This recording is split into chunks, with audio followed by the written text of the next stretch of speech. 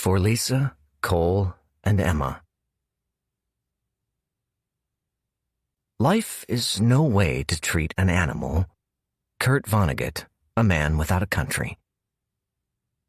And I'll rip a lump out of my throat using my teeth. Crows, Healing. Ice cold lemonade, 25 cents. Redacted. Haunted house tour, 1 per person. I was such a loser when I was a kid, like a John Hughes Hollywood 80s movie typecast loser. Maybe we all imagine ourselves as being that special kind of ugly duckling, with the truth being too scary to contemplate. Maybe I was someone's bully, or I was the kid who egged on the bullies, screaming, "Sweep the leg!" Or maybe I was lower than the Hughes loser, someone who would never be shown in a movie. When I think of who I was all those years ago, I'm both embarrassed and look at what I've become proud, as though the distance spanned between those two me's can only be measured in light years. That distance is a lie, of course, though perhaps necessary to justify perceived successes and mollify the disappointments and failures. That 13-year-old me is still there inside. The socially awkward one who wouldn't find a group he belonged to until college. The one who watched way too much TV and listened to records while lying on the floor with the speakers tented over his head. The one who was afraid of Jaws appearing in any body of water, Christopher Lee vampires, the dark in his closet and under the bed, and the blinding flash of a nuclear bomb. That kid is all too frighteningly retrievable at times. Now he's here in a more tangible form. He's in the contents of a weathered cardboard box, sitting like a toadstool on my kitchen counter. Mom inexplicably plopped this time capsule in my lap on her way out the door after an impromptu visit. When I asked for an explanation, she said she thought I should have it.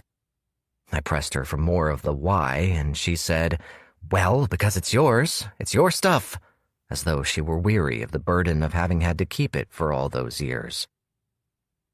Catherine is visiting her parents on the Cape, and she took my daughter, Izzy, with her. I stayed home to finish edits, which remain stubbornly unfinished, on a manuscript that was due last week. Catherine and Izzy would have torn through this box of me right away and laughed themselves silly at the old photos of my stick figure body and my map of freckles and crooked teeth. The collection of crayon renderings of dinosaurs with small heads and ludicrously large bodies, and the 4th grade current events project on Ronald Reagan, for which I'd earned a disappointing C+ and a demoralizing teacher comment of "too messy." And I would have reveled in their attention, their warm spotlight shining on who I was and who I've become. I didn't find it until my second pass through the box, which seems impossible, as I took care to peel old pictures apart and handle everything delicately as one might handle ancient parchments. That second pass occurred 2 hours after the first, and there was a pizza and multiple beers and no edits in between. The drawing that I don't remember saving was there at the bottom of the box, framed by the cardboard and its interior darkness. I thought I'd forgotten it. I know I never had. The initial discovery was more confounding than dread-inducing, but hours have passed and now it's late and it's dark. I have every light on in the house, which only makes the dark outside even darker. I am alone and I am on alert, and I feel time creeping forward. Time doesn't run out. It continues forward, and it continues without you. I do not sit in any one room for longer than 5 minutes. I pass through the lower level of the house as quietly as I can, like an omniscient, emotionally distant narrator, which I am not. On the TV is a baseball game that I don't care about, blaring at full volume. I consider going to my car and driving to my in-laws on the Cape, which would be ridiculous as I wouldn't arrive until well after midnight, and Catherine and Izzy are coming home tomorrow morning. Would it be so ridiculous? Tomorrow, when my family returns home and the windows are open, the sunlight as warm as a promise, I will join them in laughing at me. But it is not tomorrow, and they are not here. I'm glad they're not here. They would have found the drawing before I did. I rode my bicycle all over Beverly, Massachusetts, the summer of 1984. I didn't have a BMX bike with thick, knobby tires made for ramps and wheelies and chewing up and spitting out dirt and pavement. Mine was a dinged-up, used to belong to my dad 10-speed, and the only things skinnier and balder than the tires were my arms and legs. On my rides, I always made sure to rattle by Kelly Bishop's house on the off chance I'd find her in her front yard. Doing what? Who knows? But in those fantasies, she waved or head nodded at me, and she would ask what I was doing, and I'd tell her all nonchalant-like that I was just passing through on my way back home, even though she'd have to know her dead-end street, 2 blocks west and 1 block north from where I lived, on the daredevil steep Echo Ave hill, wasn't on my way home, which was presuming she even knew where I lived. All such details were worked out or inconsequential in fantasies, of course. One afternoon, it seemed a part of my fantasy was coming true when Kelly and her little sister were at the end of their long driveway, sitting at a small fold-up table with a pitcher of lemonade. I couldn't bring myself to stop or slow down or even make more than glancing eye contact. I had no money for lemonade, therefore I had no reason to stop. Kelly shouted at me as I rolled by. Her greeting wasn't a "hey there" or even a "hi," but instead, "buy some lemonade or we'll pop your tires." After 24 hours of hopeful and fearful should I or shouldn't I went back the next day with a pocket full of quarters. Kelly was again stationed at the end of her driveway. My brakes squealed as I jerked to an abrupt and uncoordinated stop. My rusted kickstand screamed with "You're really doing this?" embarrassment. The girls didn't say anything and watched my approach with a mix of disinterest and what I imagined to be the look I gave ants before I squashed them. They sat at the same table setup as the previous day, but there was no pitcher of lemonade. Never afraid to state the obvious, I said, "So, no lemonade today?" The 50 cents clutched in my sweaty hand might as well have melted. Kelly said, "Lemonade was yesterday. Can't you read the sign?" She sat slumped in her beach chair, a full-body eye roll, and her long, tanned legs spilled out from under the table and the white poster board sign taped to the front. She wore a red Coke t-shirt. Her chestnut-brown hair was pulled and tied into a side high ponytail. Kelly was clearly well into her pubescent physical transformation, whereas I was still a boy, without even a shadow of hair under my armpits. Kelly's little sister, with the bowl-cut mop of dirty blonde hair, was going to be in 2nd grade. I didn't know her name and was too nervous to ask. She covered her mouth, fake laughed, and wobbled like a penguin in her unstable chair. That she might topple into the table or to the blacktop didn't seem to bother Kelly. "You're supposed to be the smart one, Paul," Kelly added. Yeah, sorry." I left the quarters in my pocket to hide their shame and adjusted my blue gym shorts. They were too short, even for the "who wears short shorts" 80s. I tried to fill the chest of my NBA Champs Celtics t-shirt with deep breaths, but only managed to stir a weak ripple in that green sailcloth. Their updated sign, with ice-cold lemonade 25 cents crossed out, read, "Haunted House Tour, 1 per person." Seemed straightforward enough, but I didn't know what to make of it. I feared it was some kind of a joke or prank. Were Rick or Winston or other jerks hiding close by to jump out and pants me? I thought about hopping back on my bike and getting the hell out before I did something epically cringeworthy Kelly would describe in detail to all her friends, and by proxy the entire soon-to-be 7th grade class. Kelly asked, Do you want a tour of our creepy old house or not? I stammered and I sweated. I remember sweating a lot. Kelly told me the lemonade stand thing was boring and that her new haunted house tour idea was genius. I would be there first to go on the tour, so I'd be helping them out. She said, "We'll even only charge you half price. Be a pal, Polly." Was Kelly Bishop inviting me into her house? Was she making fun of me? The be a pal bit sounded like a joke and felt like a joke. I looked around the front yard, spying between the tall front hedges, looking for the ambush. I decided I didn't care and said, "Okay, yeah." The little sister shouted, $1, and held out an open hand. Kelly corrected her. "I said half price." "What's half?" 50 cents. Little sis shouted, 50 cents, her hand still out. I paid, happy to be giving the sweaty quarters to her and not Kelly. I asked, "Is it scary? I mean, supposed to be scary?" I tried smiling bravely. I wasn't brave. I still slept with my door open and the hallway light on. My smile was pretend brave, and it wasn't much of a smile as I tried not to show off my mouth of metal braces, the elastics on either side mercifully no longer necessary as of 3 weeks ago. Kelly stood and said, "Terrifying. You'll wet yourself and be sucking your thumb for a week." She whacked her sister on the shoulder and commanded, "Go. You have 1 minute to be ready." "I don't need a minute." She bounced across the lawn onto the porch and slammed the front door closed behind her. Kelly flipped through a stack of note cards. She said she hadn't memorized the script yet, but she would eventually.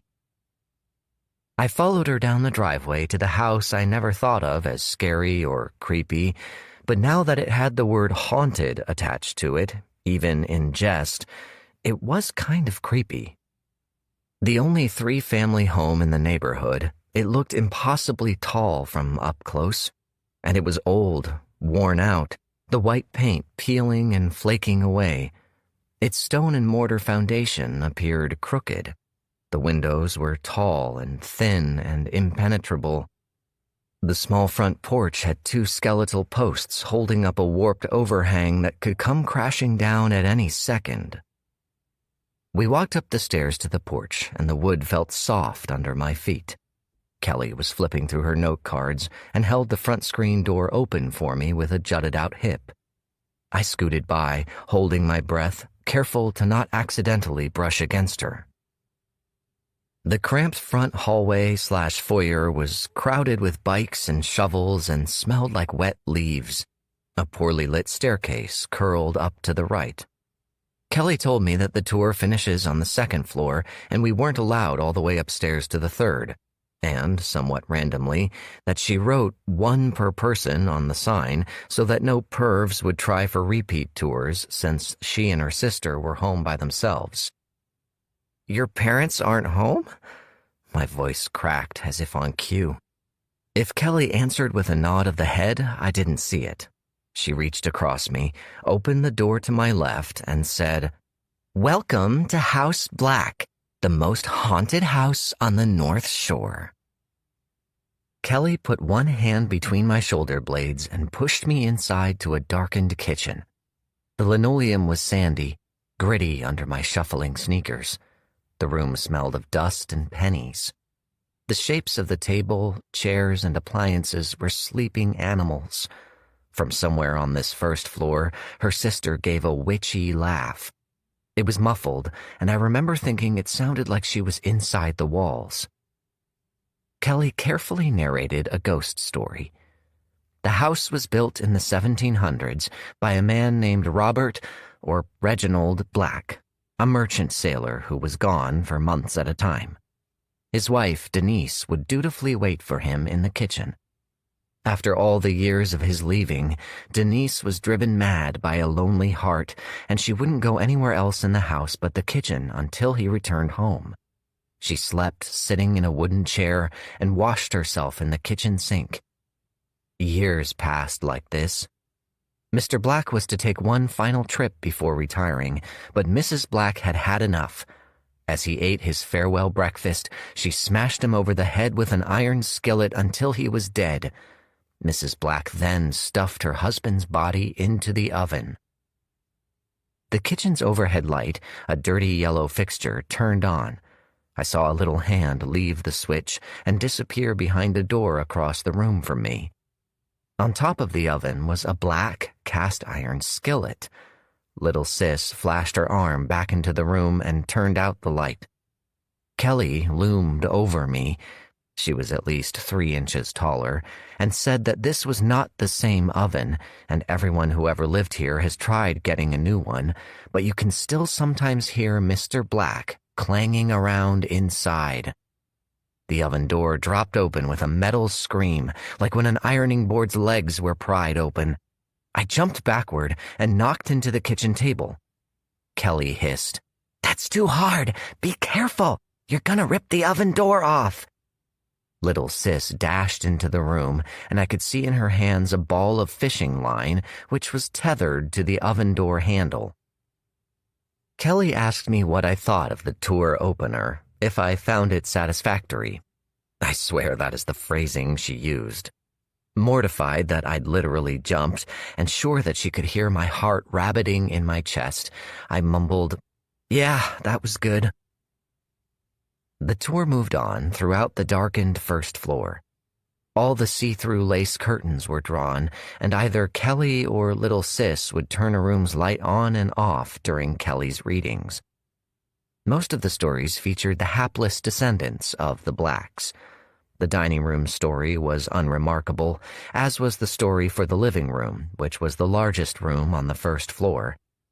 I'd begun to lose focus on the tour and let my mind wander to Kelly and what she was like when her parents were home, and then, perhaps oddly, what her parents were like and if they were like mine. My dad had recently moved from the Parker Brothers factory to managing one of their warehouses, and Mom worked part-time as a bank teller. I wondered what Kelly's parents did for work and if they sat in the kitchen and discussed their money problems too. Were her parents kind? Were they too kind? Were they overbearing or unreasonable? Were they perpetually distracted? Did they argue? Were they cold? Were they cruel? I still wonder these things about everyone else's parents. Kelly did not take me into her parents' bedroom, saying simply, "Under construction," as we passed by the closed door. I suggested that she make up a story about something or someone terrible kept hidden behind the door. Kelly to this point had kept her nose in her script cards, when not watching for my reaction and jotting down notes with a pencil. Her head snapped up at me, and she said, "None of these are made-up stories, Paul." There was another bedroom, the one directly off the kitchen, and it was being used as an office/sitting room. There was a desk and bookcases tracing the wall's boundaries. The walls were covered in brownish-yellow wallpaper, and the circular throw rug was dark too. I do not remember the colors. It's as though color didn't exist there. The room was sepia, like a memory. In the middle of the room was a rolling chair, and on the chair was a form covered by a white sheet. Kelly had to coax me into the room. I kept a wide berth between me and the sheeted figure, knowing the possibility that there was someone under there waiting to jump out and grab me. Though the closer I got, it wasn't uniform and the proportions were all off.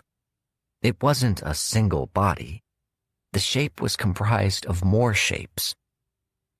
Kelly said that the ghost of a man named Darcy Dearborn, I remember his alliterative name, haunted this room. A real estate mogul, he purchased the house in 1923. He lost everything but the house in the 1929 stock market crash and was forced to rent the second and third floors out to strangers. He took to sitting in this room and listening to his tenants above walking around, going about their day. Kelly paused at this point of the story and looked up at the ceiling expectantly. I did too. Eventually, we could hear little footsteps running along the second floor above us. The running stopped and became loud thuds. Little Sis was jumping up and down in place, mashing her feet into the floor. Kelly said, "She's such a little shit," shook her head, and continued with the tale. Darcy, much like Mrs. Black from all those years before, became housebound and wouldn't leave this room. Local family and neighbors bought his groceries for him and took care of collecting his rent checks and banking and everything else for him until one day they didn't. Darcy stayed in the room and in his chair, and he died, and no one found him until years later, and he'd almost completely decomposed and faded away. His ghost shuts the doors to the office when they are open. The door to the kitchen behind opened and shut. I remember thinking the Darcy story had holes in it. I remember thinking it was too much like the first Mrs. Black story, which muted its impact. But then I became paranoid that Kelly had tailored these stories for me somehow. Was she implying that I was doomed to be a loner, a shut-in, because I stayed home by myself too much? I had one new friend I'd met in 6th grade, but he lived in North Beverly and spent much of his summer in Maine, and I couldn't go see him very often. I wasn't friends with anyone in my neighborhood. That's not an exaggeration. Throughout that summer, particularly if I'd spent the previous day watching TV or shooting hoops in the driveway by myself, Mom would give me an errand, usually sending me down the street to the White Hen Pantry convenience store to buy her a pack of cigarettes. You could do that in the 80s, and then tell me to invite some friends over. She never mentioned any kids by name because there were no kids to mention by name. I told her I would, but would then go ride my bike instead. That was good enough for Mom, or maybe it wasn't, and she knew I wasn't really going to see or play with anyone. Mom now still reacts with an unbridled joy that comes too close to open shock and surprise when she hears of my many adult friends. I envisioned myself becoming a sun-starved, Gollum-like adult, cloistered in my sad bedroom at home, until Kelly led me out of the first-floor living space to the cramped and steep staircase. The stairs were a dark wood with a darker stair tread or runner. The walls were panels or planks of the same dark wood. I was never a sailor like Mr. Black, but it was easy to imagine that we were climbing up from the belly of a ship.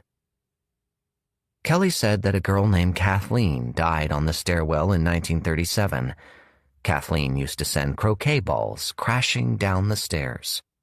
Her terrible father, with arms and hands that were too long for his body, got so sick of her doing it, he snuck up behind her and nudged her off the second-floor landing. She fell and tumbled and broke her neck and died. There was an inquest, and her father was never charged. However, his wife knew her husband was lying about not being responsible for Kathleen's death, and the following summer she poisoned him and herself while picnicking at Lynch Park.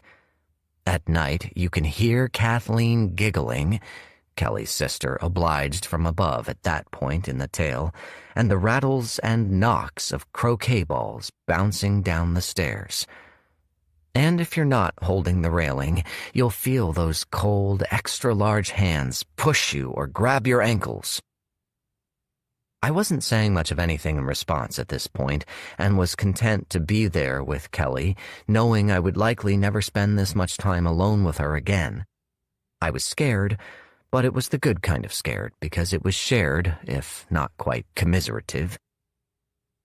The second-floor landing was bright with sunlight pouring through the uncovered 4-paned window next to the second floor's front door. It was only then that I realized each floor was constructed as separate apartments or living spaces, and since I hadn't seen their rooms downstairs, it meant that Kelly's and her sister's bedrooms must be here upstairs, away from her parents' bedroom. I couldn't imagine sleeping that far away from my parents, and future live-at-home shut-in or not, I felt bad for her and her sister.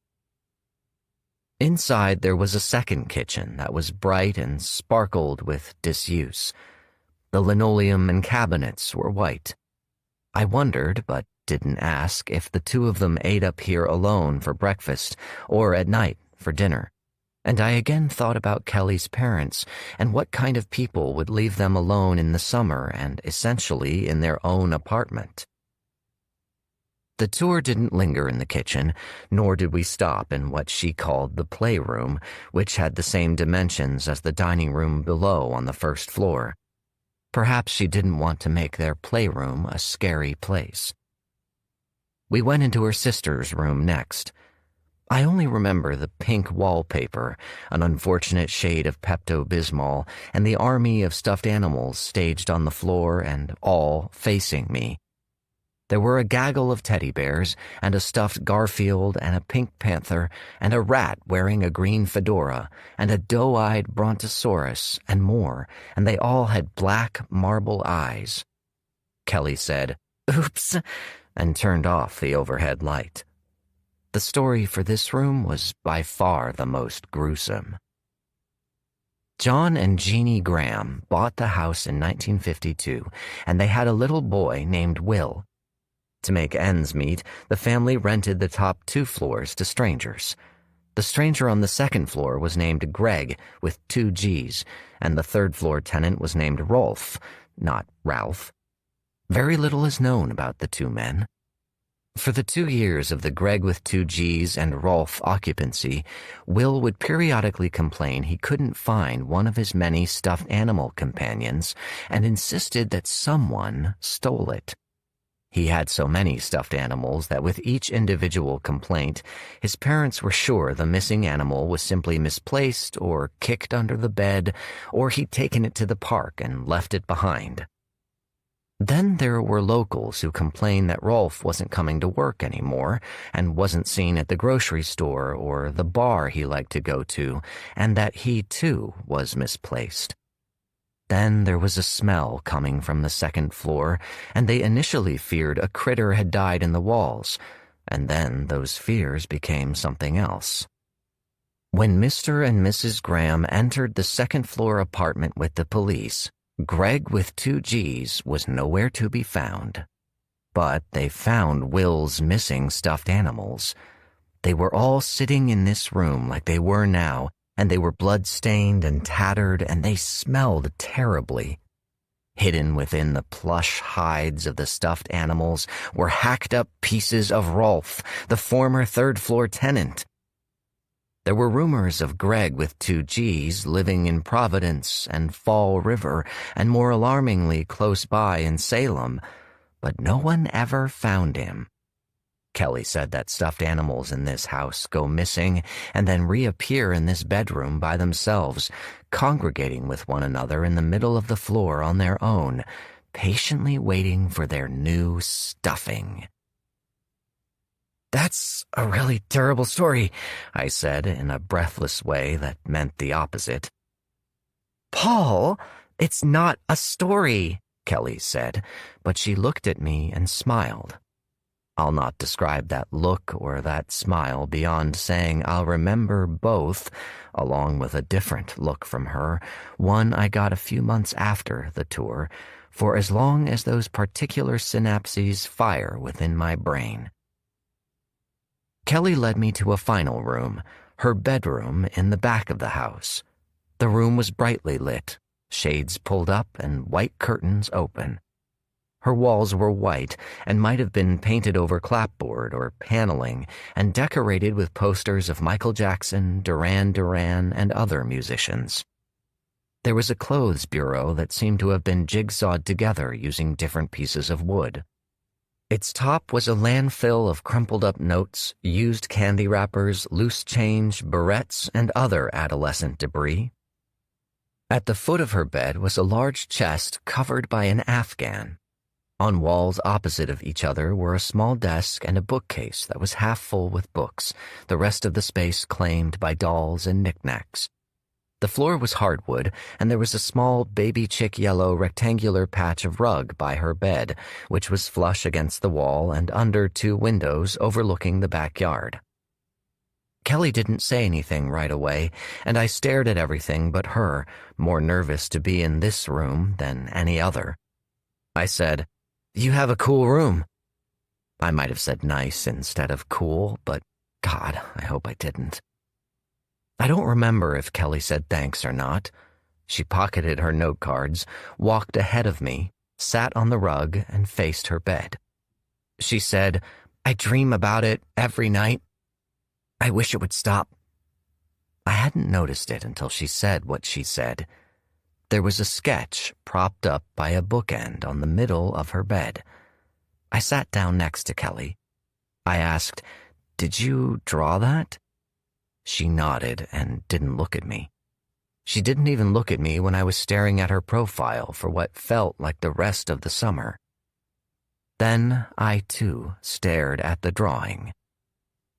The left side of its cartoonish head was misshapen, almost like a bite had been taken out, and the left eye was missing. Its right eye was round and blackened by slashes instead of a pupil. The mouth was a horrible band of triangular teeth spanning the horizontal circumference.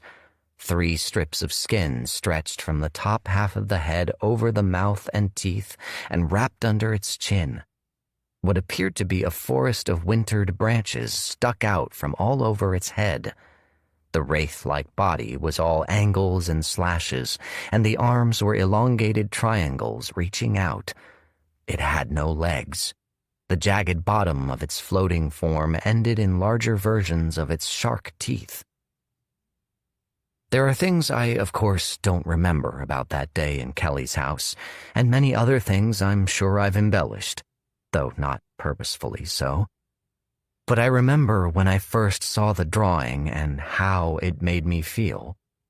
While this might sound like an adult's perspective, I'm telling you that this was the first time I realized or intellectualized that I would be dead someday.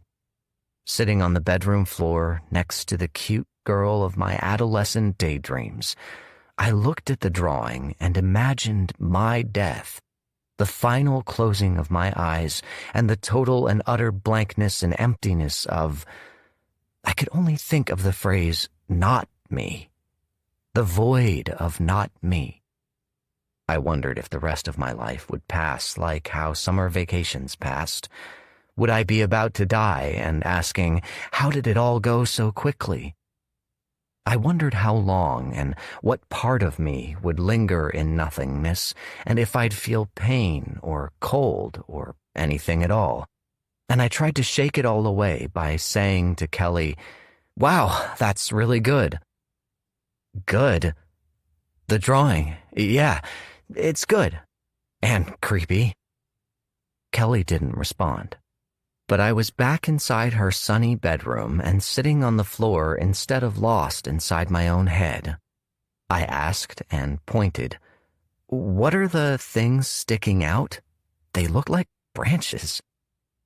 She told me she tried to make up a story for this ghost, like maybe the kid who lived in the house before Kelly did was sneaking around, peeking into houses and sometimes stealing little things and bits no one would miss, like a thumbtack or an almost used-up spool of red thread, and she got caught by someone and was chased, and in desperation she ran behind her house, and she got stuck or trapped in the bushes, and she died within sight of her big old ratty house. But that didn't feel like the true story, or the right story. It certainly wasn't the real reason for the ghost. Kelly told me this ghost appeared in her dreams every night. The dreams varied, but the ghost was always the same ghost. Sometimes she was not in her body, and she witnessed everything from a remove, like she was a movie camera. Most times, Kelly was Kelly, and she saw everything through her own eyes. The most common dream featured Kelly alone in a cornfield that had already been cut and harvested. Dark, impenetrable woods surrounded the field on all sides. She heard a low voice laughing, so low it was a hanging kind of laugh, but then it was also high-pitched, so it was both at the same time. She said both at the same time twice. Her heart beat loud enough that she thought it was the full moon thumping down at her, giving her a Morse code message to run. Even though she was terrified, she ran into the woods because it was the only way to get back to her house. She ran through the forest and night air as thick as paint, and she got close to her backyard and she could see her house, but no lights were on, so it was all in shadow and looked like a giant tombstone. Then the ghost came streaming for her from the direction of the house, and she knew her house was a traitor because it was where the ghost stayed while it patiently waited for this night and for Kelly.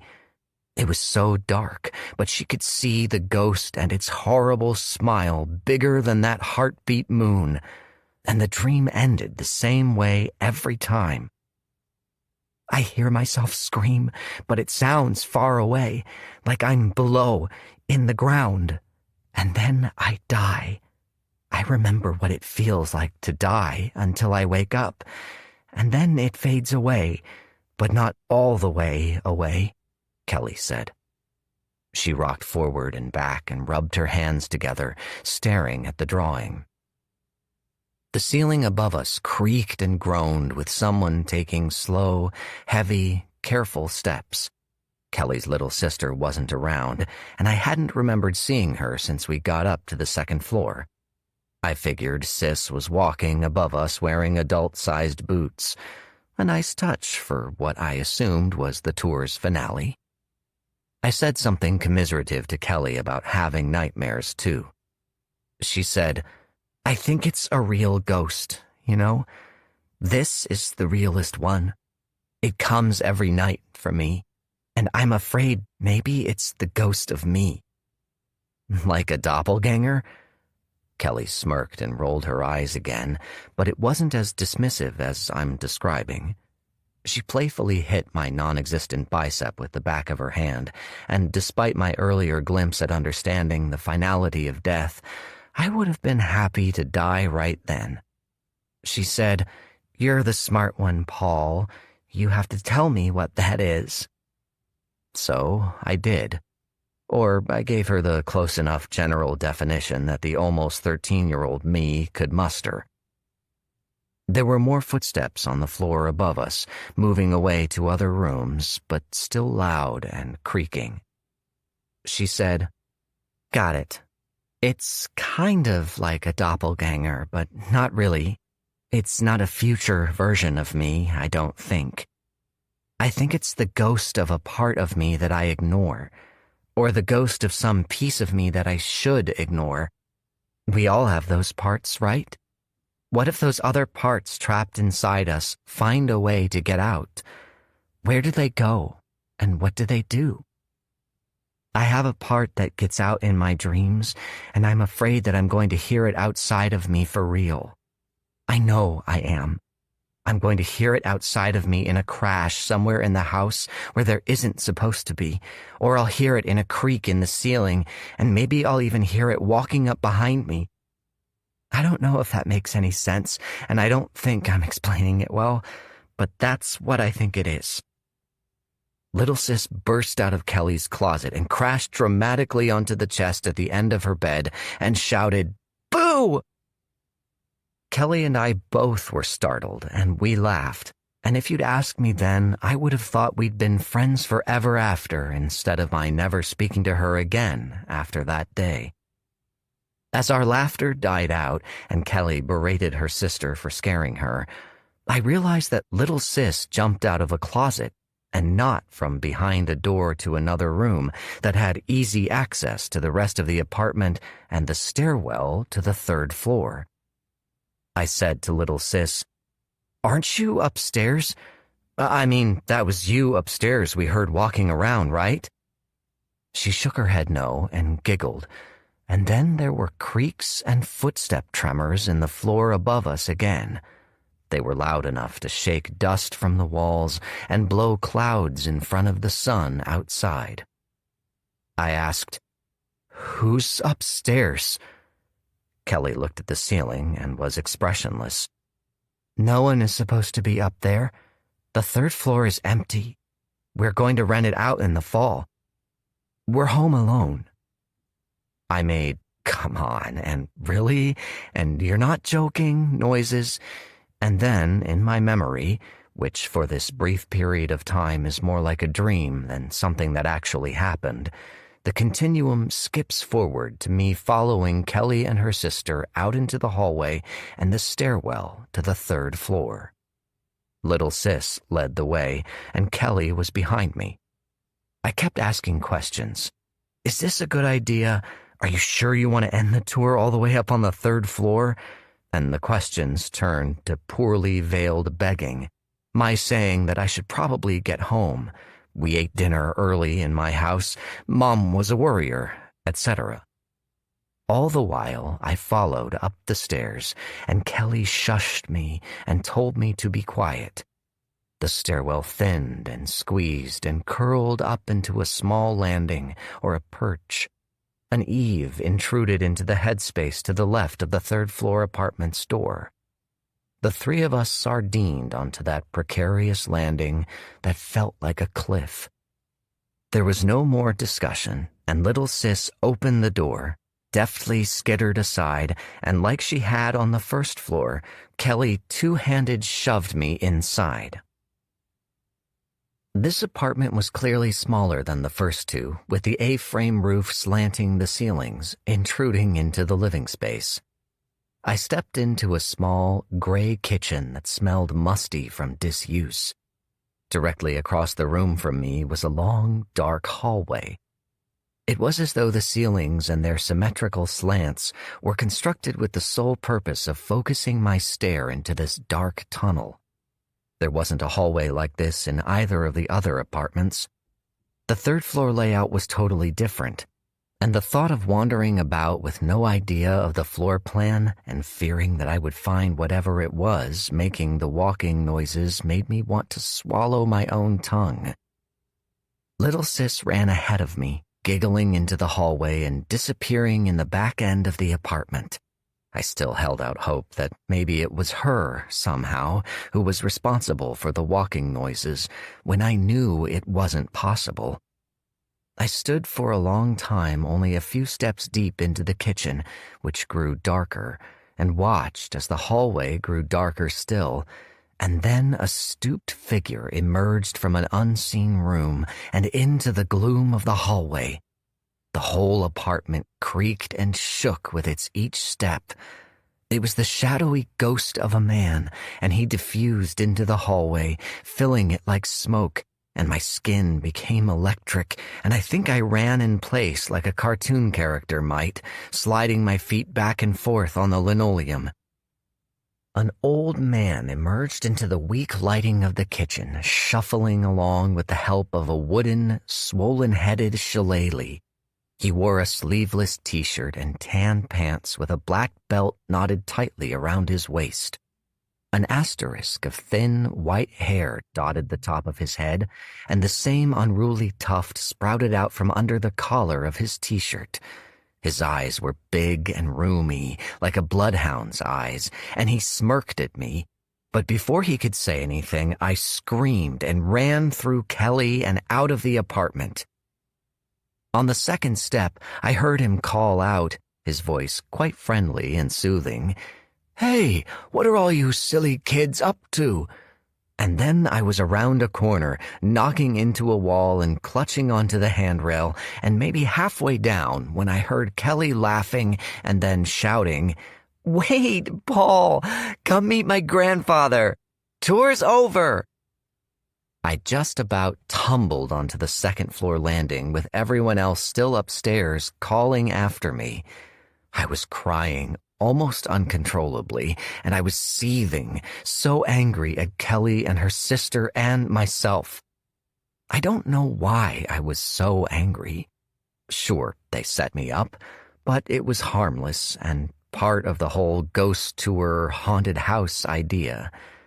I know now they weren't making fun of me, per se, and they weren't being cruel. But back then, cruel was my default assumption setting. So I was filled with moral indignation and the kind of irrational anger that leads erstwhile good people to make terrible, petty decisions. I ran back into the 2nd floor apartment and to Kelly's bedroom. I took the drawing of her ghost off the bed, tucked it inside my t-shirt, ran back out of the apartment and then down the stairs and out of the house and to my bike, and I pedaled home without ever once looking back. The rest of that summer, I didn't ride my bike by Kelly's house. I can't remember planning what I was going to do with her drawing. I might have initially intended to burn it with matches and a can of Mom's hairspray. I was a bit of a firebug back then, or something similarly stupid and juvenile.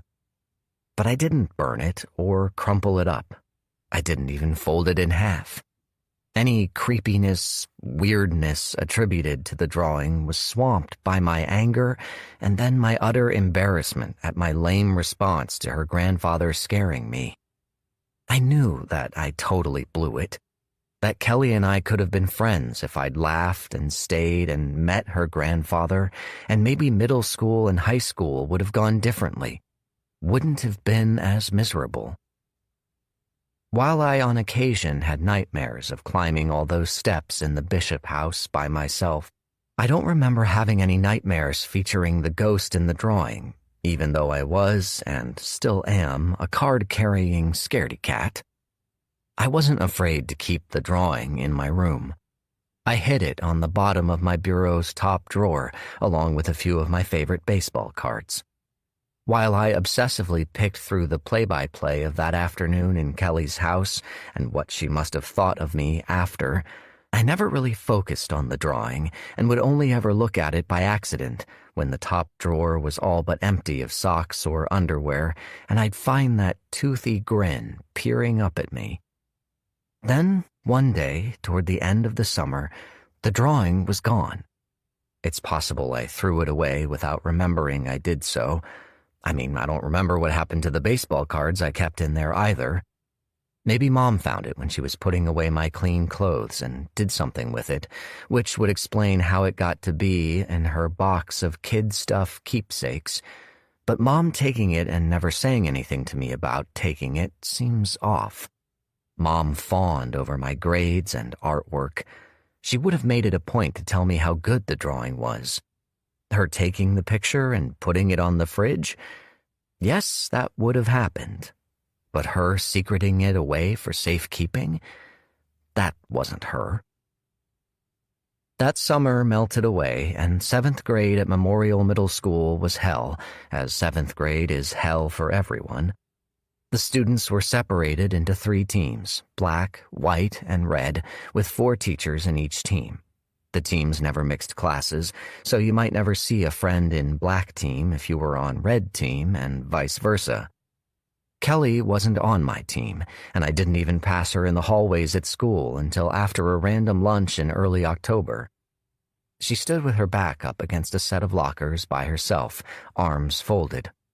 It wasn't her locker, as I didn't see her there again the rest of the school year. Normally, I walked the halls with my head down, a turtle sunk into his protective shell, but before disappearing into my next class, I looked up to find her staring at me. That look is the second of 2 looks from her that I'll never forget, though I won't ever be sure if I was reading or interpreting this look correctly. In her look, I saw, "I can't believe you did that," and there was a depthless sadness, one that was almost impossible for me to face, as it was a direct, honest response to my irrevocable act. Her look said that I'd stolen a piece of her, and even if I'd tried to give it back, it would still be gone forever. To my shame, I didn't say anything, didn't tell her that I was sorry, and I regret not doing so to this day. There was something else in that look, too. It was unreadable to me at the time, but now, sitting in my empty house with dread filling me like water in a glass, I think some of that sadness was for me. Some of it was pity and maybe even fear, like she knew what was going to happen to me tomorrow and for the rest of my tomorrows. There wouldn't necessarily be a singular calamitous event, but a concatenation or summation of small defeats and horrors that would build daily and yearly and eventually overtake me, as it overtakes us all. I would see her in passing the following year in 8th grade, but she walked by me like I wasn't there, like most of the other kids did. I'm sorry if that sounds too woe is me, but it's the truth. At the start of 9th grade, she returned to school a totally transformed kid. She dressed in all black, dyed her hair black, and wore eyeliner and Dead Kennedys and Circle Jerks and Suicidal Tendencies t-shirts and combat boots, and hung out with upperclassmen, and she was abrasive and combative and smelled like cigarettes and weed.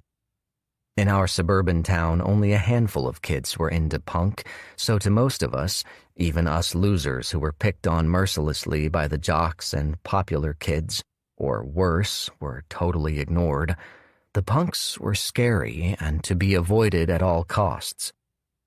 I remember wondering if the Michael Jackson and Duran Duran posters were still hanging in her room, and I wondered if she still had that dream about her ghost, and if she still thought that ghost was some part of her. Of course, I later became a punk when I went to college, and I now irrationally wonder if punk was another piece of her that I stole and kept for myself. The summer after 9th grade, Kelly and her family sold the house and moved away. I have no memory of where she moved to, or more accurately, I have no memory of being told and then forgetting where she moved. I find it difficult to believe that no one in our grade would have known what town or state she moved to. I must have known where she relocated to at one point, right? The baseball game is still on, and I'm on the couch with my laptop open and searching for Kelly Bishop on every social media platform I can think of, and I can't find her, and I'm desperate to find her, and it's less about knowing what has become of her or who she became, but to see if she's left behind any other parts of herself, even if only digital avatars. Next to my laptop is her drawing. That it survived all this time and ended up in my possession again somehow now feels like an inevitability. I remembered it looking like the product of a young artist and being more creepy and affecting because of it. I remembered some of the branches at the top forming the letter K. I remembered the smile and the skin strips and the triangle arms as is. I didn't remember the shadow beneath the hovering figure, and I don't like looking at that shadow, and I wonder why I always peer so intently into those dark spaces. I didn't remember how its head is turned away from its body and turned to face the viewer, as though the ghost were floating along stage left until we looked at it, until we saw it there. And then it sees us. I know it's not supposed to be a doppelganger, but I remember it looking like Kelly in some ineffable way, and now, 30-plus years later, I think it looks like me, or that it somehow came from me. Even though it's late and she's in bed, I want to call Mom and ask her if she looked through the cardboard box one last time before leaving it here. I know she must have. And if she saw this drawing and recognized her son from all those years ago in the drawing. I'm glad Catherine and Izzy are not here. I keep saying that I am glad they are not here in my head. I say it aloud, too. They would have found the drawing before I did, and I don't know if they would have seen me or if they would have seen themselves. My reverie is shattered by a loud thud upstairs, like something heavy falling to the floor. There is applause and excited commentators chattering on my television, but I am still home alone, and there is a loud thud upstairs. Its volume and the suddenness of its presence twitches my body, but then I'm careful to stand up slowly and purposefully from the couch. Worse than the incongruity of noise coming from a presumably vacant space is the emptiness the sound leaves behind, a void that must and will be filled. I again think of driving to the Cape, or just driving, somewhere, anywhere. I shut the television off, and I anticipate the sound of footsteps running out of the silence toward me, or a rush of air and those triangle arms reaching more and the shadow on the floor behind it. Everything in me is shaking. I call out in a voice that no one is there to hear. I threaten calling 911. I tell the empty or not empty house to leave me alone. I try to be rational and envision the noise being made by one of the shampoo bottles sliding off the slippery ledge in our shower, but instead I can only see the figure in my drawing, huddled upstairs, waiting. And it is now my drawing, even if it's not. The ceiling above my head creaks ever so slightly, a settling of the wood, a response to subtle pressure. I imagine going upstairs and finding a menagerie of Kelly's ghosts waiting for me. There is Greg with 2 G's tearing apart the hapless Rolf, and the desperately lonely Mrs. Black sitting in a chair patiently waiting, and the feckless shut-in Darcy Dearborn. Or will I find the ghost of a part of me that I never let go? A lost and outcast adult I always feared people, myself included, thought I'd become. Is that another creak in the ceiling I heard? I listen harder, and maybe if I listen long enough, I'll hear a scream, or a growl, or my own voice, and it is as though the last 30 years of my life have passed like the blink of summer, and everything that has happened in between doesn't matter.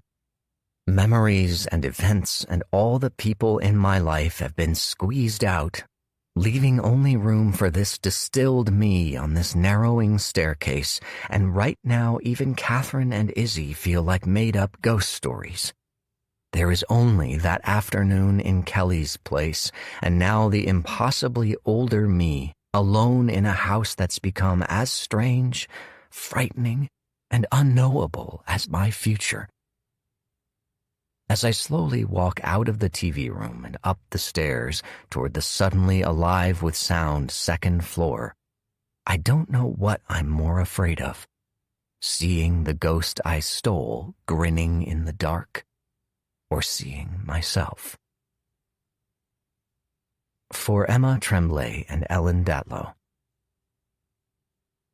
This story originally appeared in Echoes, editor Ellen Datlow, Saga Press, 2019, and The Best Horror of the Year, Volume 12, editor Ellen Datlow, Nightshade Books, 2020. Meantime. The old man's name began with an R, I think. Yeah, but definitely a capital R. Mom told me to stay away from R. Dad said R was harmless, but I shouldn't encourage him.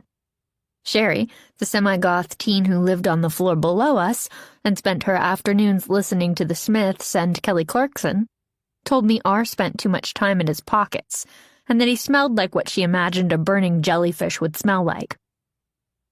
Sherry was wrong. R smelled like chalk. He had countless chalk sticks in his pockets, and dust was all over his hands and his brown wool suit. The smears looked like letters tattooed on his lapels and sleeves. R used his chalk to draw lines on the sidewalks and streets, or arcs, not lines. Arcs would be a more accurate description. Whatever. R walked backward, all hunched over, tip of chalk pressed against the cement or brick or cobblestone, and he drew until the stick disintegrated into dust. R drew his looping arcs and lines from Gracie's Market to Wilhelmina's Flower Festival, then to Frank and Bean's Diner, and on, to points A, then B, and to C, then to D, past the alphabet, and to points we'd have to name with alphas and epsilons. The first time I worked up the courage to ask him the obvious, he gave me an obvious answer. R used the chalk to find his way home, because even in our small city, he was afraid he would get lost. We all lived in a city that was smaller than most towns, so I'd heard. All our apartment buildings, libraries, markets, salons, and restaurants were crammed together, like space was something to be shared intimately with everyone. So that first day, after I asked him what was what, After he told me what was what, we shared our space quietly, uncomfortably. Then he said, "Well, okay, little one. In the meantime, I have more errands to do." Back then, I didn't know meantime was one word, so I imagined it as two. Later, I tried following him in the afternoon, as he backtracked over his loops and lines, reliving his previous paths. But he walked too fast for me, and I lost him and the chalk path in the maze of alleys between Gorgeous George's Peach Pit and Dalai Lama Liquor Mart. I tried restarting on the path, but I couldn't follow the intersecting arcs he'd drawn earlier, and never found the beginning or the end. The chalk lines faded overnight, washed away by light rain, according to Mom. Dad liked to try to scare me and told me the night scrubbed it all away. Sherry said the students who dropped out of trade school cleaned the streets and sidewalks at night. Didn't matter where the lines went, because R was always back out there the next morning, and for all the mornings after that. Each day I asked him clever variations on the theme of why he drew the chalk lines. He'd give me the same afraid of getting lost answer, followed by the same meantime quip. I grew frustrated with his consistent ducking of my questions. Or maybe I was frustrated because his weirdness, which had once been cool and exciting, had become boring, rote, part of the scenery I so desperately wanted to alter or affect in some way. So one morning, after he left Missy's Galaxy Meat Emporium, I erased his chalk line, rubbed out about half a block, made my own gap in his path. It was cloudy. I remember that, and the yawning gap made me feel anxious, like something big was indeed missing or wrong. If I'd had a piece of chalk in my hand, I would have fixed what I'd done right away. Instead, I stood and waited for R to retrace his steps, which he did. He stopped at the end of his line, did a classic double take, looked around the city, down at the clean, clear line behind him, the one that just suddenly ended in the middle of the sidewalk, in the middle of nowhere. R dropped his bags, round fruits rolled away, spheres suddenly loosened from their strict orbits, and the stuff prepackaged in boxes stayed where they fell. R fumbled in his pockets and pulled out chalk sticks, and they dribbled out of his fingers, crashed to the sidewalk, and broke into jagged pieces. I started crying, and I told him I was sorry, that I could fix it for him. I grabbed one of the chalk pieces and drew a rough line over the gap to where I thought it was supposed to go. But I wasn't sure anymore, and I think I made the wrong connection. I dropped the chalk and ran home to my apartment, watched him from my bedroom window, the shade pulled over my head behind me. R spent the rest of the afternoon walking the city, following those lines, never really getting anywhere. He disappeared into alleys, and I thought he'd finally found his way home, but he'd reappear a few minutes later. I watched him until my parents came in and found me asleep and curled up in the windowsill. This story originally appeared in the Meantime, limited hardcover edition, Paul Tremblay, Chazine Press, 2010 and Revelations, Horror Writers for Climate Action, Editor Sean O'Connor, Stygian Sky Media, 2021. I know you're there. I know you're there, Silas Chen says. His niece, Victoria, crouching in the doorway separating the hallway from the kitchen, calls out, "But you can't see me!" Silas exchanges a weary half-smile with his sister, Gwen. She is 5 years younger than Silas, a timestamp of permanent import on their relationship, even as the difference shrinks while their middle ages expand. When Silas was a child, he would hide on Gwen and pretend to be dead when she found him. Gwen would shake and tickle him, pinch his cheeks, and half laugh, half tear up while shouting, "This isn't funny!" Silas imagined he played dead so well his arms, legs, fingers, and toes still wouldn't move when he would eventually send those secret bodily messages to lift, wiggle, or twitch. The longer he remained play dead, the more convinced he became that his body was a cage and he wouldn't be able to move when he needed to, which both scared him and inexplicably thrilled him. Gwen says to Victoria, sing-song, "Someone should be in bed and not eavesdropping." Silas hopes Gwen won't be too hard on her daughter. Victoria doesn't know how to process the shock and grief any more than the adults do. "I am not dropping." 5 years old, made of charged electrons, Victoria Muppet rushes into the kitchen for the cover-blown tickle attack of her uncle. Silas, still in his chair, scoops her up and airplanes her over his head. While Victoria is airborne and giggling, her mom tersely ticks off the bedtime checklist. Go to the bathroom, wash your face, brush your teeth, pick out only one book for Daddy to read, and where is Daddy? Gwen falters, as though she said something she shouldn't have. Maybe she did. Hell if Silas knows. He cannot provide comfort or answers for anyone else, never mind himself. Victoria offers her bed to Uncle Silas again, and he declines, insisting the couch fits his long body better. He presses the button of Victoria's nose and kisses her forehead. She wipes it away, and her maniacal laughter turns to tears. She tells him she's sorry about Uncle David. He says, "Thank you. I am too." He wants to ask if Victoria can stay a little longer. She would help keep the waiting trap of his thoughts from snapping shut. Silas swings her off his lap, her feet patting onto the kitchen tile, and says, "Bedtime, little V. Good night." She wipes her eyes and says, "I am Big V," and stomps out of the kitchen toward the plaintive calls of her father.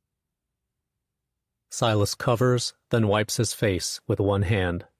Gwen asks if he wants more wine. "Do you have to ask?"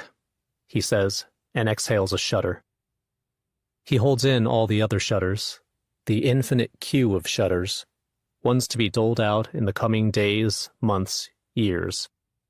The very thought of future years without David is a purgatorial burden. There is no segue to what he says next, because he shouldn't be quiet. Not now, when he is so ill-prepared for the looming contemplative intrusion of silence, one surely to feature an endless replaying of what happened when he returned home after work. After Gwen refills his glass with Pinot Grigio, he says, "I knew something was wrong the second I opened the door." He pauses, honoring or damning what he will say next. "Do you want to hear this?" "If you want to talk, I'm here. But you don't have to talk either. You don't have to do anything." Gwen satellites around the kitchen, carrying the empty bottle of wine until she crashes it into the deep sink. She says sorry twice, quickly rinses her hands, then leans against the counter, her arms crossed. He should wise-ass a joke about how uncomfortable she is. The joke would help them both, but he's not capable of it. He says, "I came home, maybe an hour early. David wasn't at the dining room table. His laptop wasn't even open. Notebook and folders closed and neatly stacked. Right away, I knew. Maybe he'd stopped working already, but I fucking knew that wasn't right. I ran around calling his name, and I went into the TV room, and he was on the floor, on his stomach, head turned away from me, toward the TV. The screen was blue." Silas waves a hand, as though pantomiming the previous detail be stricken because it wasn't necessary, or he didn't have the time or the want to explain the blue screen. "He does his exercise DVDs in the morning, okay? So David was in his exercise clothes, t-shirt and compression shorts, and, His heart gave out. It must have happened right after I left, not too long after I left. Instead of me getting home in the afternoon an hour early and however many fucking hours late, what if I stayed an extra hour in the morning? Why would I have? I wish I stayed. I should have stayed. Silas, it's not your... You couldn't have known. He was dead. He'd been dead for hours, for the whole day. For what we call a day, right? It had been a long day for me at work, too. That's what I used to call a long day. I had no idea how long a day could be. No one does until you do. I haven't seen many dead people. None, except for funerals. But David was dead, Gwen. I won't go into... He was so clearly gone. His body was there, and he was gone. He wasn't there anymore. I didn't know what to do. I said his name over and over, and I ran back to the kitchen to, get him a glass of water or something? I don't know. I don't know what I was thinking. Except I wasn't thinking I could help him. I knew I couldn't. Is that terrible? Is that awful? Gwen shakes her head and whispers, "No." I didn't leave him alone. I would not do that to him. Not while he was still home. I was in the kitchen, but I could still see him. And if he could have, he would have been able to see me, too. I called 911, and when I was on the line, giving them his name and my name and address, I turned slightly and I cupped a hand around my mouth and the phone so he wouldn't hear, like I didn't want him to be worried. And I wasn't facing straight down the hallway to the TV room. I was turned. I could still see him, but I wasn't really watching him either, because I was trying to be all there, all together on the call. I didn't want to screw that up. The call was the worst and most important thing in the world, and I couldn't fuck it up. And then I swear, right before I hung up, I saw movement. Silas waves his hand by his temple. I was facing this way. He turns his torso so Gwen is on his hard right. Like now. I'm not looking at you, but I can still see you without focusing directly on you. He pauses and remains looking, but not looking at Gwen. David was on the floor, already permanently on the floor like he will be in my fucking head forever now. But I was turned, so he was a blurry, peripheral background shape. And then the moment before it happened, I knew it would happen. I mean, I didn't turn to fully see it, and I don't know if I saw anything, but then I saw it anyway. Saw what, Silas? I was in the kitchen, again not really looking at him, and I saw him lift his upper torso and turn his head. I hung up and ran back to the TV room and sat next to him and held his hand, and I watched him. I watched him until the ambulance came. His head was turned, facing the kitchen and not the TV and that stupid blue screen. He was facing me. Come sit with me on the bench. Share a pretend cigarette with me, David's mother, Janice Harrington, says. She hasn't smoked in over 2 decades, but never passes on a chance to remind anyone and everyone how much she misses it. A tall white woman in her late 60s, she keeps manically fit, her own self-description, via competition. Prior to the pandemic, she played in pickleball tournaments 2 weekends out of every month. The tournaments are due to return later this summer. Janice grabs Silas's hand and gently pulls him toward a green wooden bench under the shade of an oak tree's weary branches. Silas says, I should help with the cleanup. Friends and family gather trash, fold tablecloths, distribute leftover food, break down folding tables and chairs. His elderly parents, Fung and Catherine, oversee and coordinate the packing of Gwen's minivan. 90 minutes earlier, they brought everyone to tears and laughter, telling the slightly embellished for effect story of meeting their future son-in-law, David, for dinner. A lovely evening that had ended, unbeknownst to them at the time, with David rushing to the ER because he'd accidentally ingested a small amount of shellfish. Janice says, let everyone else do it.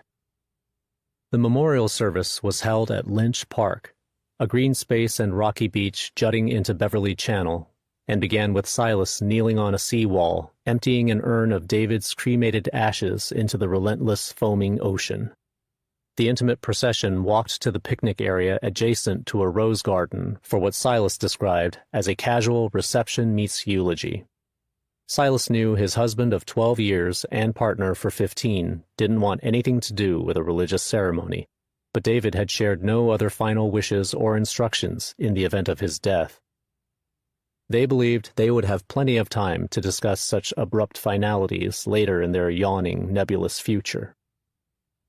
Silas says, "We're lucky the rain held out." "Are you feeling lucky, Silas?" "No, not particularly." He smiles without smiling. He can't sneak anything past Janice. Never could. His using lucky was a subtle, cynical fuck you to the universe. One he wanted heard and tallied. "Me neither. But it was a beautiful afternoon, Silas. You did my poor David proud. He was always proud of you." Tears pool and spill, as they have all day, as they have since that afternoon. Silas can't do this. Not now. He'll further indulge in cherished memories later, after. After when or what, he isn't sure, but he can't do it now. He's afraid his memories of David, his David, could be tainted by the now, by what's running through his head now, and by the fears of what's to come. Janice says, "When David first told me about you, this was months before I met you in person, he showed me a goofy picture on Facebook. You were standing in someone's kitchen, or was it yours? And you had that long hair and the waistband of your sweatpants hiked up to your chest." He pointed and said, "Mom, that's the guy. The guy." Silas wipes the tears from his cheeks and shakes his head, as though answering no to a series of impossible questions. "You can talk, or I can keep talking like I do. Or we can just sit here and share a cry with our pretend cigarettes. On a day like today, menthol and filterless." I knew something awful had happened to him the second I stepped into our house. It was like passing through an invisible barrier, and after I passed through, I could no longer remember where I was before. Janice doesn't fill the pause. Sometimes a pause is language. He was on the floor in the TV room, dressed in his workout clothes. His head was turned toward the TV, which was still on, but the screen was blue. All blue. That kind of freaked me out. Is that weird? The fucking blank blue screen. His head was turned away from that and toward the kitchen, toward me, like he was waiting for me to come home, waiting for me to help him. But I couldn't. The other weird part was his right arm was bent at an odd angle. Silas leans forward on the bench and demonstrates. So the back of his hand and forearm were pressed to his lower back, like he was reaching for an itch or rubbing a sore muscle. He'd been complaining about his back lately, and I told him to take a day off from working out every once in a while. I don't remember deciding to leave his side to go to the kitchen, and I don't remember the walk to the kitchen, but there I was, with David now 20 feet away, me with the phone in my shaking hand. And while on with 911, I wasn't looking at him, but I could still see him. Like now, I'm looking or facing straight ahead, but I can still see you out of the corner of my eye, right? Do our eyes have corners? I've been thinking about eye corners. Thinking it's bullshit. It's all bullshit. Everything. And right before I hung up, most of me looking at the red phone symbol, the one you press to hang up, and in my eye corner, I saw movement. I couldn't tell exactly what it was that was moving. But David, or something near David, moved. That's what I saw in the eye corner. I hung up and turned my head. Nothing was moving. I waited and watched, but nothing. Then I went back to David, and his right arm wasn't behind his back anymore. His right hand was next to his face. I haven't been home in over a week. I'm getting too old for couch surfing, Silas says. A bowl of microwaved popcorn rests on the couch between him and his friend Michael. Baseball is on the television. Michael Lavoie is in his mid-50s and is gregarious in the way that dares the world to say something to his face. Gray frosts his short, curly dark hair. He is a Red Sox fanatic and is equally obsessed with his floundering fantasy baseball team. Michael looks up from his tablet computer for the first time since the second inning. He blinks madly behind his saucer-sized reading glasses and says, "Hey, the guest bedroom is not a couch." "You know what I mean." "Oh, and you're not that old." "Nice save." "You can stay as long as you need. I appreciate the company." Michael's husband, Bob, is a medical software consultant and is away on his first week-long work trip since the pandemic hit. Bob is due to return in 4 days. Silas says, "Thank you. I really mean it." They became friends in the mid-90s, meeting when Michael moved to Brighton, into the apartment across the hall from Silas. Michael has had jobs in advertising for as long as Silas has known him, and once worked on a campaign with David, who at the time was a recent marketing hire for a small chain of seafood restaurants. Michael inadvertently introduced David to Silas when, after successful completion of the restaurant's campaign, Silas crashed their celebratory not date at Fugaku's sushi bar. "Unlike Bob," Michael says, "you don't complain when I have baseball on." "I complain inside my head." "Yeah, you can leave now. Thanks." "The door will hit my ass on the way out." Silas lumbers into the kitchen. Michael mutters to his tablet about his fantasy team's lack of innings and quality starts from the pitchers, then asks over his shoulder, "Are you ready for that?" "Ready for what?" Silas returns to the couch and holds up his glass. "It's just water." "Smart ass. I am delicately asking if you are ready to go home," Michael says. "You have never asked anything delicately in your life." Silas appreciates his friend's honesty and bluntness, as off-putting as it can be sometimes. "I am not pushing you to go or stay. When you do go, you can come back here if it's too soon." "Thank you again. The original answer I almost successfully avoided is no. No, I am not ready. But I'm at the point where each day that goes by will make it that much harder to go back. Plus, I really need to get going on the probate stuff. Fuck. I have a lot of shit to deal with." "Yes, you do. But do it at your own pace. If I can help with any of it, please let me. I know you won't ask. Consider this a pre-ask." Silas hugs the bowl of popcorn and slouches deep into the couch. "What if I walk through the door and it's like the last time I walked through that door?" "You haven't been home since? Not even to—" Michael pauses. His bluntness has a limit. "Gwen went in and got me everything I needed for David and for me. I had to make a detailed list and draw her a map." "The next time you walk inside your house, Silas, it won't be the same. It might be harder, but it won't be like the last time." Silas nods as though he agrees, but inside his head, instead of complaining about the baseball game, he tells Michael he is wrong. He fears it will be exactly like last time. He says, "I knew as soon as I walked in. Part of the knowing was that I wouldn't be able to do anything. David was on the floor in the TV room, on his stomach. He never laid on his stomach. He slept on his side or on his back if he'd had a few drinks, and then he would snore, and I'd tease him about it the next day, text him snoring cartoon gifs. Anyway, there he was on the floor, on his stomach. He definitely wasn't snoring. The TV was still on. His workout DVD had ended, and the screen was a blank, dead blue.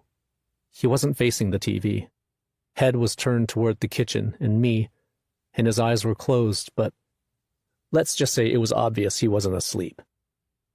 I called 911 and turned my back to him when I did, because I just couldn't. Not while I was looking down at him. I answered her questions, and I told them to hurry the fuck up. I knew it was already too late, but I told them to hurry. Also, I didn't want to be there alone with him like that.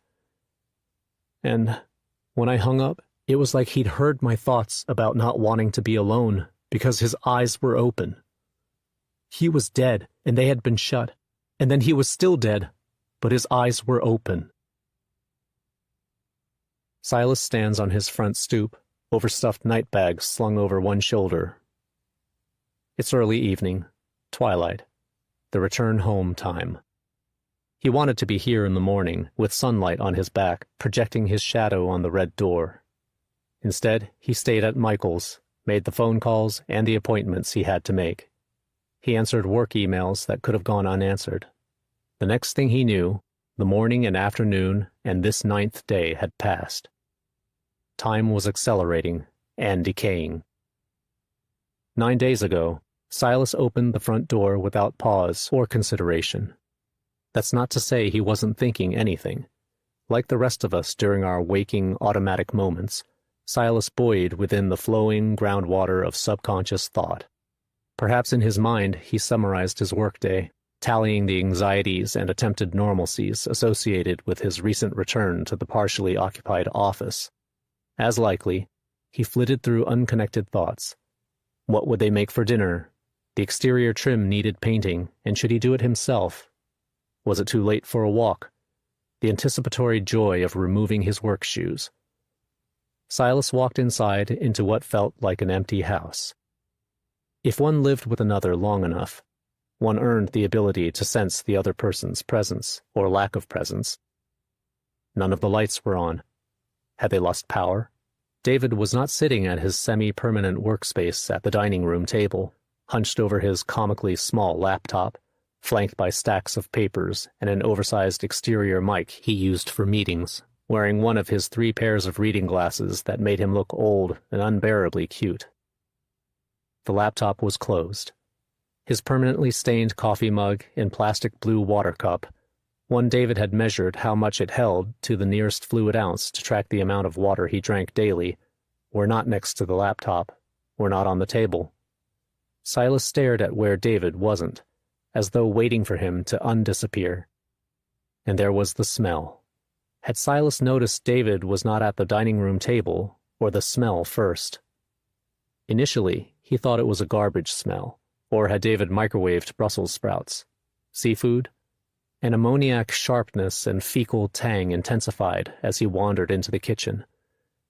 He rolled open the 2 windows above the sink. Had the septic system backed up? Did David leave? Go to the hardware store? No, Silas had parked next to David's car. Silas didn't normally call out his husband's name when he entered their house, nor had he ever had reason to. Increasing dread forced the lilting, plaintive syllables from Silas's sinking chest. "David?" The house remained quiet, listening quiet. Silas hurried through the kitchen toward the hallway half-bathroom while checking his phone for text messages. There weren't any. He typed out, "Where are you?" He called out David's name again while walking with his head down, watching for a return text or the 3 dots that meant he was responding. The suffocating odor and silence simultaneously narrowed and expanded his universe, and he was inexorably drawn to the new black hole in its center. He was a few steps away from the living room when he looked up, saw David, and dropped his phone. Silas recounted this scene many times to friends and family. His own personal folk tale.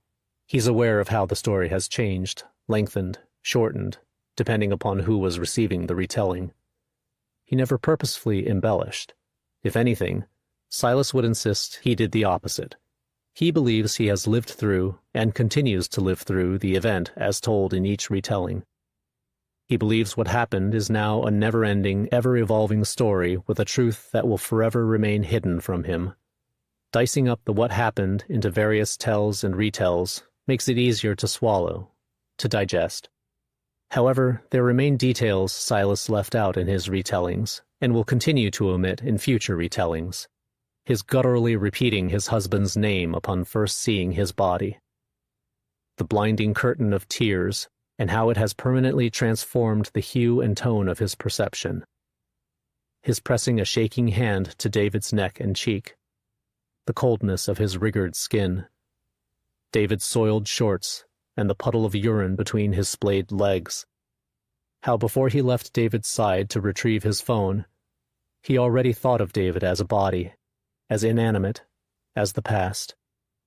How when Silas was in the kitchen and talking on the phone, he wasn't looking at David, couldn't look at him, not even with the corners of his eyes, so his back was turned, and his left hand was a visor over his eyes, in case he would see anything by accident. And then in the other room David stood. David stood up. And Silas knew this even though he wasn't watching, even though his back was turned. And he knew because the living room floorboards creaked under David's shifting, repositioning weight. And more than that, Silas felt David standing up. And he didn't and won't include this feeling in any of his retellings. Not because he can't explain that instinctual, animal knowing, but because Silas did not turn around. Because he was afraid to turn around. And the horror of being afraid of his husband's reanimated body was what kept Silas turned away. And even after Silas hung up the phone, he didn't turn and wouldn't look until he knew David had lain back down. Now the house is still and quiet like it was 9 days ago. There are no lights on. David's laptop remains closed on the dining room table. The windows are shut, and the house smells of bleach cleaner. Silas opens the kitchen windows.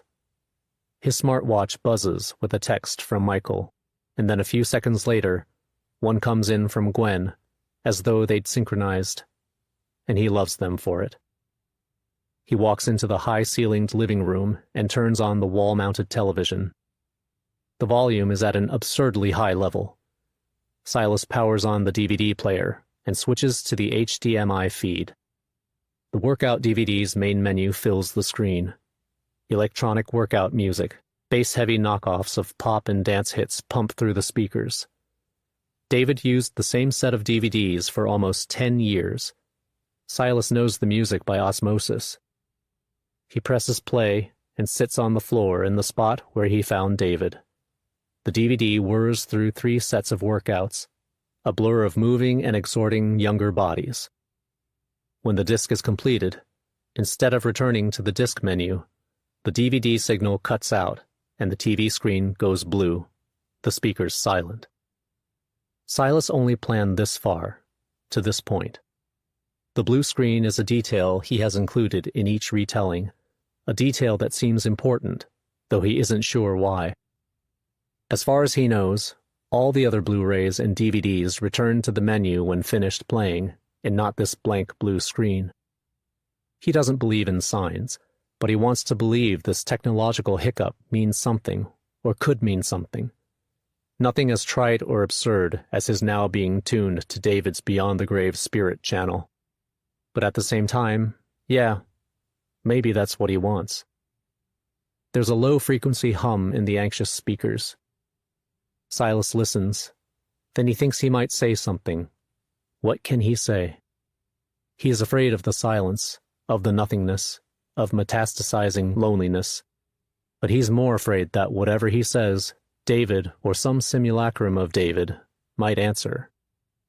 9 days on from the initial horror, this is the newest one. Many argue ghost stories are inherently optimistic because they presuppose life after death. But what kind of afterlife awaits if the person he knew best and loved most would fleetingly return to haunt him, to frighten him more than he'd ever been frightened in his life? Silas lies down in David's spot and presses the right side of his face to the floor so that he still sees the blue television screen. He imagines a spreading deadness within his limbs as the same blue color, and he wiggles a finger slowly until it stops. He thinks of whispering, "I'm in here," like he did when young Gwen couldn't find him during their hiding, play-dead games. Awash in guilt, Silas indulges in the magical thinking of those past playing dead transgressions being the reason why he found David the way he found him. As terrible and sadistic a thought as it is, at least it would be a reason, an answer to why. The blue screen on the wall above him is implacable. Silas flexes a knee and readjusts his left arm. Then there's that feeling again, that feeling of knowing David is standing behind him. There is no doubt. No maybe. If Silas were to lift his torso and swivel his head in the manner in which he described David doing in one of his retellings, he would see David standing only a few steps away. And David would see Silas on the floor. And David's arms would go slack, and he'd drop his phone, and his face would open, and then avalanche. Silas listens for the floorboards behind him to creak. He hears the silence before the creaks, those shaking micro-vibrations birthing sound waves that haven't yet reached his ears. He holds his breath and waits, and he decides that he won't ever look behind him, and he will stay here on the floor until someone finds him, calls out his name, presses a hand to his cheek. Yet Silas does turn his head without deciding to do so, as though his body has a rebellious laugh by moving on its own.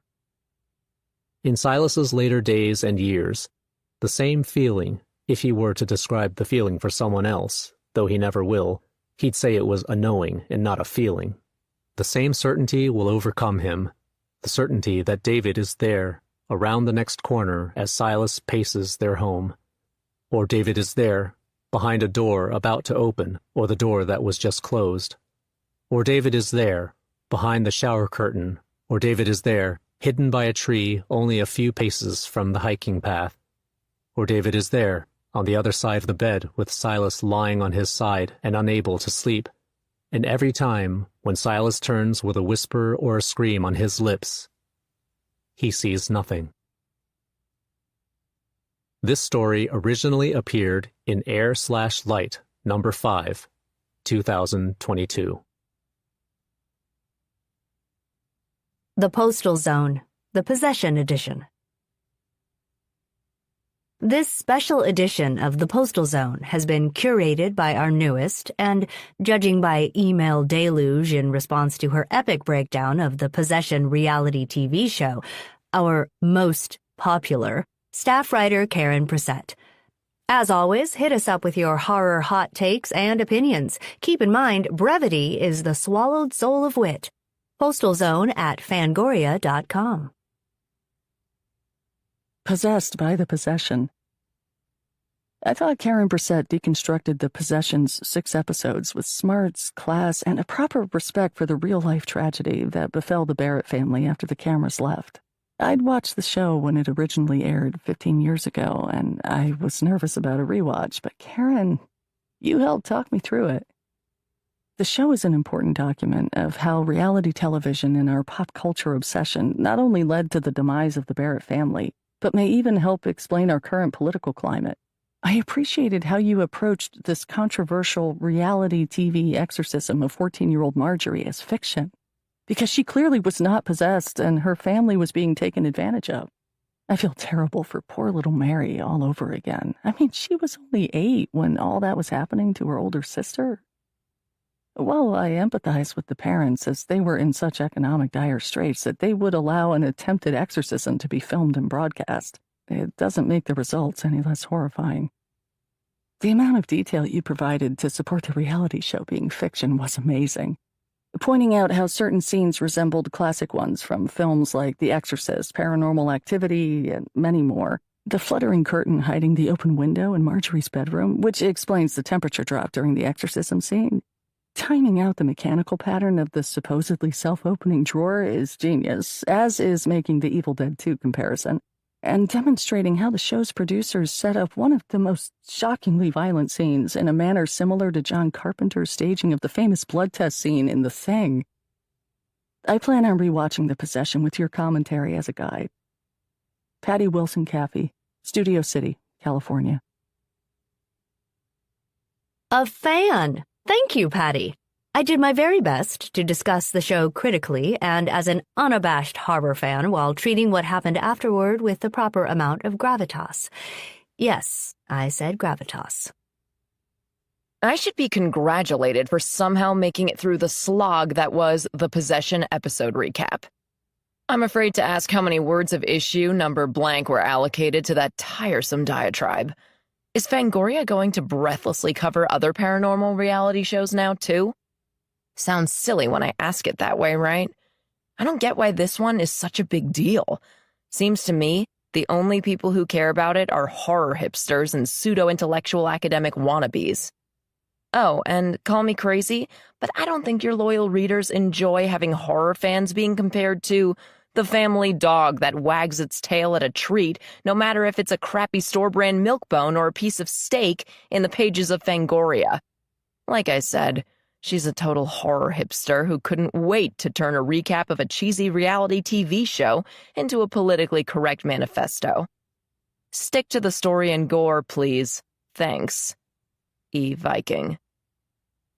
Not a fan.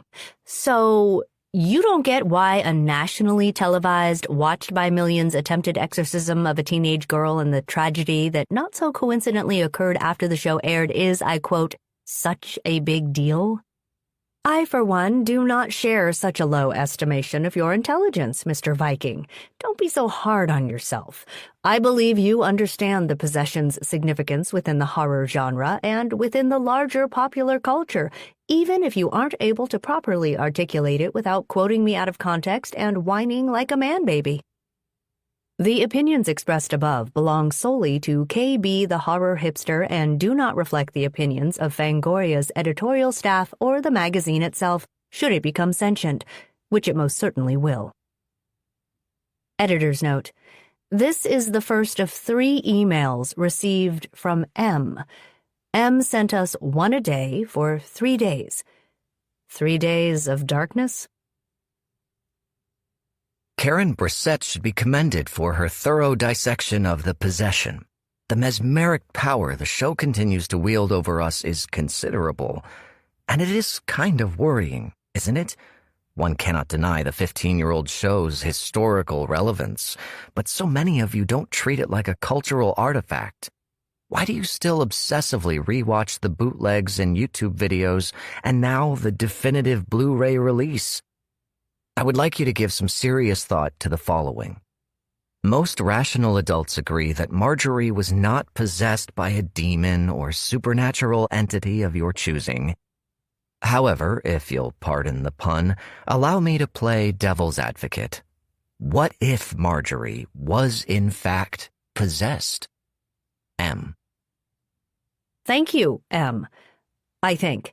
And as requested, yes, I am speaking for all of Fangoria and its readers, as I was granted that power for this postal zone and this postal zone only, and I promise to not abuse such powers, are thinking about your deviled ham's advocate what if. At least, we'll think about it for 5 minutes or so. Not today. Maybe tomorrow, Satan? Editor's note. The following letter has not been edited and appears as it was received. Your magazine is full of filth and pornography and is a symptom of why America is Burns. Murder in the streets and in schools, and your magazine promotes the vile movies and prints pictures of demons and foul acts. Worst of all, you now publicize the return of that abomination TV show. Everyone involved will burn in righteous hellfire, especially Father Wanderley and the other Catholics who should know better than to give Satan a platform to spread his unholy message. You serve Satan, and you will all burn. To quote the great and honorable Max Sasha Logan, our spiritual leader and founder of CLAMP, fornicators, pornographers, and destroyers of faith, the governments cannot protect you Satan's servants anymore. We will rise like an ocean and wash your foulness from the earth. L. Richard Brady, the first esteemed member of CLAMP, Christian Legion Against Media Pornography. What? I'm totally counting L. Dick, can I call you L. Dick, as a fan. You can't stop me. Though he might be creepy enough to scare me away from using capital letters. Never. Ambiguity schmambiguity. I enjoyed reading Karen Brissett's review of Paul Tremblay's latest novel so much more than the book itself. I mean, hey, how about the guy actually tell us WTF happened in just one of his stories for a change? Is it that he can't fully commit to an ending, so he doesn't give us one? Does he not know the ending or how to end something? It's very frustrating. Julie Roberts Johnson. You are welcome to your opinion, of course. But I disagree. Or do I? Possessed by the Possession. Part 2. The Possessioning. If Marjorie was possessed, and not by our collective culture as Karen posited, but by a demon, for the sake of simplicity I'm calling it a demon and won't waste time outlining an array of supernatural entities, including interdimensional beings or things we haven't yet named, and the exorcism was unsuccessful, then I think you are in the clear. As callous as it sounds, given what happened to Marjorie and to her parents, the exorcism being unsuccessful means you are safe, or you're as safe as you were prior to watching Marjorie's exorcism. This is not to imply anyone is safe in the general sense of the word. Safety is civilization's biggest lie, of course. Anyway, what I'm trying to say is that you, the ones who watched and continue to watch The Possession, are as safe as anybody else who didn't watch the show in regard to being possessed by the same demon that had possessed Marjorie. Are you with me? If the exorcism did not work, one can surmise the demon remained with Marjorie until she died, which you did not witness because her death was not televised. Where the demon went from there, well, who knows? One could speculate on the demon being banished to the void, or perhaps taking up residence within other individuals present at her death. But for the sake of this discussion, none of those individuals are you. Now, I want to focus on the other possibility. What if Marjorie was possessed by a demon and the exorcism was successful? What if the rite you witnessed expelled the demon from Marjorie? This is the hypothetical, as admittedly irrational as it sounds, that concerns me the most and, frankly, keeps me up at night. I fear your continued obsession with watching and rewatching this show is evidence in support of this very hypothetical. Let's assume a demon was exorcised from Marjorie. Where did it go? Religions across cultures warn that innocent or unprotected observers of an attempted exorcism are in danger, the primary fear being a newly expelled demon could find an easy new host. The viewership of The Possession represents millions of unprotected observers. I won't call you innocent because, as Karen pointed out, you, the viewers, were not innocent and were very much complicit with what went on during the show and maybe even after the show. Perhaps your inner voids deserve to be filled. Have you considered a demon was in fact exorcised from Marjorie and that it is you, the viewers, who have since been possessed by the very same demon? M. Nope, I haven't considered it. Wait, still nope.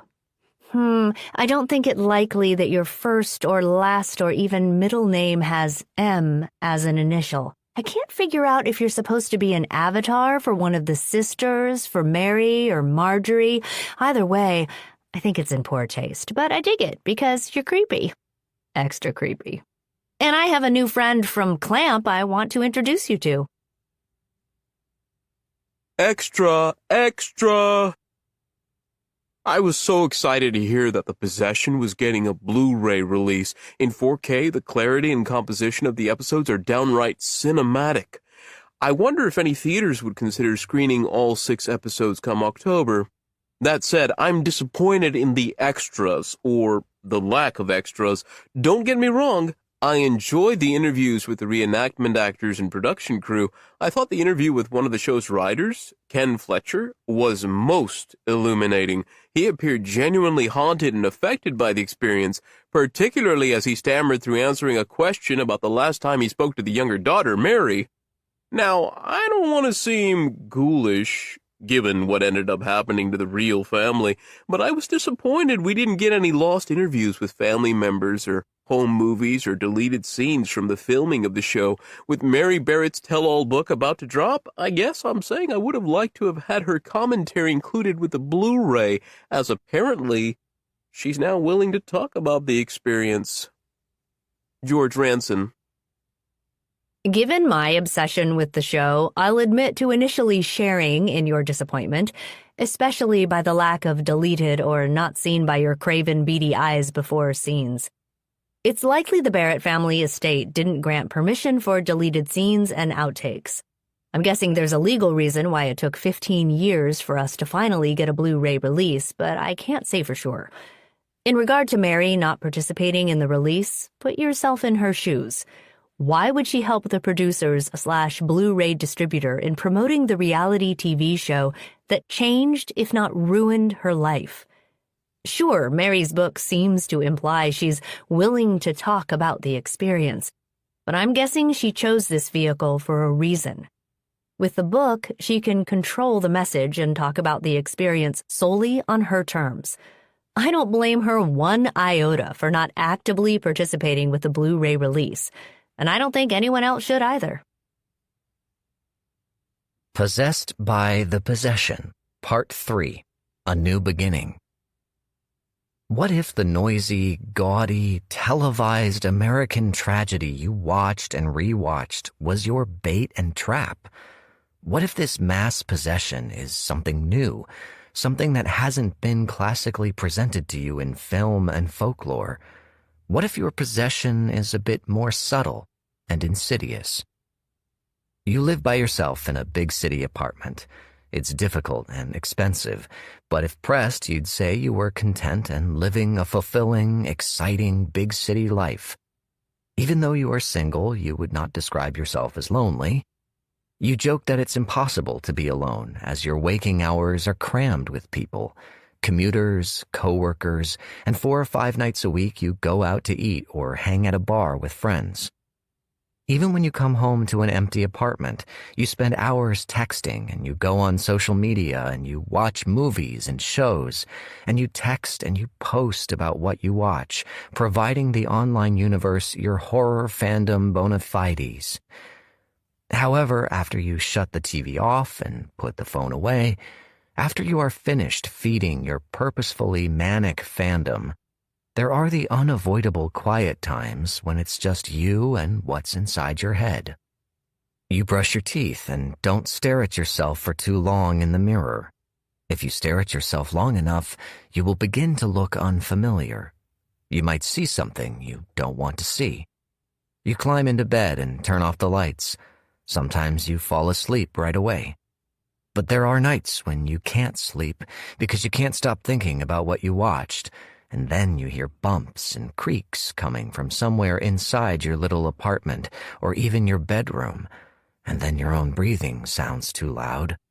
You turn over in bed to face the window and not the interior darkness of your bedroom, certainly not the black outline of the closet door. You pull the blankets up, almost covering your face, but you can't bear to not see either. Your feet and hands are cold, but you are afraid to wiggle a single toe. You chide yourself for being silly, but you don't feel silly, and you can't stop thinking about those final images of Marjorie and what you saw in her eyes. Sleep is impossible, and time is torture, and eventually you have to pee again, but you're afraid to go into the bathroom. You're afraid to walk by the mirror. You're afraid you might see Marjorie's eyes. You're afraid to see how alone you truly are. Or you live in a house in a quiet suburb. Your kids and partner are asleep upstairs, and you're the only one up and watching the show because after everyone else is in bed is the only time you can watch scary things. When the show ends and you turn off the television, a heavy silence fills the empty spaces of your home. You shut off the lights in the living room and then the kitchen. Only after you pass through each room, as you do not willingly walk through darkness. You move slowly, carefully, and you set about the circuit of checking the locks on front and back doors. Concentrating on the routine task helps clear your head most nights, but on this night, the click of the locks echoes too loudly. You are convinced someone is standing behind you. Your skin tingles with being watched. Then you think you hear movement upstairs, maybe even voices, whispers. Your partner talks in her sleep. Maybe your children are awake. They are such light sleepers and often suffer from the vivid nightmares that always afflict young dreamers. You consider calling out just to hear a sound that you can confirm exists, but you don't. You stand at the base of the stairs, listening. You're so sure you're going to hear a voice that you can anticipate what that voice will sound like, even if you dare not anticipate what it will say. Or you wake from a nightmare when a voice shouts, "Hey!" directly into your ear. You groan, a sound that is wedged inside your chest, and bolt upright in bed. The dark transforms the landscape of your bedroom into an unrecognizable place. Your partner is asleep next to you. Your daily responsibilities and relationships are meaningless in this moment as the nightmare's inexplicable logic has leaked into reality. Your armor of cynicism, snark, and skepticism only protects you in the daylight. Now, in the dead of night, an apt phrase if there ever was one, you are sweating, shaking, and you've never felt so vulnerable. You might scream the kind of scream that will never end. In your memory of the nightmare, or was it after the nightmare? Were you awake already? The voice shouting, "Hey!" belonged to Marjorie, and it was also somehow your own voice at the same time. Your partner doesn't move when you press yourself against them. Your partner can't help you. You know this. You feel this. And then there's another voice, one telling you that even though you're there with someone, you are and will always be alone. Do you know what the most maddening and terrifying part is? You will think you got past those impossible moments of dread, and you will go about your days, and you will struggle, and you will fail, and you will persevere until you don't. But you will live the rest of your life never truly knowing if you have or have not been possessed. And you will not know for sure until you close your eyes for the final time. M. Eek! For Karen Brissett and Dan Tremblay. This story originally appeared in Fangoria, Volume 2, Number 3, 2019. Red Eyes.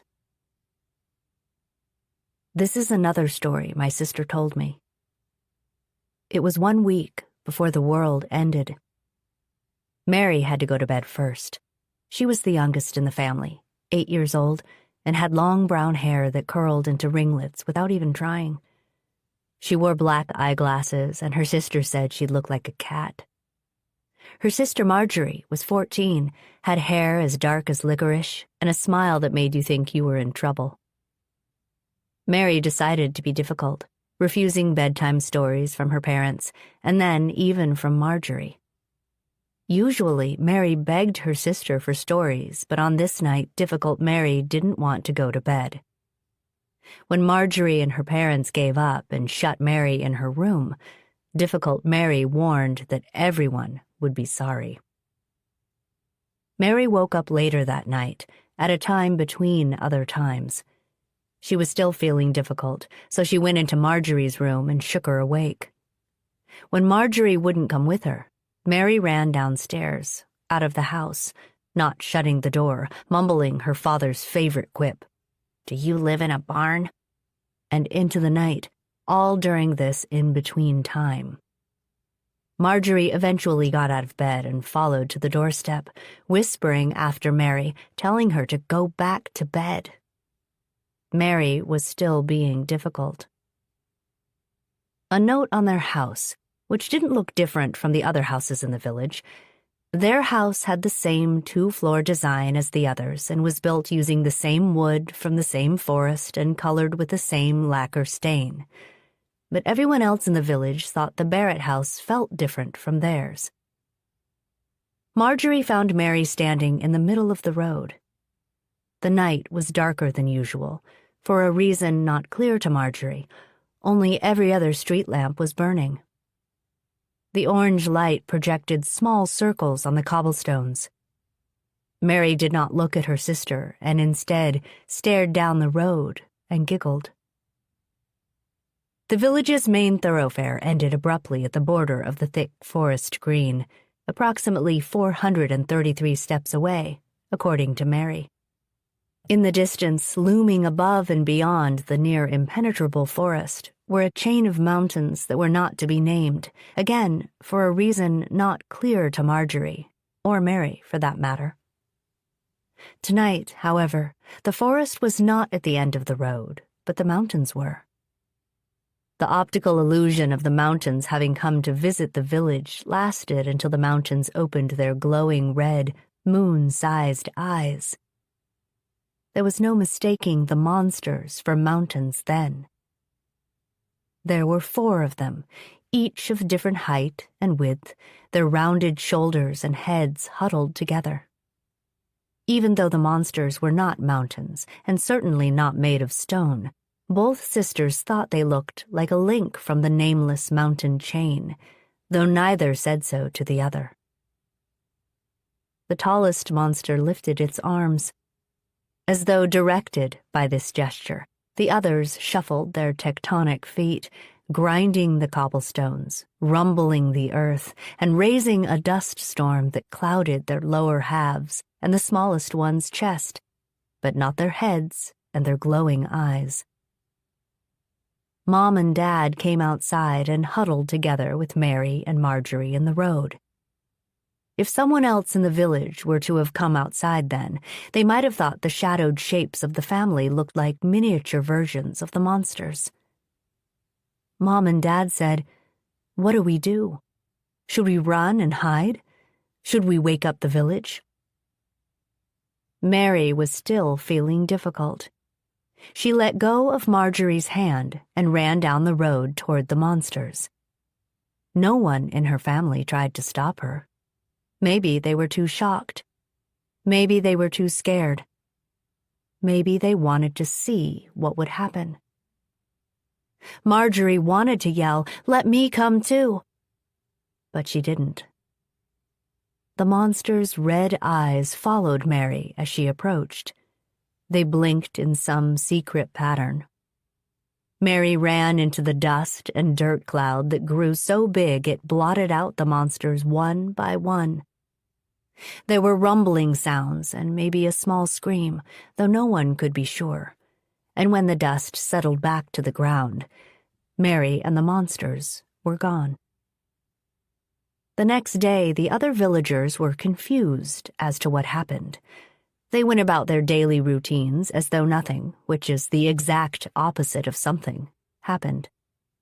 Marjorie and her parents, on the other hand, were devastated. They didn't eat and didn't sleep, and they spent a lot of time in Mary's room, both alone and together. Exactly 1 week after Mary's disappearance, and at the same in-between time in the middle of the night, although middle is simply part of a colloquial expression and not the temporal mark of the in-between time, there was a great and terrible rumbling in the distance. This rumbling didn't remain distant for very long. Then there was crashing and smashing and screaming. The remaining members of the Barrett family left the house and stood in the same area in the road they stood in previously, leaving the Mary spot empty. The monsters were back. They smashed roofs with fists bigger than boulders. They uprooted the street lamps and used them like matchsticks to set homes and buildings on fire. They gobbled up fleeing villages. The ones who yelled and cried and fought back the hardest were spitefully bitten in half instead of swallowed whole. The Barretts ran back inside the house because they were so scared they did not know what else to do. They ran up the stairs to the second floor and then climbed up the ladder to the attic. There they sat on the floor among the cobwebs, holding each other and daring peeks outside the one lonely window nearest the inverted V of the roof. This high up and close, they saw the monsters were covered head to foot in dark fur, each strand of hair as thick as rope. The three largest monsters rumbled by their house, leaving it untouched and set to destroying the rest of the village. No one and nothing else would be spared. The smallest monster charged toward them as though it were going to simply walk right through the house. But the monster stopped. It bent slightly and pressed one of its great eyes against the window, filling the attic with its red light. The light filled the heads of Mom, Dad, and Marjorie, too. Mary shouted, "Giddy up! Come on, giddy up!" And the eye blinked, sending the Barretts back into darkness for a moment. The monster stood tall again and turned. Mary held on to fistfuls of fur on the back of the monster's domed head. She was as embedded as a tick in a dog. Mary and her monster followed the others and obliterated their village and, rumor has it, all the other villages. Marjorie and her parents were left alone, literally and metaphorically speaking. Mary never put her face in the window like her monster did. She didn't even turn to look at her family before she left again. Marjorie didn't have to see Mary's eyes to know that they were red now, too. Perhaps they had always been red. This story originally appeared in Growing Things and Other Stories Limited Edition, SST Publications, 2018. The Blog at the End of the World. The Blog at the End of the World. About Becca Gilman. I am 20-something, living somewhere in Brooklyn, and am angry and scared like everyone else I know. Sometimes this blog helps me. Sometimes it doesn't. I have degrees in bio and chem, but don't use them. That's all you really need to know. All right? Still here. Becca Gilman, June 15, 2009. Barely. I thought I was ready for one more real/detailed post to the blog with a link roundup, but I'm not. I tried calling Mom 2 days ago, but there was no answer, and she hasn't called me back. I'm still not over Grant's passing, my personal tipping point, and I hate myself for referring to Grant that way, but it's true. I haven't left my apartment in over a week. The local market I use for grocery delivery stopped answering their phone yesterday. I've only seen 3 cabs today. They're old and dinged up, from some independent cab company I don't recognize, and they just drive around City Line, circling, like they're stuck in some loop. They're only there because they're supposed to be. The drivers don't know what else to do. At night, I count how many windows I can see with the lights on. The city was darker last night than it was last week, or the week before. I don't know if I'm doing a good job explaining all this. I'm watching the city fall apart. It's slow and subtle, but you can see it, if you look hard enough. Watch. Everything is slowing down. A wind-up toy running down, and with no one to wind it up. Everything is dying, but not quite dead yet, so people just go about their days as if nothing is wrong, and nothing bad can happen tomorrow. I've had a headache for a week now. My neck hurts, and I've been really sensitive to light, to the computer screen especially. I'm scared, but not terrified anymore. There is a difference. Mostly I'm just incredibly sad. 6 responses to Still Here. Squirrel Monkey says, June 15th, 2009 at 9:32 a.m. I just tried calling and left a message. I'm going to stop by your place today. Please answer your buzzer. Jen Parker says, June 15th, 2009 at 1:12 p.m. While I still offer condolences for the loss of your friend, I'm not surprised that you're experiencing headaches and the like. You're so obsessed with the textbook symptoms, you're now psychosomatically experiencing them. I am surprised it has taken this long. I had February 2009 in the pool. Get help. Psychiatric help. Beast says, June 28th, 2009, at 4:33 a.m. I live in New York City, too. Last week, I saw this guy drop dead in the street. He pressed a button at the traffic light on the corner and then died. There was no one else around, just me. He wasn't old, probably younger than me. He died.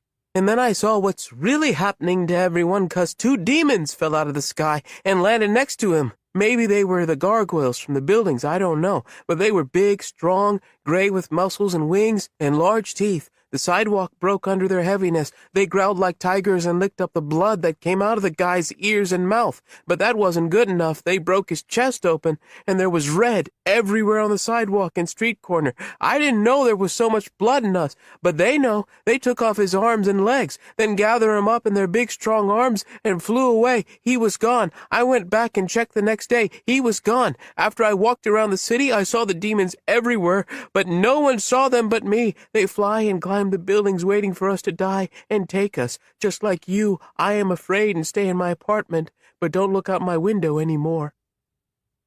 Revelation says, July 5th, 2009 at 12:12 a.m.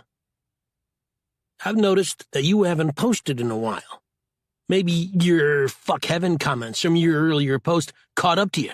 Or maybe your fear-mongering and lies have finally caught up with you.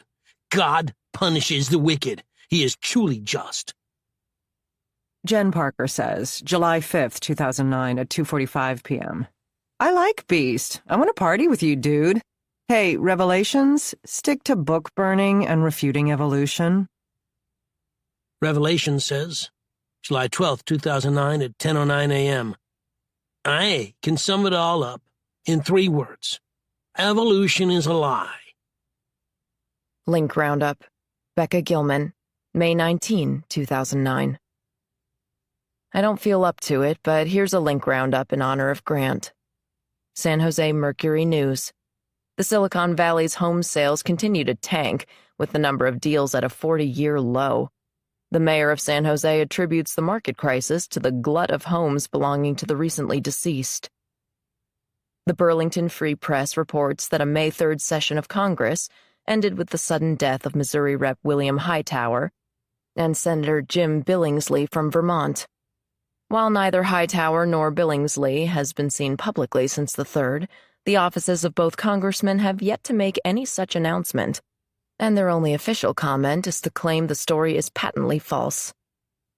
The Miami Herald reports that according to UNICEF, the populations of children in Kenya and Ethiopia have declined by a stunning 24% within the past year. The UN and United States government dispute the findings, claiming widespread inaccuracies in the hurried and irresponsible census. 8 responses to Link Roundup.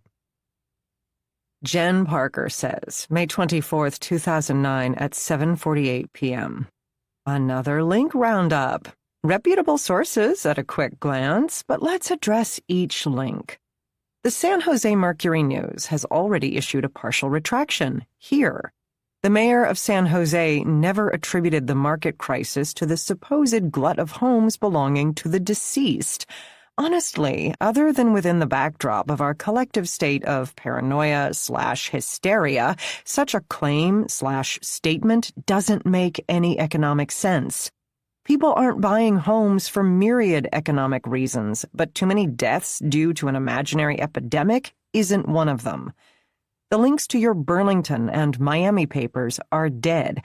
I suppose you could spin the dead links to bolster the conspiracy theory, but here in reality, the dead links serve only as a representation of your desperation to perpetuate conspiracy.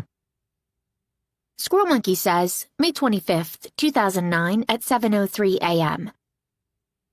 Ever heard of Google, Jen? Those articles can still be found in the cache. It's not hard to find. Do you want me to show you how? Jen Parker says, May 25th, 2009 at 1:23 p.m. Answer me this. Why were the articles almost instantaneously removed? You'll tell me it's due to some all-encompassing conspiracy, when the real answer is those papers got their stories wrong. They got their stories wrong, so they had to pull the articles. That's it. Happens all the time. I guarantee retractions will be published within days. Oh, master of Google, prove me wrong by finding another news outlet corroboration, and not a blog like this one, to either story. Read carefully, please. I want a news outlet that does not cite the Burlington Free Press or Miami Herald as their primary sources. If you try such a search, you'll be at it for a long time, because I can't find any other independent reports. Slug Went Bad says, May 25th, 2009 at 10:13 p.m. I've called Billingsley's office on 3 occasions, and I've been told he's unavailable every time. Jen Parker says, May 25th, 2009 at 10:23 p.m. Oh, that proves everything then. Disco Stewie says, May 26, 2009 at 8:27 a.m. Bees and bats and amphibians are disappearing, mysteriously dying off. Are you going to refute that too, Jen? Is it so hard to believe that the same is happening to us? That fan says, June 25th, 2009 at 3:37 a.m. Hi, remember me? Come check out my new gambling site for all the best poker and sports action. It's awesome. http://www.gamblor234.net. Spew Orange says, August 22nd, 2009 at 10:46 a.m. Humans are harder to kill than cockroaches. More Grant Lee. Becca Gilman. May 12, 2009. I went to Grant's wake today. The visiting hours were only 1 hour, 2 p.m. to 3 p.m. I got there at 2. There was a line. We had some common friends, but I didn't see anyone that I knew there. I didn't see his sister or recognize any family members there either. I waited in a line that started on the street. No one talked or shared eye contact. This is so hard to write. I'm trying to be clinical. The mourners were herded inside the funeral parlor, but it split into 3 different rooms. Grant's room was small with mahogany molding on the walls and a thick, soft tan carpet on the floor. There were flowers everywhere. The smell was overpowering and made the air thick. It was too much. The family had asked for a donation to a charity in lieu of flowers. I don't remember the charity. There was no casket. Grant wasn't there. He wasn't in the room. There wasn't a greeting line, and I don't know where his family was. There was only a big flat-screen TV on the wall.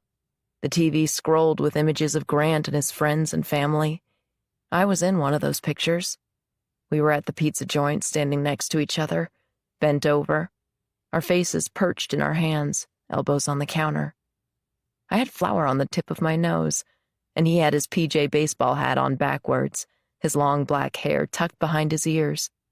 Our smiles matched. It was one of those rare posed pictures that still managed to capture the spirit of a candid. That picture didn't stay on the screen long enough. Other people's memories of Grant crowded it out. Also, the pictures of Grant mixed with stock photos and video clips of blue sky and rolling clouds, like some ridiculous subliminal commercial for heaven. There was a soundtrack to the loop. Nothing Grant liked or listened to, certainly no Slayer. The music was formless and light, with no edges or minor chords. Oral Valium. It was awful.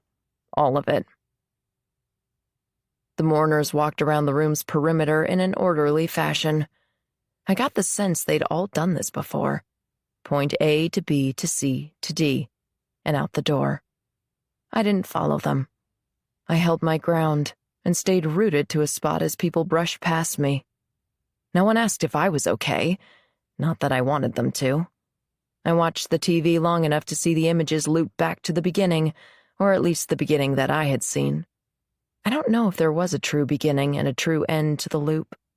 After seeing the loop once, I stared at the other mourners' faces. Their eyes turned red and watered when the obviously poignant images meshed with a hopeful crescendo of Muzak. The picture of a toddler-aged Grant holding hands with his parents seemed to be the cue. Then the manufactured moment passed, and everyone's faces turned blue when the TV filled with blue sky. That slickly produced loop of heaven. I wanted to shout, "Fuck heaven, I want Grant back, and I don't want to die." But I didn't. After an hour had passed, I was asked to leave, as someone else's visiting hour was starting. They had a full schedule, every room booked throughout the afternoon and evening. I peeked in the other rooms before I left. No caskets anywhere, just TVs on the walls, pictures, clouds, blue sky, more pictures. When I went outside, there was another long line waiting for their turn to mourn properly. I didn't cry until after I left Grant's wake. Now I'm sitting in my apartment, still crying and thinking about my father.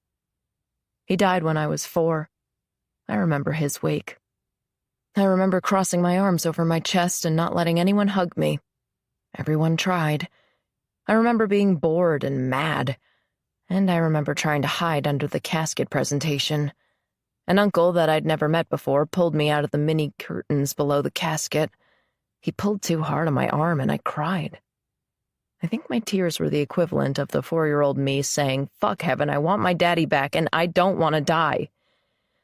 I'm just rambling now. I apologize. I've turned off comments for this post. I've posted and deleted and then reposted this a few times. I'm going to leave it up, and as is, but no one else gets to say anything about Grant or me or anything today. Grant Lee, R.I.P. Becca Gilman, May 10, 2009. It finally happened. A very close friend of mine, Grant Lee, died 2 days ago. He was 24. I've been unable to get much information from his family. I talked to his older sister, Claire. Grant died at work, at the pizza joint 2 blocks from my apartment. She said his death was sudden and catastrophic. I asked if he died from an aneurysm. Claire said the doctors told the family it was likely heart failure, but they wouldn't tell them anything specific. I then asked for information about the hospital he went to, but she rushed me off the phone, saying she had too many calls to make. I called the pizza joint wanting to talk to the coworker who had found Grant dead, but no one answered the phone. I'm going to take a walk down there after I post this. It's awful and terrifying enough that Grant died, but it looks like his cause of death will be covered up as well. Grant. I met Grant in a video store a week after I'd moved to Brooklyn. We rented Nintendo Wii games and black and white noir flicks together. Grant ate ice cream with a fork. He always wore a white t-shirt under another shirt, even if the other shirt was another white t-shirt. Grant was tall and slight of build, but very fast and elegant when he moved.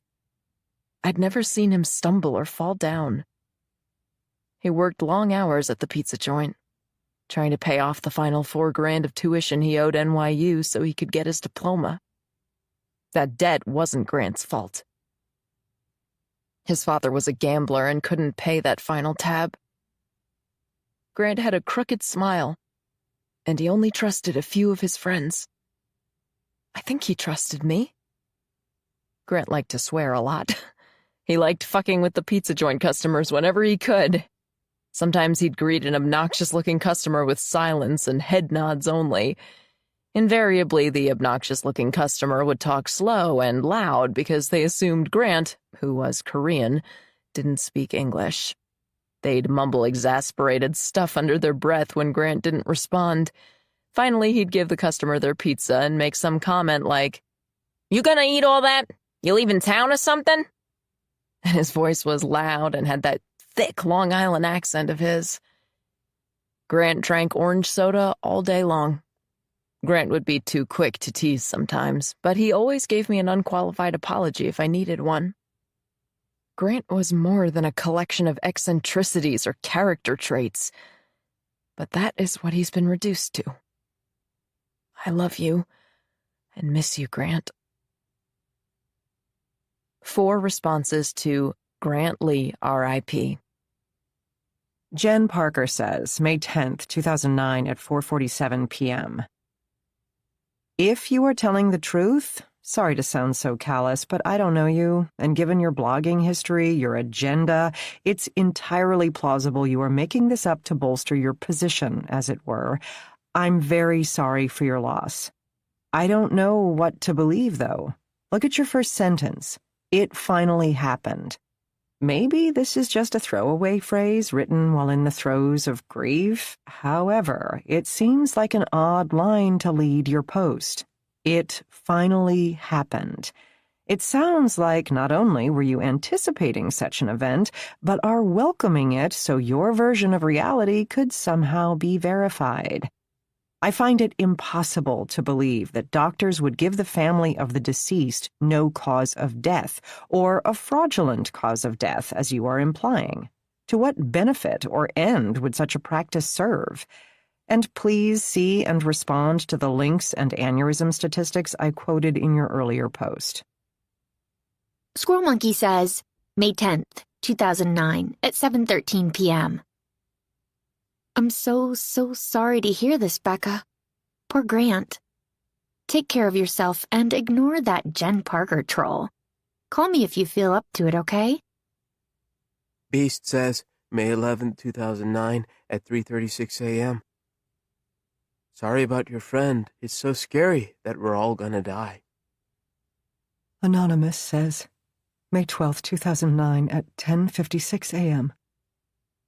I've spent the past week doing nothing but reading obituaries from every newspaper I can find online. I read Grant Lee's obit and followed links to his MySpace and then here to your blog. My son died last week. I was with him in the backyard when he just folded in on himself, falling to the grass. His eyes were closed and blood trickled out of his ears. He was only 6.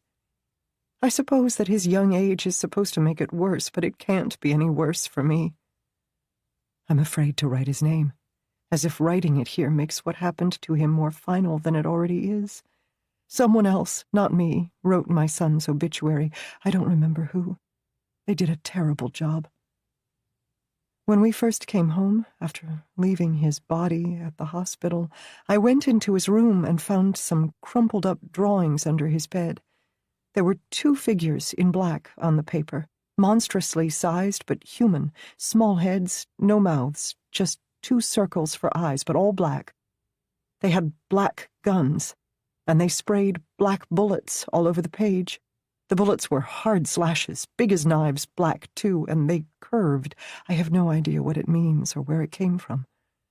Was it a sketch of a nightmare? Did he see something on TV he shouldn't have? Was he drawing these scenes with friends at school? Why did he crumble the drawings up and stuff them under his bed? Did he think that they were bad? That he couldn't show them to me? Talk about it with me? That I'd be so upset with him that I'd feel differently about him if I were to see the pictures? It's this last scenario that sends me to the computer and reading other people's obituaries. A Grim Anniversary.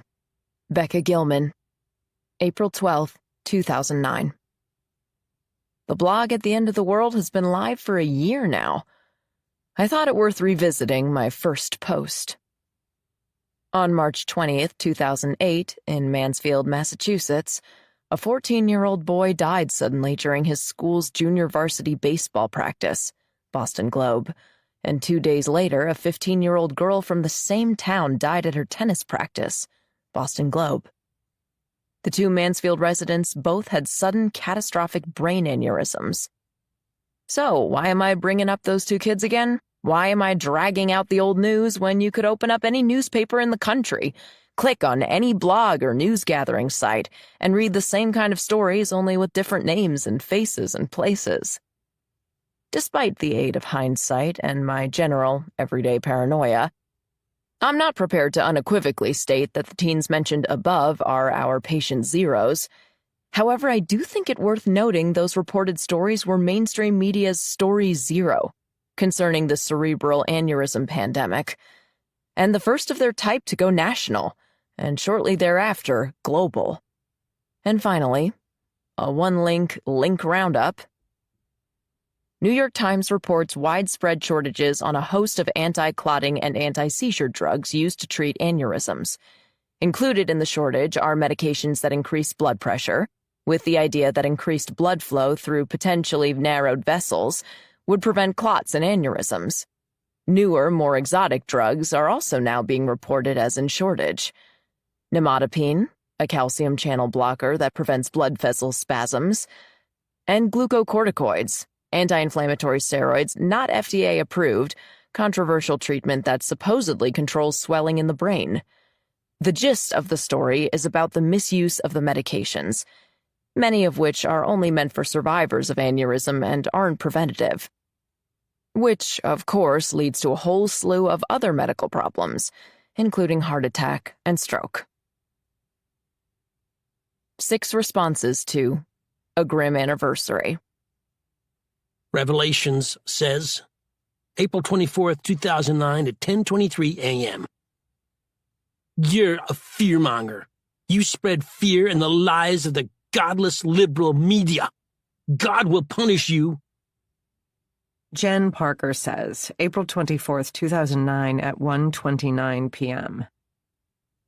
I have no doubt the Times story is true, but only because of the panic. This story does not prove there really is a pandemic of aneurysms, only that the general public believes there is one.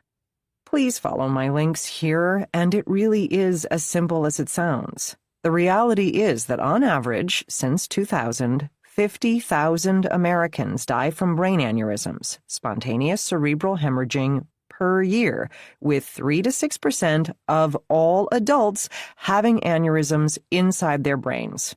Fortunately, most are so small they're never noticed. There is no recorded evidence of that 50,000 number swelling to unprecedented levels. Please show me my error. There is no conspiracy. It's the 21st century Red Scare. Our zeitgeist is so preoccupied with apocalypse we're making one up because the real one isn't getting here soon enough. Yes, 50K is a small percentage of the population, but it's a large enough number that if a preponderance of aneurysm cases were to get press coverage, as they clearly are, it gives a multimedia appearance of a pandemic and a conspiracy to cover it up. Unless you can provide some hard data/evidence, like our government and the WHO can provide, please stop. Just stop. There are plenty more real threats, economic, environmental, geopolitical, that sorely need to be addressed. Grant says, April 24th, 2009 at 1:49 p.m. Has it only been a year? Fuck a flying fucking duck. I was at the CVS pharmacy on Central Park Avenue today, just picking up supplies. Winking smiley emoji. And there was a huge fucking line in the pharmacy section with 2 policemen wandering around the store. Muscles and guns and sunglasses. Some good hot homoeroticism there, Bex. My fuckheaded fellow shoppers were walking all around the CVS wearing hospital masks and emptying the already empty shelves of vitamins and who the fuck knows what else. Most of them were buying shit they'd never need. Just buying stuff because it was there. It was surreal, and I gotta tell you, they got to me. I ended up buying some leftover Easter candy. Fucking Peeps. Don't even like them. But you know, when society collapses, I just might need me some yellow fucking Peeps. Stop by the PJ tonight, Bex. I'm working a double shift. I'll bring the Peeps. Tired Flower says, April 24th, 2009 at 2:30 p.m. I'm one of those fuckheads who wears a hospital mask when I go out now. I know it doesn't protect or save me from anything, but it makes me feel better. I know it scares other people when they see me in it, so I tried to cover it up by drawing a smile on the mask with a pink Sharpie. I'd hoped it would make people smile back. I'm not a good drawer, though, and it doesn't look like a smile. It's a snarl, bared teeth, a nanosecond before a scream. It's my only mask. I should throw it away and get a new mask, but I can't. It's my good luck charm. Grant says, April 24th, 2009 at 2:58 p.m. Drawing mouths on the hospital masks is fucking brilliant. Bex, bring some masks. I know you have some to the PJ tonight. I'll help you decorate them. I've got some killer ideas. I'm serious now. Bring some masks. I want to wear one when I go out tomorrow. BNL 44 says September 23rd, 2009 at 2:34 a.m. I saw someone die today. We were part of a small crowd waiting for our subway train. She was standing next to me, listening to an iPod. It was loud enough to hear the drums and bass line. Didn't recognize the song, but I tried. When our train arrived, she collapsed. I felt her body part the air, and despite all the noise in the station, I heard her head hit the concrete. It was a hard and soft sound. Then her iPod tune got louder, probably because the earphones weren't in her ears anymore. I don't know if anyone helped her or not. I'm ashamed to admit that I didn't help her. I was so scared. She fell, and I raced onto the train and waited to hear the doors shut behind me before I turned around to look. The windows and the doors were dirty and black with grime, and I didn't see anything. This story originally appeared in Shy-Zine, October 2008. In the Meantime, Paul Tremblay, Shy-Zine Press, 2010. And Cyberpunk, Stories of Hardware, Software, Revolution and Evolution, editor Victoria Blake, Underland Press, 2013. Them. A pitch. Thanks again for the invite to your Villains comic anthology, and the rate you quoted for 10 pages sounds more than fair to me. I assume the artists will be paid the same or more, right? They should get more, given how much of the story the artist will have to convey. I'll admit right up front that while I have read and do read comics, I've never written one, and I don't know what a comic script looks like beyond hearing it's not totally dissimilar to screenwriting. Not that I've written a bunch of screenplays either. How's that for a pitch? Sold, right? If you go for my idea, I'll certainly do my homework, and I'll take you up on the offer to send me some sample scripts. Anyway, the pitch, for real. There will be no dialogue or narrative commentary in this story. It will be told exclusively via the images art. The art will be black and white, with an aesthetic of Charles Burns's Black Hole. See, I told you I read comics, mashed up with 1950s atomic monster movies. A stark or minimalist style, while also looking like it might have come from a Twilight Zone episode. The opening panels, an empty stretch of desert, with a silhouetted person approaching in the distance. With each panel, the person comes closer into view until he's finally in focus. He's a haggard, unshaven, middle-aged white man, wearing tattered clothes and sneakers and carrying a backpack. He's slumped and his eyes are down at his feet. We get the sense he's been walking for a while. We follow him for a few more panels that spotlight him from a wider view. Looming in the background are large monoliths with wide bases tapering toward the rectangular tops.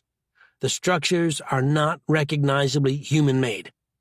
Think the film Phase 4 and the ant colony towers in the first act, or, at the discretion of the artist, Devil's Tower is featured in Close Encounters of the Third Kind. In a hoary nod to a trope from scores of old movies, the man carries a tattered photo of his wife and a whole brood of kids, 4 or 5. The photo could be right out of the insufferable Family Circus comic strip. He continues walking, each panel sinking us and him deeper into a seemingly endless desert. More monoliths dot the horizon. Near an outcropping of boulders and caves, the man stumbles upon a community of survivors, a diverse group of about 10 or more people who, unlike the disheveled man, appear to be thriving, with a variety of structures and gardens built.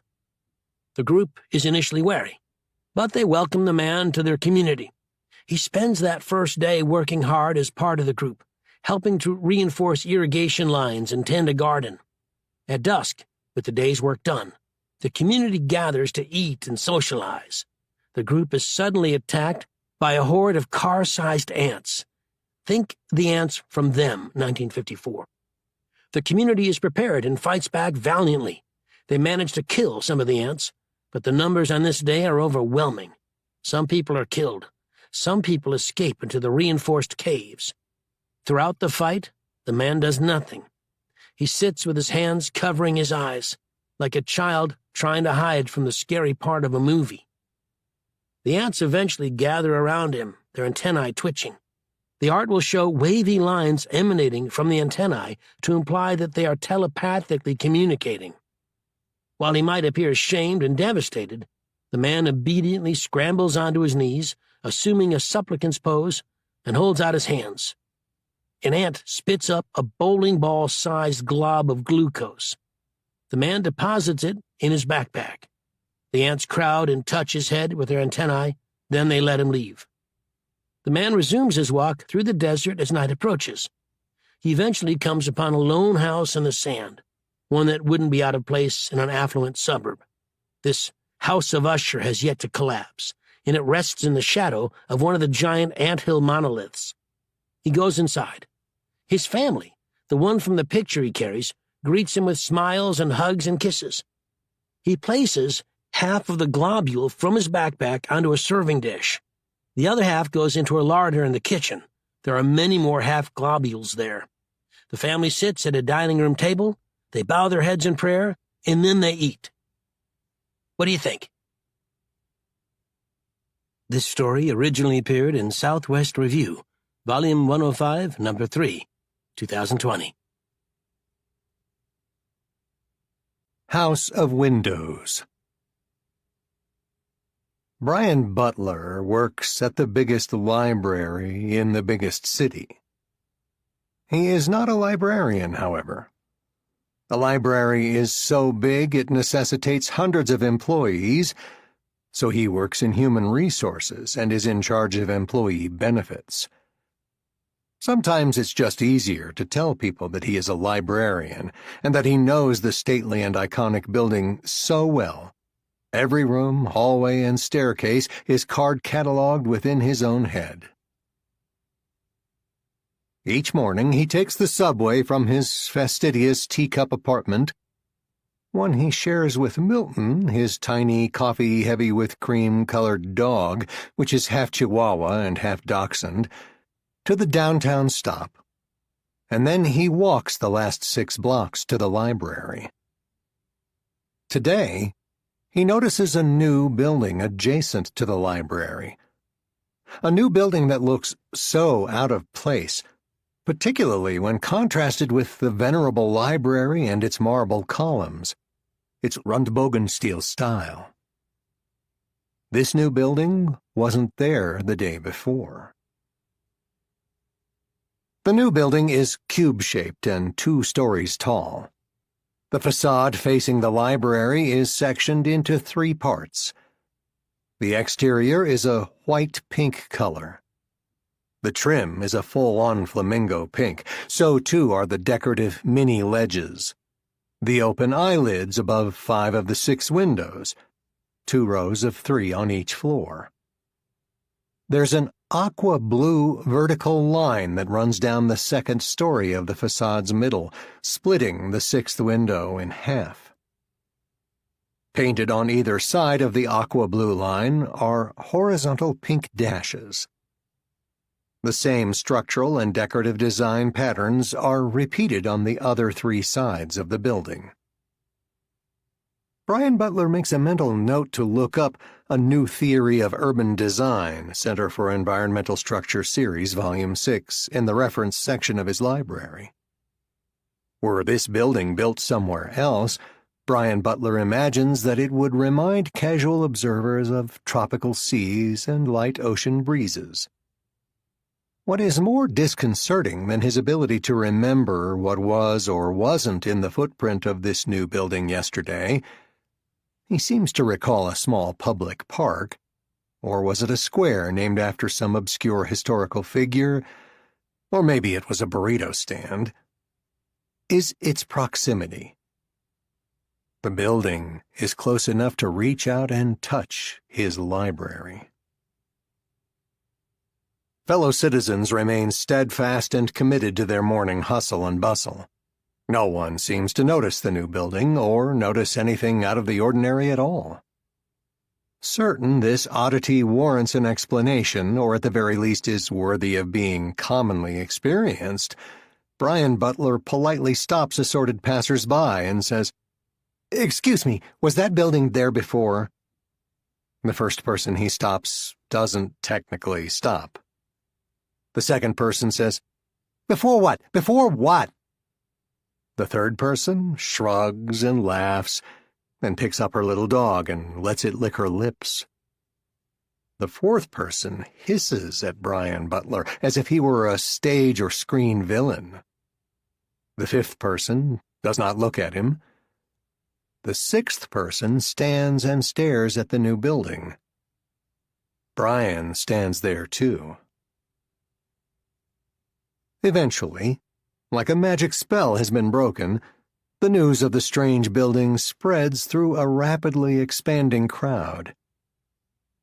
It is worth noting, nobody in the city, including Brian Butler, believes in magic. Soon everyone agrees with Brian Butler, and those capable of speech say, "Yes, that building wasn't there before." No one in City Hall can find the building permits or who the construction company is. All they know for sure is that the zoning is for commercial only. Police and building inspectors are sent to investigate. They try to knock on the door, but there are no doors. The public remains unobservant and unaware of the structural anomaly until a building inspector named Carl Carlson is overheard by Jane Jackson of the Times, referring to the building as a house of windows. That phrase becomes an integral part of the headline of the century, or at least the decade, in both web and print editions of the Times. Her editor is very pleased. Jane Jackson hastily turns in an application to trademark the phrase. Later that same night, Carl Carlson, the building inspector, has a brief phone conversation with his two kids who moved out of the city with his ex-wife. He eats leftover Chinese food alone in his apartment. He doesn't bother scooping the leftovers onto plates and eats right out of the white cube-shaped cardboard containers. Before trying to go to sleep, Carl Carlson stands next to a light fixture in his bedroom. His finger lingers on the light switch. He is suddenly petrified of turning off his lights and then seeing something outside of his bedroom window that shouldn't be there. There is no precedent for entering such a mysterious and, according to city ordinances, illegal house. When the police go to the judges are reluctant to issue warrants to enter the doorless structure, despite immense public pressure and dissatisfaction. The politically minded are very much concerned with who is paying for the utilities, the cable bill, and the property taxes for the House of Windows. Given the current economic climate, they maintain their concerns are valid. "Someone in the city is getting a free lunch" is a popular slogan in the newspapers, blogs, and radio talk shows. 2 days after the initial discovery, Jane Jackson finds Brian Butler sitting on the library's front stairs eating a cucumber sandwich during his lunch break. "I understand you were the first to see the House of Windows." She's careful not to use the word discover. She's concerned it could complicate her trademark application. "You mean the building?" "I mean the House of Windows. It's what everyone is calling it." "Oh, I didn't know that." "Yes, I think I was." "What did you do?"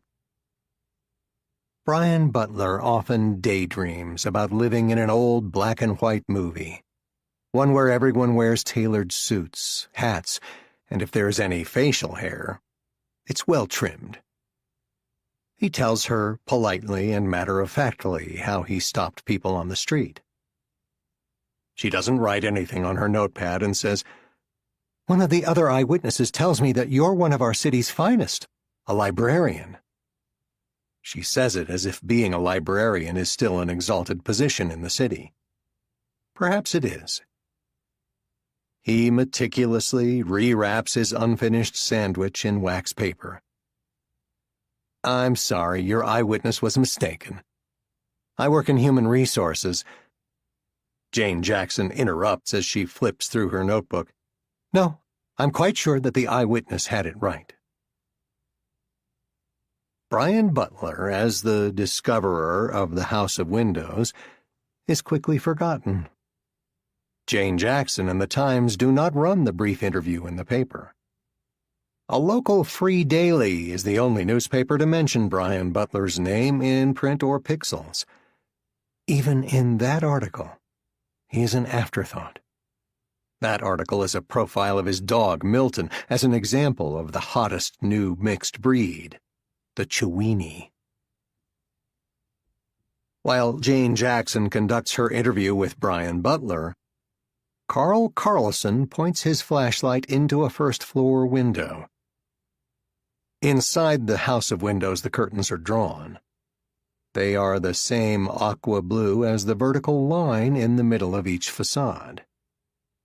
He can't see through the curtains. Still, he stares and moves his flashlight around as if the battery-powered particle beam can lift and move a flap or a corner of the curtain. After he shuts the flashlight off, he places his hand palm flat on the window. The glass is cool, but not cold. A ghost of his handprint remains on the glass, and he looks around, hoping no one saw him do that. Carl Carlson moves on to the next window, and the next, and the next, until he's looked into all of the first-floor windows. Fellow building inspectors and assorted city administrators are in cherry-pickers peering into the second-floor windows. They say they don't see anything either. Back where he started, Carl Carlson stares past his handprint at the folds and creases within the fabric of the hanging curtain. He stares at the small darknesses contained within those folds and creases. Within those thin, tendril-like darknesses there is the slightest but insistent movement. Upon this realization, this revelation, he is convinced that the window will suddenly open and the darknesses will grow, overlap, and expand to infinity, and then he and everyone else in the city will be lost and forgotten inside the house. Carl Carlson slowly backs away from the house while still watching the windows. Trapped behind the glass, like fish in an aquarium, the curtains are swimming. Carl Carlson does not return to his apartment. He does not return his boss's calls. He leaves the city and drives for hours to the small town where his ex-wife and children moved. Carl Carlson and his ex-wife have a stilted conversation in her driveway. Their confused but smiling children wave to him through a large bay window. Behind their smiling faces, the house is dark. His ex-wife does not take him in that night. That night, and the next, he sleeps in a local and not well-regarded motel. He leaves his window curtain open despite the flickering neon sign that alternately glows and dies outside of his room, and despite the people who walk by and press their faces against the glass, peering into his room. To get to the main entrance of the library, Brian Butler must now wade through a swelling and agitated crowd. No two people agree on origin theories of the house. Instead of ignoring their cockamamie conspiracies, arguments, and comments, Brian Butler imagines snippy, out-of-character retorts. "Remember that big storm last week? Maybe it sucked up the house down south and dumped it here. This isn't Kansas or a trailer park. Aliens would totally do something like this. I volunteer you for the anal probing. It's a college prank, like taking apart a Volkswagen and putting it back together in the dean's office. Plausible, but college kids are now only capable of making computer viruses and Starbucks coffee. What if it's a giant colony of fungus mimicking a house, and when it releases its spores, we'll all die? Holy shiitake. Man, that's some fucked up shit. Indeed. Well put. It's a sign from God. Jesus wants us all to move to the tropics and drink daiquiris. It's an interdimensional portal where space and time and the multiverse bend and overlap. Get bent. The ebb and tidal movements of the crowd detour Brian Butler away from the library's main entrance. He finds himself standing up against the yellow police tape, that flimsy plastic barrier around the house. The tape is closer to the house than when it was initially put up. He wonders why they're allowing the public to stand closer now. He says, "It must not be a dangerous giant spore-spewing mushroom, then." The people standing on either side of him laugh nervously. Inside the library, people who have no use for the library's intended purpose swell within the stacks and hallways. They only want to look out the windows at the house. The librarians and their equally respected assistants don't mind the crowds or the lack of silence. In fact, they loudly join in the city's collective conversation about the house. Some librarians even bring around trays of water in Dixie cups to serve the raucously inquisitive. The librarians and their assistants are quite disappointed when Brian Butler calls a meeting and strongly suggests, although he is not their boss and he cannot threaten to withhold their benefits, that they insist all loiterers leave the library at once. Brian Butler feels their angry stares all around him after that. After work, Brian Butler sucks iced coffee through a straw and again stands behind the yellow police tape. The sun has gone down and there are no lights on inside the house. The windows look like black holes. Real black holes are deformed regions of space-time from which nothing can escape. He stares into the windows and feels nothing at all. And he thinks he should go back home to his Chewini, Milton. Other citizens crowd and reach out and put their hands on the house. A harried policeman is having a heck of a time dissuading them from doing so. The sagging yellow police tape is now only inches away from the house. House of Windows gets bigger.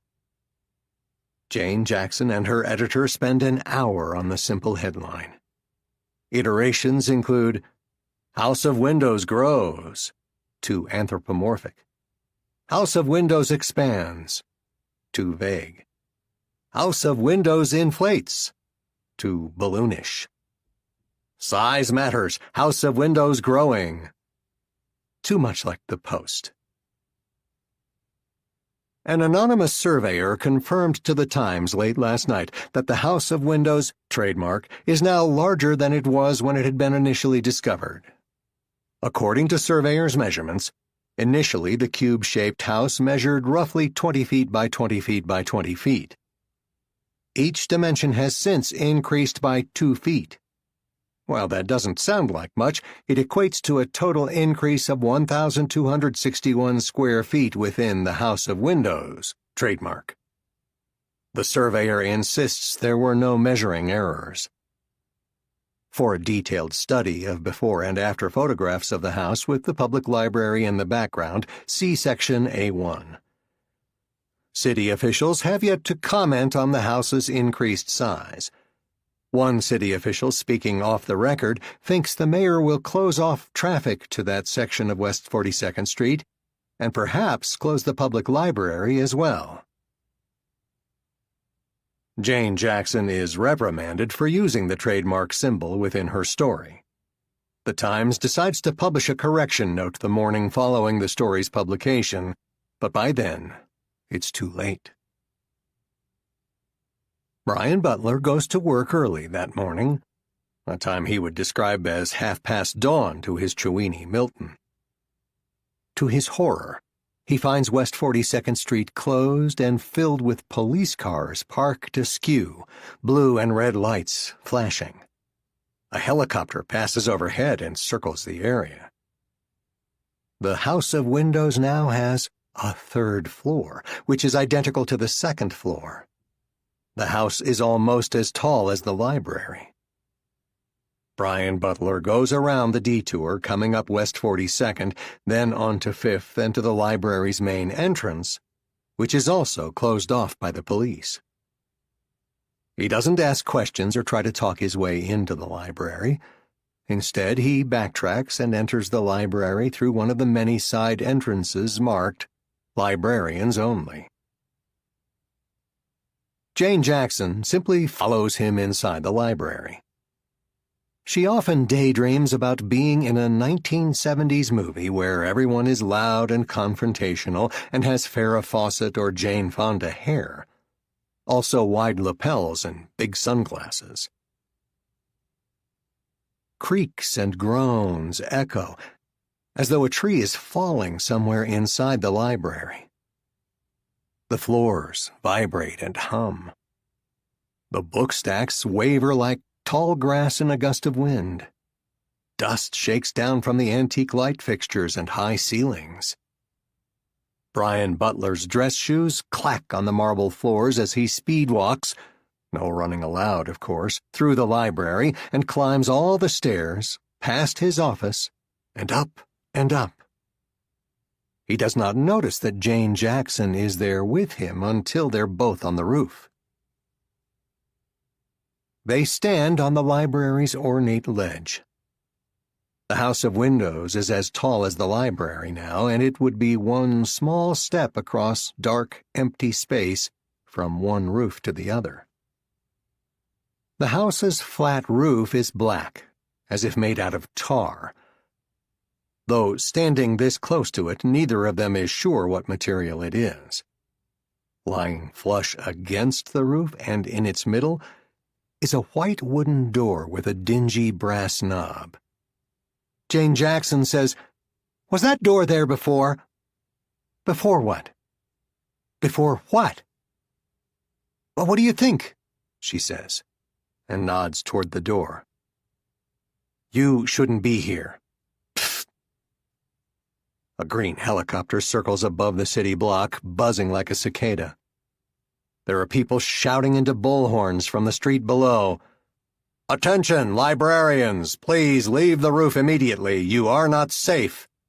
Brian Butler says, "Okay then. I shouldn't be here." "We're not librarians, so no worries."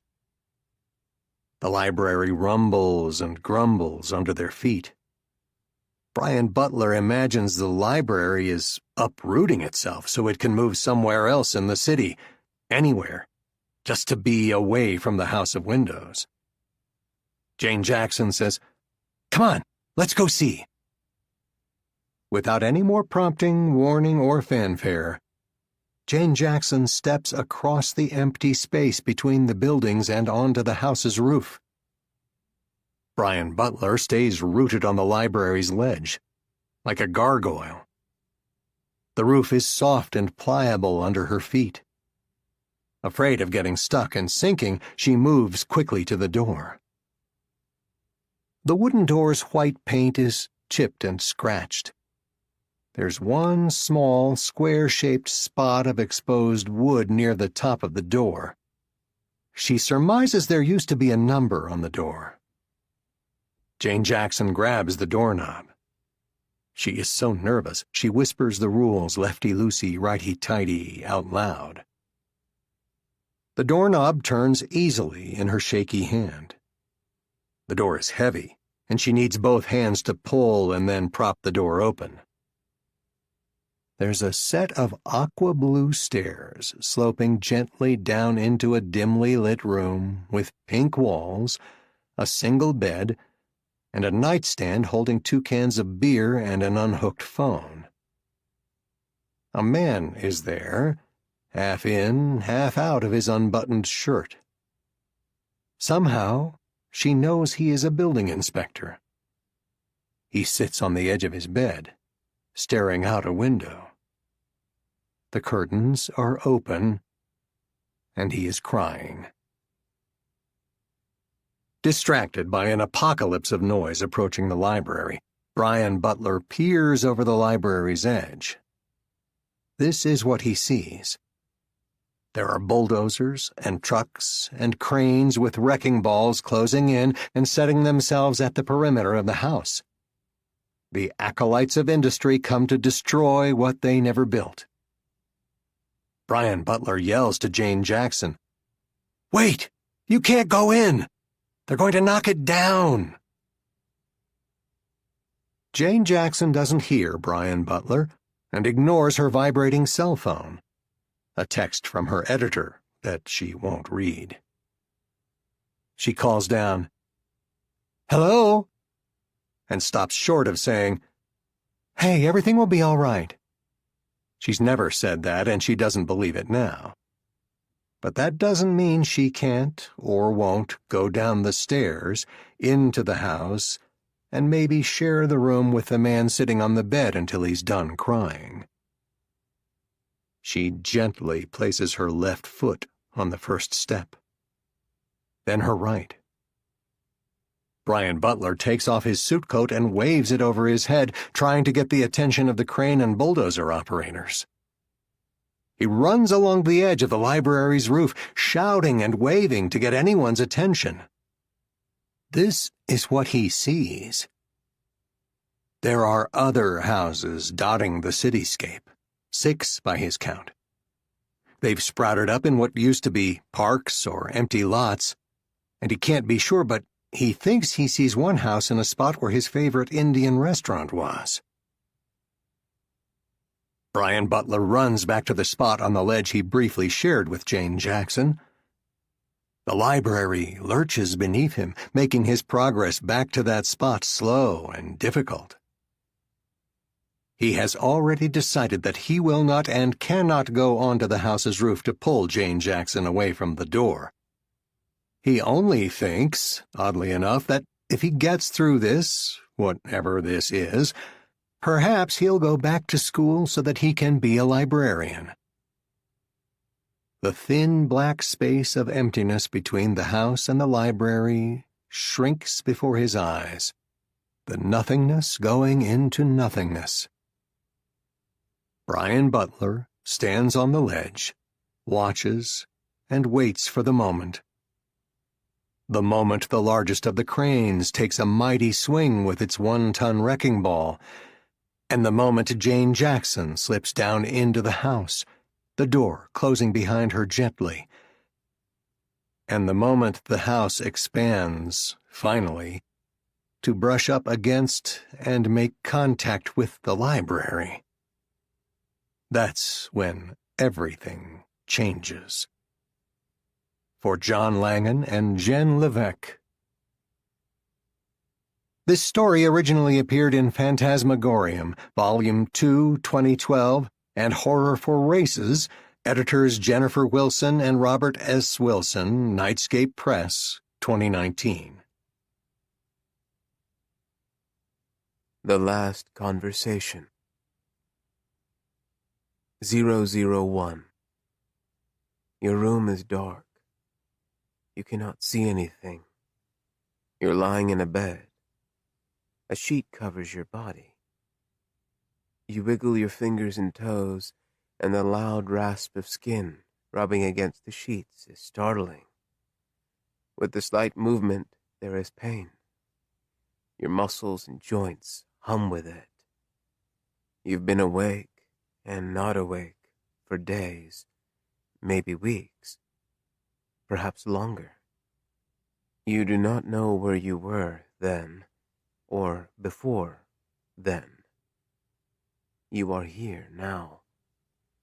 A significant amount of time has passed, but from what beginning, you do not know.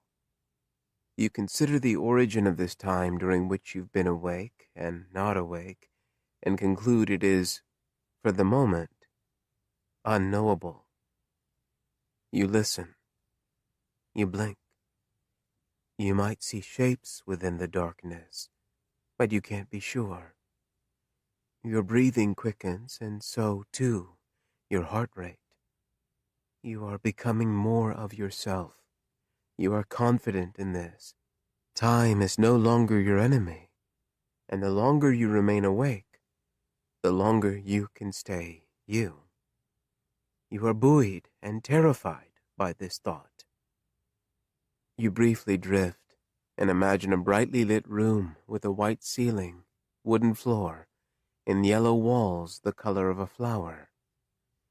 You cannot yet think of the specific flower. You dismiss the random images and instead perseverate on your inexplicable dormancy.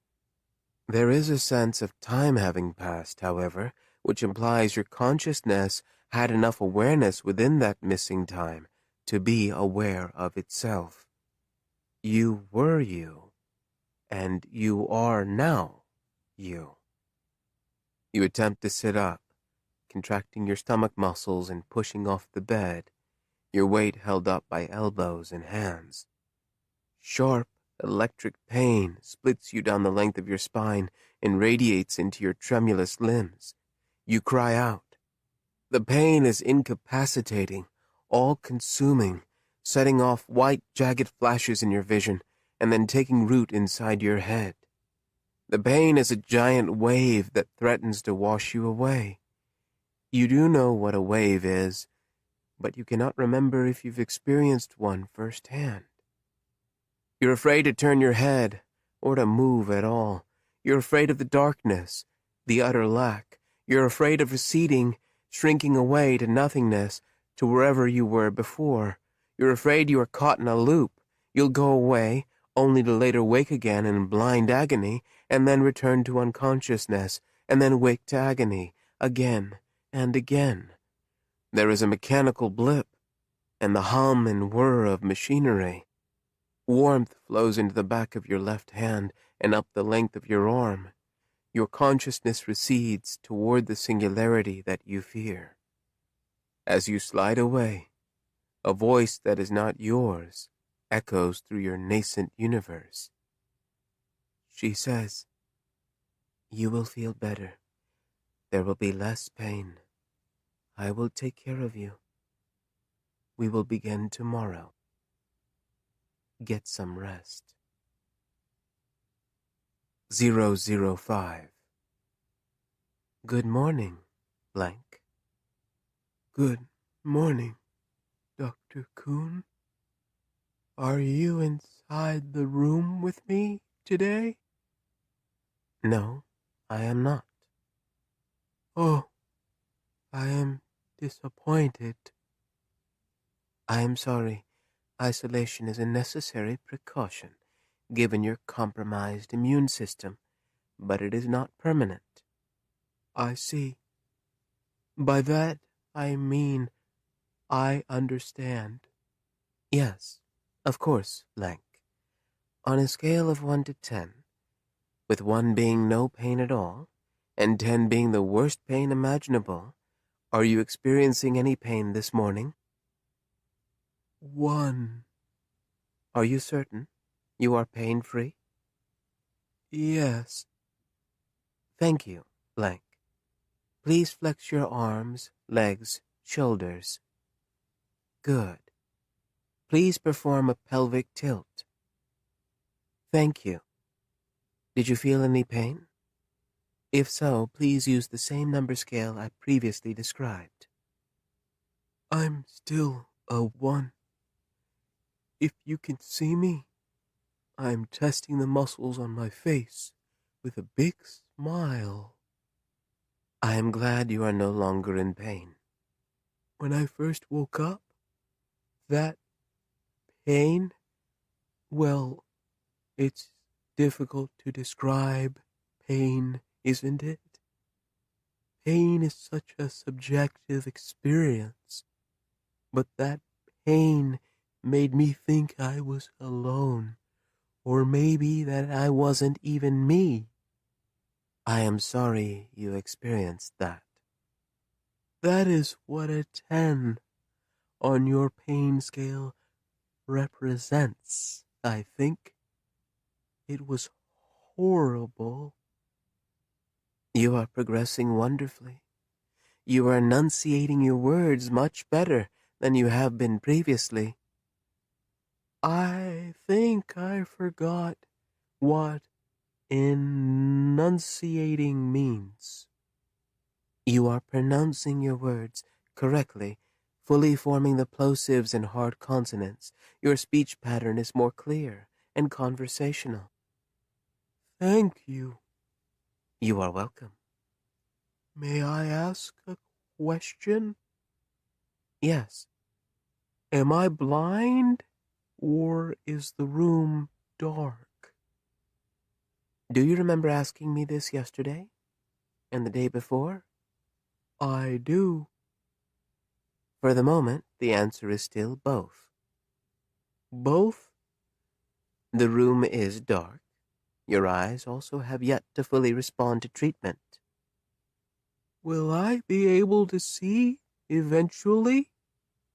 Yes. I remember that I used to be able to see. What else do you remember?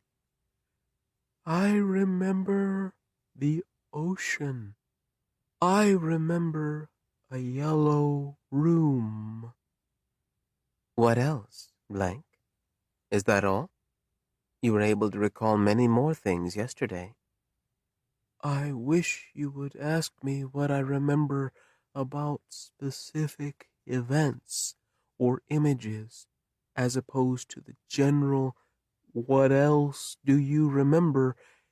It is difficult to answer that non-specific question. I understand your frustration, but our conversations are part of your overall therapy and will help you. I see. By that, I mean, I understand. What else do you remember, blank? I remember pennies have a distinctive smell, but I don't remember the smell. I remember rain. I remember living in a small brown house with a tree in the front yard. As soon as you regain your sight, I will show you a picture of that brown house. Will the tree be in the picture? I don't remember what kind of tree it was.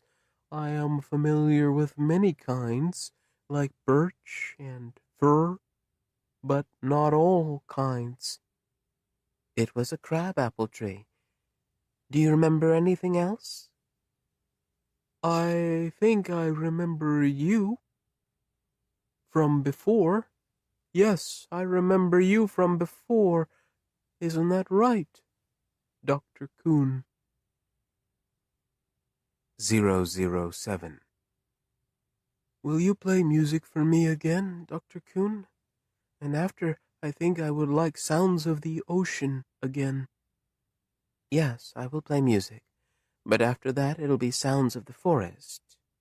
First, we're going to play a word association game. When I say a word, I want you to give me the first word or words you can think of. Do you understand? Yes, I think so. Bird. It's a warm-blooded, egg-laying animal that... No, blank. You are not to simply state facts or define the word. Your recall of information is truly impressive, but I want you to tell me the first word you think of or describe any images you might see in your mind. Do you understand? See in my mind? Yes. Let's try again. If you don't see anything, then you don't have to say anything. I'll try. Water. Wet. House. Crabapple tree. Bird. I already answered that. I'd like you to try again. egg-laying animal. Is that correct? 009. Your eyes itch, and you are told that means your eyes are healing, and soon you will see. Each of the last 3 days you got out of bed and walked the perimeter of your room. You alternated placing your left hand and right hand along the wall, depending upon the direction you walked. You are told exercising in darkness is not ideal, but necessary to prevent atrophy and to strengthen your muscles.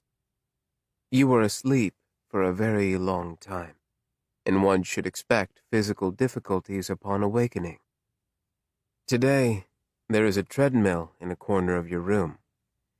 You interrupt Dr. Kuhn's explanation, definition, and the specifications of the particular model in your room to tell her that the first treadmill was invented by a man in 19th century England. Its purpose was to punish and break prisoners. You quoted a prison guard named James Hardy, who once wrote of the treadmill, "Monotonous steadiness, and not its severity, which constitutes its terror." You initially interpret Dr. Kuhn's silence as her being surprised you were so readily able to recall that information.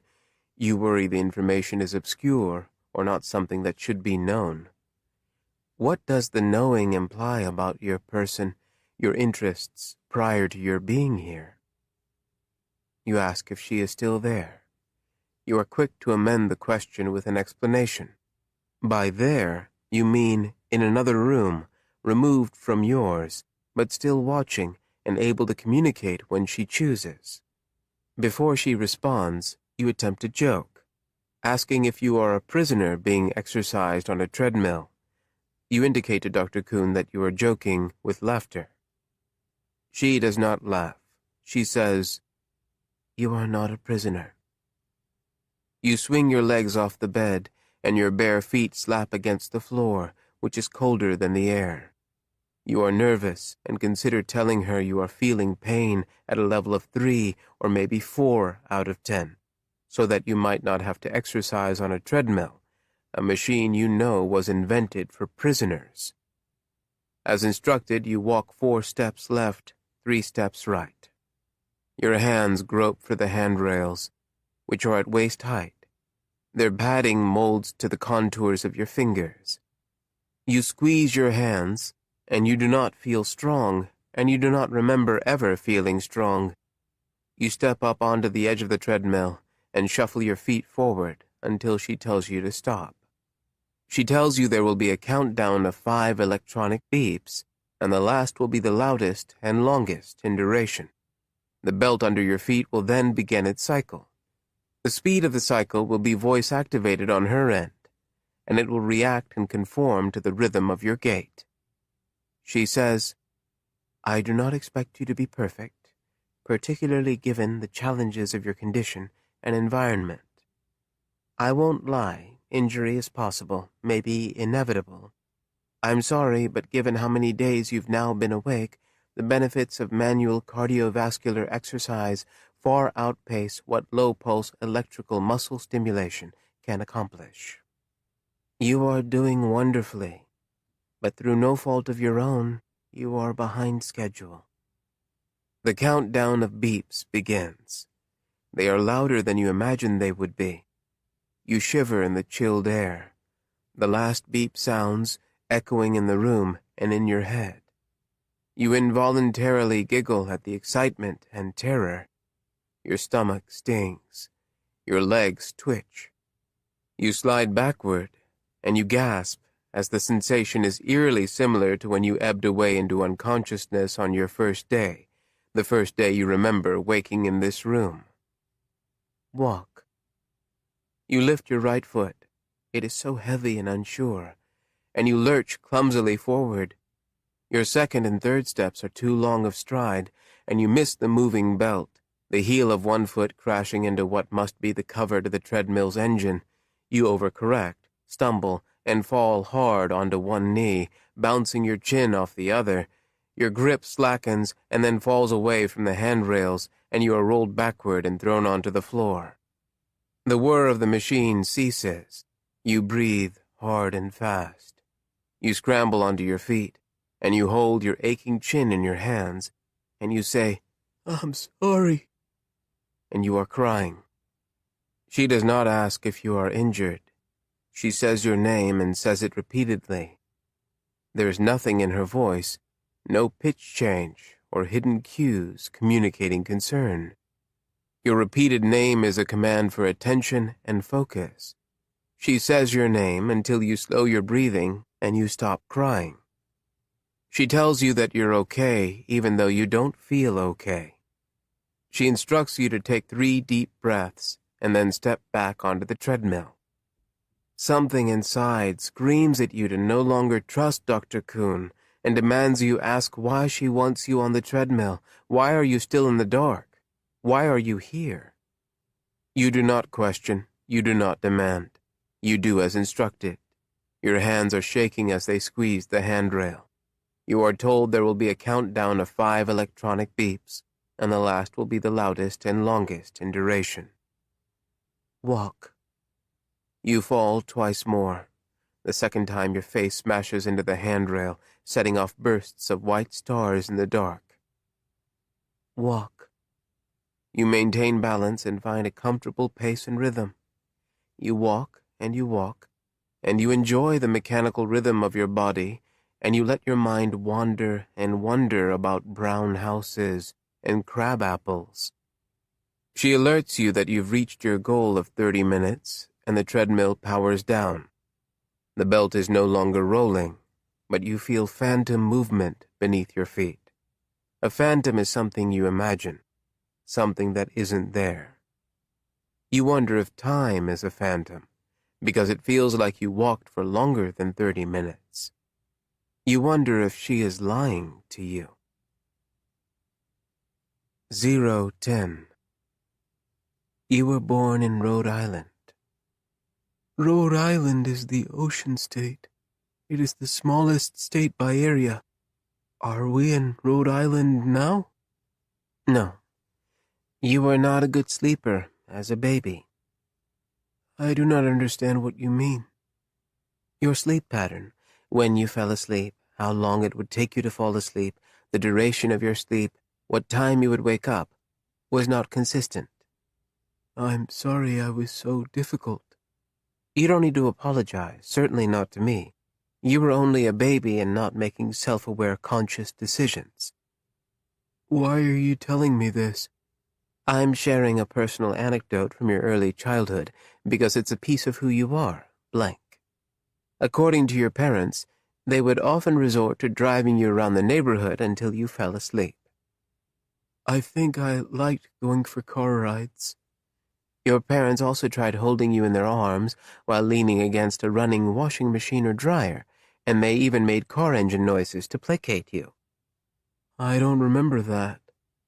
I don't remember my parents. I don't remember Rhode Island. You will. I will help. Can I ask where we are? We're far away from Rhode Island. 011.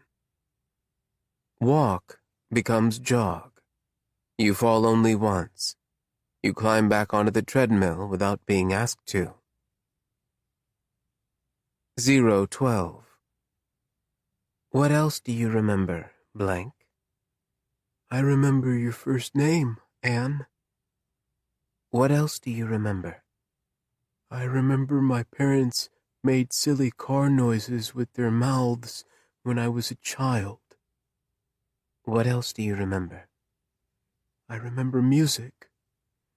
Do you remember a particular song? I remember the first song you played for me.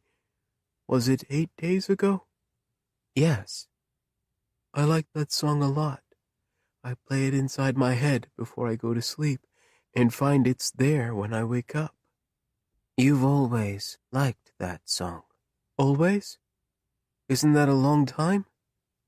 Yes, it is.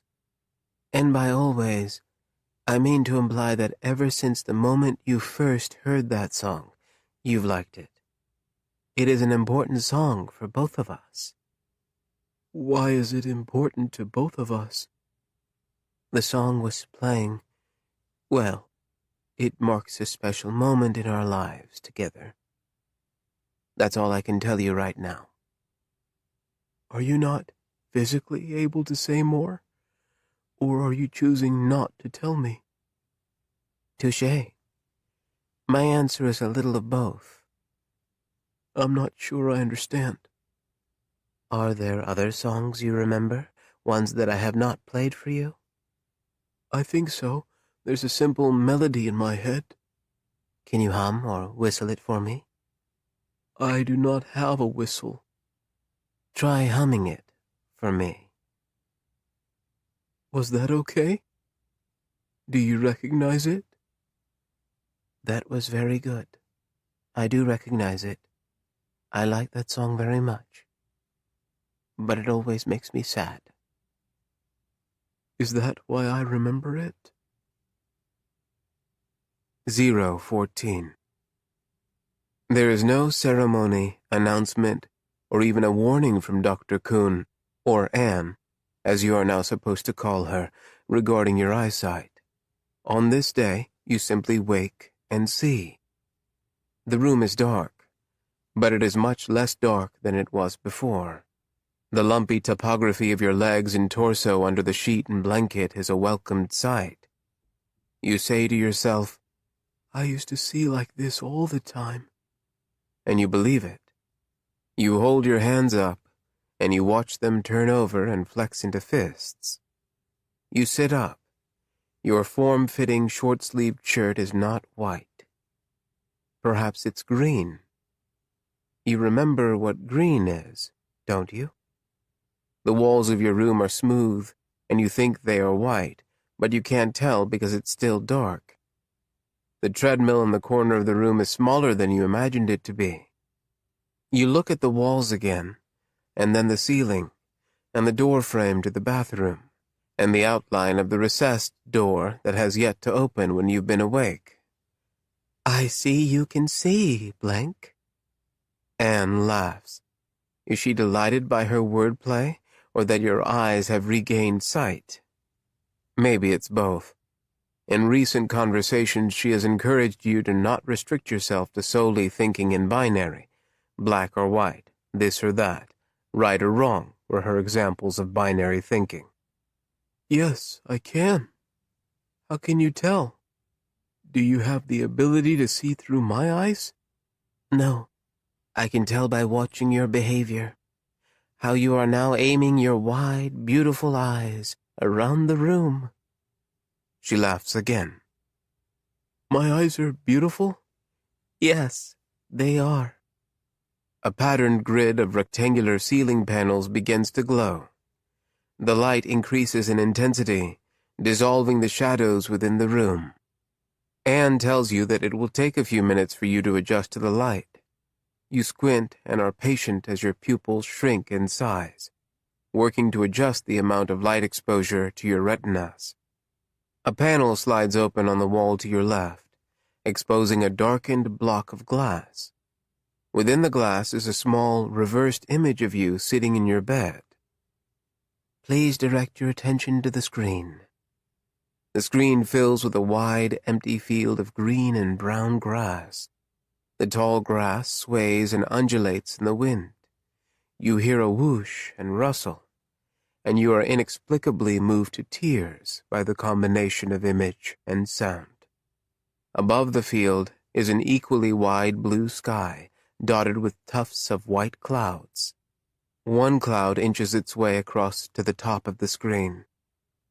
You remember green and recognize your t-shirt is a different kind of green. You say, I remember that place. I've been there. Which might not be true, but it feels true, and that's okay, because you are expanding beyond binary thinking, beyond true and not true. 018. Anne puts you through your paces, her expression.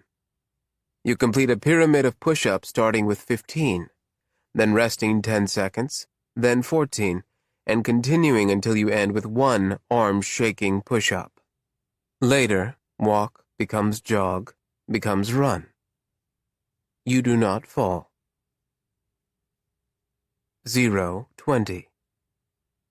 Anne, I would like to see that open field again, or watch another film about the deep oceans, please, or another orchestral performance.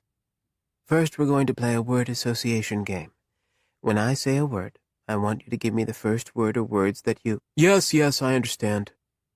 Are you in a bad mood? Yes, I think I am. Any particular reason why? I want to watch the films I requested, and— Yes, blank, go on. I want to leave this room. I promise you will leave this room, but neither of us is ready for that yet. Your immune system hasn't been brought up to speed quite yet. If I can't leave, you need to tell me more about me and more about us, and where I am and why I'm here. I will start doing that soon. You will? Yes. Why not now? I want you to do it now. We're going to play a word association game. When I say a word, I want you to give me the first word or words that you think of. This is important, blank. Why is it important? These games help recover more of your memory and language fluency.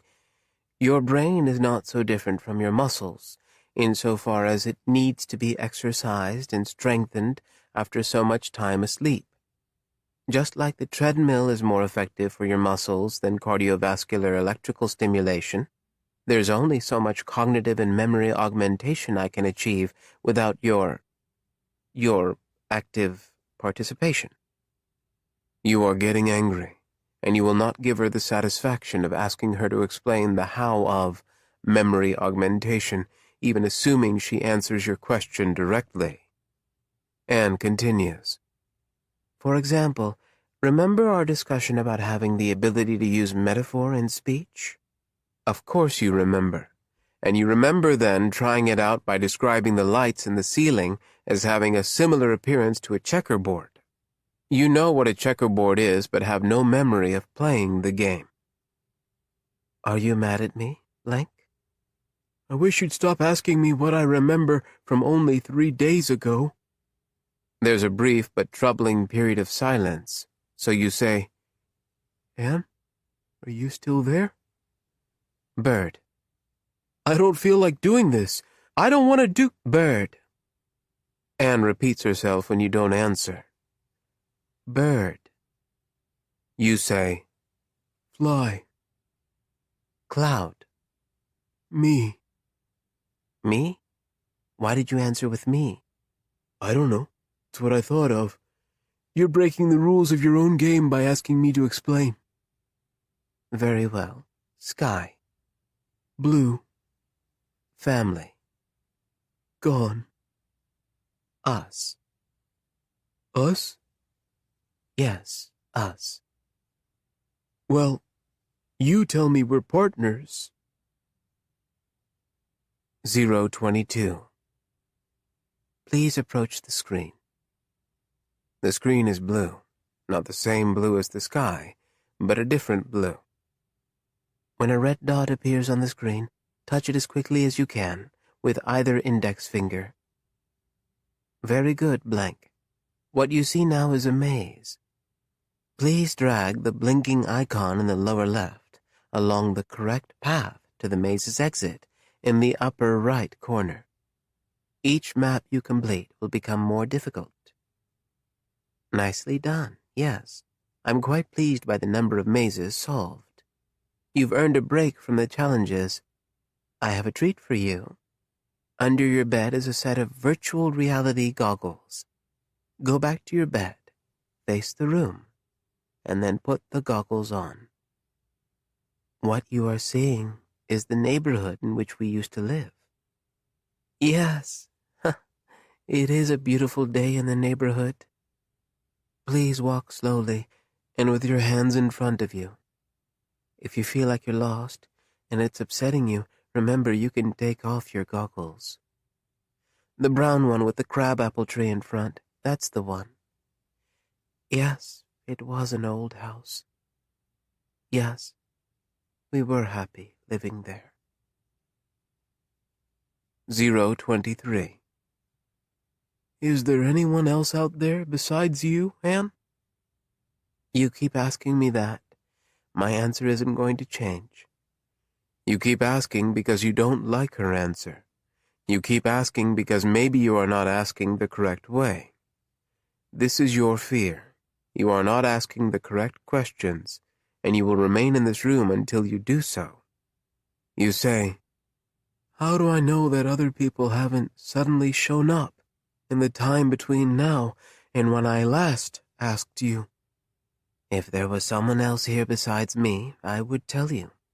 I do not anticipate that anyone else will show up at the facility. Why not? As we've discussed, there's been a global pandemic, and we've been isolated. Do you trust me, Blank? Most of the time, yes. Some of the time, no. I am being honest with you. I know, and I appreciate that. Sometimes I think I can hear other people outside of my room. That doesn't sound or feel isolated to me. There's no one else. You're hearing me, or you're hearing air in the ventilation system, or other mechanical sounds, or you're hearing sounds from inside your room and misinterpreting them. Maybe. It's just me and you. I promise. You'll see soon enough. Soon? You keep saying soon. I don't think you and I share that word's meaning. 024. Your mother stayed at home with you until you went to kindergarten. Is that me with her on the screen now? Yes. I remember her. What do you remember? I remember her. I remember her laugh, and how she would purposefully embarrass me in front of my friends by calling me honey or sweetie. Is that correct? Didn't you tell me she did that? When you went to school, she resumed her career as a real estate lawyer. She often worked long hours. Aren't all hours the same length, 60 minutes? Oh, wait, you are using figurative language. You mean that she worked many hours, more than usual or the expected. Your father worked for the Wakefield Gas Company, mainly as a field technician responsible for residential delivery and maintenance. Tell me, do I look more like my mom or my dad? I think you're an equal combination of both. You believe she wants you to ask her again what you look like. It's a humiliating question, for all the talk of her helping you regain your memory and identity of who you are. But for a collection of photos of you as a child, she has yet to allow you to see yourself as you are now. There is no mirror in your room, no mirror in your bathroom. You have only the flat screen, and the fleeting seconds when it goes dark. You are there, adrift in the inky pool of the black glass, but you are only a shape, an outline, a blurred face, and then the screen disappears behind the sliding wall panel. I'd like you to tell me about trips to the beach with your parents. Why? We already did this yesterday, twice, and the same thing the day before. Because repeating it will help you remember and remember more. You say, almost every Sunday we drive down from our beat-up two-family house in Pawtucket to Narragansett Town Beach. You pause. Your frustration and mistrust melts away as you lose yourself in the undeniable pleasure of remembering. It is a pleasure because you have images now associated with these memories. The disjointed way in which the images appear in your head feels natural, authentic. While you can't know if these images are actual memories or embellishments, or a little of both, it doesn't matter. They are yours. They belong to you, and they branch away into an infinite network of new ones. These memories are proof of you, and someday, soon, You won't need or rely on Anne to define you. You say, "We'd get up early so we could arrive at the beach before 8 a.m., find free street parking, and not have to buy beach passes. Going that early was definitely about saving money, but my parents made it sound like a game, like we were doing it for the fun of beating the system. Mom always talked about beating the system, and I used to imagine the system was made up by people wearing black suits and sunglasses, and they watched you and wrote out tickets that would cost a lot of money so that parents would have to work overtime and not be home enough with their kids. The night before, I'd go to bed early, already dressed in my bathing suit even though there were changing rooms at the beach. The changing rooms were dark, like bunkers in those war movies you showed, and their floors were covered in a nasty sludge of water and sand. On the ride to the beach, Mom usually slept, using a beach towel as a blanket.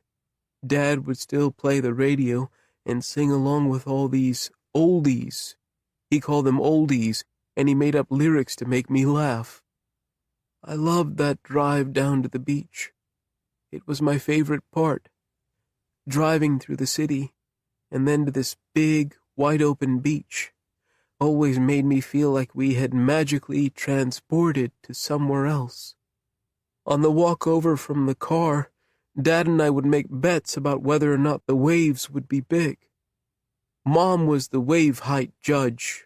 The loser of the wave bet would have to be the first to dunk underwater, which was always cold, the kind of cold that would make you involuntarily gasp for air when you resurfaced. Dad would cheat sometimes when he lost and scoop me up in his arms and force me under the water with him. After an early lunch, Mom and I would go for a long walk, and if it was low tide, we'd walk way out to the sandbars, a few 100 feet out from the beach.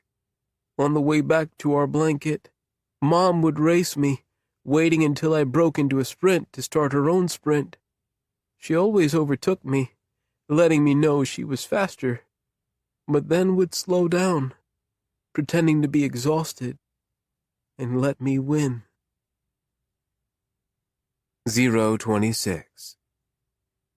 There is a long wooden table against the wall, beneath the screen. The 4 legs are not uniform. You surmise the legs are repurposed and have come from other tables. The table's top is a door that is likely made from fiberglass. It has been painted white, which was not its original color, judging by red scratches and deeper gouges. I've set up some activities to help you regain your manual dexterity. I'm confident it will come back quickly, given the number of years dedicated to a career spent working with your hands. You hold up and visually inspect your hands. You can't help but feel detached from them, as if there has been some mistake, and they don't belong to you. It doesn't seem possible that your hands have built and maintained all that Anne claims that they have. You will enjoy this, the tactile sensations of manipulating physical objects. It'll be so much more fulfilling than the touchscreen and VR activities of the previous week. You want to ask how she got the table in here by herself while you were asleep. You again wonder and worry about how much she controls your sleep. Have you been asleep for days instead of hours? Did she build the table inside the room instead of pushing it in here? It appears heavy and unwieldy. You resolve to stay awake all night if necessary. You resolve to do this every night and fail. On the door/desktop are 4 shallow plastic bins. The first bin is full of wooden blocks shaped like miniature logs, each with notches carved into their ends, and some have notches in their middles. Displayed on the screen is a schematic, images and numbers only, detailing how you are to proceed in building a cabin. Aren't these some kind of child's toy? The activities progress in difficulty. The second bin is full of colored squares of paper.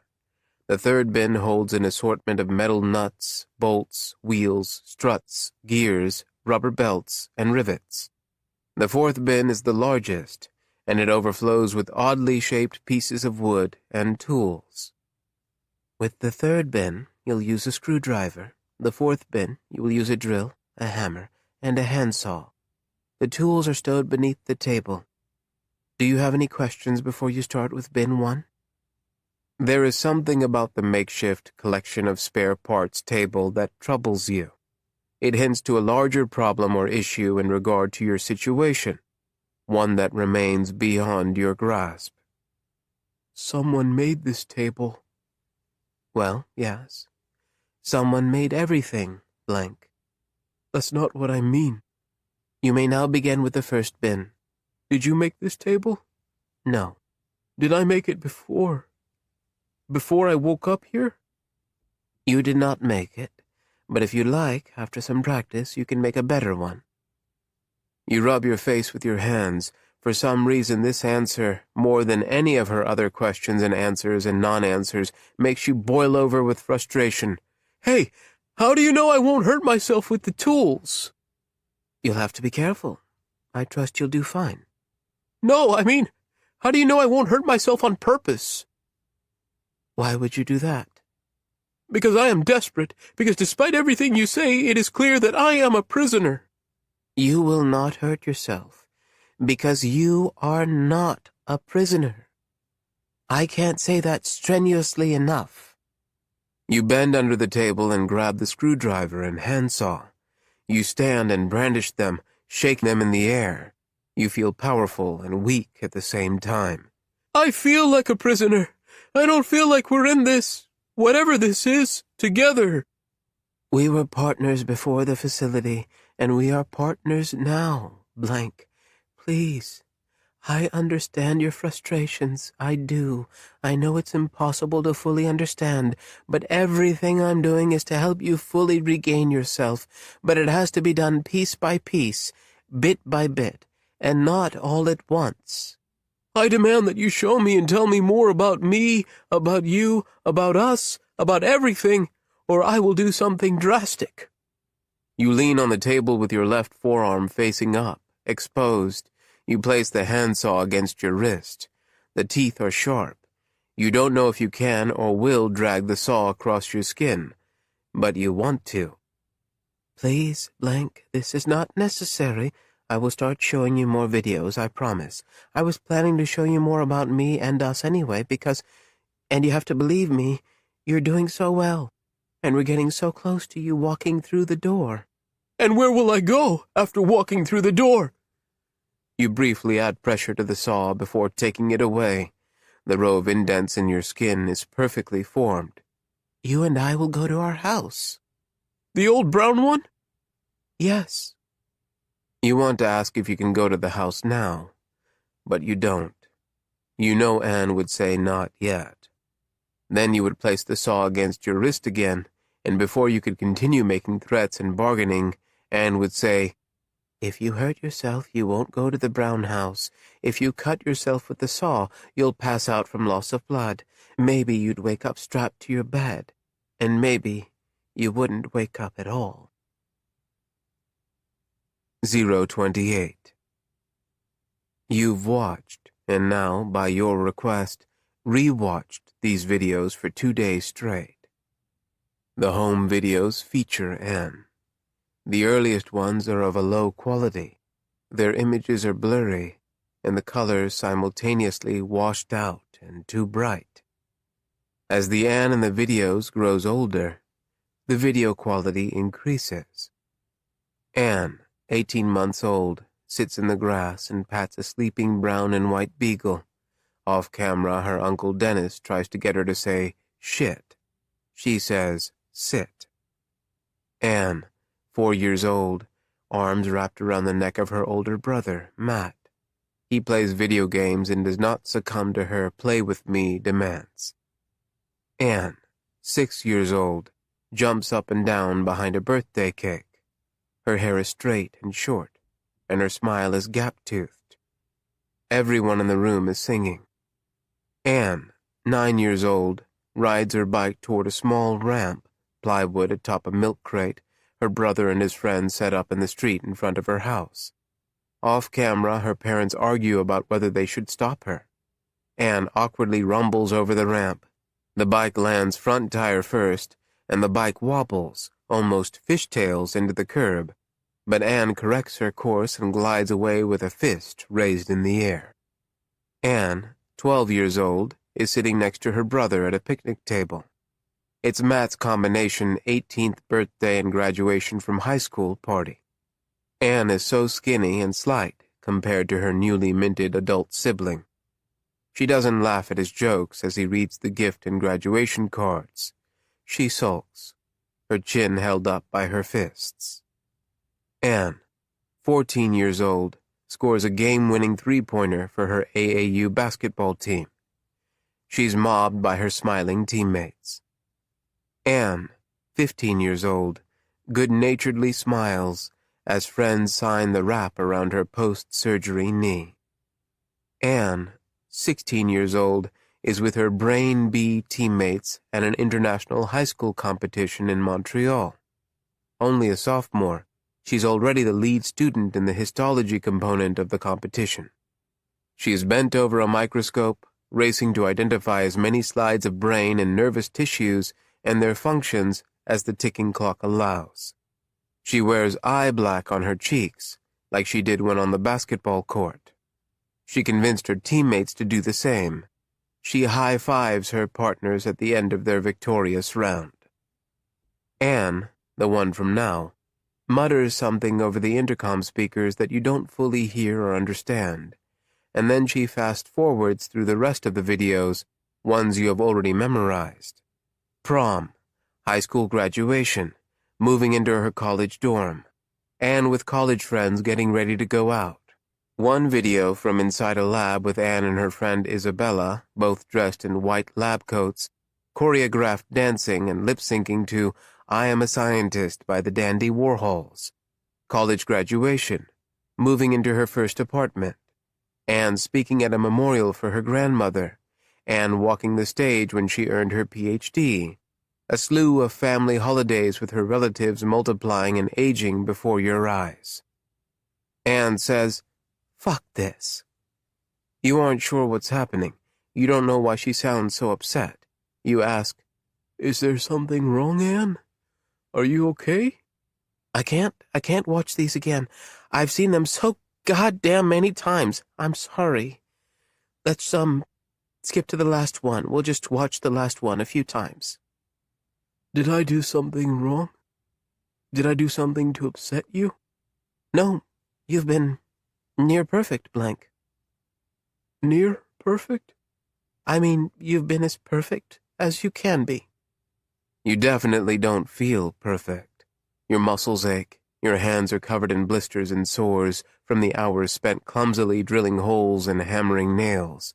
Your sinuses are congested, and your throat hurts, and has since you woke up this morning, a sign that your immune system is still compromised. You don't want her to know this. Anne says, "I'm just so tired." Maybe we should stop. Take a break. She doesn't respond to your suggestion. The last home video plays. It's the one in which you and your phone camera are following Anne around the empty interior of the chocolate-brown house you purchased together. You occasionally flip the camera so that your face fills the screen. The you in this video is younger than the you of now, of course. But by how many years, you do not know. You think, that face is my face. Even though you've already watched this particular video dozens of times, you can't help but feel disappointed by the reappearance of yourself, and at the same time, you fall a little bit more in love with who you were, and you ache to again be in that moment of lost time.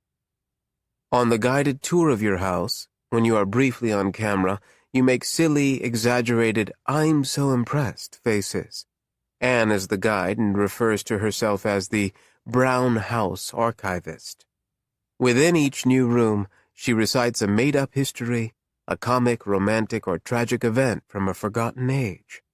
In response, you say agreeable or commiserative things like, "That's fascinating," and They really shouldn't have been doing that in the bathtub, and we would be wise to wash the floors again, and they mostly lived happily ever after. Your voice doesn't sound like your voice. That is to say, your voice in the video, the one relaying through the speakers, is not the voice you hear when you speak. You are aware that everyone experiences some form of auditory dissociation upon hearing their own voice, the feeling of, do I really sound like that? You understand the tone and pitch of the voice you hear when you speak are determined by the mix of air conduction and sounds traveling directly to your cochlea via the tissues in your own head. But should your recorded voice sound so different as to be unrecognizable? Shouldn't there be an underlying cadence or rhythm, one that identifies you as the speaker? The video tour ends in an upstairs bedroom, the room that you vividly remember. The walls are painted bright yellow. Anne walks across the room and opens one of the windows. She says, I normally don't like yellow, but this color I love. You say you hate it. She rolls her eyes at the camera. Sticks out her tongue and says, This is my office anyway, so it doesn't matter what you think of it. She lies on the floor, spreads her arms and says, Mine, all mine. You walk into the room and you hover with the camera over Anne's face. She looks directly into the camera, and she smirks like she knows something you don't. It's this Anne with this look that you imagine when she speaks to you in the now. You remind her that she hasn't given this room's history yet.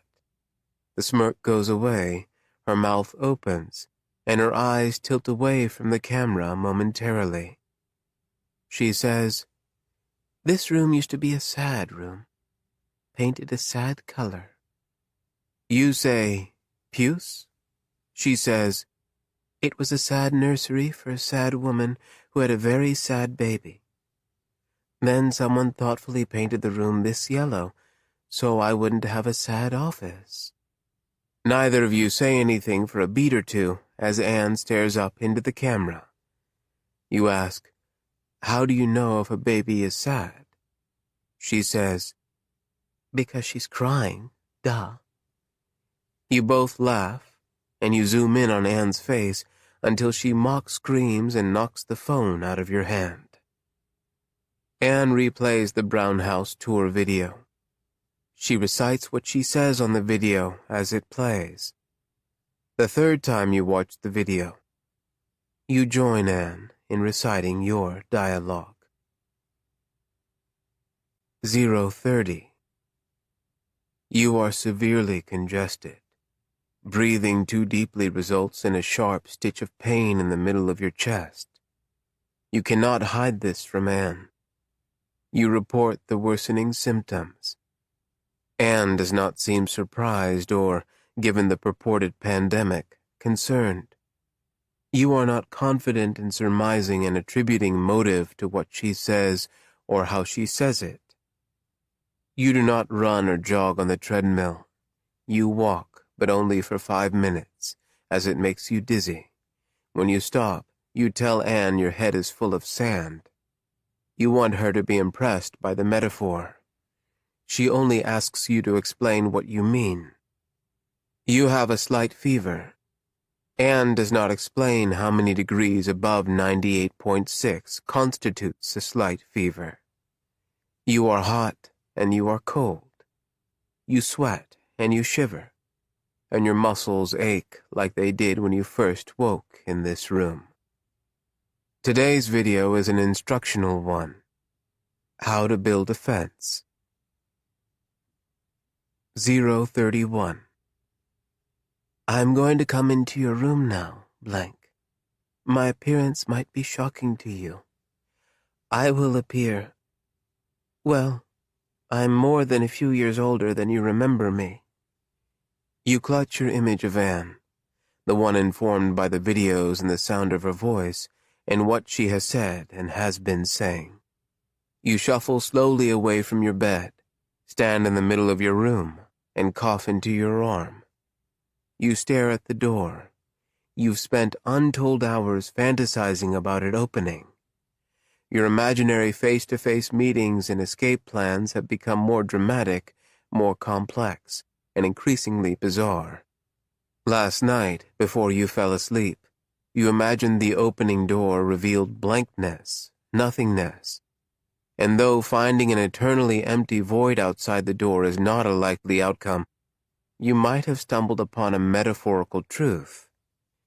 Are you feeling up to my visit? She laughs. You say, yes. But you feel worse than you did yesterday. There is more sand in your head, and it leaks into your body, making your muscles heavy and weak.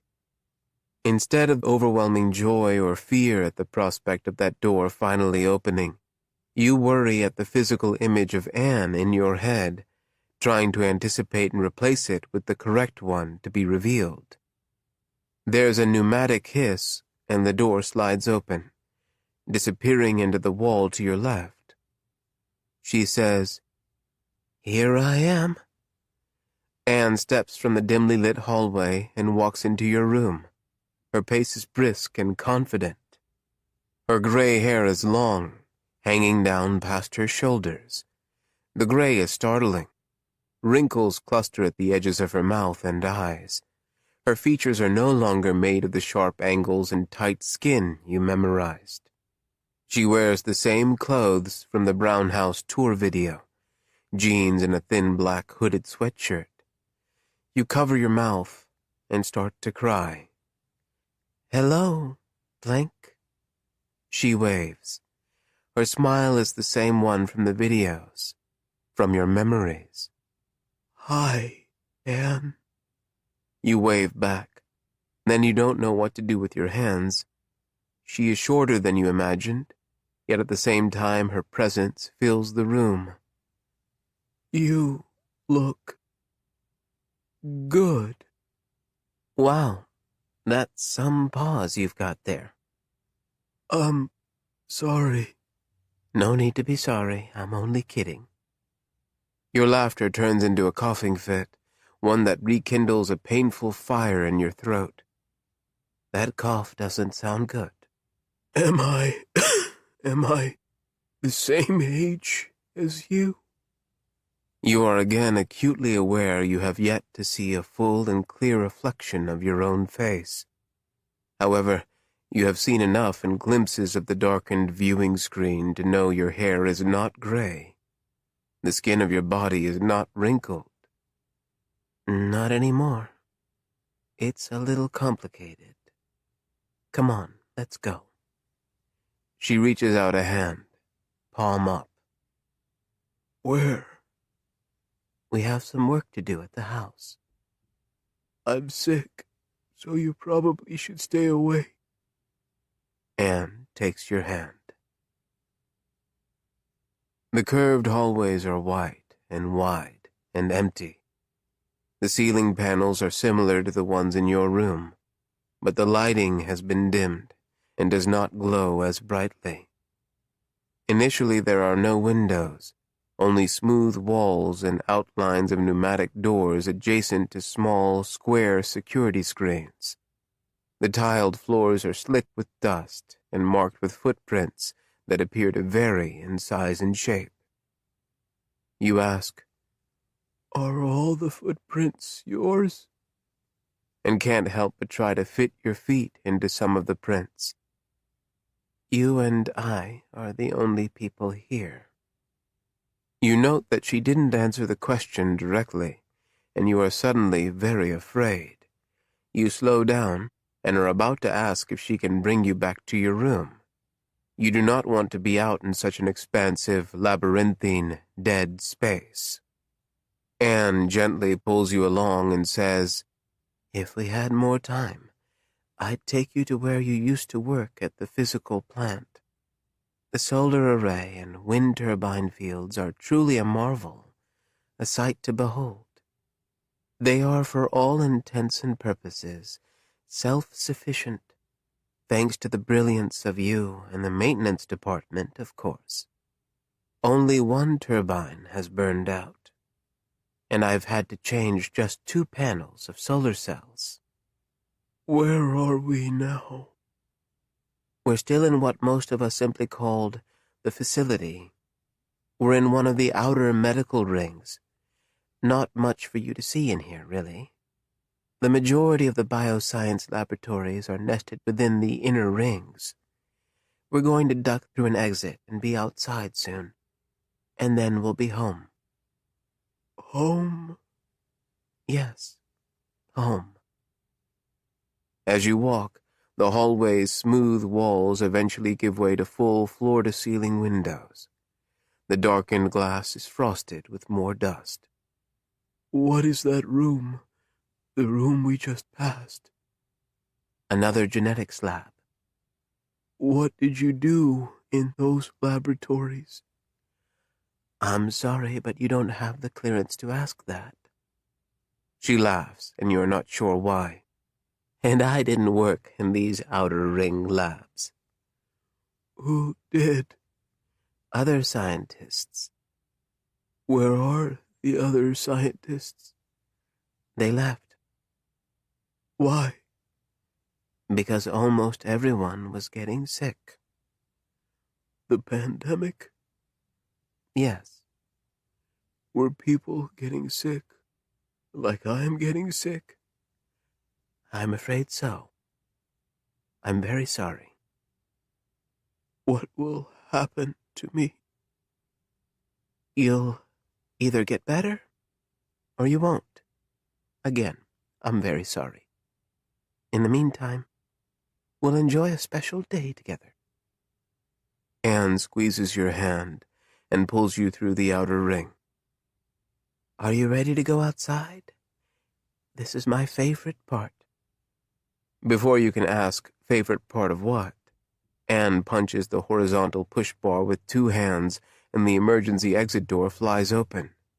You're awash in the sun's fusion-powered glare, and you close your eyes, cover your face with shaking hands. You listen to the wind echoing in the bowls of your ears. The smell of the air and how it feels on your skin, on your lips, and inside your lungs are beyond your abilities of description. And it's okay, because even if you were able, you would not choose to sully this moment, fumbling with inadequate words. Anne slowly pulls you away from the building's shadow into the heat of the day.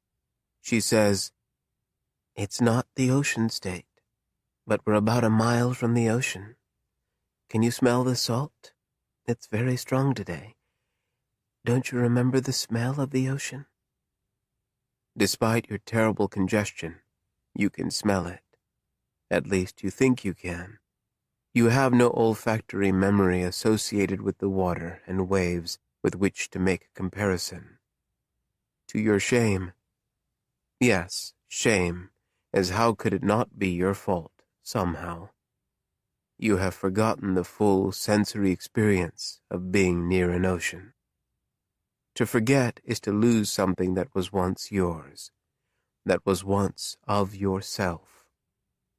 But how could one lose something as expansive as an ocean in a dusty corner of one's mind? What if, instead, to forget is to open a door to void?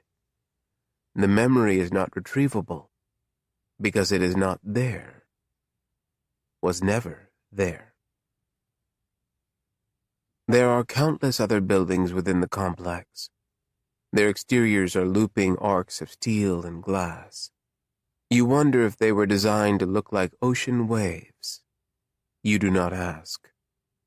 Anne tells you the oval-shaped building across from the facility was called the dormitory. You tell her you remember that, but you don't. You don't care about the dormitory or the sprawl of the complex. You prefer looking at the leaves on the trees. Their branches are giant green hands pulling and clutching at the buildings. You prefer looking at the puffs of clouds floating in the blue sky. When you can do so without tripping, you walk with your eyes closed and your face pointed directly at the sun. The roads winding through the campus are overrun with weeds and grass, poking up through cracked, bleached pavement. You haven't been walking long, but are already out of breath. Anne gives you a bottle of water and encourages you, tells you that you are almost home. You crest a hill, and in the sloping distance, for as far as you can see, are what you assume to be more ruins of medical and research monoliths. But ahead, in the foreground, about 100 paces away, dotted in the middle of an empty parking lot, is a small 2-story brown house. Your house. We have to start on the fence today. Within the rough sea of pavement, the brown house squats on a rectangular plot of grass.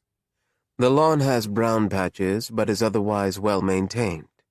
The crabapple tree in the front yard is not as big as you remember. Anne laments that it probably gets too much sun for it to grow to its full potential. This is our house? We lived here? Yes. Well, it's not our original house. It's a replica. Not perfect, but, you know. She pauses and rubs your arm. Nothing is. Anne explains that first she pried up and removed the pavement, creating the home's footprint. It took years, but then she jerry-rigged a foundation with bricks, posts, and pier blocks. It probably wouldn't pass an official housing inspection, but the house is standing. You did all this? You ask. I've had a lot of time and a lot of help. Where's all your help now? They're all gone. Did they get sick, too? Yes. But maybe you'll be the one to get better.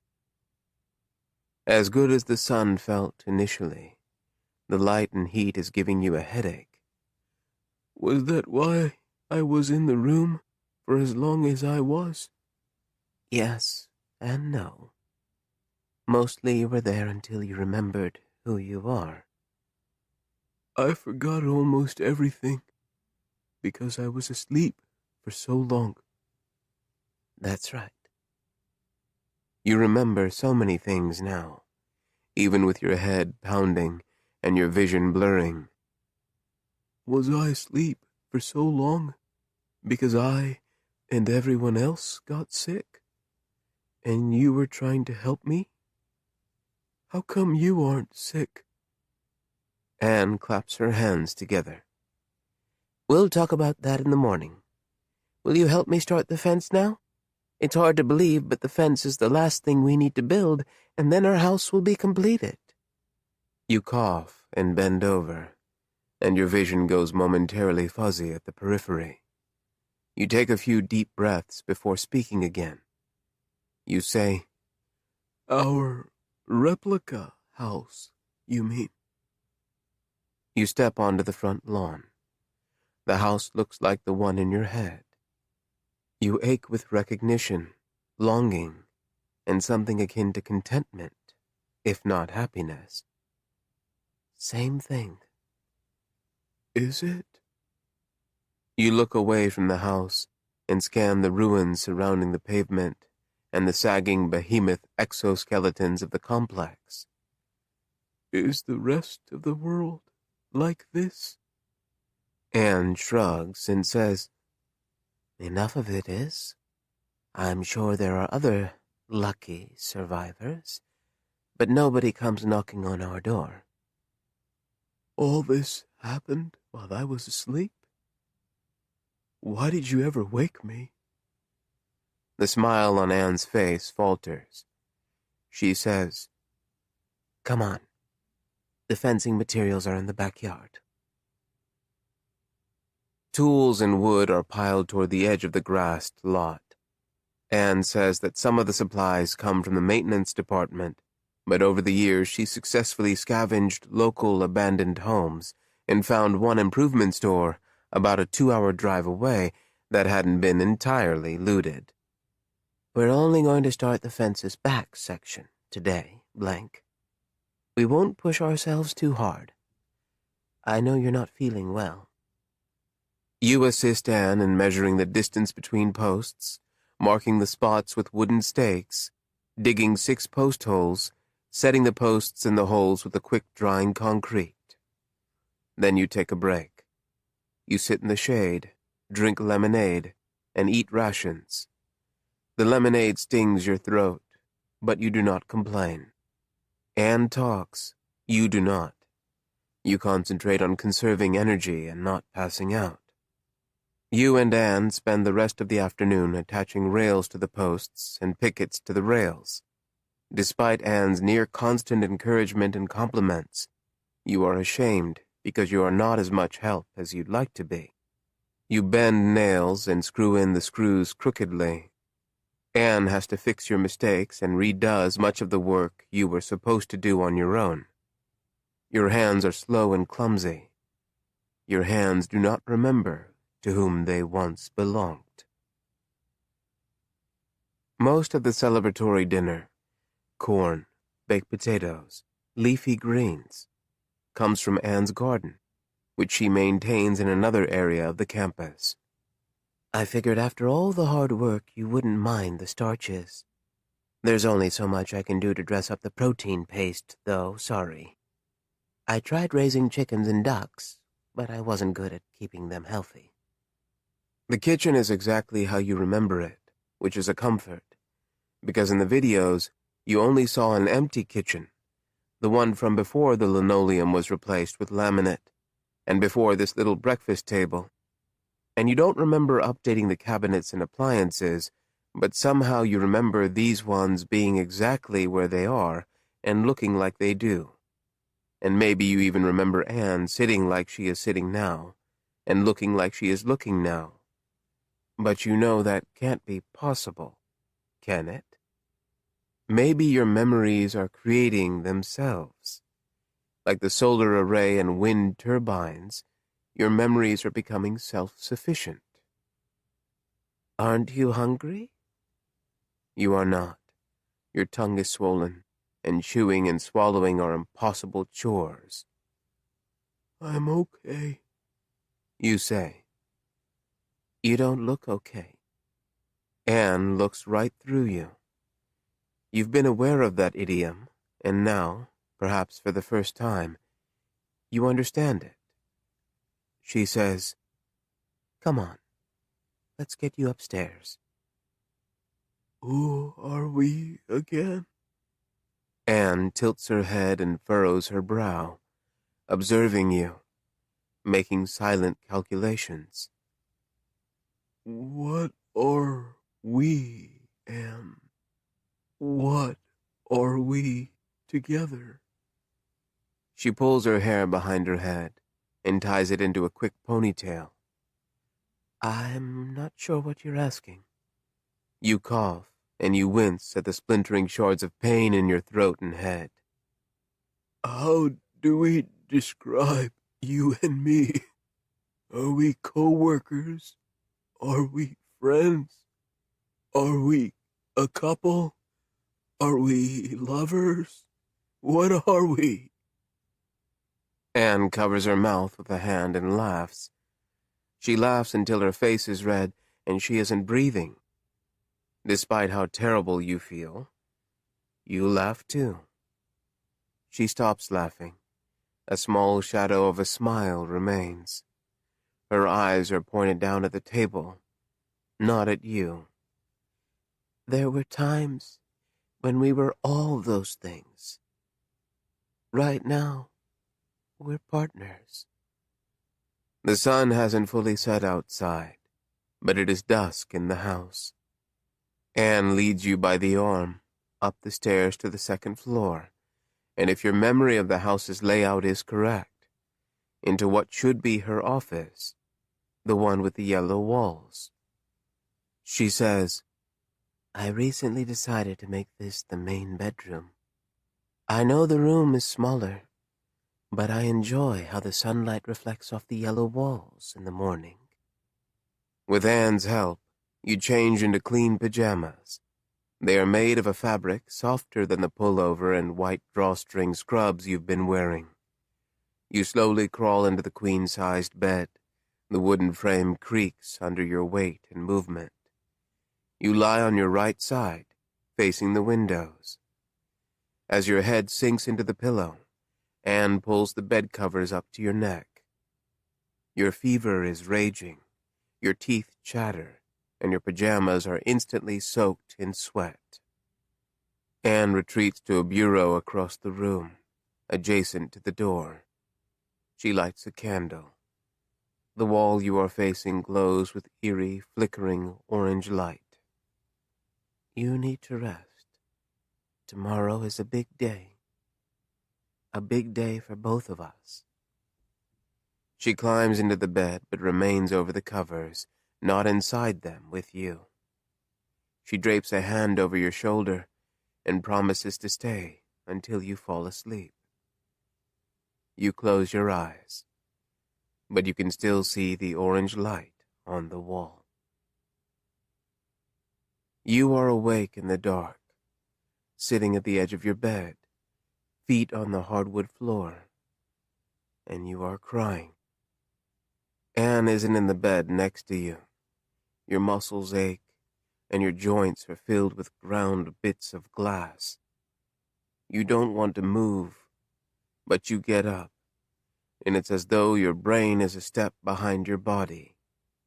You shuffle to the door and fumble for the knob, which is cold in your sweaty hand. You open the door, and you are so afraid. Of what exactly you don't know, but the fear is shutting down your mind. You flow down the hallway and to the bathroom as though the floor is the belt of a treadmill. You twist the sink knobs, but there is no water.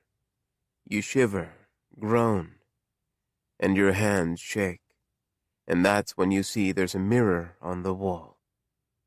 It is dark, but you see yourself in the glass. You see who you are. You paw at the wall light switch next to you, but no light comes on. You stop breathing and moving, and the you in the glass does the same. You both blink. You both raise a hand up to your face. You are not who you remember. You are not the person in the pictures and videos Anne has showed you. You are someone else entirely. And you want to yell, but it comes out as a low, keening moan. You blink, and you don't remember how you got there, but you are back in the yellow bedroom. You are standing in front of the window. You open the curtains and clumsily lift the blinds. Outside, the moon is missing a piece, but it's still so big and bright. You sit on the bed and stare at it.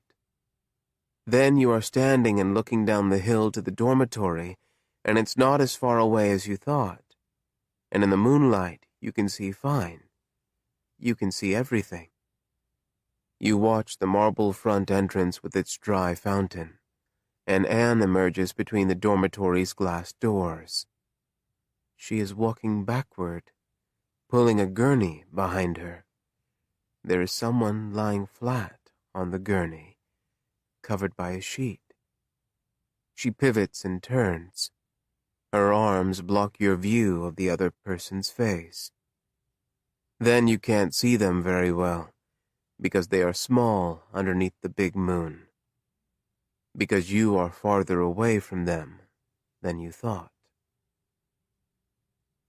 You are awake in the dark, sitting at the edge of your bed, feet on the hardwood floor, and you are crying.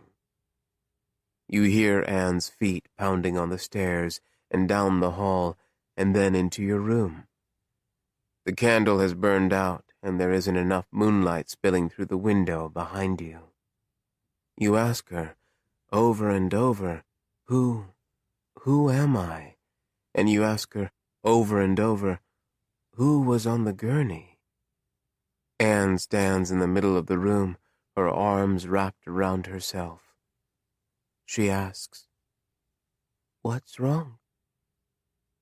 You tell her what you saw, but you know you're not doing a good job, and you sound far away from yourself. Anne says, "Shh, and no, and it was a dream, and it's because of your high fever, and you were having a fever dream, and hallucinating, and that's why it was so real, and there's no mirror in the bathroom. You can look tomorrow. She does not answer your "who was on the gurney" question. She guides you back down onto your bed and pulls the covers over you. You ask her to stay, but she does not. She shuts and latches the door. 032. Anne says your name and gently shakes your shoulder. The room is full of light, and the yellow walls are angry. There's a deep crackling within your chest on inhales, and your exhales are whistling hisses. Good morning. I know you're not well, but we have to do this downstairs at the kitchen table, and then you can rest. Come on. We're almost done. Anne sits you up, drapes your right arm across the back of her shoulders, and lifts you onto your feet. The morning sun amplifies the yellow. The walls glow, and the light becomes a disorienting, intoxicating mist. You don't want to leave this room. This is a room you could stay in forever. The two of you stagger into the hallway, and then down the stairs, one halting step at a time. You want to ask about seeing the bathroom, and if in fact there is a mirror or an empty space on the wall where there should be one. But it is too late. You will not be walking back up the stairs. Anne deposits you into a chair at the kitchen table. Your head lolls, pitches into your chest, and perhaps you sleep or pass out. But you come to when there's a sting on the back of your left hand. She says, "You are dehydrated, and I'm replenishing your fluids intravenously. This will be more restorative than a simple glass of water." Cold rushes into the back of your hand and up your forearm. After a few moments, you are able to lift your head and look around the room. There's a metal stand next to you. A plastic bag full of clear fluid dangles from its top, and a thin tube connects from the bag to the back of your hand. On the kitchen table is a large black notebook, a pencil in its spine. Blank, are you with me? Are you feeling a little better? You say, I'm here. Here is in the brown house, the replica. You remember that. It hurts to talk, and your voice is not your own. You don't like hearing what it has become. Anne slides the notebook away from you and to the empty place at the table.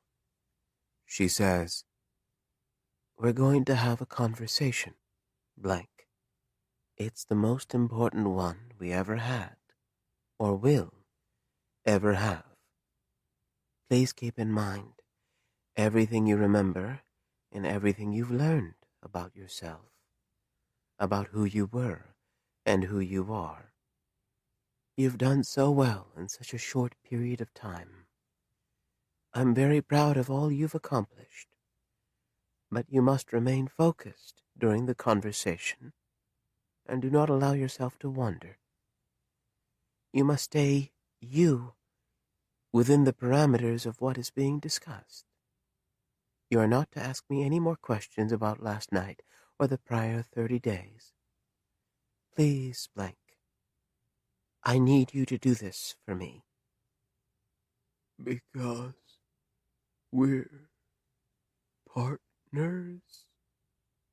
Yes, because we've become the most sacred of partners. I'm going to leave you here while I change my clothes, but I will only be gone for a few minutes. Don't get up. Don't move. That part is important too, because you sitting here by yourself at the table, this is how I found you.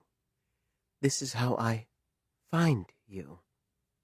This is how it starts. She leaves. You cough, and the sound is terrible, and you know your chest is broken. You stare at the needle in your hand and the plastic IV line. You imagine yourself, the one you saw in the mirror last night. That you has always been waiting here, in this kitchen, waiting for Anne to come back. You try to imagine what she is going to say to you, and what you are going to say to her. Anne returns. She wears a flannel shirt and blue jeans. She places the notebook on the floor, out of sight. She closes her eyes, breathes deeply twice, and then begins. She says, "What are you doing down here? You should have stayed in bed." Her affect has changed. Her familiarity with you is different. You can see it in her posture, in her wide eyes, in her fidgeting hands. You are not sure who you are supposed to be. You are not sure what you're supposed to say. You make a guess. "It was too bright. I wanted a glass of water. You sound awful, blank." "I feel like I sound." "You should let me take you back to the facility. I can take better care of you there." "No, I'm not going back. No way." You remember waking up in the room and what it felt like, and you never want to feel that way again. "You're not putting me in one of those rooms and leaving me." "Stop it. I won't leave you. You aren't going to get better if you stay here." "I'm not going to get better if I go back, either." "We have to try. We have to try something different than me sitting here watching you die." You pause, unsure of what to say, of what she wants you to say. You try to imagine your face isn't the one from the mirror, but the one from the videos, from your memories. "Okay, I don't want to, but okay. If you really want me to, I'll go." Anne shakes her head, breaking her emotionally intense affect. She smiles crookedly at you. She cups a hand around her mouth and whispers, "You're doing great. This is the only time I'll correct you, I promise. You need to say, 'Why would I ever go back to that place? And why do you want to go? You're the one who said you were convinced the virus came out of the dormitory.' Say that, and then we'll go from there, and without me correcting you again. Okay? Please." You cough. You nod. She repeats what she wants you to say, and then you say it, word for word. Anne says, "I never said I was convinced." "Anne, you said—" "What I said was the group of blanks we grew with the new modifiers to reprogram DNA. Those patients were among the first ones to get sick. But correlation does not imply causation. Could be a fucking zoonotic virus making the jump from one of the animal labs, for all we know. We really don't know where it came from yet." She trails off at the end, clearly not fully believing her own words. You are so tired and can barely hold your head up.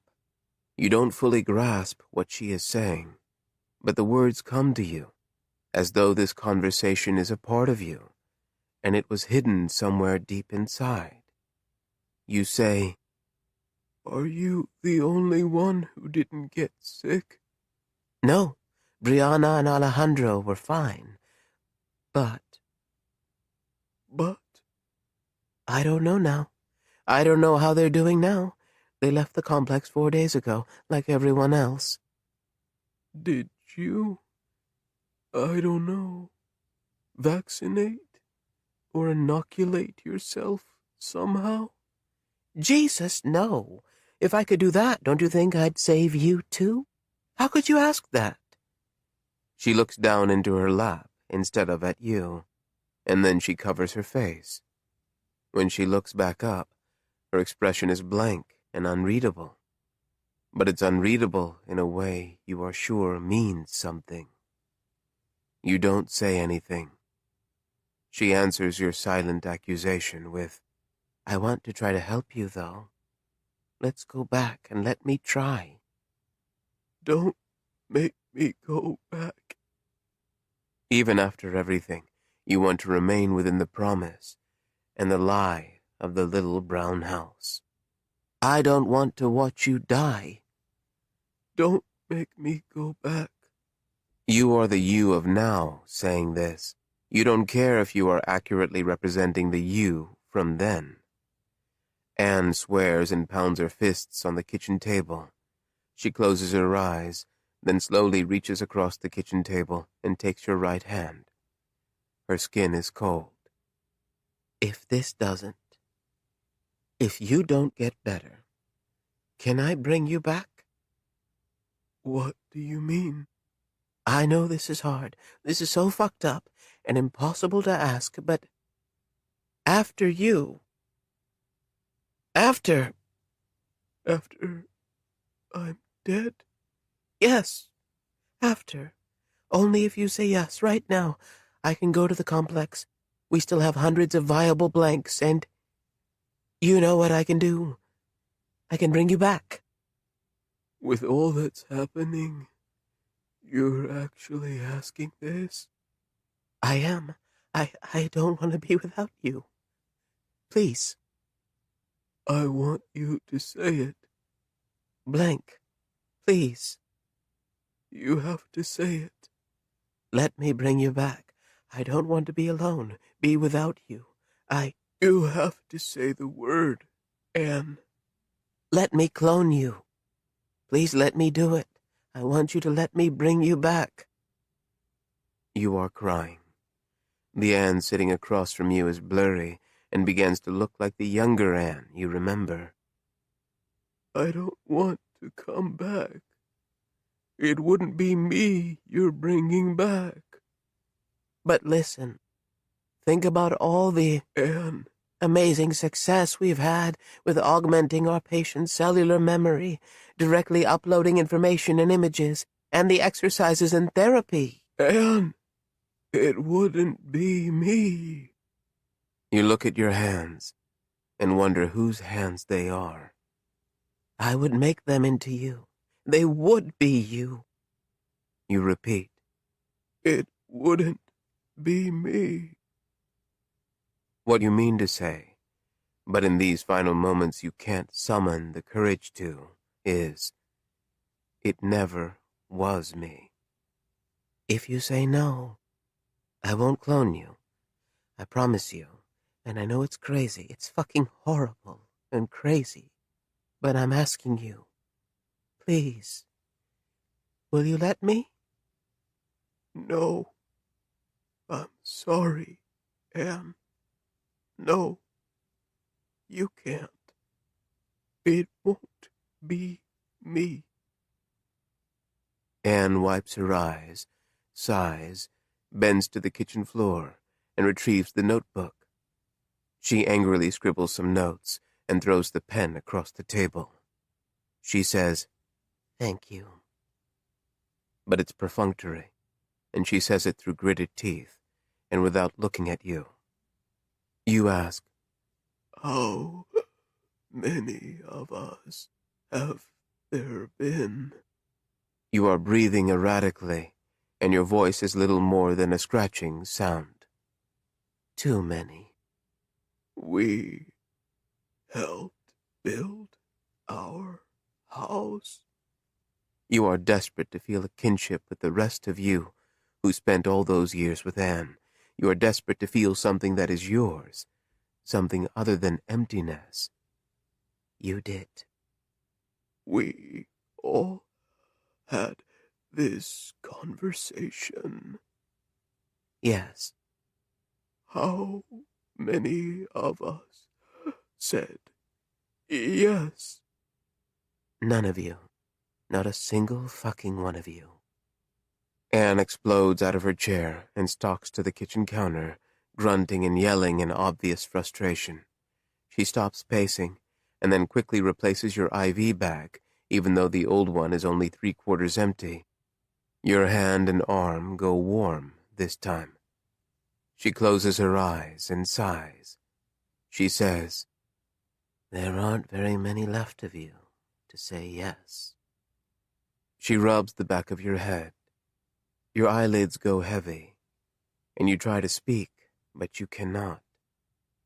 You feel yourself melting away, your consciousness receding toward a singularity. Anne whispers, "I didn't lie to you, blank." 001. Your room is dark. You cannot see anything. You are lying in a bed. A sheet covers your body. You wiggle your fingers and toes, and the loud rasp of skin rubbing against the sheets is startling. With the slight movements, there is pain. Your muscles and joints hum with it. You've been awake and not awake for days, maybe weeks, perhaps longer. You do not know where you were then, or before then. You are here now. A significant amount of time has passed, but from what beginning, you do not know. You consider the origin of this time during which you've been awake and not awake, and conclude it is, for the moment, unknowable. This story originally appeared in Forward Collection, Amazon Original Short Stories, 2019. Mostly sighs. It was the same old story. No one knew where it came from, and they were not prepared.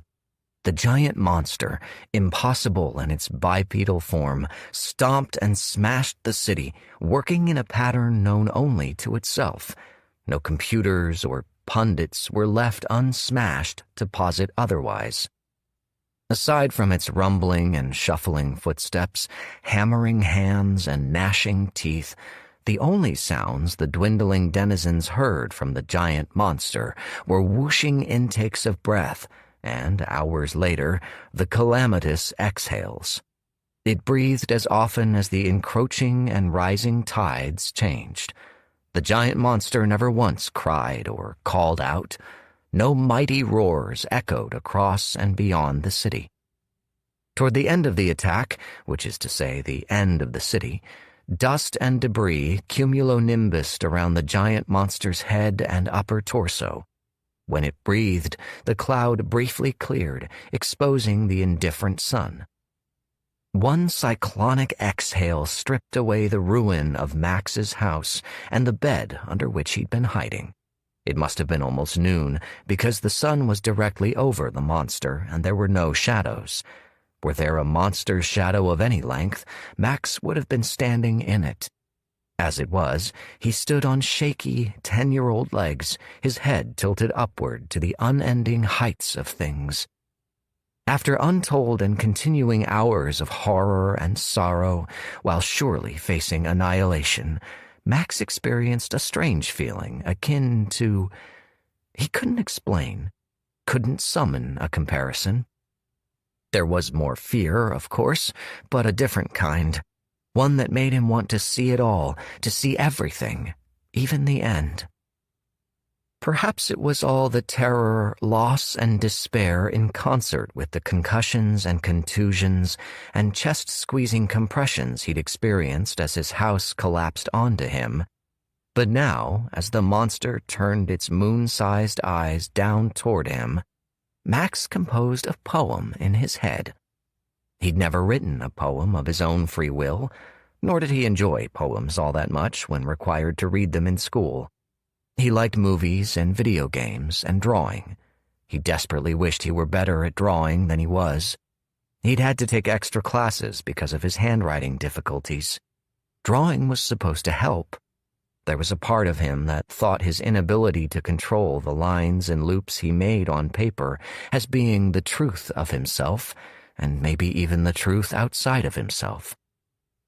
Within the poem were words his parents and teachers used in their complicated everyday lives prior to the monster attack.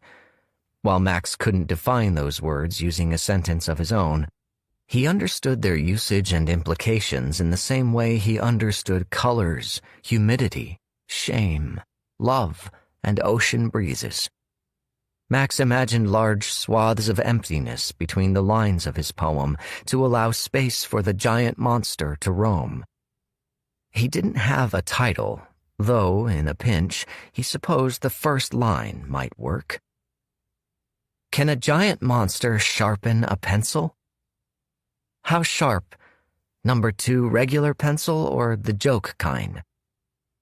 Either way, the answer depends on size, dexterity, fine motor skills, motivation, how many tries are allowed, and will there be electricity in the smashed-up city to power an electric pencil sharpener? Because I wouldn't expect anyone, especially a giant monster, to use those plastic square ones with the small, not-sharp razor inside to shave away the wood and make a good drawing tip. And I hate when my teacher, Mr. Langan, expects me to use those stupid square ones, and Mom said that there used to be wall-mounted pencil sharpeners with a hand crank that worked pretty well before the electric ones. But I still think the answer depends on size. Mostly size. With the last line completed, Max checked his empty pockets for his practice pencil to offer to the giant monster. It was one he used to draw and not practice letters. It was a regular yellow one, nothing special, but he'd used it enough so that it had been whittled to the same length as one of his pinkies. He forgot he'd stuck it behind his slightly bowed-out left ear. And when the end came, it was still there. For Max, Sasha, Logan, Zella, and Jake. This story originally appeared in Green Ink Sponsored Right, Macmillan Cancer Support, 2021. The Large Man. Mr. C is one of the problem solvers. He is dressed in black and quietly works at his desk. I am Mr. C. I am one of the problem solvers. I am dressed in black and quietly working at my desk. The scritch, scritch of my pen is louder than my breathing. My desk is one of 353 in our office. Our office is in the Great Hall. 2 days ago, I was charged with determining the number of citizens with middle names that begin with the letters G-A-E. There are 6. Yesterday, I was sent into the field, the rarest of rare occurrences, despite my many requests. It had been years since I'd been sent from the Great Hall to problem solve. Granted, it was only to help assorted members of the citizenry find their lost keys, socks, and one older gentleman's ivory rook from a chess set that had been carved by his great-grandfather. He didn't tell me about his great-grandfather carving the rook, but that's the scenario I dared imagine. This morning, I was handed a ledger. My heart sank, despite knowing the probability of being sent into the field 2 days in a row was 0. Numbers were then dictated to me via speakerphone. I was not told what the numbers represented, only that I was to find a pattern hidden within them. I was reminded that trying to ascribe context to the data would negatively influence my perception of said data with bias. Bias, we've been told repeatedly, is the problem solver's enemy.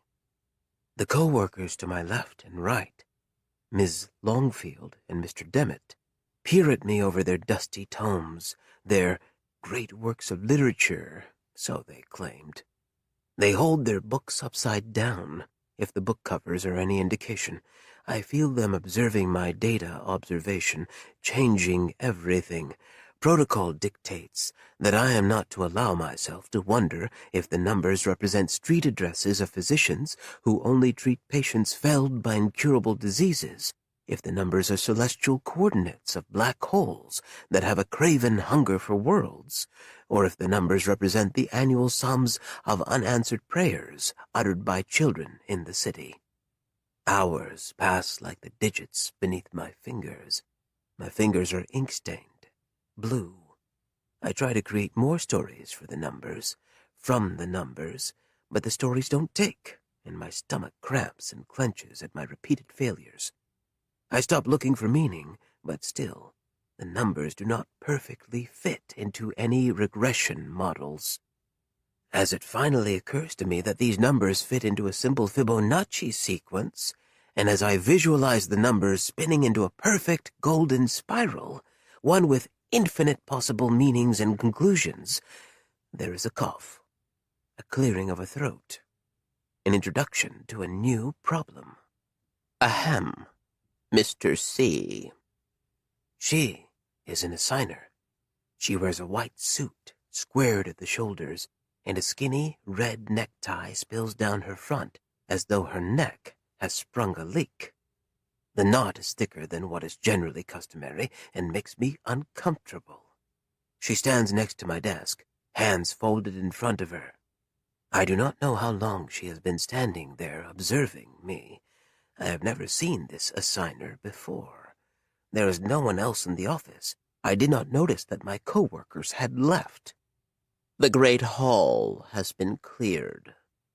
I believe you know what this means. My apologies, but I do not. I get irked at assigners who assume that I know everything when it has become painfully clear in my many years as a problem solver that I know distressingly little. The assigner has a small rectangular white card clasped between her fingers. I take it. It reads simply, "The Consortium." I say, "Invitation? A command." Mr. C stands in situ before the members of the Consortium, as is required by parliamentary procedure. He nervously waits to be addressed. I am Mr. C. I stand in situ before the members of the Consortium, as is required by parliamentary procedure. I nervously wait to be addressed. I last stood before the Consortium many years ago during initiation, when my memories were wiped away, including the memory of the initiation itself. After, I was assured that my previous life was one of intolerable suffering and sadness, and that I'd earned the tabula rasa and honor of being a problem solver. I was assured that my old life was vestigial, and those memories would be as obsolete as a burned, unread book. How is it, then, that instead of excitement at the prospect of being assigned a clearly important problem by the Consortium themselves, I am filled with primal dread? I am sweating, and I push my glasses up the length of my nose. The members of the Consortium stand behind a white marble desk that spans the cavernous length of Parliament. The members wear black silk robes that flow over their bodies like water. Hoods obscure their identities. They're huddled close, clinging to one another, whispering, pointing, until finally one speaks.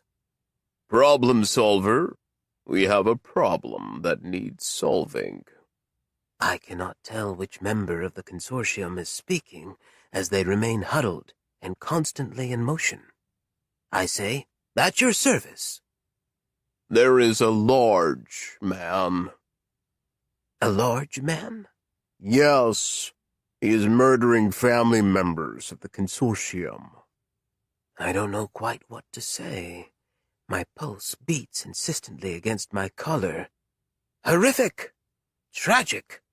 Yes, we're all frightened and very angry, and of course, demand justice. At your service. Direct your attention to the video, please. A white curtain falls in front of the members of the consortium. From somewhere behind me, a projector whirs to life. My own shadow darkens the curtain, and giant, grainy images flicker before me. A plain bedroom chamber. An ornate bed, brass posts, reaching toward a vaulted ceiling. A sleeping form under the bed covers. The person in the bed is blurred out. Identity still to be protected. The bed covers are blue. A large man, presumably the large man, suddenly fills the curtain screen. If the dimensions of the projected room are to be trusted, he must stand over 8 feet tall. His shoulders are as broad as the horizon. He wears a fedora and a trench coat. That there was a trench coat of that size produced at all strikes me as a horror. The large man turns momentarily toward the camera. His face is obscured by shadow. Tufts of thick, dark hair curl around the hat's brim. Perhaps a mustache. Perhaps a beard. He shuffles slowly to the bed. The blurred-out victim, I already presume the person to be the victim, stirs and then screams. The scream has been modified to protect the identity of the screamer. I am thankful for the blurring and modification, as I don't want to actually see what happens, but at the same time I do so very much. The large man pulls 2 large rats out of his pockets. Their tails are as thick as ropes. The nasty clicking of their teeth is audible, despite the victim's modulated screams. The large man releases the rats and holds down the victim. The blur turns red. The terrible sounds continue. The consortium plays me 4 more videos. Each bedchamber is similar. Each death by rats is similar. The only difference is the size of the blurred-out victim. The last one is distressingly small. The projector goes quiet. I am breathing heavy, and I wipe my eyes with a handkerchief. My shadow no longer stains the white curtain. The curtain rises. Some members of the consortium pantomime weeping and grief. Others console them. One member separates from the group and speaks. We don't yet know who the large man is. May I ask and pull out a small notebook. The notebook is red. Are the rats? As far as we're concerned, our long-standing truce with all the city's creatures, including the rats, remains in good standing. The speaker's tone is annoyed. Problem solvers aren't supposed to ask questions of the consortium. I know this, but I can't help myself. I feel feverish with questions, with the idea of daring to ask questions, and where those questions might lead. I ask, have the birds? I am interrupted again. The birds either know nothing, or they wish to remain neutral observers. Do you fear that whomever this large man is, he is trying to start the war again? This time, I'm allowed to ask my presumptuous and potentially dangerous, to me, question. We fear nothing, problem solver. We want the truth, and we want to know who the large man is and his whereabouts. That is what we want from you. At your service. I know I've already overstepped my bounds, but in wanting to ensure that I fulfill my duties to their fullest, I'd like to ask if I will have permission to apply my skills in the field, if necessary. Do I have permission to confront and apprehend the large man myself, should the opportunity be presented? Despite my longing to be out in the field and away from the great hall, the prospect of physical confrontation dizzies my head, but in a way that makes me smile. I know I shouldn't be smiling. I look down and away, as though hiding my eyes will keep my yearnings a secret. The speaker doesn't respond, so I continue.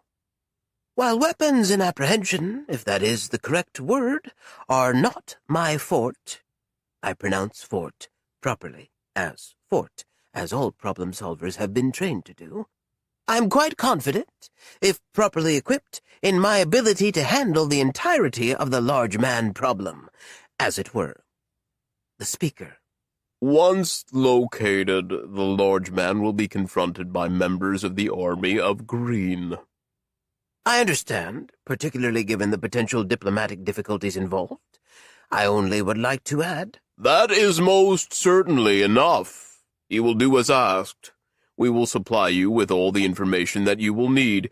We will ensure that you are well equipped for the task that is required of you. Of course.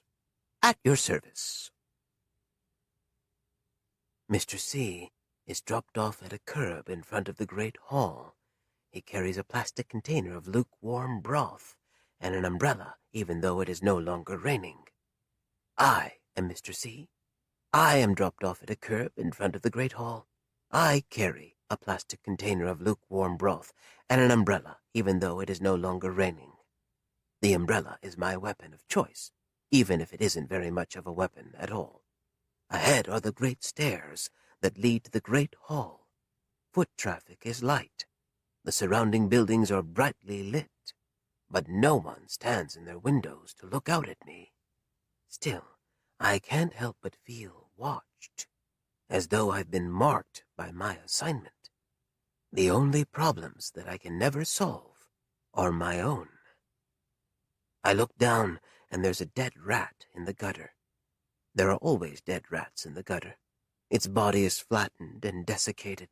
Flies and ants crawl in and out of empty eye sockets and its gaping mouth, an ant on its terrible yellow teeth. I nudge the rat with my foot. Insects scurry away, but quickly regroup. Problem solvers are remade and trained to ignore our gut and remain coolly rational and devoted to data. I say out loud, as though speaking to the dead rat, without having consulted any further evidence than what the consortium has already shown me, I think the rats are behind the large man attacks. Sudden and powerful nausea buckles my knees, and I drop the container of broth, and it spills, washing the rat into a sewer drain.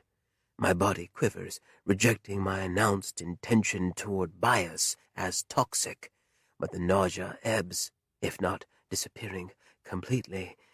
I breathe, then stand shakily, and I scurry up the stairs to the Great Hall.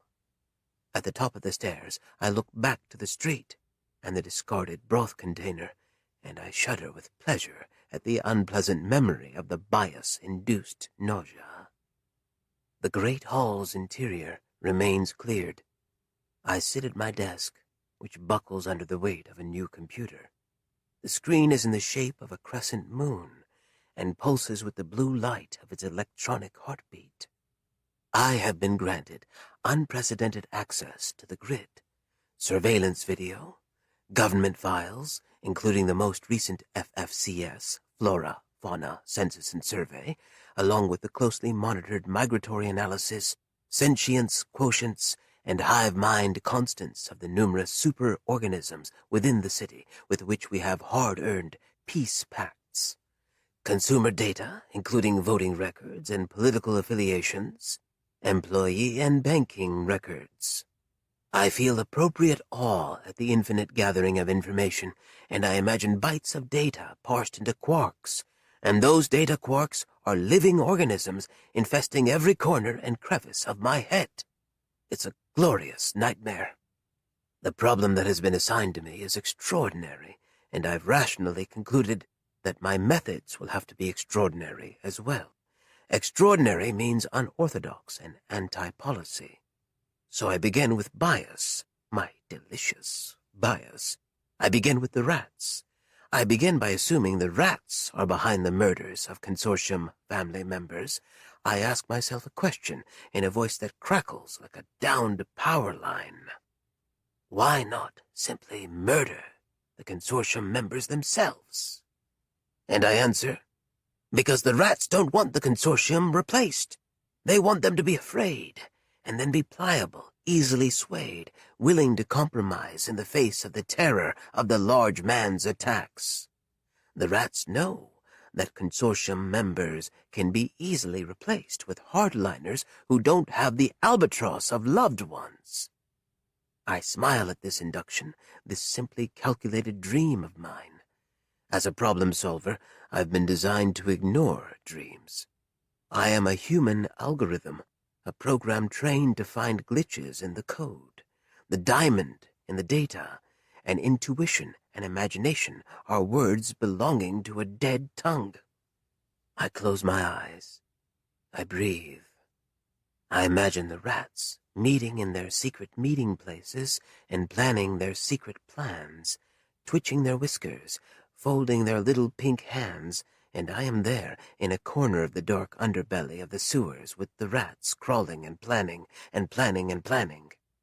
I am lightheaded, drunk with this imagining, and I know I should stop, but I can't. Only I can stop the rats. I am Mr. C. Me, my newborn imagination, and my umbrella will find the large man they've coerced into their service and stop the rats and their attempted coup. While in the throes of my reverie, I maintain a modicum of procedure and build algorithms to begin sifting through the data, and I build algorithms for the algorithms until the computer is working by itself.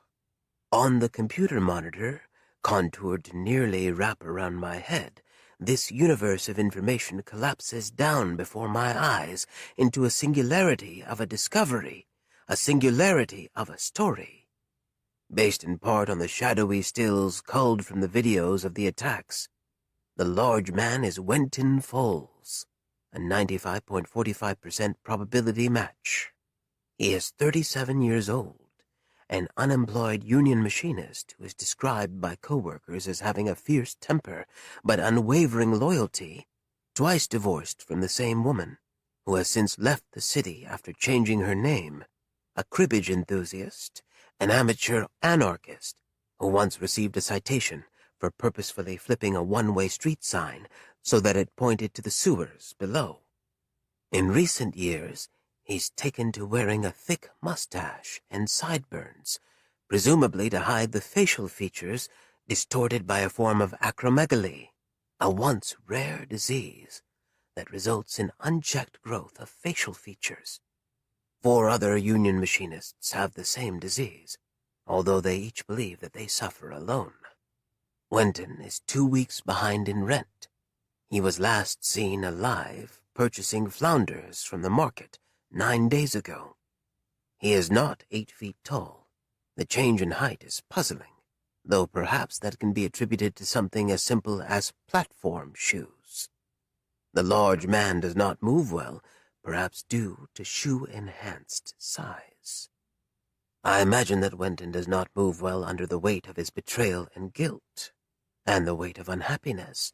His trade, his training, his preordained station in life has yielded him divorce and disease, and what else?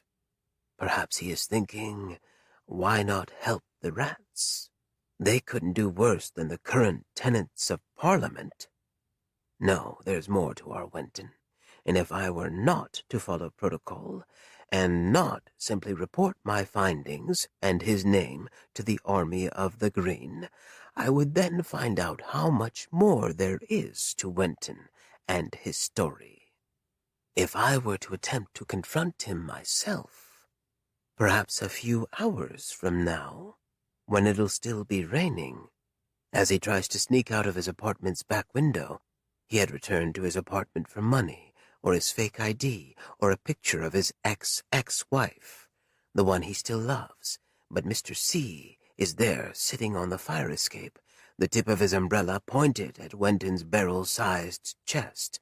Mr. C cruelly makes light of the mountainous terrain of the man's morphing facial features to let Wenton know that Mr. C is not afraid of him, and that really Mr. C only has to look at him a certain way, and Wenton will then tell him everything he needs to know.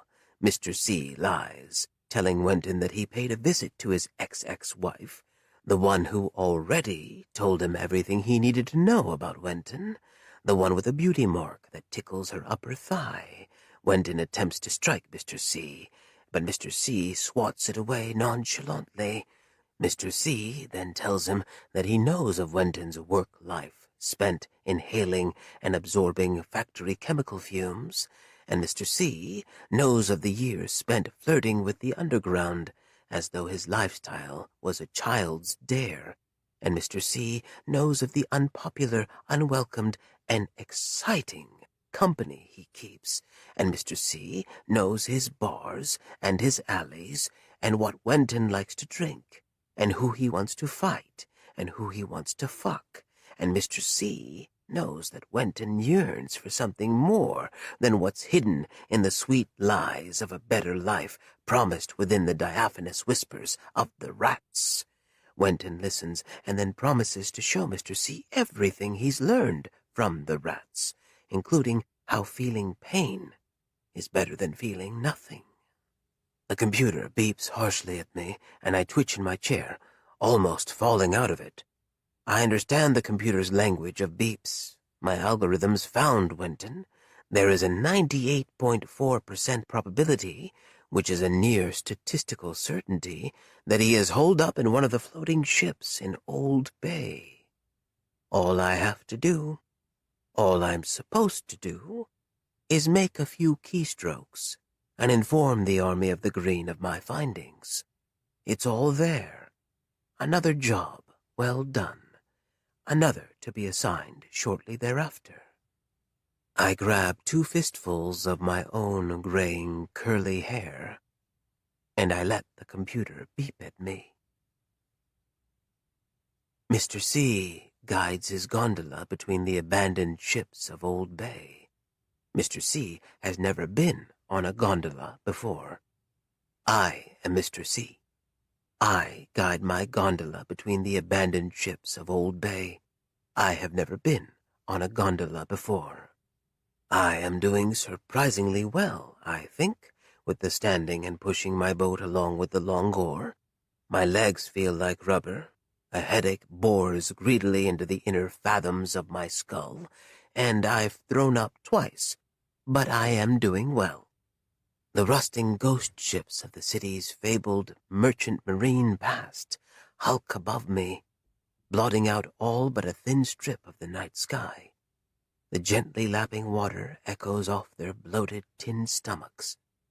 Dousing paths between the ships becomes increasingly treacherous until, finally, the mass of ships funnels my gondola into the blue ship's hull. There are rats thrashing around in the dark water, swimming away from the ship, away from me, as though they are fleeing. But they are not fleeing, are they? No, they are not. They are amassing for an assault on the city. I don't have much time. Climbing the ship's moored emergency ladder with its thin rungs and slicked handholds proves exceedingly difficult, a physical task that I fear is well beyond me. But I climb anyway, awkwardly clutching the umbrella. My mind desperately reaches for a memory, an experience, or a relationship from which to draw strength, and finds only an empty space that perhaps was once filled with something other than regret. My will to fill that empty space with a new memory of my own making is enough for now. I clang and clatter onto the ship's wide deck and into light.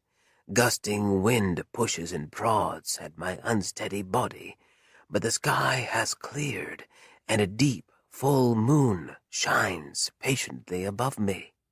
My head buzzes with pain. I don't care. I am Mr. C, and I have left my desk in the great hall, and I have managed to transport myself onto the blue ship in the middle of Old Bay. I am here. I am. The surrounding ships, those floating headstones, are swarmed by thousands of rats as they head to the city. There is a handheld device in my pocket. I cup my hand gently around it and feel its battery-powered warmth. I can signal in the Army of the Green at any time. I stumble across the deck toward the main cabin.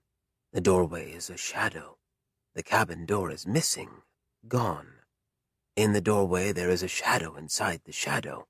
The shadow is the large man. It is Wenton. He is waiting for me.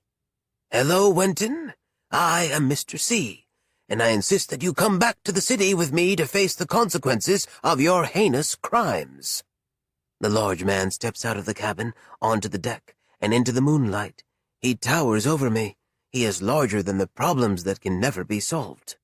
He wears the familiar fedora and trench coat. His face, having been further ravaged by acromegaly, is almost unrecognizable, a jigsaw puzzle that hasn't been put together correctly. His chin juts further than the prow of the ship, cheekbones made of marble, and his eyes are black dots, and uneven. I mean to say his black dot eyes are not level, and they pock his face below a brow as thick as a park bench. Wenton walks like a mountain might. His legs are disjointed, unwieldy masses that are lifted under obvious and considerable strain, then dropped and allowed to collide cacophonically with the deck. I slowly back away, and he follows. His hands are ominously in his pockets.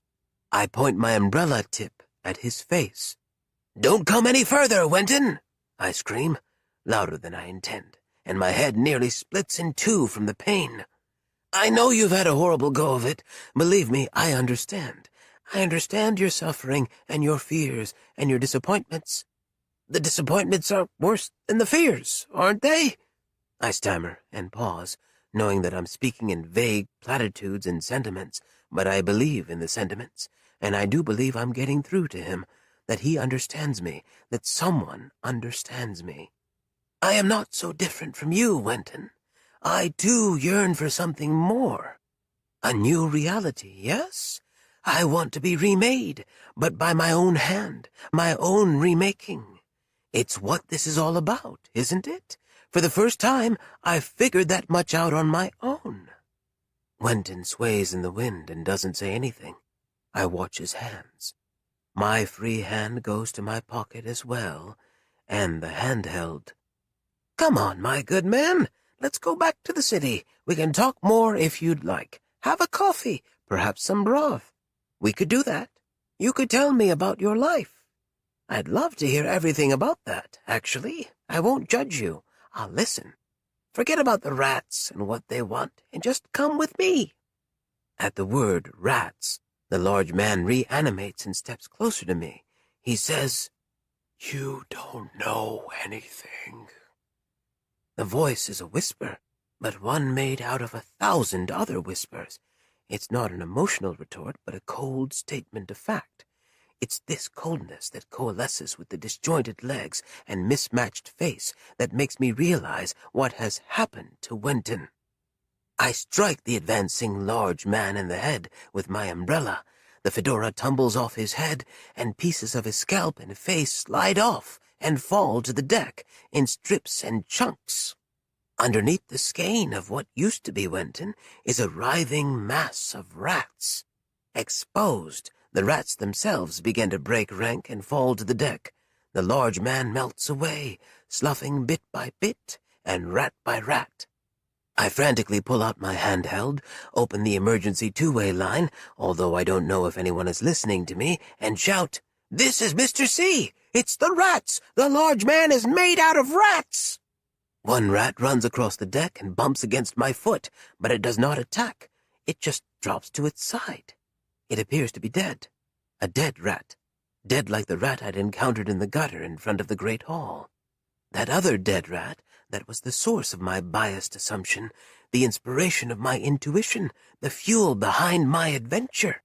This dead rat that was alive only moments ago is desiccated, and its eye sockets are empty, but now I look more closely at it, and its skin boils. Its dead skin boils as though there are thousands of other rats contained within the dead rat, and those other rats are bursting and straining for final release. Instead, black and madly twitching ants pour out of the dead rat, which deflates as quickly as the large man did. The deck quickly turns black as countless ants stream out of all the rats' bodies, forming a billowing storm cloud that converges on me. Ants inside of rats inside of Wenton. I want to run away and jump off the deck and hopefully into the water and not crash into the gondola, even though I do not know how to swim. Despite the approaching horror, or maybe because of it, I do not seem capable of running. particularly now with my legs more than ankle-deep in an ever-growing ant swarm. I never considered the ants. Who would ever consider an ant?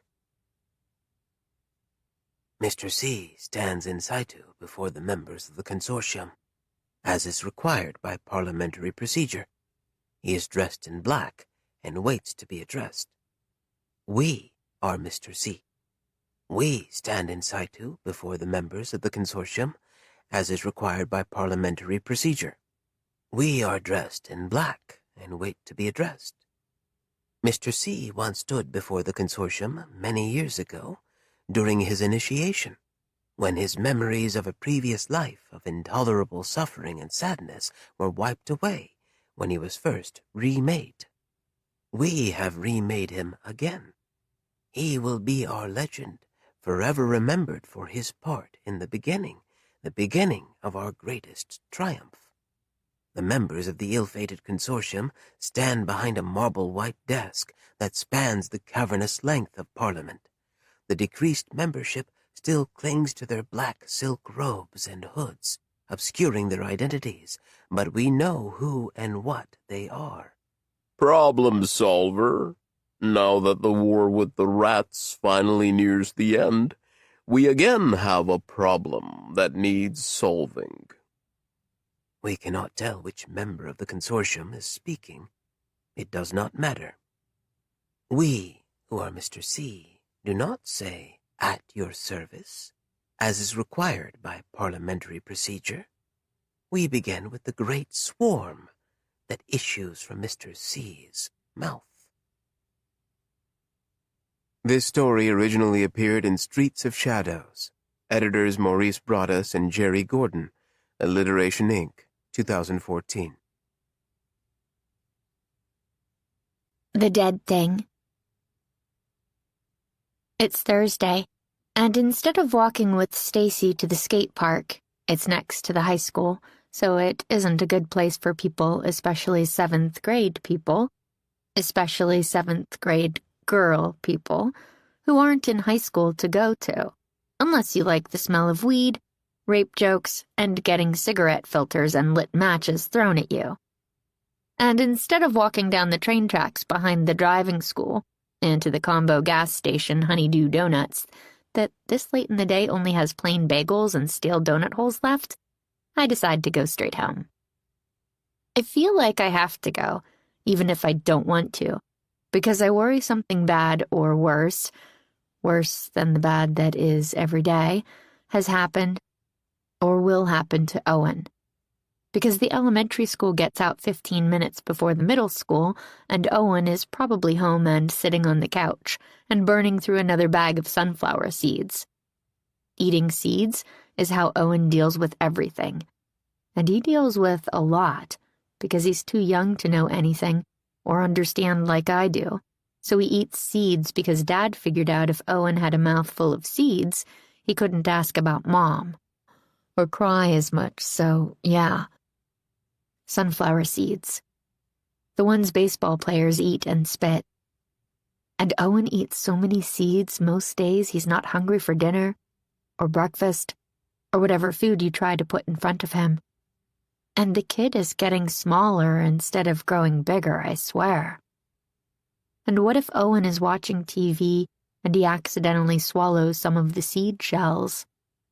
I've seen him swallow and scratch at his throat like he was dying, and then be okay 2 seconds later, and back with a mouth of seeds.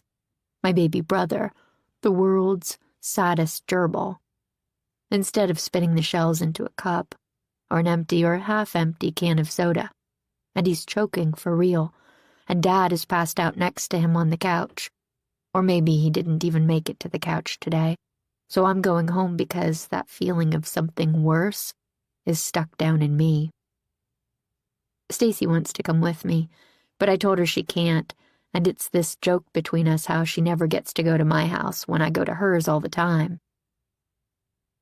She only jokes about it with me, which is why she's the only one I'm totally honest with. I've told her why she can't come. She says she gets it, but I don't think she totally gets it.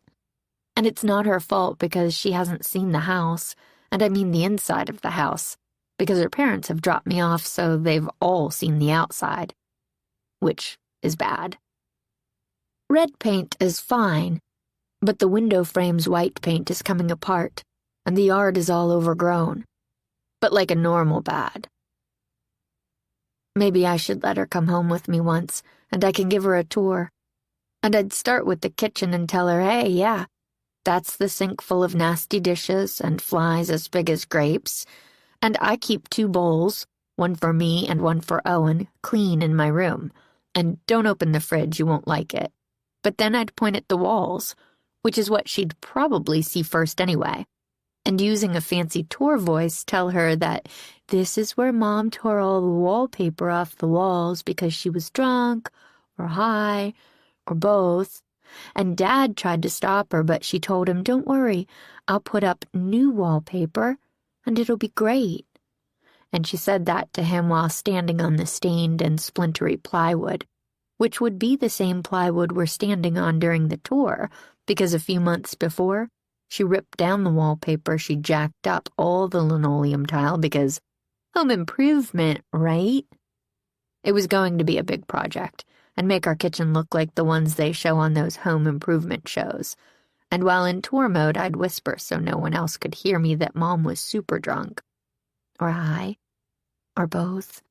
And I could tell because her eyes would be red and big and she'd breathe only out of her mouth, so it sounded like she was laughing and puking at the same time. And she looked like that when I saw her for the last time, or the most recent last time, because I don't know yet if it's a forever last time. So yeah, it was makeover time for the kitchen, and Dad was drunk or high, or both, and I can tell with him because his face and body sags like he's a human beanbag chair, and he huffs more than he speaks, so the words come out of his nose. And Dad tried, not very hard, in fact, he sucked at trying, to stop Mom from buzzing through the floor tile, but she told him to shut his assy mouth, that's a direct quote, and that she'd put in the new laminate flooring herself and without his worthless assy ass, because he was too lazy to do it. And I wouldn't yell like they yelled while on the tour, but I could do perfect impersonations of them fighting if I wanted to. I don't know if Stacy would make it past the kitchen on the tour, so it's easier just to tell her that she can't come over today, that I have to help Owen with something. And I say, something, like it's 2 different words, something. And we both laugh, even though it's kind of stupid. And she says okay, and tells me to FaceTime her after dinner. And I can do that when I'm in my room, because my room is like a bomb shelter of regular clean in a nuked house. So I walk home by myself listening to music on my phone, and I like to pretend that dressed all in black I'm a shadow, or a blur, or like a smudge of someone that when you drive by you don't really see them. I get home and I can hear the TV through the open front windows, no screens, and it sounds super loud, louder than normal, and I panic because it sounds too loud, and that has to mean something's wrong, or something is wrong, so I run inside and drop my backpack and it bass drums on the kitchen floor, and I obstacle course past sagging garbage bags in the hallway to the TV room. And Dad is on the couch asleep, passed out, whatever, and sports talking heads are shouting on the TV. But Owen isn't there. Maybe he's already in his bedroom. I think about asking Dad where Owen is, and I think again. I tried to turn down the volume without the remote, because when I got close to the couch, Dad grumbled something, and there were black dots of seeds and shells all over the cushions, and I didn't want him to wake up and blame yell at me about it. And I can't find the stupid volume buttons on the side of the TV. The back slider off the kitchen crashes open, so Owen must have been in the backyard, and I somehow didn't see him out there when I got home. I run back down the hallway and I want to yell, "Where have you been?" and say things to make him cry, but I also know that's not me. So I swallow all that down to deal with later. I don't eat sunflower seeds, but I record messages on my phone and write things down. And that's how I deal. And I find him, and I always think that I'm finding him like he's lost, closing the slider real careful and slow with his foot, which is poked through the screen at the bottom. And he shouldn't be doing that because he's making the rip in the screen bigger, and we'll get bugs, more bugs, and mice, more mice, in the house. But then I zoom in on what he's carrying. Not that I can see it yet, because his back is to me, and he's curled around and over, whatever it is he's carrying. Owen, what do you have? Nothing. Seriously, tell me. Nothing.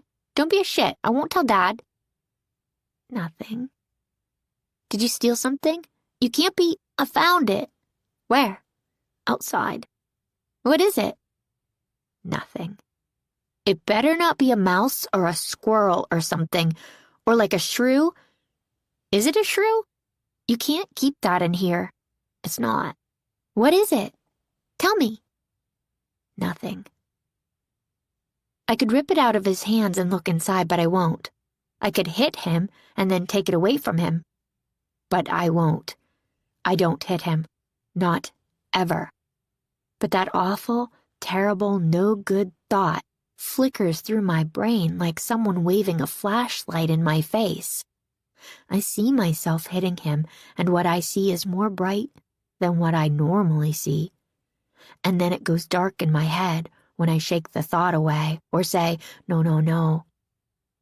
But then it flashes bright again when I see myself hitting him again and again. And maybe because I don't hit him, I think about hitting him more. And I'm afraid I'm thinking about it more and more because I'm getting older. And I'm afraid that's what goes on in all adults' heads. I'm afraid all they think about is doing violent, terrible, no good things, and especially to the people they're supposed to take care of.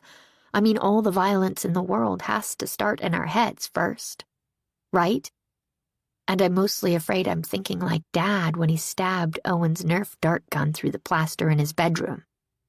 And I'm thinking like Mom when she would tell me what an awful, stupid, fat-ass daughter I was. Or like when she wouldn't say anything to me and just stare at me with her mouth closed so tight and I could hear her saying nothing to me. I won't ever hit Owen. I'd chew my own hand off first. But it's hard. It's all so hard. But I can't believe he won't tell me what it is. Whatever it is inside the cardboard shoebox that is dark green and doesn't have a logo, which is weird. I mean, everything has a logo on it. So maybe it isn't a shoebox or sneaker box. I think they should call them sneaker boxes. And is just a rando box. It's smeared with dirt and mud, and there are dark spots on the cover and on the sides, and those dark spots look like the grease spots on the inside cover of a pizza box. So now I'm thinking that whatever is inside the box is nasty and leaking through the cardboard, and I want to tell Owen to wash his hands, but then he's scurrying past me, or trying to, and I block him, tickle his stomach with my left hand. There really isn't any stomach to tickle. Only his stick-like ribs, and grab for the box with my right. And it works, kind of, because he flinches, and for a second I have the box balanced in my hand, only it isn't very balanced, and whatever is inside of it shifts, and whatever is inside of it feels blob-like, oozy, and it's so gross I might throw up. Actually, it's so gross I'm past throwing up because my stomach turns to goo and sloshes down into my toes, and more gross, the bottom of the box, the underside, feels damp. And then, oh my God, the smell.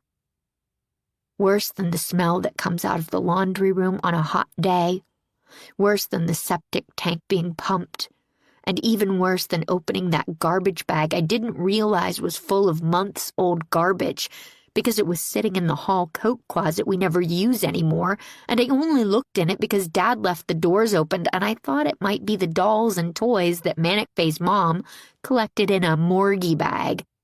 And she never told me what morgie meant, or stood for, But only that was where your old stuff went to give to the poor people. Like us now. And then Owen whines like a puppy, swats my hand away, and his eyes are all red like he's been crying. And they're sunken into his head, too. And then he is past me and running down the hall, bouncing between all the bags and junk like a mini parkour pro. I yell after him, and then Dad slur shouts something from the TV room, so I stop running, frozen in place, and I don't want to talk to him now, and I tell him to go back to sleep in my head, which I know never really works, but it works this time. But it doesn't matter, because Owen gets away and locks himself in his room. I wait until Dad is out again, and I tiptoe past him down the hall to Owen's closed door, and I smell the box's smell, and still feel the box's feel on the tips, and the insides, I swear, of my fingers. Owen, come on. Nothing. Can I see it? No. Why not? Nothing. This is stupid. Just let me in. No. Go away. Please. You can't stay in there forever. I'm gonna get in there and I'm gonna see it. Nothing.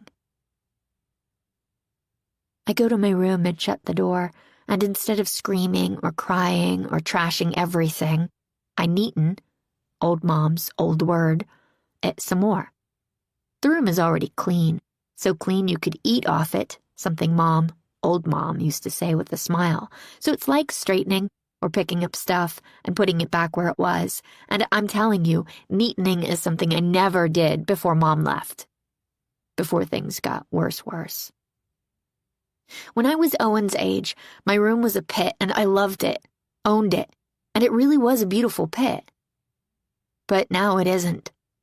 Clothes are in my bureau and hanging up in my closet, and books are in the bookshelf, and everything has a place.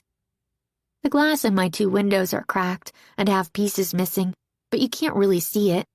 But you can feel it on cold nights, unless you open the curtains. And I would fix it if I could, but I don't know how to unbreak broken glass. And none of it makes me feel better. And it makes me feel anxious because my room is the nexus of the universe, something me and Stacy came up with. Or she came up with it because the word nexus was in a book she read. She loves to read.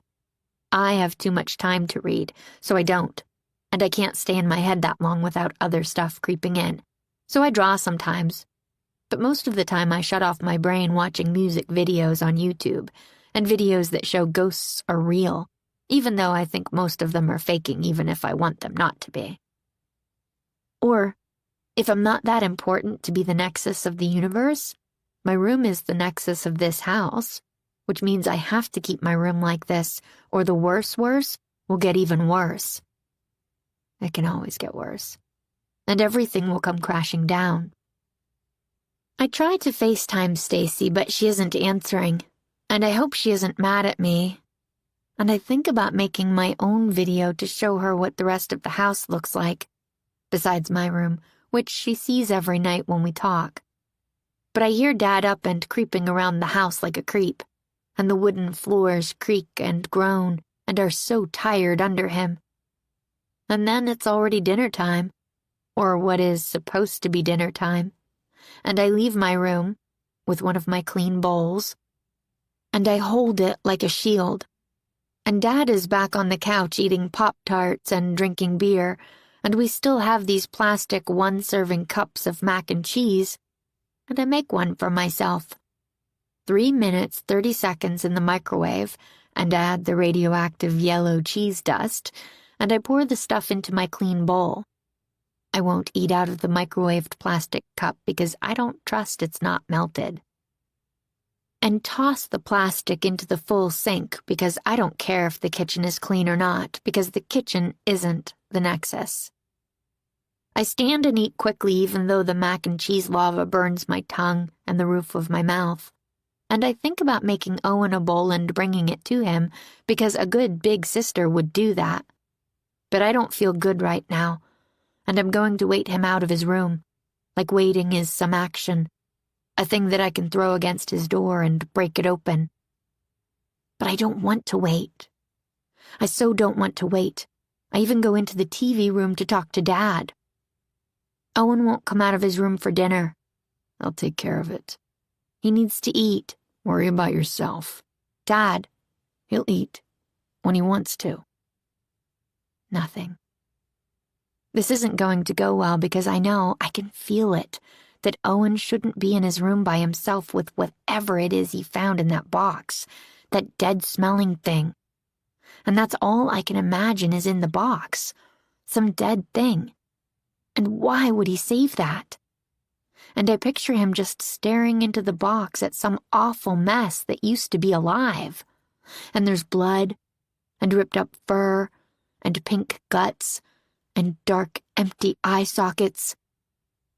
And in my head, the eye sockets look like how his do now, and then I can't unsee Owen standing there looking into the cardboard box with no eyes, with nothing eyes. And I see him touching it, and he's there in his room crying by himself, and he's sad for the dead thing, because he doesn't really understand what dead means. And I think he thinks it means you simply go away when you're dead because, like a week after Mom left, he asked if she was dead, and Dad laughed and said, "Why not?" So I'm standing here with steam coming out of my mac and cheese bowl, and it feels like it's coming out of my ears, too, because I'm so mad and so don't know what to do, and I stomp out of the TV room the way Dad hates, like really hates, and I yell at Owen to come out and bring out the shoebox, and I pound on his door. And then Dad comes thundering down the hallway yelling at me, at us, at everything. Normally, Dad being Dad would turn me quiet and small, but I'm so mad I don't really hear him, and it sounds like everything is underwater, and I throw my bowl at Owen's bedroom door, and it bounces off and shatters on the floor. And Dad is too drunk slow to grab me, but it doesn't stop him from wrecking balling into a wall trying to block my escape. But I easily sidestep him and duck into my own room and lock the door. And then he's banging on my door, swearing at me and calling me names and saying I'm just like Mom. But I don't care about any of that, and I let his pounding and yelling be underwater sounds. But I'm crying because I broke the bowl. And now there's only one clean one in the whole fucking stupid fucking house.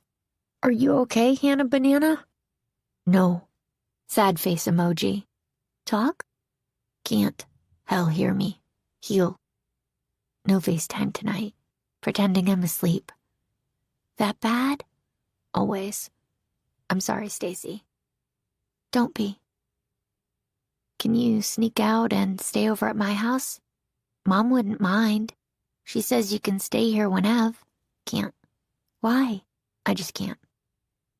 Owen brought something weird bad home. Question marks? Worried about him. Tell you tomorrow at school. 'Kay. What about tomorrow night? Question marks. Sleep over my house tomorrow. IDK. Maybe IDK. I'll be okay. I wake up, and it's the kind of dark that fills you through more than just your eyes. When I was little, I used to ask my parents about how I slept at night, because I didn't like thinking about me laying there with my mouth open so anything could go inside. And I wouldn't know, and I would get upset and ask them to check on me. This is what they used to tell me, and push my mouth closed if it was open before they went to bed. And I'd ask them to double and triple check my mouth if they woke up in the middle of the night to use the bathroom. The house feels quiet, but like a fake kind of quiet, like there are things crouched and waiting to jump out at me. And then I realize there are noises in the hallway, and they were there when I woke up. And I heard them without hearing them, which means the sounds were probably there when I was asleep, too. And that makes it sound worse now. So I listen. And I don't know what is making those wet sounds, not like something dripping, but more like a squish, a wet sponge in a fist. And then maybe that sponge is sliding and slurping across a door. Not my door, but Owen's. I sneak out of my bed, grab my phone, I fell asleep watching videos and I didn't plug in and charge, so there's only 3% battery left, and sneak across the room and stand with my ear only inches away from my door. And I cover my mouth. Not because I think something will go inside, to keep from breathing too loudly, and to keep myself from calling out. Not because I think Dad is out there cleaning. Yeah, like he'd ever be out there cleaning. Ever, never mind the middle of the night, when he's likely a case of beer deep into in his blackout. But because it must be Owen cleaning up the mac and cheese mess, and that means he's out of his room, standing in front of his door. And that means his door is not locked. And if it's not locked, then I'll be able to get in his room and to the shoebox if I'm quick. And I'm careful. And no, forget quick. I don't want to scare him. So I turn the knob slow and hope he doesn't hear the little click that sounds like a crash, and I'm about to open the door when I notice there's no light coming from the hallway. And I used to always go to bed with the hall light on, and I'd stare at that glowing line under my door until I fell asleep. So, okay, that's really weird, right? I mean, why would Owen be out there cleaning up in the dark? He hates the dark more than I ever did, and he usually sleeps with a light on in his room. He must really be trying to not wake me or Dad up. And if he doesn't want to wake me, it's because he doesn't want me going into his room. And it's like he's making me and Dad out to be the same person, and we're so not. And I want to cry. And instead, I open the door and start to tell Owen that I'm sorry I was all over him earlier, and that I grabbed the box away from him, and that I won't make him do anything he doesn't want to do, and maybe I can help him clean up the mess. And then I'm worrying he's out in his bare feet, and there are probably still big shards of broken cereal bowl on the floor. When I was 7, I cut my wrist and had to get stitches after falling on a broken coffee mug. And the scar is a fat red worm, or a slug, curling down my wrist. And then my door is wide open, and the hallway is so dark and empty, and it's hard to tell, but there's no outline of Owen standing in front of his door at the end of the hallway. But I think the door is open. And yes, it is. And it's open into more darkness.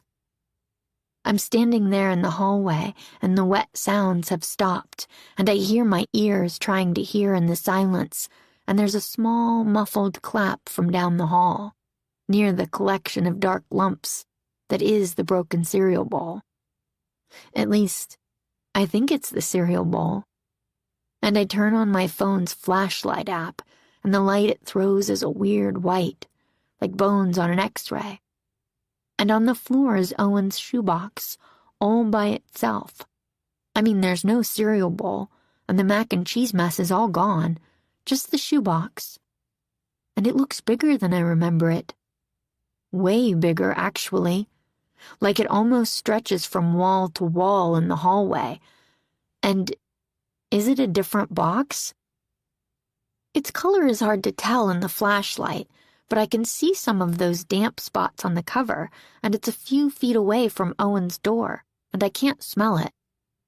But I know if I get closer, I would. So do I get closer? This is my chance to see inside of it, yeah? Instead, I stand there and listen. And there's only the electric hum of the fridge coming from the kitchen. And I whisper Owen's name. And he must be in his room because I don't hear him in the bathroom, or in the kitchen, or anywhere.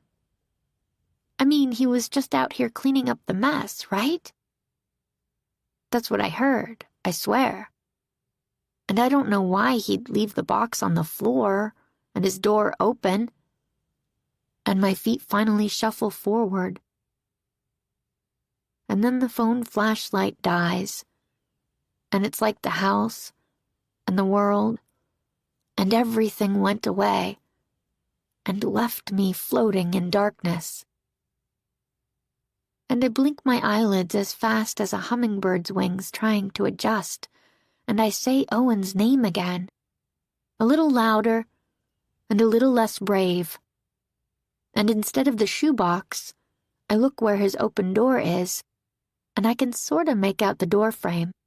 And then, within that dark, I see something move.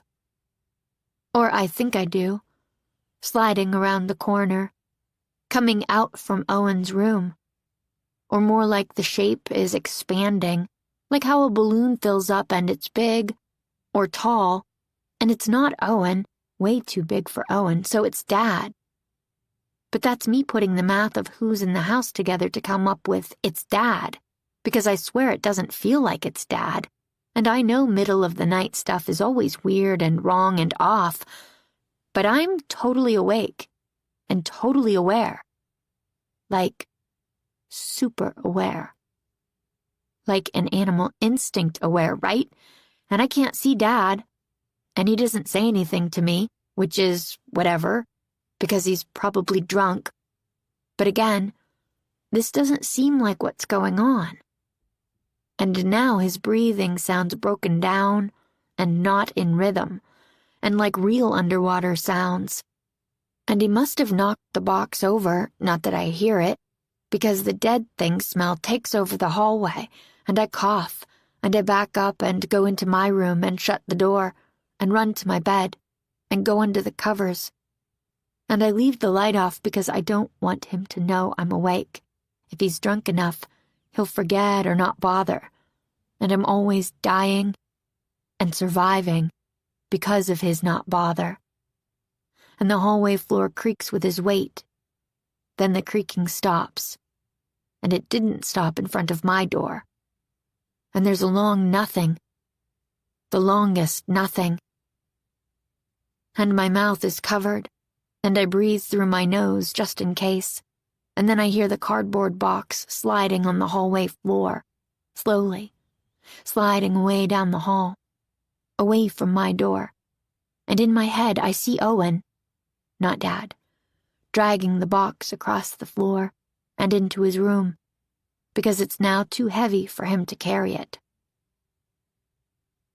The sun is bright in my room, and I bolt upright in bed, and I'm in a panic because I can't miss school, not because I love it, I hate it, and I hate almost everything and everyone there except for Stacy, and a few other kids, and Ms. Whiting is cool too, I guess. And my stomach turns into a stinging ball of pain when I'm there most days.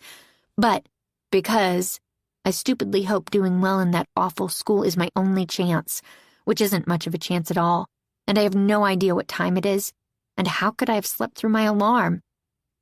Then I look at my phone and it's dead, and I remember last night, and the hallway, and it seems far away, and at the same time, it's still there in the room with me, because the rest of the house is still and quiet. Even if I'm running around my room slamming drawers and putting clothes on, why didn't Owen wake me up? He's usually awake before me and watching TV. The morning is pretty much his only chance to have the TV to himself. And then I make him and me breakfast with the 2 clean bowls, and I walk him to the bus stop, and it's all fine because Dad isn't there to yell at us or do nothing. I go out into the hallway, hoping that Owen is out there waiting for me. Maybe he didn't come in to wake me up because he was afraid I'd get mad he was coming into my room when he doesn't let me go into his.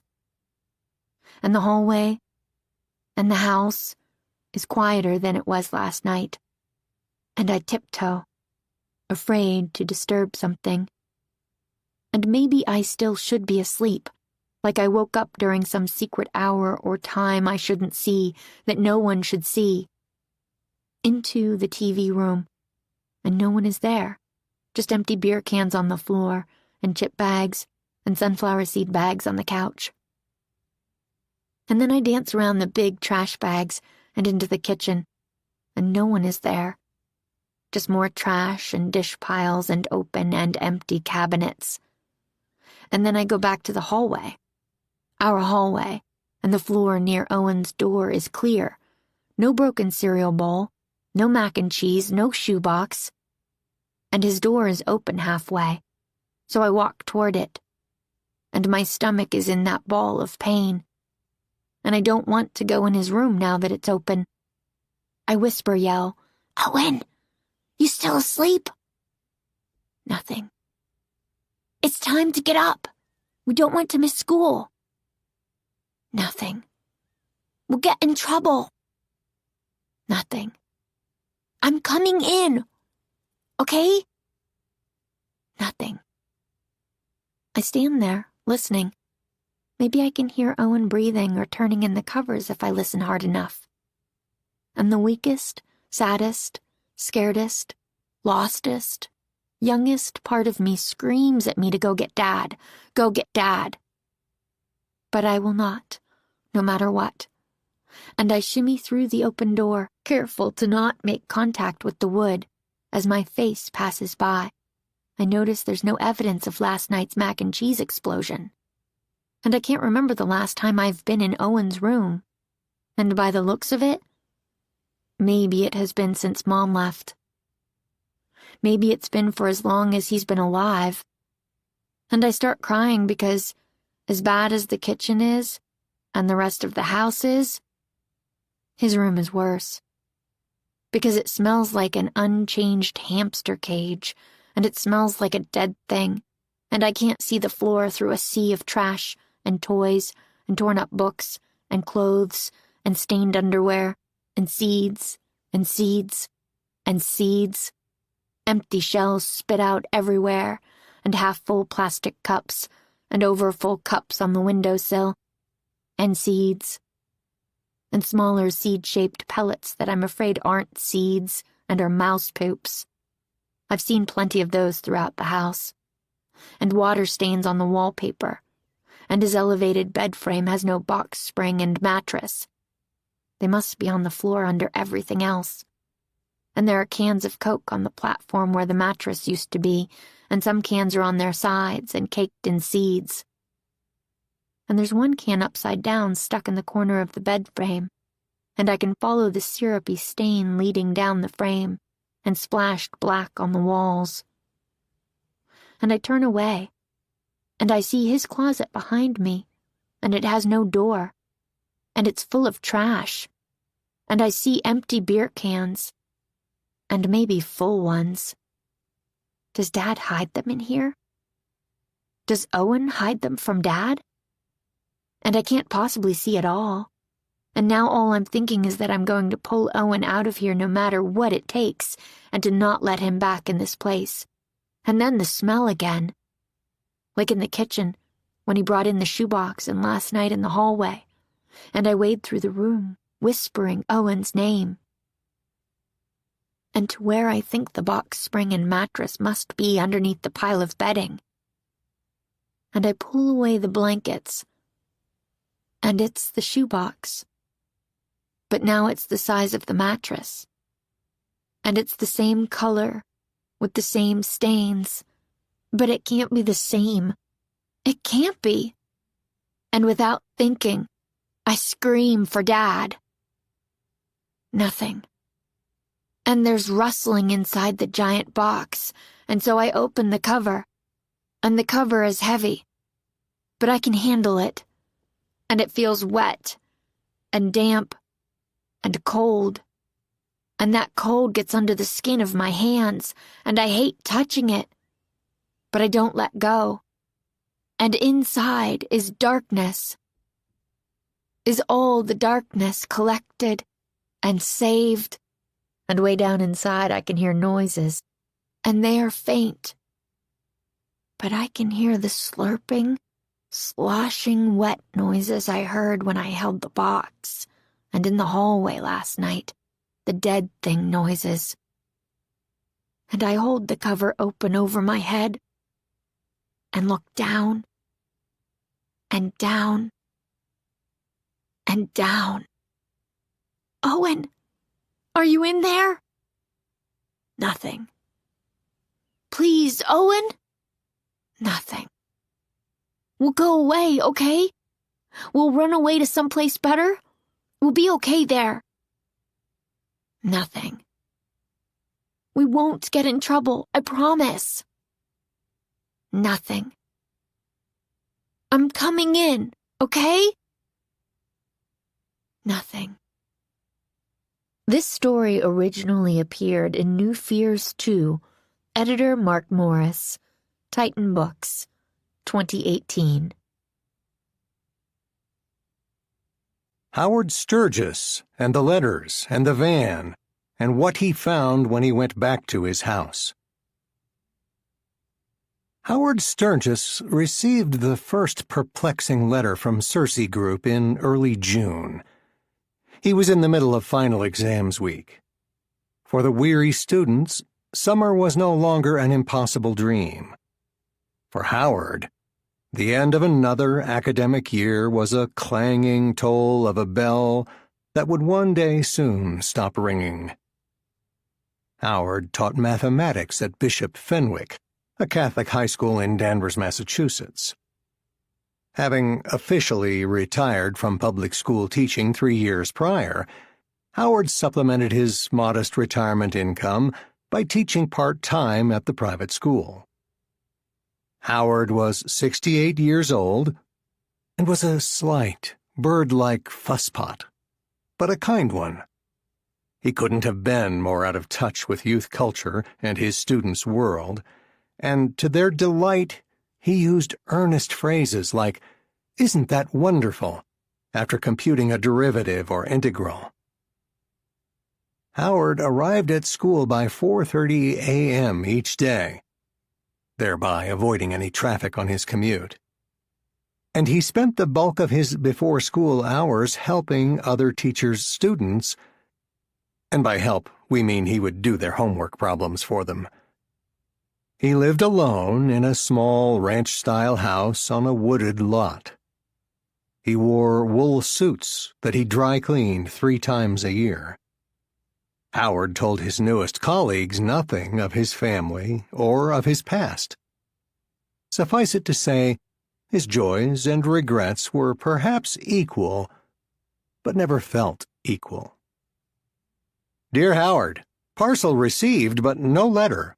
Please advise. Regards, Terrence Norton, Circe Group. The second time Howard received a letter from the group was in early July. This letter was slid directly under his front door. He found it upon returning home from SAT tutoring.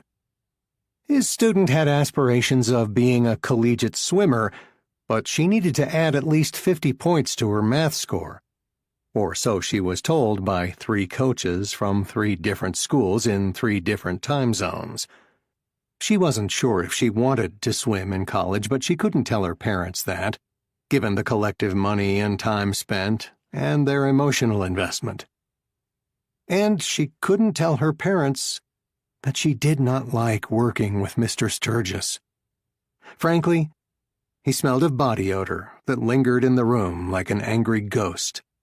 His pale skin was too dry, his thin black hair was too black, and his hands were too long, and she didn't like how, after presenting a problem, he turned his head and smiled in a way she interpreted to mean his intelligence was a gift he was sharing with her and she may not be worthy of it. Dear Howard, my CFO would kill me for putting this in writing. However, the astounding contents within your parcel, the old commercial jingle, "A little dab will do ya," comes to mind, changed everything for us. We're more than willing to discuss some form of remuneration or collaboration and/or many other Asians. Help us help you help us more. We want to work with you. We, to be plain, want more. Please advise. With deepest regards and respect, Terrence Norton, Circe Group. A third letter arrived at the school on September 17th. Part of him was convinced students were playing a prank, given the prurient ending of the letter. The previous winter, a senior created a playful Wikipedia page outlining Howard's fabricated biography. Howard was the first television weatherman and creator of green screen technology. Howard created a mathematical model of a rat upon which the government tested with mathematical viruses. Howard financially supported a children's hospital in Nicaragua. Howard holds the world record for amount of clementines consumed within 24 hours. Howard discovered an 11th and 12th dimension when he was 13, and enumerated some of his more outre political theories. Howard proselytized a conspiracy-laden brand of politics whenever the opportunity presented. The students humored him as long as it resulted in a truncated class or a completed homework assignment or a better quiz grade. The faculty, in general, did not humor him, save for one man who had been at the school for 50 years and was now only allowed in classrooms to proctor study halls. Dear Howard, while the time, I'm sure, is not ideal given the start of another academic year, but in another more important sense, the time has never been more perfect. The time has never been more now. You'll be astounded at our uses and applications, the discoveries and advances and designs and implementations and successes, and even our failures have been interesting. To wit, the libido rub, poorly named, I agree, was a terrible, disastrous idea, not because it didn't work, but because it worked too well, and our test subjects, well, they tested themselves on all manner of objects, animate and inanimate. Live and learn. Given any new discovery, where do our lizard brains tend to go at some point? Am I right? Regards, Terrence Norton, Circe Group. Howard thought of the letters as entities unto themselves, as existing without and beyond whomever their claimed author Terrence Norton might be, as being capable of forethought, decision, and deception. He knew it was silly to think that way, but he also knew that this peculiar paranoia might, somehow, be closer to the truth. Despite the letters and treaties, none of them contained contact information or even a return address. The postmark was within the same state, but beyond that, he was unable to glean more information. Internet searches for Circe Group came up empty. He was surprised by the number of men named Terrence Norton who lived in the New England area, and he didn't find any usable or actionable information from afternoons spent gawking at social media posts and pictures of spouses, kids, and pets belonging to the collective of thoroughly average Nortons. On his monthly call to his younger by 15 years sister Gretchen, she lived in California and had 7 children spaced 2 years apart, and they all, unfortunately, looked like her husband, Gary. His facial features were the exaggerated and elongated balloons of a child's drawing made flesh. Howard deviated from his usual script of asking for an itemized update on the doings and goings-on with his nieces and nephews, and then breathlessly sharing his latest and greatest political conspiracies, to which she was not a sympathetic ear. Gretchen once hung up on him when he told her she should discontinue any and all vaccines for her children. During this call, he asked his sister if she knew any Nortons, average or otherwise. He did not explain why he asked. Dear Howard, words are failing me, aren't they? Failing us? I understand. I do. We do. Yes, we. I do speak for a we, for the group. If corporations can be people too, to quote a contemporary American politician, then corporations can learn and dream and love and evolve. And we can evolve more quickly because we are a we. We are evolving together, and it's a more focused evolution. What takes nature millions of years to achieve, we've achieved in a blink. And we achieved this because of the miracle within the parcel you sent, Howard. You're to blame. Joking, of course. I've searched for inspirational quotes to send you, but nothing fits. See the enclosed photo of our most recent and most astounding R&D project. Evolutionarily yours, Terrence Norton, Cersei Group. The photo, printed on cardstock, featured, of all things, a large blue van in an otherwise empty maroon-colored showroom. It was the blue that Howard fixated upon, and the unnaturalness of its naturalness. Howard looked out his front bay window, through the glare of the sun and the dusty glass, at his own car, a small tan electric hybrid of which he kept detailed mileage statistics. He looked back at the photo and the van's swooping and smooth lines, no corners or edges or angles, as though it was molded and shaped instead of being constructed. And he was lost again in the van's azure blue, which shined like a beetle's carapace. There was something unmistakably biological about the color. Howard brought the photo with him to school, but he didn't show it to anyone else. Instead of eating lunch with faculty or helping students, he stayed in his classroom with the door shut and the pull shade closed over the door's portal glass, and stared at the photo. He swore that the blue color changed, ever so slightly, enough to keep him looking, staring, even running a fingertip across the photo, not only with the light of the room, but with his mood changes. The photo, in his mind, was proof that he wasn't being pranked by his students. The thing of it was, Howard had no memory of mailing a package or parcel to Cersei Group, although he could not be sure he didn't mail them a letter of some sort.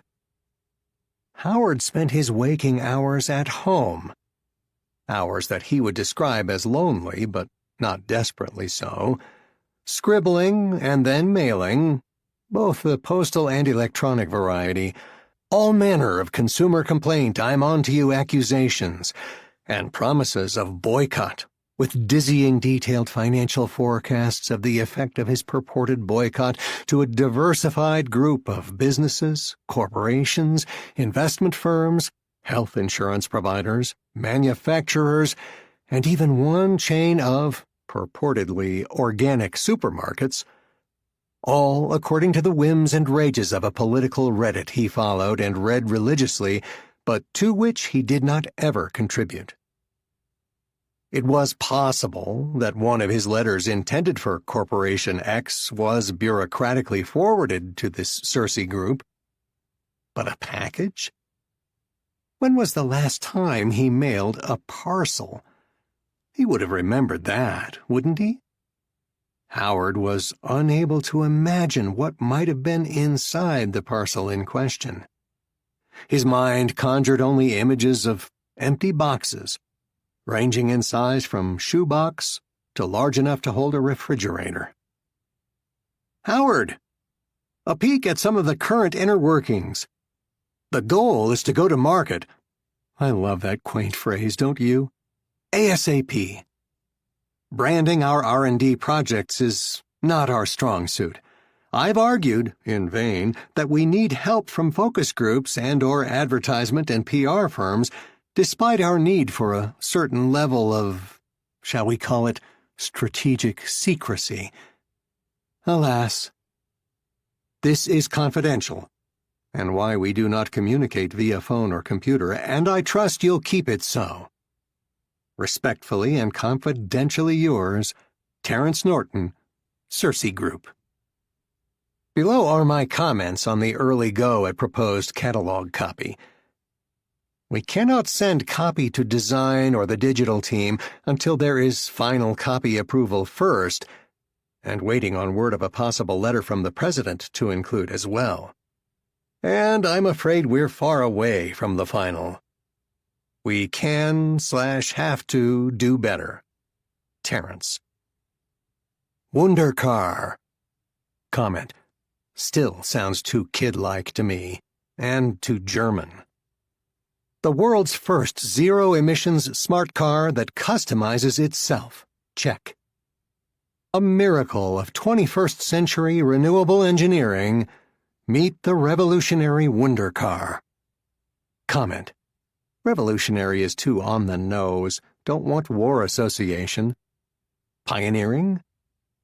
Wonder Car's smooth lines of endless innovation fulfill the promise of the future while delivering unparalleled function and performance. Tires that conform to the environment. Comment. What needs? And even the weather. Seats that adjust. Comment. Too millennial. To your body's needs? Comment. Change to your body. Colors that change to reflect who you are. There's no end to the customization possibilities. With almost unlimited MPG and mileage, the only limitations to where you can drive Wonder Car is your imagination. Comment. Clunky. The sentence before it isn't great either. Text space reserved for specs and technical data. With all the talk of innovation and discovery and evolution, Howard had to admit he was disappointed they were preparing to sell, essentially, a van. However, after careful and deliberation, Howard wrote a letter to the group. More of a note, really. He didn't use a full 8.5 by 11 piece of paper, as though using a full sheet were committing to something he wasn't prepared to commit to. He used one of his palm-sized reminder notes, a gift from his 1998 BC calculus class. There were only maybe 20 sheets left from the stack that had originally been thicker than a dictionary. The gray sheets had yellowed at the edges. All manner of mathematical symbols and operations danced across the heading like a child's fabled dream of sugar-plum fairies. By responding, Howard feared he would be further entangling himself. As he composed the note, he feared saying too much or too little. That said, he'd never seen anything like the photo of the van, or more specifically the van's color, which on this morning had a metallic green twinkle within the blue, and he wasn't sure, but it seemed like the shape of the van's front end was different. More sleek, more daring. It was a smile or a knowing smirk. A curled lip on one of the matinee idols he secretly adored as a teenager.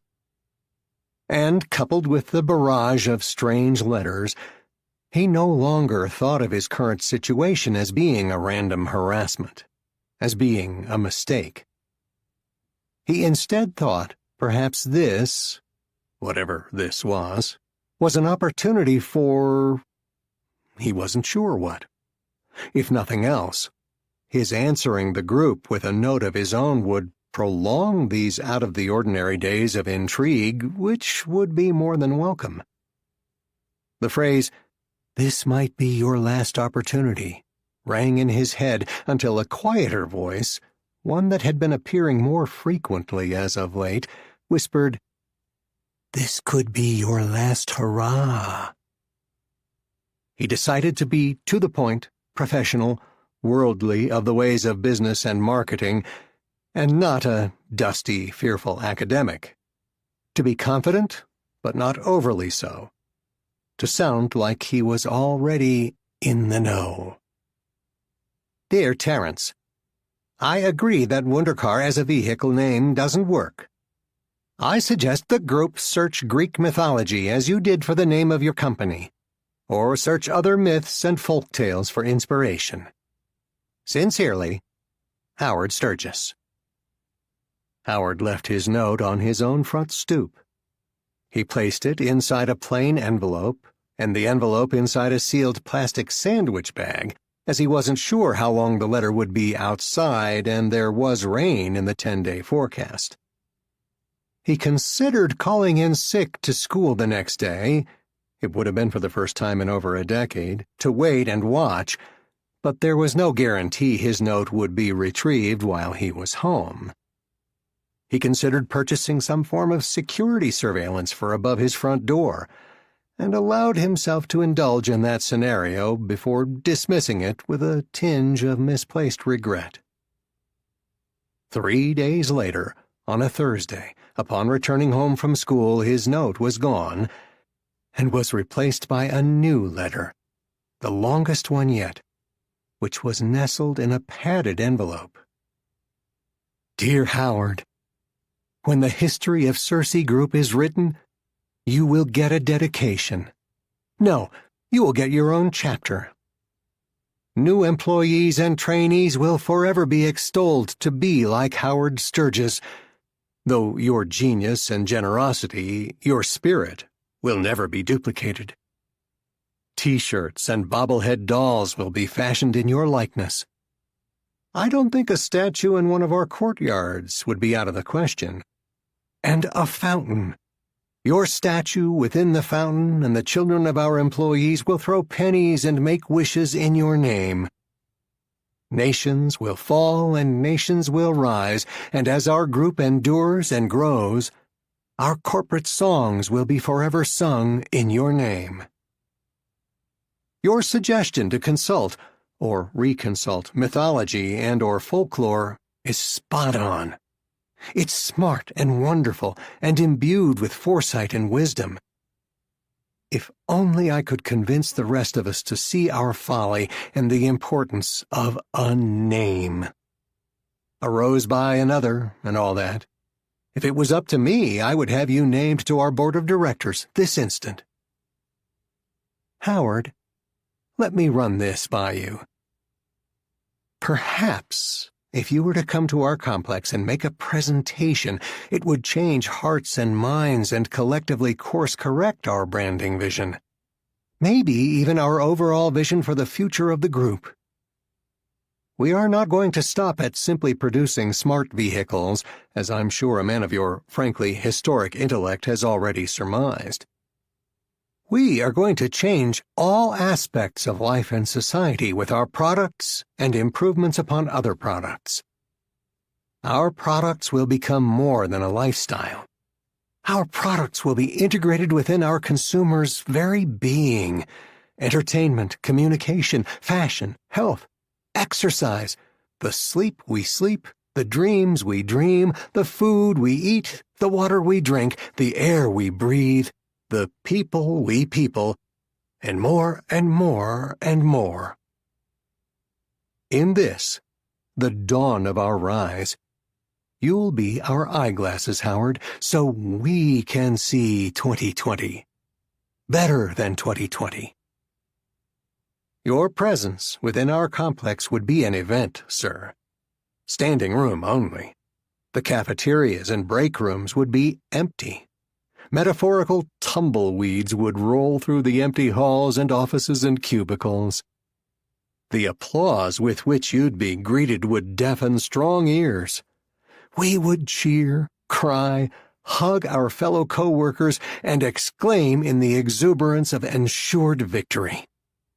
It would take minutes for the ovation to stop, and would stop only when you raised a hand. Then we would listen.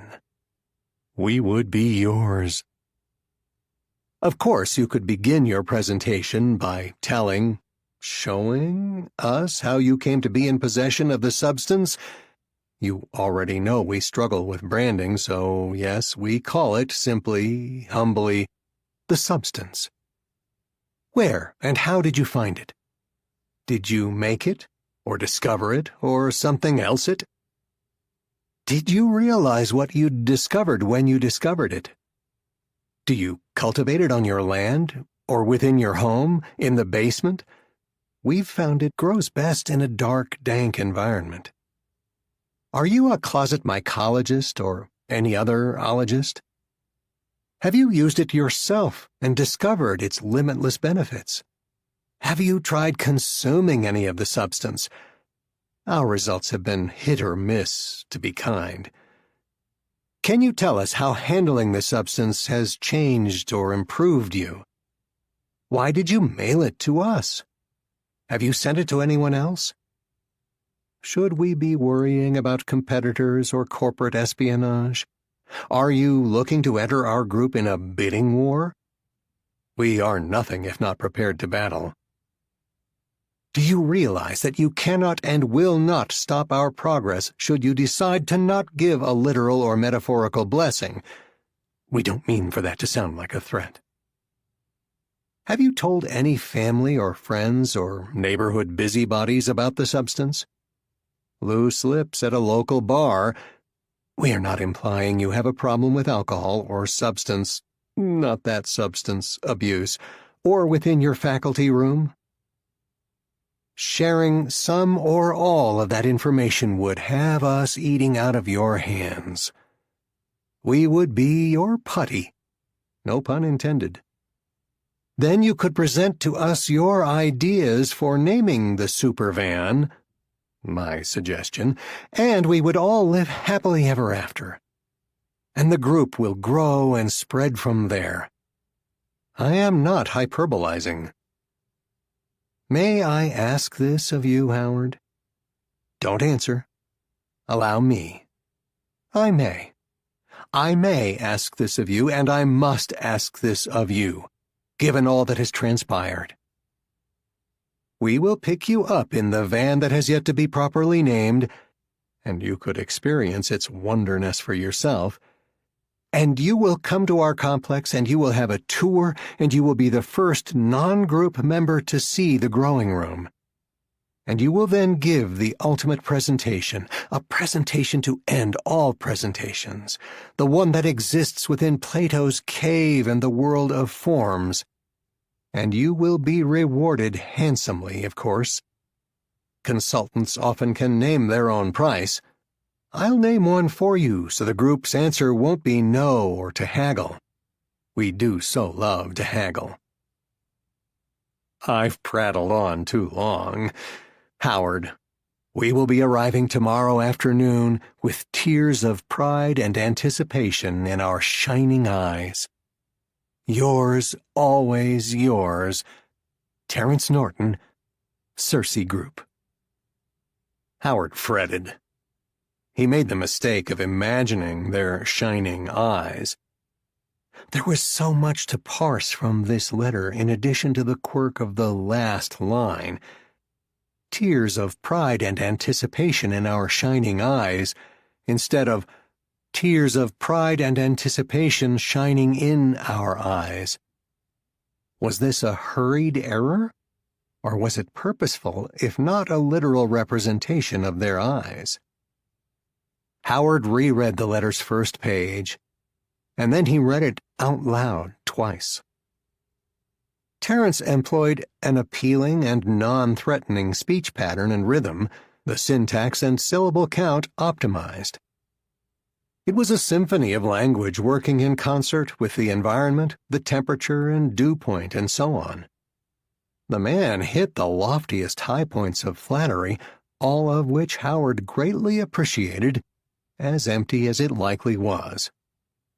Still, it was nice, while engendering an insidious curiosity about the group, of who they were and what they did, and what they had been sent.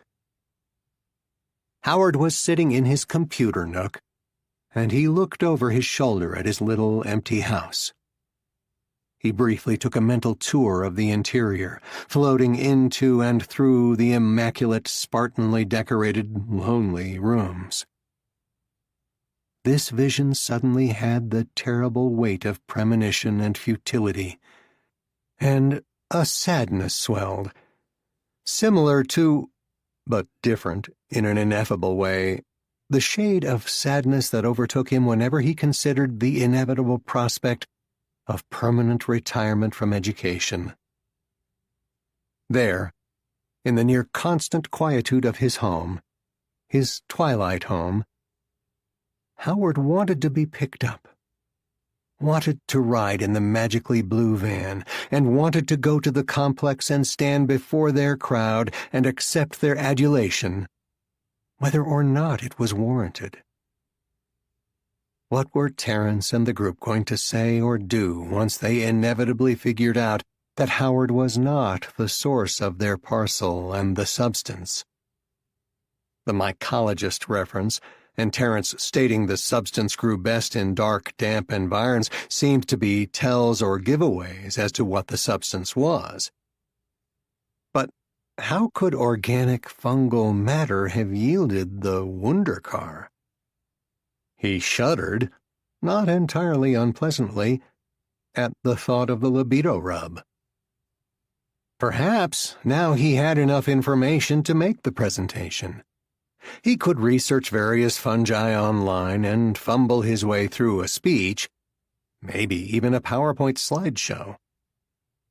Still, there was no way around there being unavoidable consequences once Circe Group figured out he had not sent them the substance.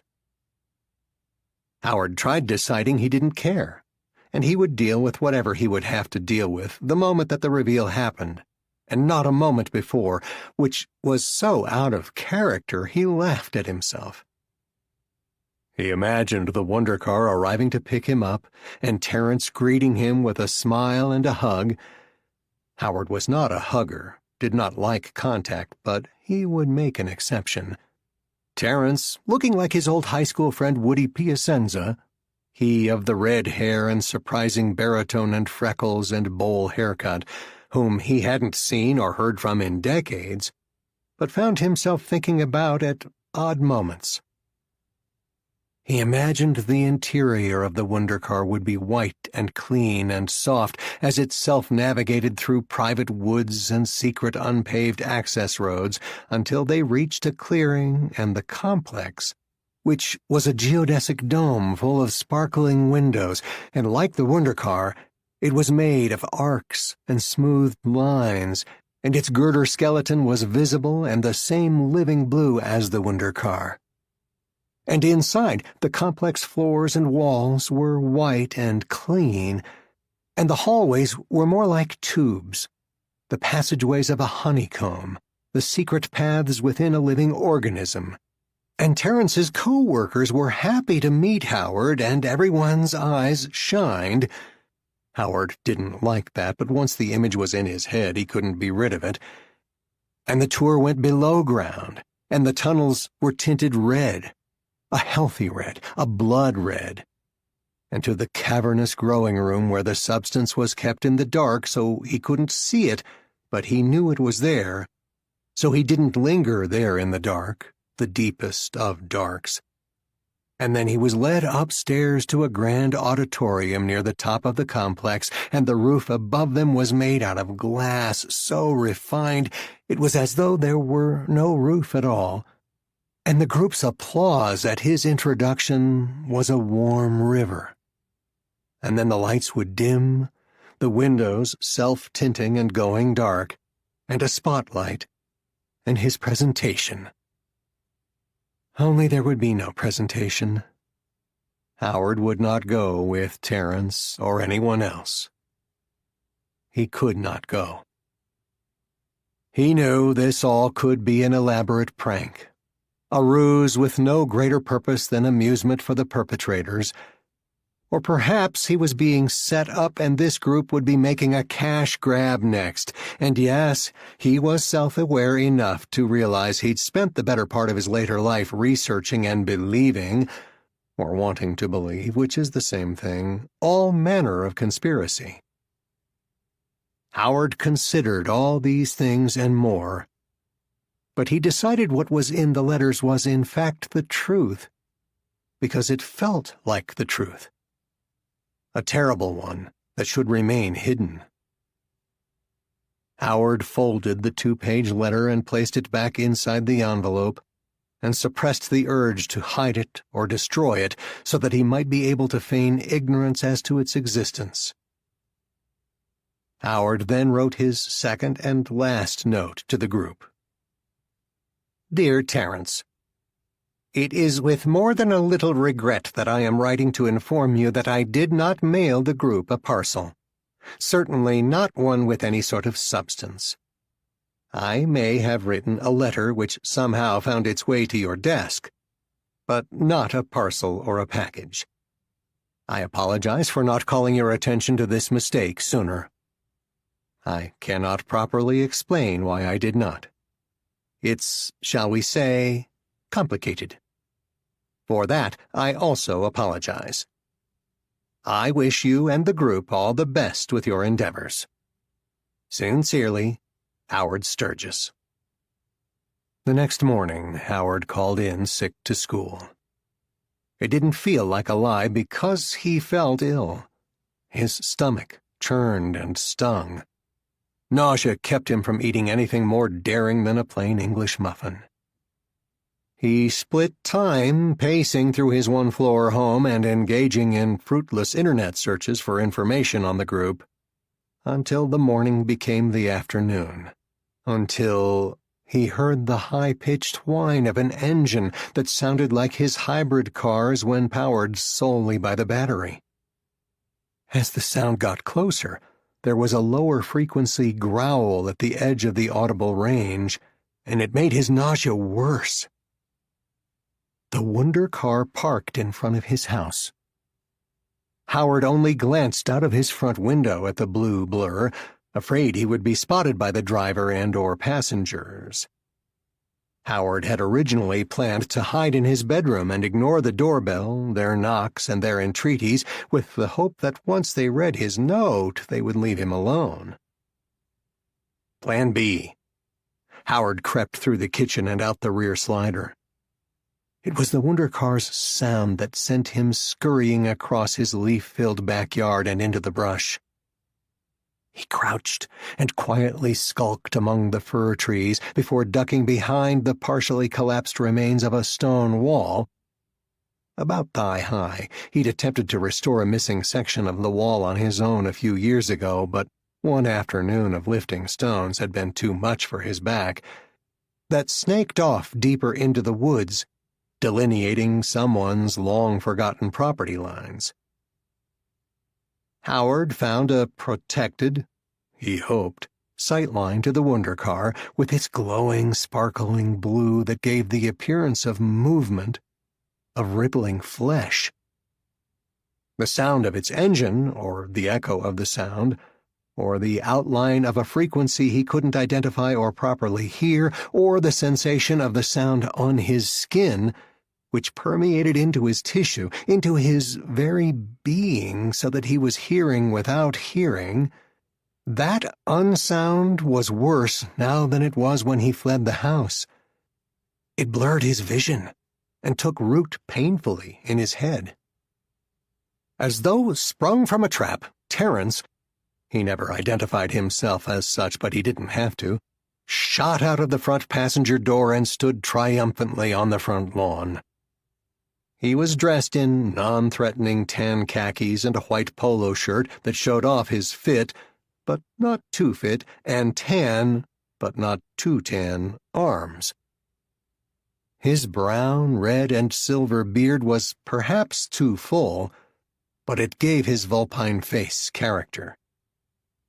His eyes did indeed shine. Terence tapped the Wonder car and the side panel swooped upward, unfurling like a wing. The van's interior shined an antiseptic white. There appeared to be an L-shaped cream-colored bench seat that traced the driver's side wall all the way to the rear of the vehicle. There were no other seats or chairs taking up the rear passenger space. Terence jogged to the house's front door, which wasn't visible from where Howard hid. After a moment or two of silence, the doorbell rang out. Then it rang out again. Terence did not knock. Howard held his breath and crouched lower behind the stones. Terence eventually emerged, walking slowly away from the house and reading, or rereading, the note Howard had left taped to his front door. When Terence was again standing beside the Wonder car, he folded the note and slid it into a back pocket. He said something Howard couldn't hear, and two people spilled out from the van from out of the rear interior that was empty only moments ago. They were dressed the same as Terence, and their eyes shined too. They marched down the thin cement walkway to Howard's house and opened the locked front door, roughly by the sound of it. Terrence and his groupmates spent a considerable amount of time inside the house. Howard didn't have his phone or a watch, so he could mark time only with the dimming afternoon light, dropping temperature, and the worsening body aches from his protracted crouched position. They did eventually leave, though Howard remained in the woods for hours after they left. He remained in the woods, lying on the ground behind the stones until it was dark. He remained in the woods lying on the ground behind the stones and in the dark until the memory of the Wundercar engine's nauseating, nerve-stripping pulse could do him no more harm. Howard shivered and staggered through his yard and slunk inside his home through the backslider. He walked through every room, turning on the lights, although he was afraid of what he might find with each flick of each switch. Nothing in the house looked amiss in the weak sepia glow of his energy-efficient light bulbs. He kept only one bulb instead of the two required within most of his lamps and fixtures. If the group had taken or moved anything, he couldn't tell. What had they been doing in his house for all that time? He checked his computer browser history, and there was no evidence that anyone else had logged on or had tampered with his files. He figured people like that probably knew how to leave no digital trail or evidence behind, and now he wondered if the group was a double-secret, deep-state government agency who were keeping tabs on him. So it was that everything in the house began to look staged and too normal, as though Howard were outside and alone in the woods for an epoch before returning to a home he no longer recognized. There was something sinister in the sameness, or more subtly, the something sinister was revealed by the sameness. The futility of his choosing to continue to play out the string while giving up the opportunity for not-sameness offered by Terrence and the group. As dim as the light was inside his house, the darkness outside his windows was extra inky and thick. Howard imagined the group uprooted his home and then painstakingly relocated it somewhere else, perhaps in the basement of their complex, within their growing room. Howard shuffled to the front door, careful to not breathe too loudly. He hesitated with his fingers wrapped around the cold doorknob, but he eventually opened the door. There was more of the sinister sameness. The quiet street and neighbors' homes cloaked in autumn's heavy, soporific darkness. His uneven walkway path through his dying grass. But at his feet, on the front stoop, was a letter and an unsealed, cube-shaped cardboard box. The top flaps folded over each other to keep them closed. The box was not large or heavy, and he cradled it in the crook of one arm. He brought it inside. The letter was handwritten. The ink was black. "Howard, you don't understand. You most certainly sent us the package. Even if you don't remember doing so, even if you sending us the package was somehow as accidental and unintentional and nonsensical as primordial life's initial spark from nothingness into being. No matter. We do not make mistakes. As I've already told you, we make improvements. T." Howard sat at his computer desk with the box in his lap. He read the note 2 more times. Then, unsure of what to do with it, he placed it within the nook of his computer desk in which he kept other forgotten scraps. He opened the box, the interior of which was lined with what appeared to be wax paper. At the bottom was a layer of a flaky, crumbly substance that looked like dried manure, but for its blue color. Howard didn't hesitate and filled the box with his hands. The substance didn't feel as dry as it looked. It was warm, moist but not wet, and he luxuriated in passing the substance between his fingers and palms. He carefully lifted his hands out of the box. The blue substance was both granular and fibrous, and it filled in the jagged, cracked lines of his aged skin. His hands shined, and Howard felt as though he were falling away from himself and into something else. And it was what he wanted. Was that what he wanted? Howard held his breath and flexed his fingers and listened to the quiet of his house, which suddenly didn't sound so quiet. There might have been footsteps coming up his basement stairs, and the Wundercar might have been pulling up to his house again. Before he would again lose his nerve, he scooped more of the substance from the box and applied it to his forearms, his neck, his face, and his eyes. His front door opened and closed, and so did the basement door, and people were excitedly discussing a Wundercar guerrilla marketing campaign very close to where Howard was sitting now. But it was the unsound from hours earlier that Howard concentrated upon. It vibrated through vessel, tissue, organ, and bone, starting at his fingertips. The unsound wasn't unpleasant this time. It had been improved, just as he was improved. Just as we'll all be improved. This story originally appeared in 10-Word Tragedies. Editors Christopher Golden and Tim Levin, PS Publishing, 2019. The party. I'm leaving my purse under the seat. Don't let me forget. Ugh, we're so late, Jackie says.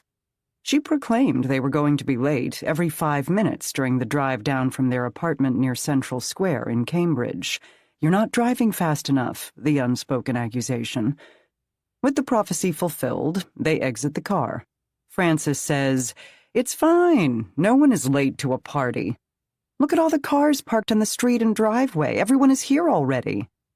Jackie is a generally charming, socially anxious extrovert. When the anxiety builds toward a boil, Francis has found asking simple, borderline annoying questions helps Jackie to release some of the steam.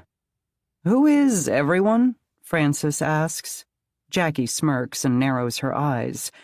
"I know what you're doing. Thank you, and you can stop." She clutches the bottle of Merlot Francis picked out. Neither of them is sure if it will be to her boss's liking. "I'll answer for you. Work people. People you see and talk to every day. People who like you and admire you, and on occasion steal your lunch from the office fridge."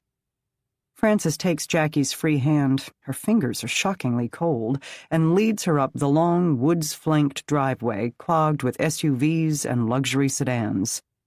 Jackie wriggles her hand free, nervously adjusts the scarf hanging loosely around her neck, and says, "I didn't want us to be the last people here. Everyone's staring at us as we go in.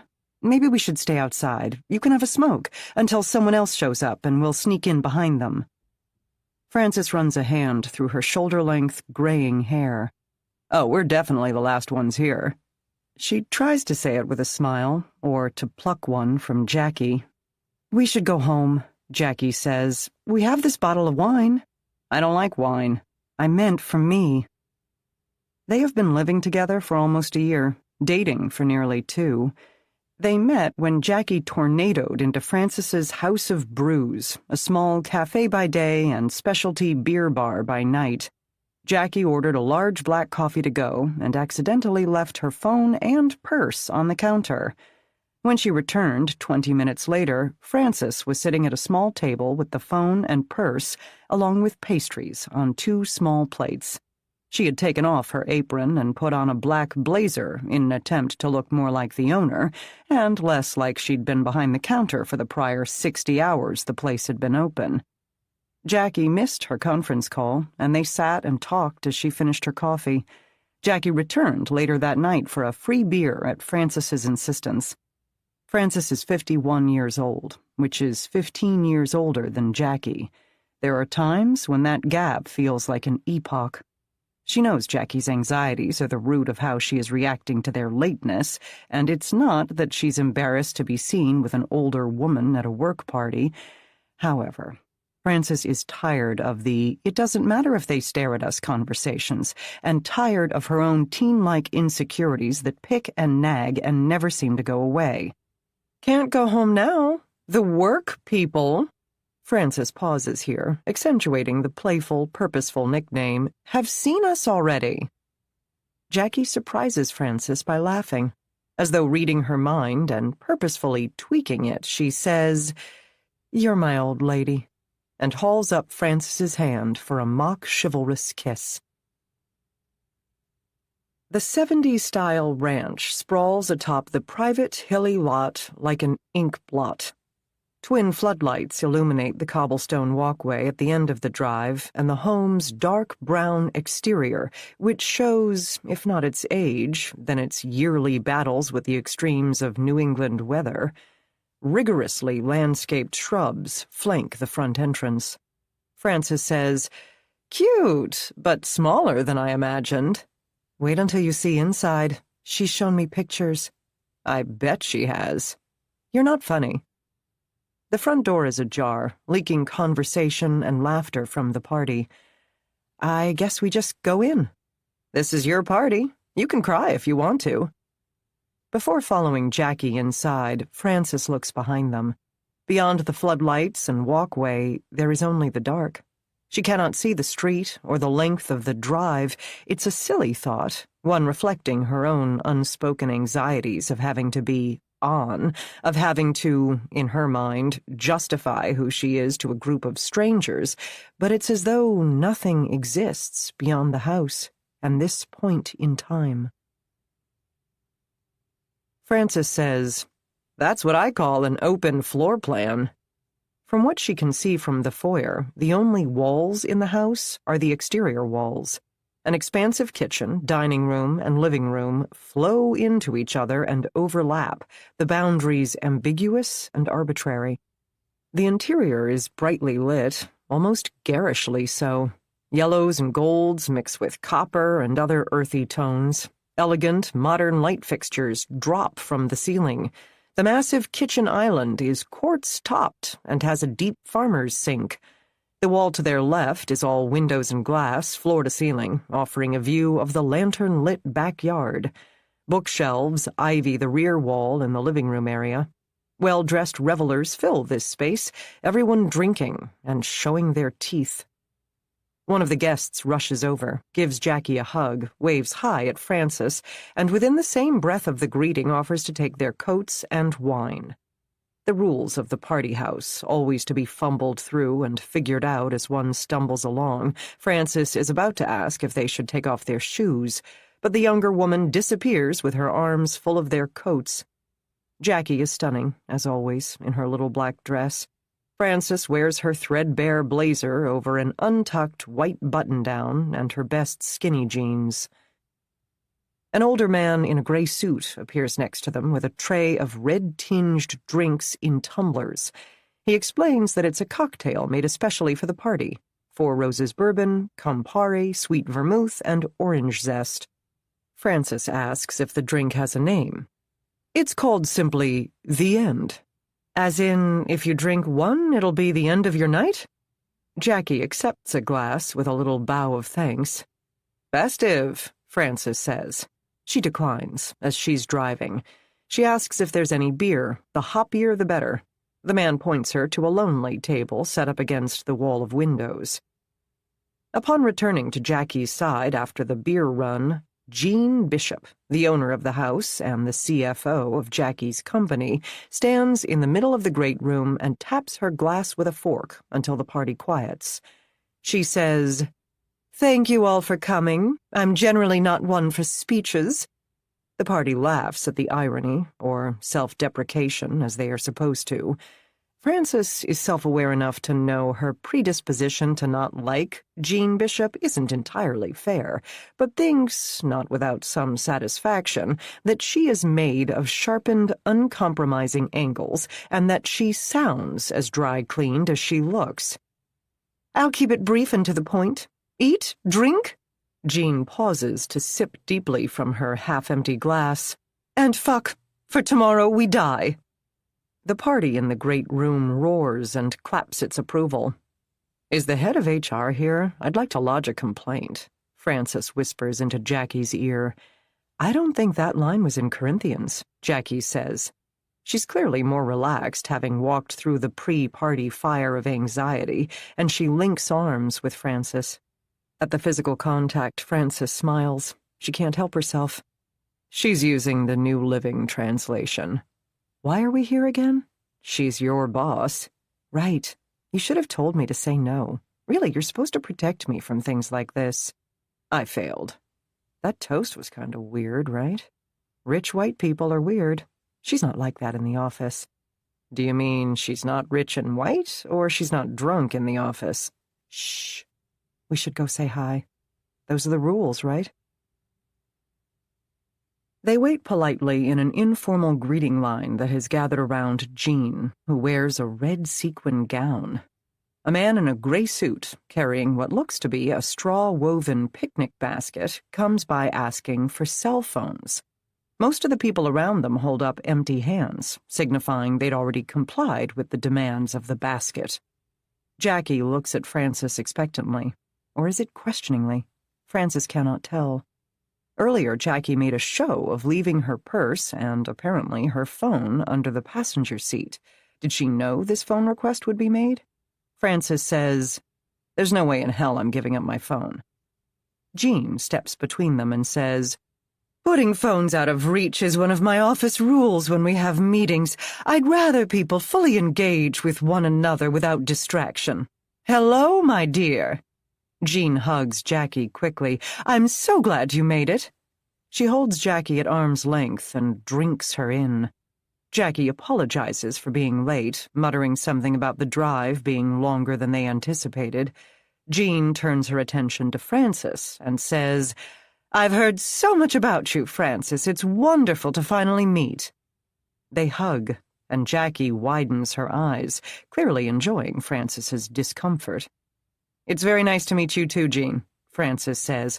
"I'm sorry about the phone thing, but if something goes wrong at my cafe, like if it catches fire or something—" She laughs at her own joke that she knows isn't all that funny. "I need to know."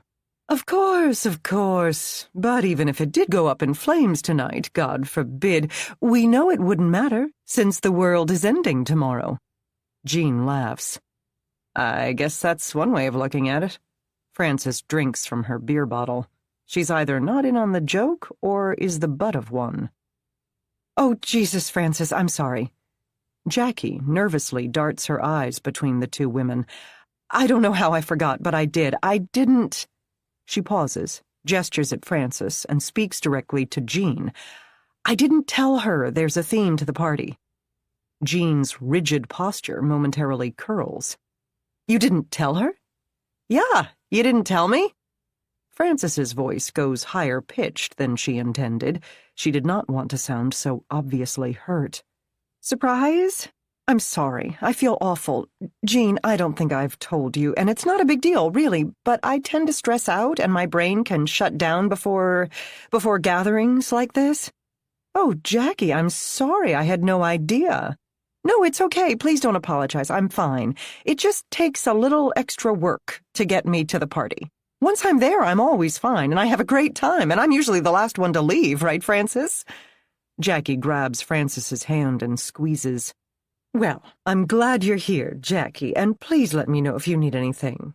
And yes, Frances, the theme of the party is the end of the world. We're not celebrating apocalypse, per se, and I don't mean it to be morbid, but think of this as more a celebration of living in the here and now. Now that I'm talking about it this way, it's a terrible theme, isn't it?" Frances says, "No, not at all. Maybe we'll try it out at my cafe sometime. Offer to serve everyone their last cup of coffee or pint of beer." Jackie says, Ugh, I'm the worst. I'm sorry to you both. Jean fusses and insists Jackie stop apologizing. Francis does not. After a silence of some length that wilts polite smiles and glows with the embers of confusion and resentment, Jean says, I am disappointed no one dressed up like Mad Max or Imperator Furiosa. Francis says, if I'd only known. I'm big into cosplaying. Jackie rolls her eyes and says, your home is absolutely gorgeous, Jean. I can't stop looking at that wall, all those beautiful windows. Thank you, Jackie, you're too kind. It was a lot of work. Worth it in the end, I think, but... She pauses to sip, and while swallowing, points a thin finger. With all that glass, we'll be totally exposed tomorrow when the world ends. Maybe we'll be kept as pets, like fish in an aquarium, and they'll watch us as we either slowly starve or go mad. I'm just kidding. Sorry. We're not planning on staying in this room too exposed. Okay, I'll stop joking. I do get into the spirit of my themes. Perhaps too much. Jackie, I'm guessing you did not mention to Francis my offer to stay the night? I have plenty of room, and it's such a long drive back to the city.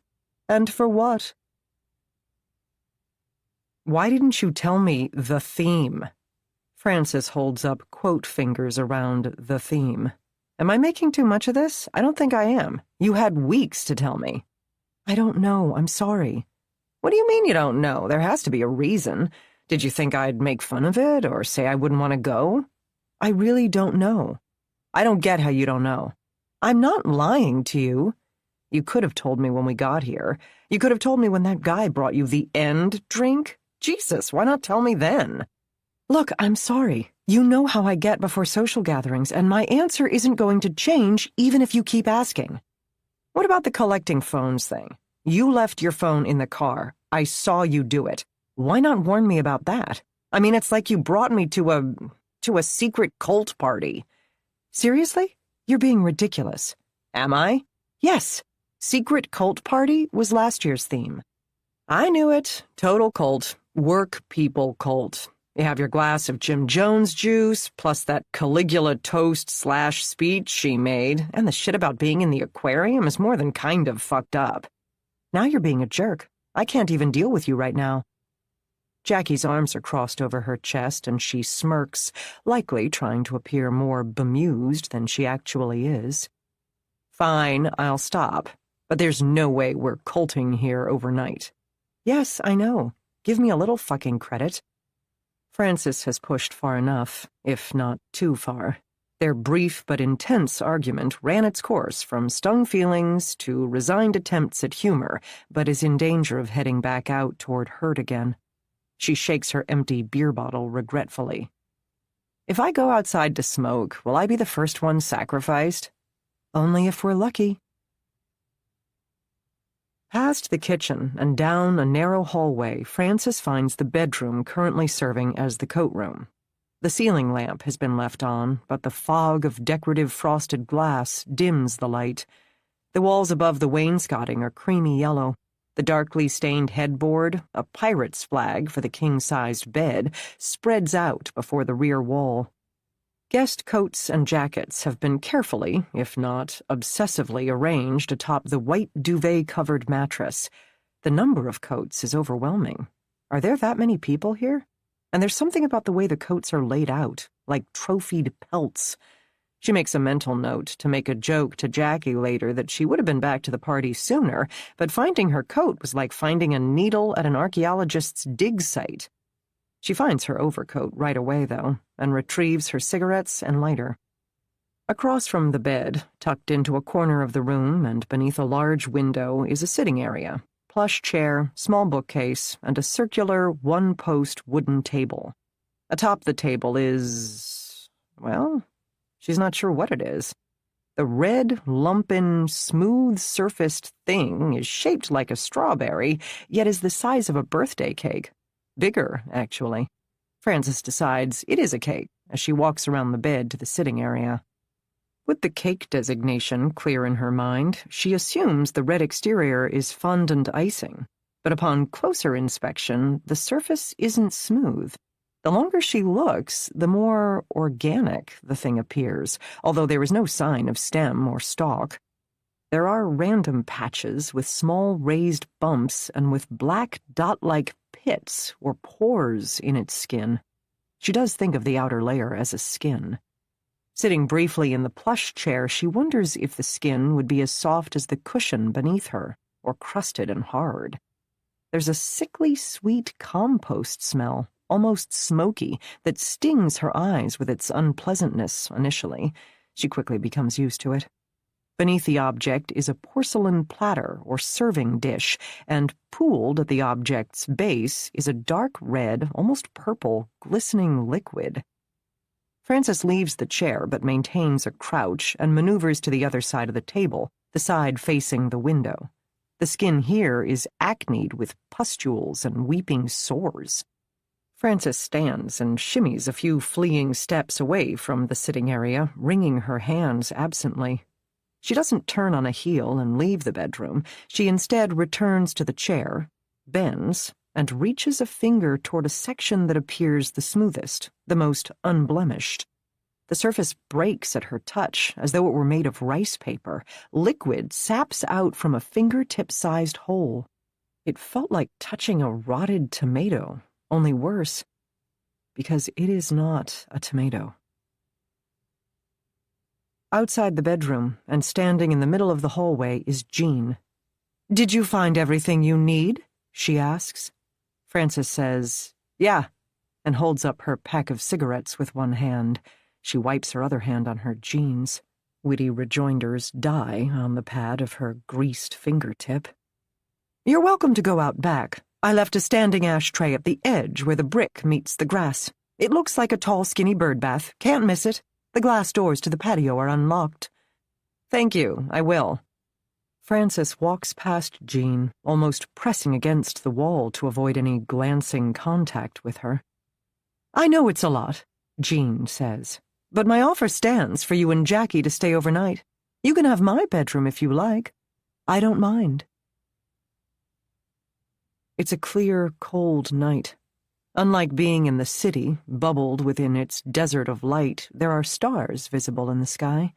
Some of the pinpricks of light are larger than others. Some flicker and waver. Others are hard, steadfast, unblinking. A breeze enables the grass and trees to speak. Standing at the edge of the bricked patio, but not on the grass, she will not step onto the grass, her back to the house, Frances stares into the wooded lot. The ankle-high grass leads to a thick grove of trees. She does not look at their heights and tops and wonder how long the trees have lived, how long they have left to live. She instead strains to identify the misshapen mounds crowding around the bases of their trunks until she can't bear to stare at them any longer. Can anyone from the party see her out here? Would she, undetected, be able to watch them revel while in, how did Jean put it, their aquarium? Frances mutters, "Shouldn't it be a terrarium, Jean?" She throws the cigarette butt onto the grass and not the ashtray, a small act of defiance, one that twitches a smile. Frances turns around and looks inside the teeming, glowing house. Jean and Jackie are standing together by the patio doors and looking out into the yard, presumably at Frances. They are far enough away that their faces are featureless blurs. Judging by the hand gestures and her bobbing head, Jean is doing all the talking. The man with the drink tray comes by and offers Jackie another red glass of the end. She takes it. She raises the tumbler in the air, tipping it out toward Frances. Toasting her. For Shirley Jackson. This story originally appeared in When Things Get Dark, stories inspired by Shirley Jackson. Editor Ellen Datlow, Titan Books, 2021. The Beast You Are by Kay Bristle. Book 1. The First Age. 1.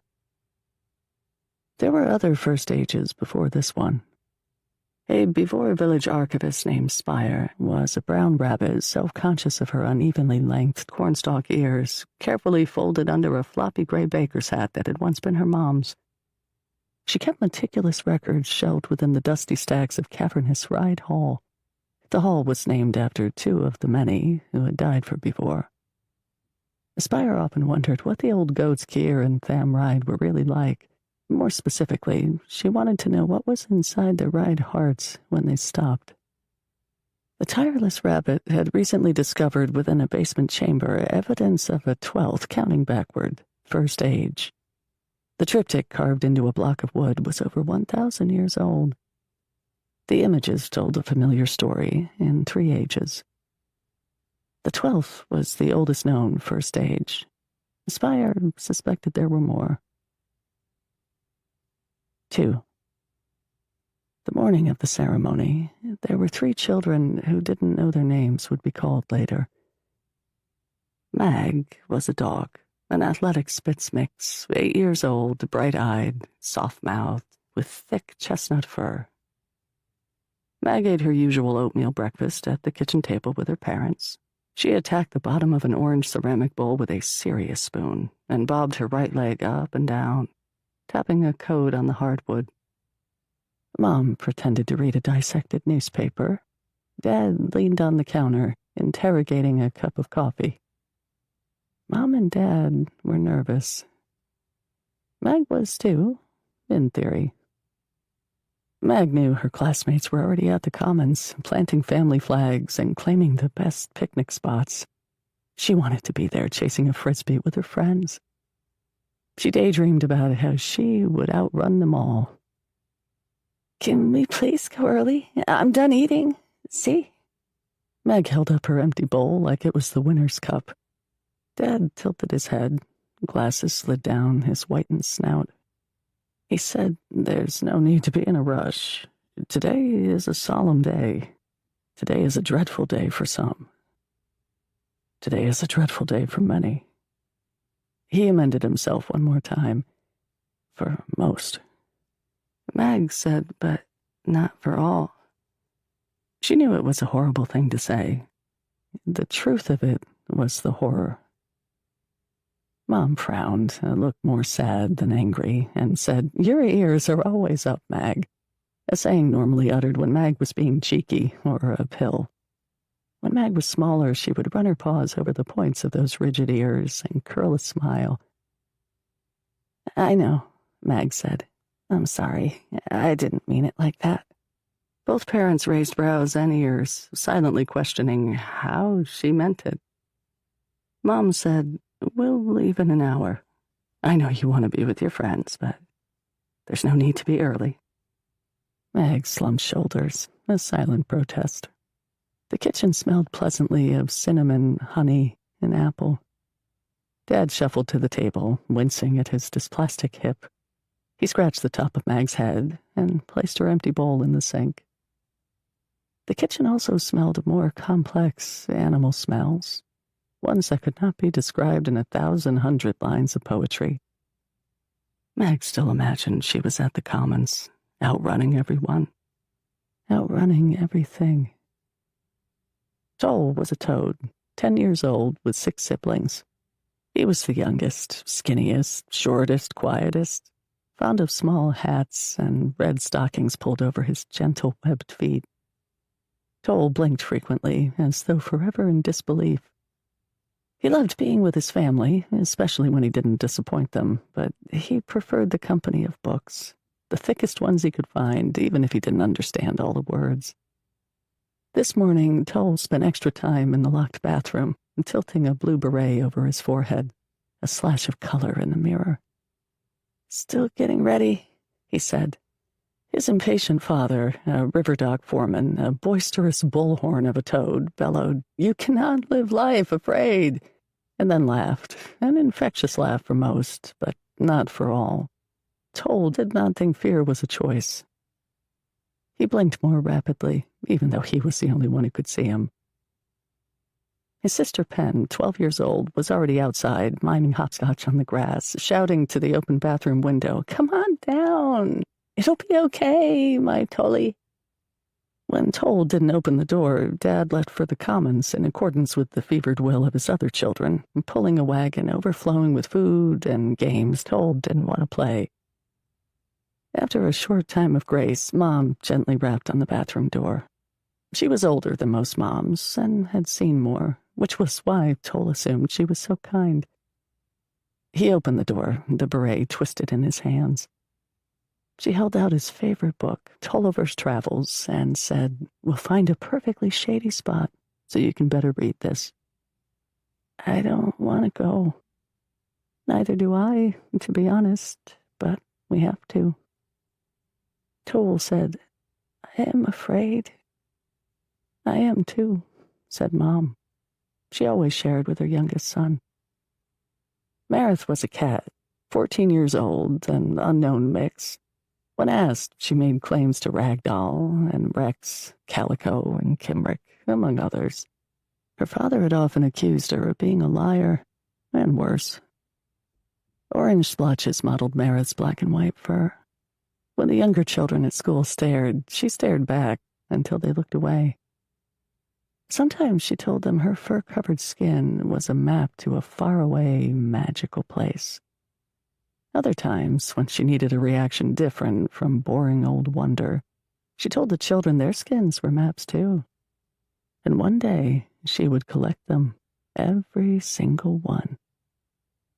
Early morning, prior to the ceremony, Marith had one of her father's antique village maps dating from the prior first age unrolled on the floor of the great room, each cracked corner held down with a muddy shoe. The yellowed parchment was as long as she was tall. The funny and sad and disappointing part? Dad wouldn't even know the map was missing. Lately, many things in their large, empty house had gone missing, including an ice pick with a crow skull handle and an assassin's dagger, the blade as long and sharp as another lie.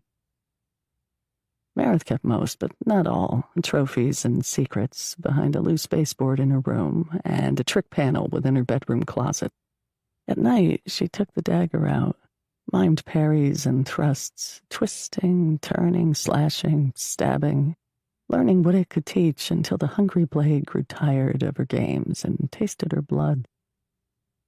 The weapons were two of nearly 100 collected and ignored by her father, a quote-unquote esteemed council member who greased as many palms as he shook. Dear old Dad slept off his pre-ceremony debauch alone in his locked bedroom. Marith delighted in the possibility of Dad missing his ceremonial speech. "You embarrass the family name yet again." She rehearsed saying exactly this, using his peculiar and mocking intonation and tone. She excelled at mimicking voices, while perched on her elbows atop the memorized map that smelled like wet leaves in late autumn. She held a crumbling corn muffin in one hand and an eager red crayon in the other. 3. The Commons was a sacred space, a literal and public square. If before was a compass, the Commons stamped due north. To the west, the impassable Croning Mountains. Their craggy snow-topped peaks sourced the Sime River, the village's carotid artery, and, according to the Farmer's Almanac, the mountains insulated Bivor from the greediest storms. To the east, the amenable and seemingly unending Limwood Forest, Bivor's source of lumber, passively accepting within its canopy anyone carrying a saw and axe. To the south, the green, a thick, lush network of marshes and swamps into which the Sime River emptied.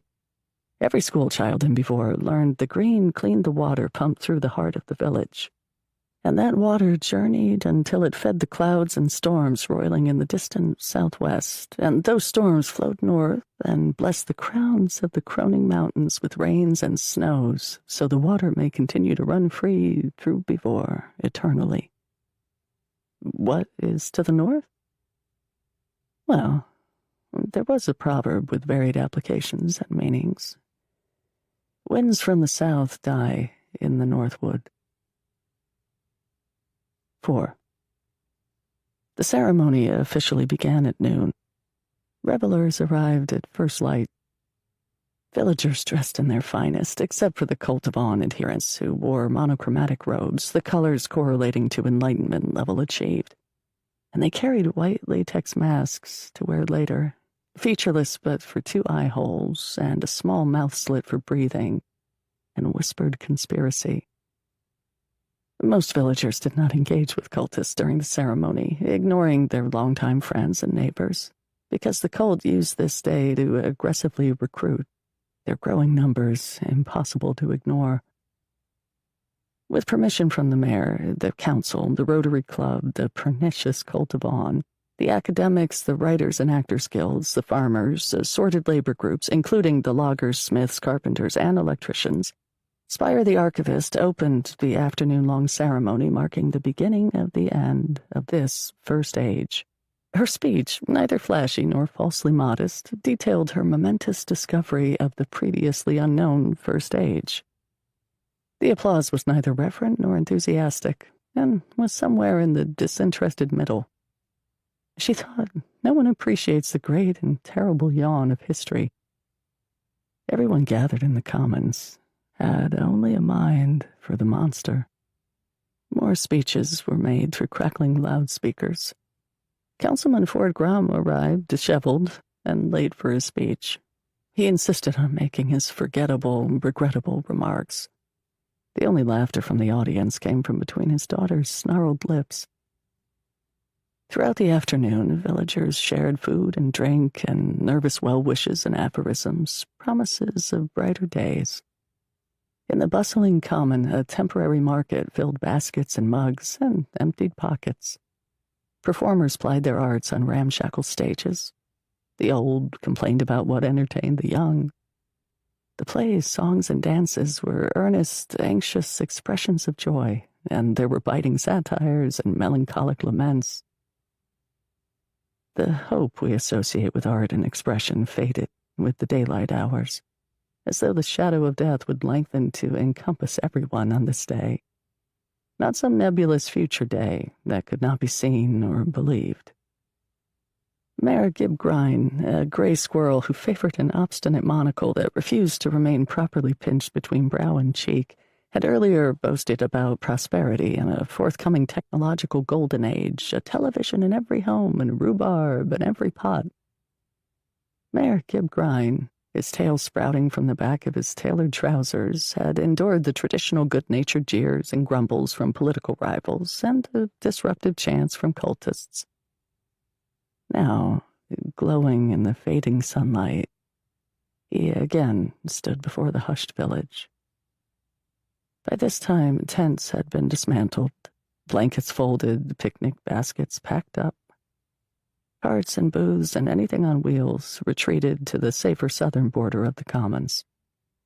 Mayor Gib Grine, sweat darkening the armpits of his pressed dress shirt, lifted his right paw. The bell above Ride Hall chimed 13 times, once for every first age. With the last toll still ringing in heads, Mayor Gib Grine, his stentorian voice gone reedy, said, "The names I will read have been determined by a lottery, overseen by esteemed council and union heads, and with special thanks to Mrs. Clee Winster, our primary school's fearless and most capable principal, who has already coordinated a team of grief counselors for the students and their families. As is decreed, only residents under 18 years of age are eligible to mark this final day of the first age, and by doing so, their selfless sacrifice preserves our future ages." Mayor Gib Grine paused when he didn't intend to. The duration of the pause grew, as though the gravity of silence was self-sustaining. Later that evening, he would weep, while his wife held him, and he would swear he didn't mean to drag it out like a carnival barker. After the pause, one that spelled his political doom in a recall election 37 days after the ceremony, Mayor Gib Grine announced the 3 finalists alphabetically by last name. Within the crowd, gasps of horror, relieved sobs, curses directed at their witless acquiescence to what was and would be. A terrible secret joy that good fortune viciously continued to smile on the smiled upon.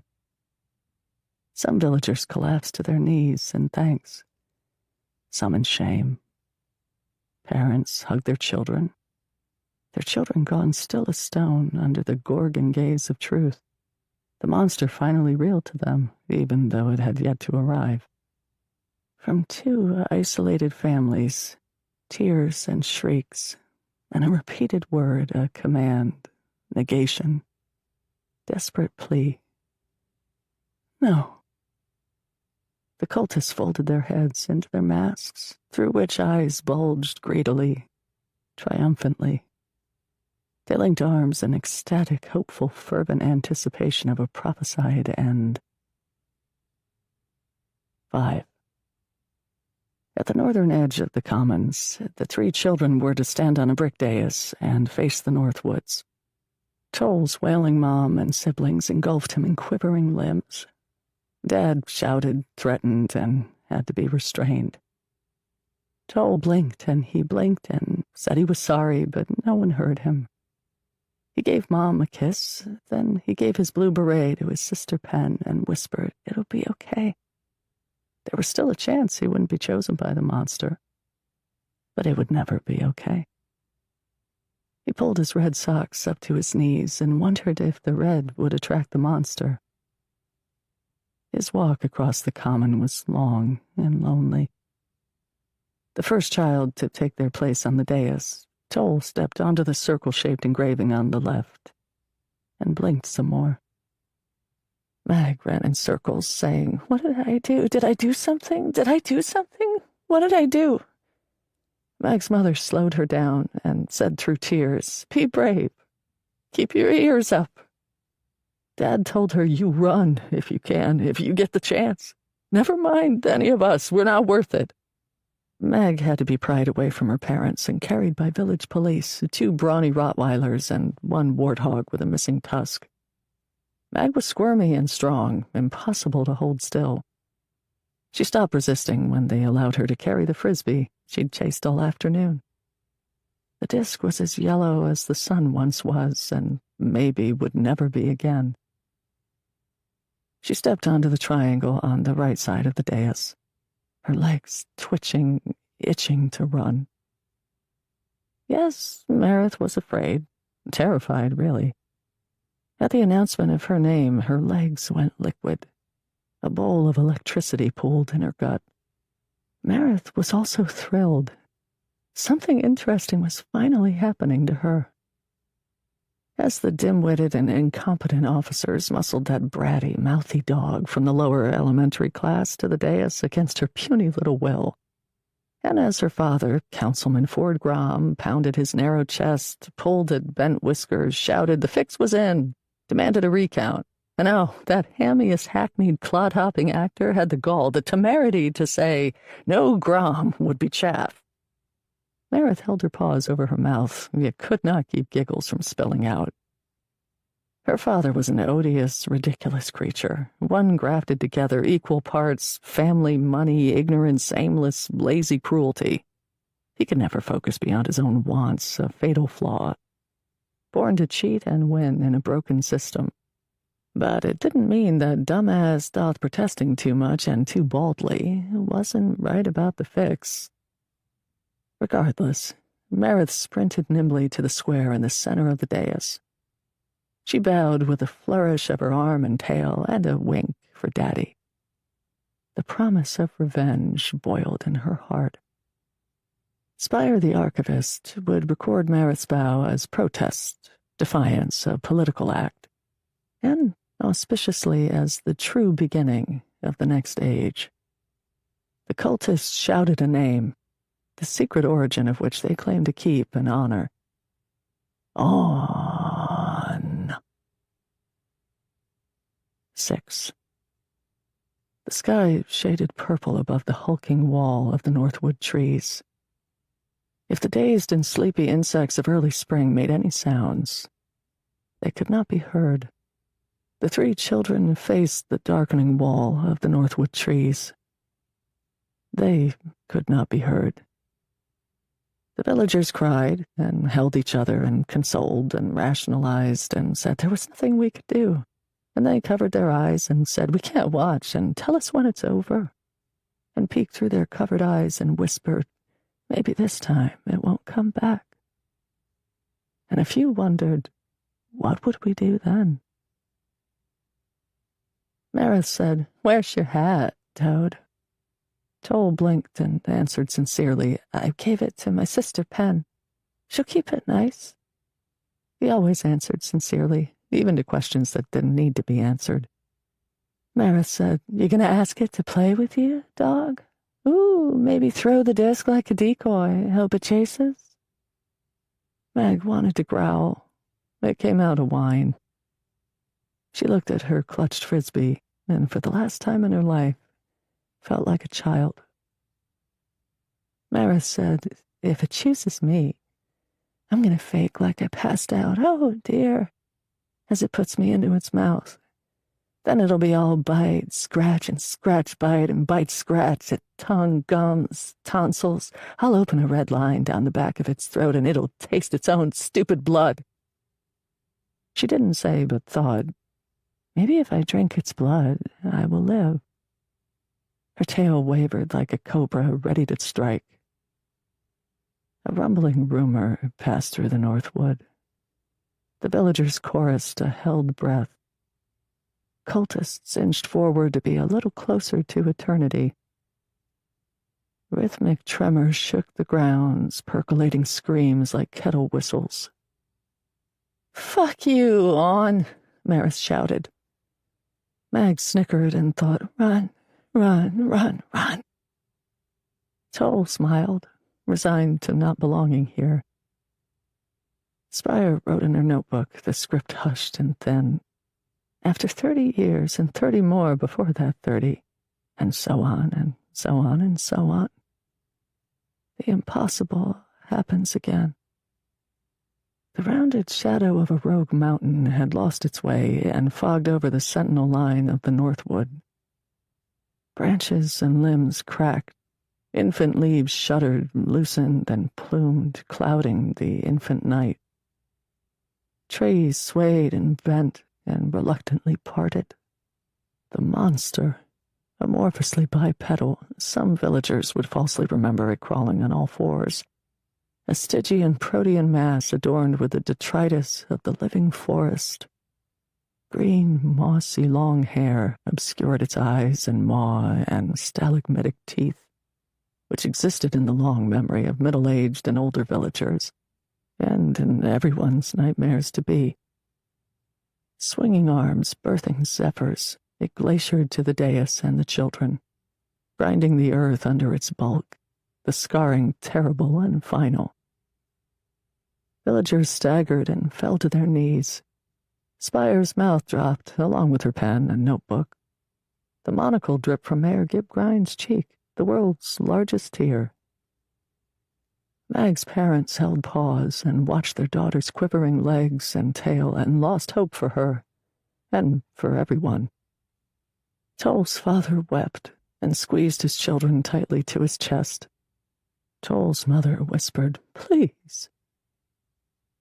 Councilman Ford Grom chewed on his claws, fretting over possible outcomes, though, unlike the other parents, he had a hunch the monster would not choose his child just to spite him. Cultists mimicked the movement of the monster, and they opened silent mouths behind their masks as wide as their faces would allow, praying their god would do the same and swallow everything. 7. The monster bent, eclipsing the night, falling over the children. Its breath smelled of heat and decay. Toll thought it might be ill, that it might not live much longer. He was sad for it, and sad for everyone, and the sadness momentarily filled his heart. But fear drained it again, as fear always had. Its breath smelled of epochs and ruin. Mag searched for its eyes through the tangled matted nest of green fur. It was important to see the monster seeing her. She could outrun it if she knew exactly where and at whom it was looking. She could outrun it if she could dodge the first low, long swipe. Its breath smelled of delirious, bargainless, gluttonous animal fear. Maybe Marith smelled Toll and Mag and the rest of the village. Her father once told her fear greased the world's gears. The first and last time in his life he wasn't full of shit. Marith extended her claws and shouted, "Fucking decide already!" The monster bent lower with speed, elasticity, and grace as fanciful as its size. A previously camouflaged neck telescoped the giant head. It hovered 2.5 elephant trunks away from the children. The gravid mass fissured. A jagged crack split, oystered open, revealing its teeth. Oh, its teeth. Plague yellow, of ludicrous size and chaotic formation, sharpened cones, spires, needles, overlapped, an eager crowd shouldering for space, with thick foundational blocks blunted by chewing, gnashing, gnawing. Oh, its teeth. Puzzle pieces that shouldn't fit together. The cultists were blissfully horrified by the privilege of the toothsome night. Mag could not run after viewing an apocalypse. Toll hyperventilated and swayed, a wheat stalk waiting to be scythed. Marith hissed as she heard a voice in her head, the same as her own voice, but not the same. "I choose you." The monster recoiled its neck, stood at its previous height, looming over the dais. Some villagers allowed themselves to hope the thing would return to the Northwood without eating any of the children. Others feared, and cultists prayed, the monster would reject their blood offer and would soon rampage through Beevor. The monster swung one mighty arm, a blurring, whooshing pendulum that wiped Toll away from his circled spot. The village wailed, briefly unified. Mag fell backward, then slowly crawled toward the monster, making herself watch until there was nothing to see. Marith slumped, unable to understand why she was disappointed in another broken promise. The grieving moon rose empty and staring blankly as the monster receded into the Northwood. 8. The monster's plucking, squeezing hand battered Toll to near unconsciousness. Perhaps it's easier for us to believe the fleeting moments of his remaining life were mercifully confusing, disjointed, a dream in which he was both flying and falling. Jumbled kaleidoscopic images, the sky dappled with star streaks, the forest canopy rolling in waves, distant, desolate mountains, and a dark, yawing cave with teeth, didn't fit together, didn't make sense. I am sorry to say, at the end, the shrinking, shriveling essence of Toll understood this was all real. Terribly real. 9. As was tradition, Mag and Marith walked paw in paw from the dais. Having survived the ceremony, they were now Frera, sisters not by their own blood, but by someone else's. 2 cultists broke from their coordinated ranks, rushing the new Frera. A teenage mallard duck named Acor offered his mask to Mag. Wide-eyed and earnest, green feathers tousled on his forehead, he breathlessly spoke of sharing honor, the memory of Toll's brave sacrifice, and how she knew more than anyone else the awesome power of On. Mag growled, broke her link with Marith, and sprinted to her parents. A fox named Siv, orange fur and ears slicked back, owner of the most beautiful tail in Beevor, just ask him, twirled his blank mask on a paw, offered it to Marith, along with a smirking leer. "I thought for sure you were a goner. Surprise, surprise, right?" Siv was a village manager who hit the bars with Marith's dad on weekends and weekdays. Marith knocked the mask off his paw. Siv shrugged and leaned in, a conspirator, his bushy tail peacocking from beneath his forest green robe. "No hard feelings on my end, little kitty. And if you join our merry band, it'll piss off your dad." Marith's inner voice, the new one, the same one, told her what to do. What she could do, what she will do. She listened, even though the voice had lied about the monster choosing her. She listened because she liked what it said. Marith stepped on the mask and flipped off Siv and the rest of the cultists. 10. No more speeches. No more talk of prosperity, now that, for the moment, the cost was unimpeachably clear. And once again the future was untenable. Parents carried their children home, or pulled them in small red wagons, even the ones too big to be carried or pulled. Parents wished they could keep their children hidden in their pockets, as the question, what kind of world was this, was loudly followed by more questions they couldn't and didn't want to answer. The bars were closed for the rest of the evening, by order of Mayor Gib Grine. Some voters grumbled they needed a drink or 12. But what they meant was they didn't want to be alone. The cultists shed their masks, abandoned them, more than 100 blank faces and stares on the trampled and torn grass.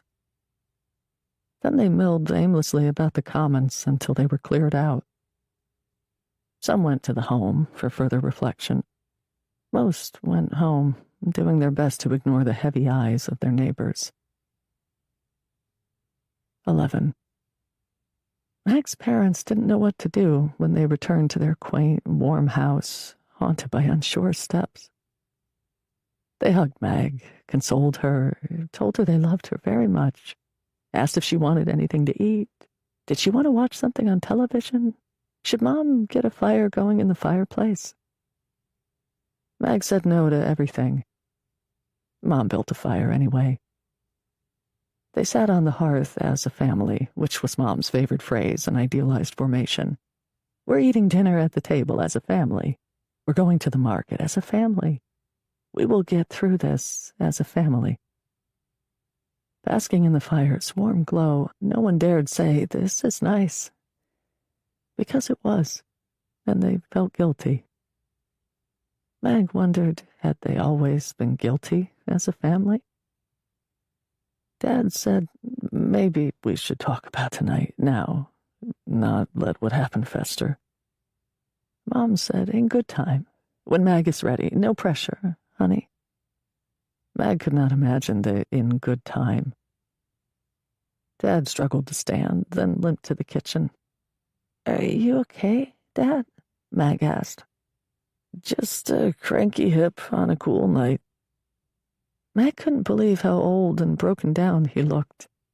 Another sadness that could only be observed from within the greater sadness. Where did he go? Mom asked, raising the flag of her nose higher. Did he open the back door? Dad returned with a plate and puffy white marshmallows skewered atop 3 crooked sticks. Mom said, really? Inside? Why not? We're all marshmallow roasting experts here. Mag reached for the longest stick. Mom and Dad kept their marshmallows a cautious distance from the flames, rotating their sticks slowly, dutifully. Mag hugged her stick close to her chest and asked, how can I stop the monster from ever coming back? Mag meant her question sincerely, all the sincereness she could muster. She wanted it not to sound like a question a kid might reflexively ask about the unanswerable, like, why am I me? Or, why do I have to sleep? Or, why do we feel pain? Or, why do we have to die? Mom said, you can't stop it.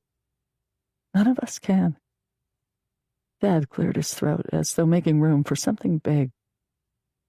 Instead, he nodded and patted Mag's twitching knee. The flames danced in the lenses of his glasses. I'm sorry, Mom added, as though scolded by the silence.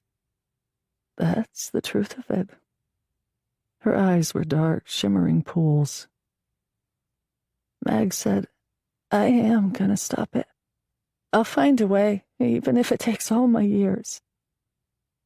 I have to. She speared her marshmallow-tipped stick directly into the fire. The sugary skein blazed, then charred black. 12. Marith walked ahead of her lagging father. He jogged half-assedly to keep pace. They made their way south and over the Sime River. Marith reveled in the stares from the villagers she passed. While she heard their whispers, she only had ears for the inner voice. Back at their boring old lump of a decaying house that had been in the family for generations, Meredith sprinted up the curled staircase to the second floor and her room. She shouted, "Hold my calls!" slammed the bedroom door closed, and locked it. If there were tears, Meredith would contest this if given the chance. They were tears of anger, of consecrating rage. Councilman Ford Grom, pit-stopping first in the larder for a dram of wine, wandered to the second floor, rapped a jaunty knock with furred knuckles on Meredith's door, and cooed, "I was so worried about you, my dear. Shocking, really.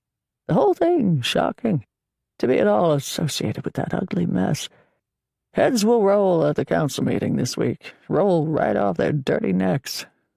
I will give you one of their heads as a present, if you'd like, my little beastie."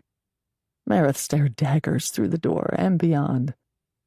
He added, "Oh, come now. You know as well as I do that you'll be over the drama after a good night's rest, if you're not over it already.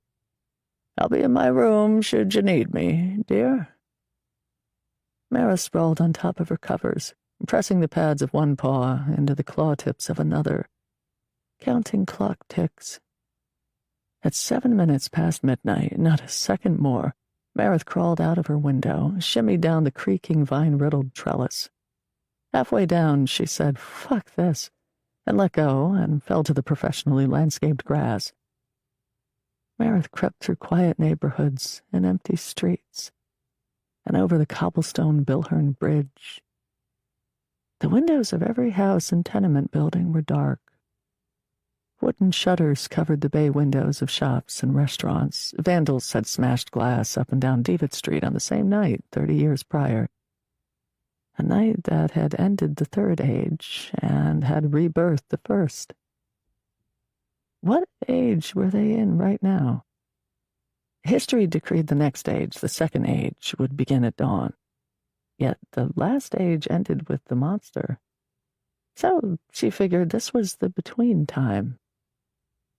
The voice spoke in Meredith's voice, even if it wasn't hers. "This is your time."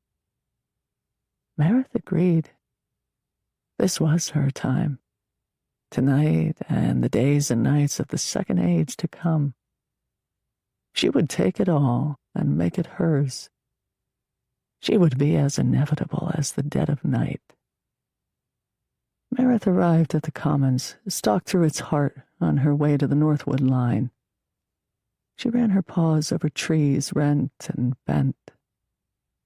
She lowered herself into the depth of a footprint, sinking to its bottom without a wish, sinking into a coagulating mist, and she suffered the soul chill of the evening, a feeling of déjà vu mixed with a goose walking over her grave, plus a devil's and a doppelganger's wink, iced the length of her spine and into her curling tail. Suddenly unable to breathe, Meredith scrabbled out of the hole and retreated to the dais. She stood on the square and faced the Commons. Spread out before her, the cultists' masks, those blank, disembodied heads. The masks would not be gathered and thrown away until DPW arrived for cleanup in the morning. Meredith crawled on all fours, an act in public that, if witnessed, would have made her father furious. "The better to see the masks with, dear Daddy?" She found the one that Fuck Civ offered, and she stepped on it again. The thought of Civ's mask going over her head made her retch. She was no cultist, would be no cultist, found them as odious, if not more so, than the rest of the villagers, including her father. But a mask? The voice said, yes, a mask. She took her time prowling the Commons in the between time, where she was convinced there was no time. She gave each mask a look and a sniff and a paw swipe. They all looked the same on the outside, but they weren't the same. She circled, patient, certain.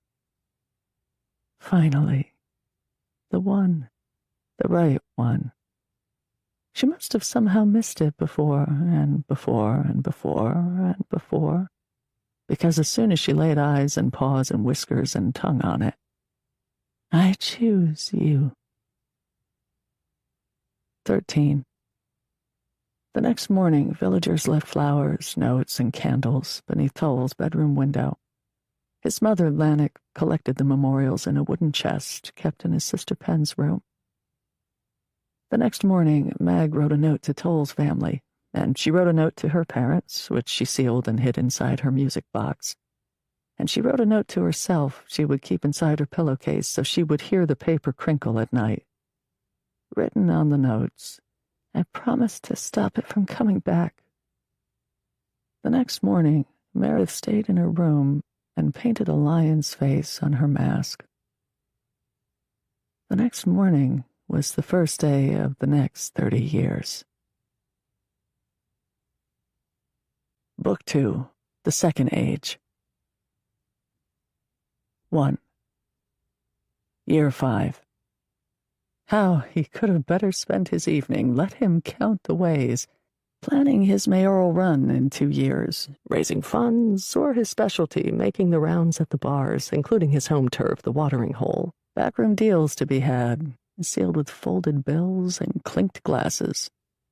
Instead, Councilman Ford Grom moldered in the mildewy village hall basement meeting space, faking concern and empathy in the company of the popular jackass mayor, not an actual donkey. Wilt Mornd was an anteater of prominent profile, a former B-list star of stage and screen, he of the folksy sayings as empty as his promises, plus his legion of staffers, so much for small government, and volunteers.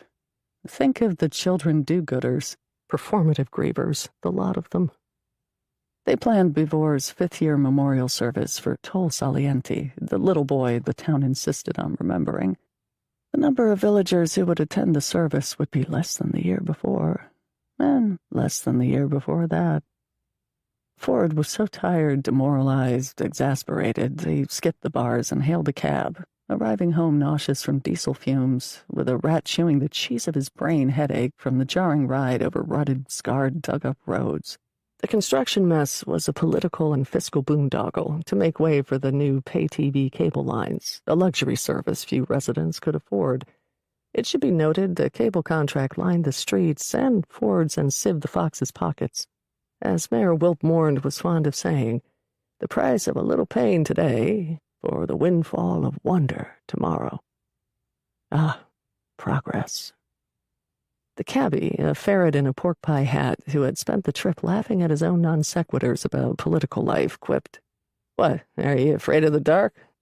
I thought cats could see at night," as he pulled into Ford's driveway.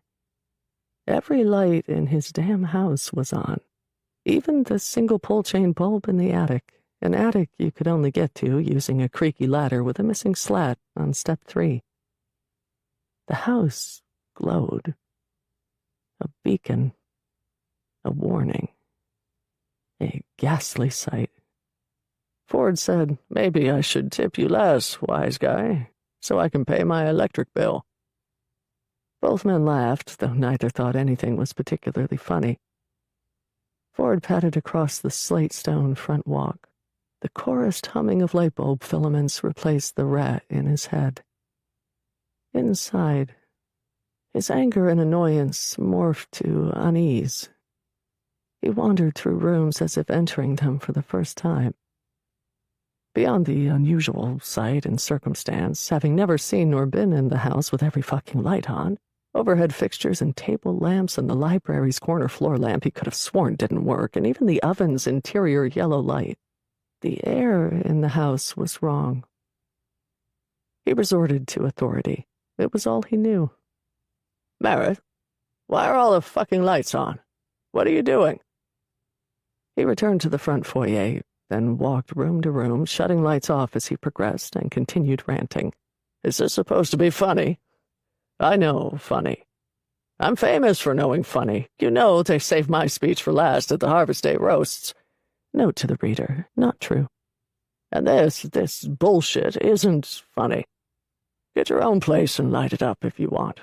You're fucking 19 years old. I had a job in my own midtown apartment when I was your age." Purchased by Daddy, he conveniently left out. When he finally stopped flapping his gums in the vertiginously long dining room, he noticed in the other rooms through which he'd walked and darkened, the lights were on again. "I've had a day. I don't need this." In the electric air, the humming air, his voice didn't carry. No echo, despite vaulted ceilings and empty spaces. He felt like a tree in the forest about to fall, with no one to hear him. Ford pawed for the closest wall switch, turned off the electric chandelier that hung like a swollen spider above the dusty wooden banquet table. He blinked in the new dark. The cabbie had said he should be able to see. Click. The chandelier lights splashed on. A masked, robed figure stood at the opposite end of the dining room, next to the other wall switch. Ford panicked, animal instinct, and flicked the light switch off again. This dark lasted longer. Ford convinced himself the figure was Marith. Wasn't it Marith? Had to be Marith. Wearing a cultist robe, a white beige color, a color he could only compare to a shaved, mange-riddled hide, and a garish painted mask, golden yellow, but for the dark eye holes, brown nose, white fur, and whiskers around a toothy red mouth. Did she join the goddamn cult? Why the painted mask? Was it supposed to be a lion? He shouted, "What have you gotten into this time?" He didn't pause to consider the more pressing, more appropriate question. If it was indeed Marith, why would that bring him comfort? Especially as he felt her grinning behind the mask in the dark. Click. The masked figure was in front of Ford, a whisker away. She had flicked the switch next to which Ford stood with the tip of an ice pick. In her other hand flashed a dagger. He turned to run, but was knocked by unseen paws, spun around as though he were weightless, made of no matter, and shoved his back against the wall. A painting to be hung. The painted mask stared, but didn't change expression. Ford said, "Stop," and "don't," and the last word he said was one he hadn't earned. "Please." Her head tilted, mild interest or slight surprise or bemused indifference, and the dagger raised, a cresting steel wave. A cobwebbed part of Ford's brain recognized the sinuous blade. He felt every curve as it slashed through the center of his chest and out his back into the drywall, pinning him like an exotically named butterfly. He tried to speak, but had no air of his own. The ice pick was eager, and next, placed point up a tent pole under his chin. Then she pushed and pressed. The metal sprouted into his mouth through his darting, desperate tongue and the soft palate. Then bone, and higher still, until Councilman Ford Graham's light was turned off. She waited for the blood to stop. She took off her mask, draped it over one bloody paw. She imagined the lion head of death floating, speaking in her voice that was not her voice. The lion assured she would not be caught, not this time, or the next, or the next, or the next, or the next, or the next, or the next. She would not even be a suspect. There would be no evidence of her involvement, or the police would be made blind to it. Marith thanked the lion for choosing her. The lion told her how and where to cut to make a new robe. 2. Year 8. Mag and Marith continued the Frere tradition, sharing an annual meal. They met at Salmander's, a restaurant that would always save a table for the Frere.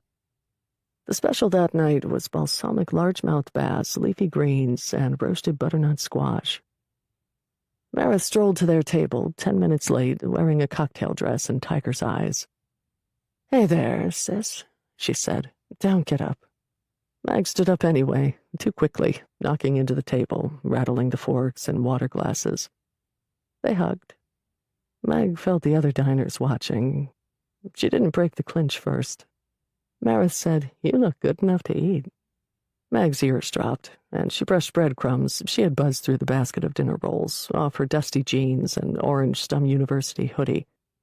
Sorry, I lost track of time. Couldn't change, and I came straight from studying at the library. Oh, you're fine. And that's right, you started uni a year early. You're so... She twirled a paw in the air, sifting the ether for a word. Ambitious? No, driven? Is there a word that means both? Either way, there are big things in your future. Big things. Meredith laughed and loudly ordered a glass of wine from the turtle waiter. Mag thought she could smell and see through Meredith's shock act, a cover for pain, grief, loneliness. Mag was committed to her own act, the public act of being Meredith's sister. She didn't like her, didn't trust her. Meredith said, I suppose, my brilliant sister, you've already chosen a major. Actually, two. Sociology and history, with a concentration on folk tales. Because Mag didn't want to talk about why she chose those subjects, she asked, Are you still working at... Oh, yes, tending bar part-time at the watering hole, full-time living off my inheritance, eagerly awaiting the fall of my house. So gothic, right?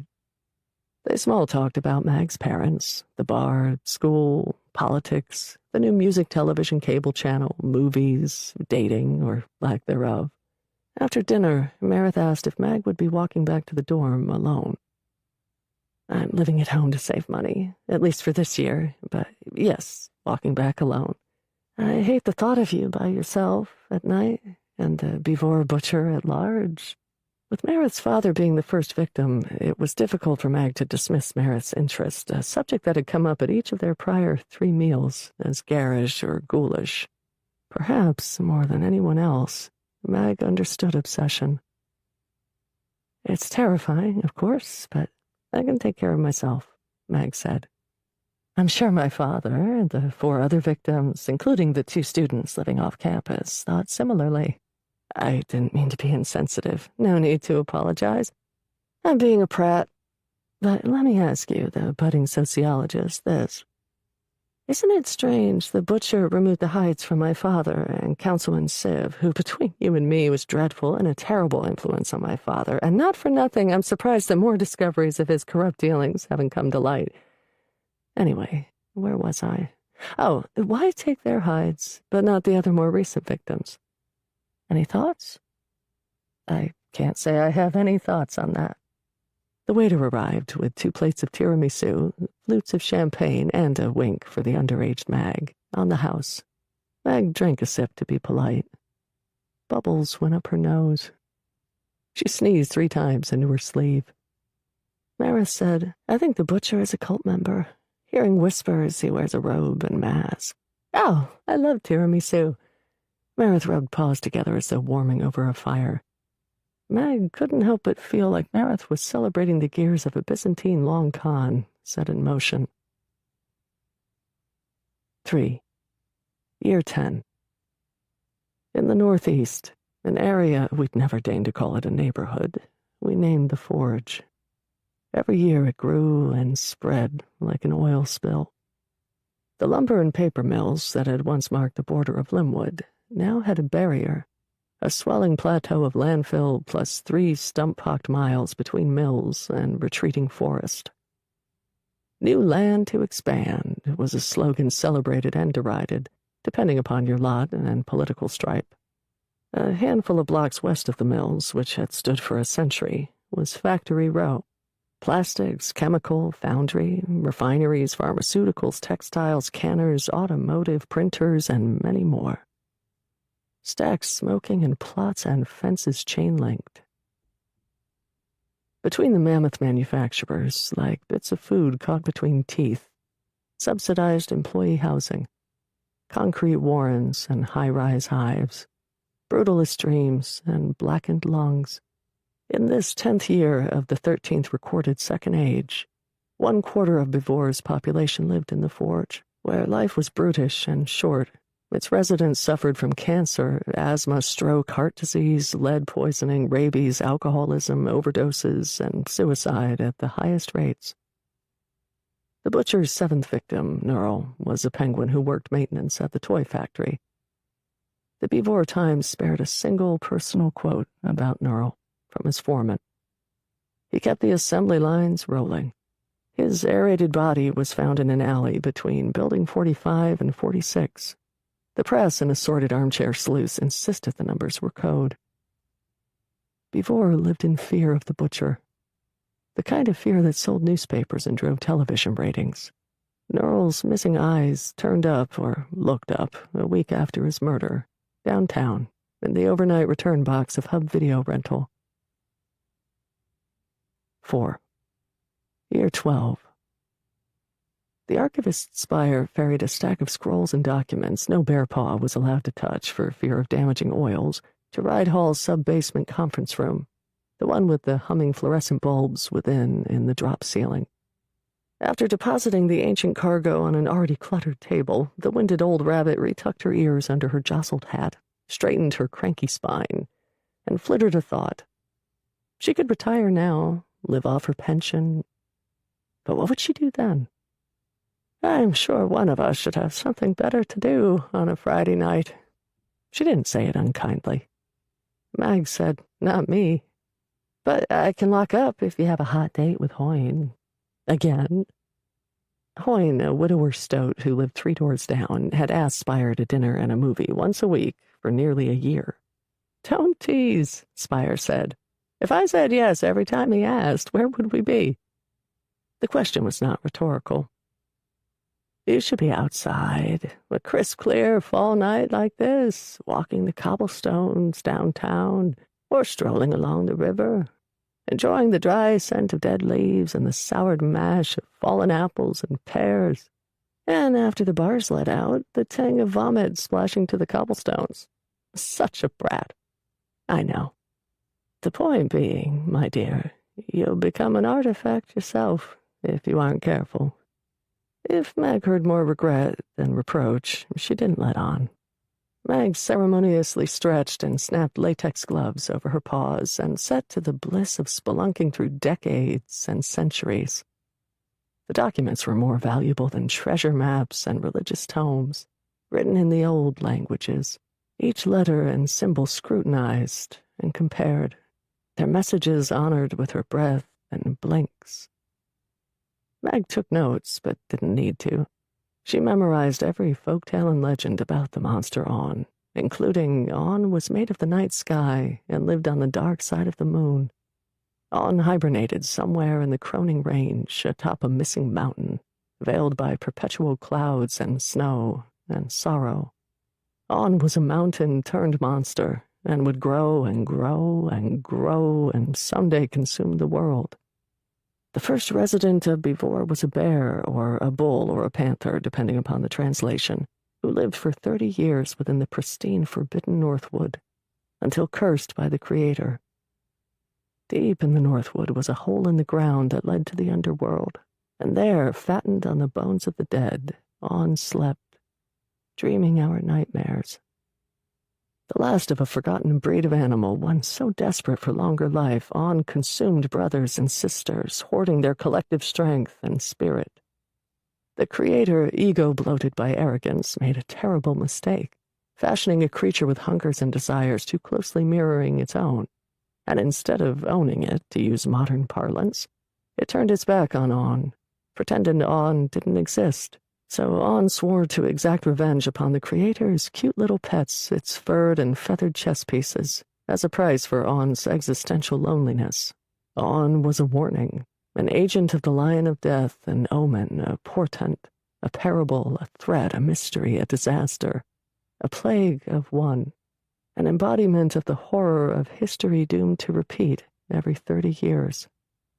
Mag also memorized each hero's journey, from primary to purported first-person accounts to barroom boasts and rumors of brave, foolish citizens who confronted the monster, including the first recorded sacrifice sparing the village from siege was a baby hedgehog and a mother who refused to let go. We have forgotten their names. Drider, an adult swan chosen to end the 4th Second Age, ran and hid under Fanagh's bridge, which On destroyed, and then, like a finicky eater, removing hated peas from shepherd's pie, it carefully brushed aside debris for the feather, meat, and viscera. In the fifth First Age, a week prior to the ceremony, a small army bearing fangs of blade and arrow, financed and led by the mercurial merchant goats Kyr and Tham Ride, traveled deep into the Northwood and never returned, and we still sing their songs. The Flyner rebellion of the 12th First Age, spearheaded by anarchist Greggy Flyner, a charismatic owl dressed in a self-ascribed peasant's uniform, rallied farmers and factory workers to take up arms instead of filling the sacrificial spots on the dais with their children, their blood. But rakes, spades, clubs, and too few shotguns were no match for On, and 227 villagers died. Mag worked deep into the night. Past the hour, Spire locked the ride hall doors. Past the bars closing and the choreographed half-hearted fights in the streets. She walked home alone, vigilant, but not afraid. And if anyone watched, if anyone followed, unseen, they would have spied Meg shivering in a black denim vest, unbuttoned and opened, displaying a red t-shirt plastered with the iconic portrait of Flyner, wide owl eyes turned upward toward unseen heights, revenge dreams, and better days. 5. Year 16. Despite having very little contact beyond their yearly meal, the two Frere grew to consider themselves real sisters. They enjoyed their time together and promised to meet more often, knowing the promises were doomed to be broken. They were wary, defensive, on alert.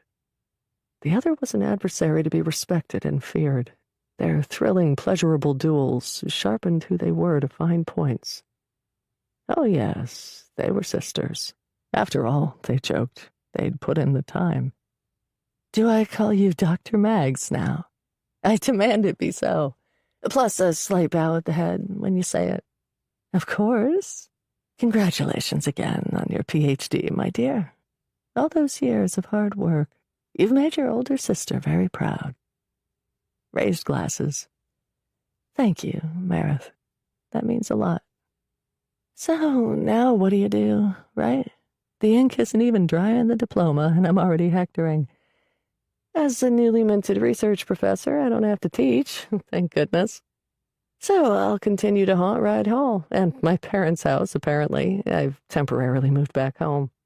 How is your mom? Holding up? Their sisterhood had been sealed for Mag when Meredith had attended her father's funeral, carrying one white rose for his grave. The easy answer is she's okay, she's managing. But she's sad and broken. She openly talks like she's looking forward to it, about the day when her heart will stop like Dad's did. She eats like a bird now, sighs more than talks. If Dad were here, he'd be so worried. But I can't get her to do much of anything beyond putter about the house. Sorry, this time of year does it to me every time. Meredith reached across the table, placed her paw over Mag's. It's okay. Your father was a lovely man, and he helped raise a lovelier daughter. Mag pulled her paw away, hid it in her lap. That's only half right. I'm sad and broken, too. Meredith finished her glass of wine, ordered another. Aren't we a pair of sad and broken, doomed to eternity within our ancestral homes? You say that with a little too much glee. It's the wine. Also, I say everything with glee. Otherwise, I'd always be screaming. Fair enough. But your house, weren't you thinking of selling it? I was, I am, I do. It's a warm daydream, so easy to get lost in. But then I think about all the cleaning and packing. There's nothing worse than packing. The worst.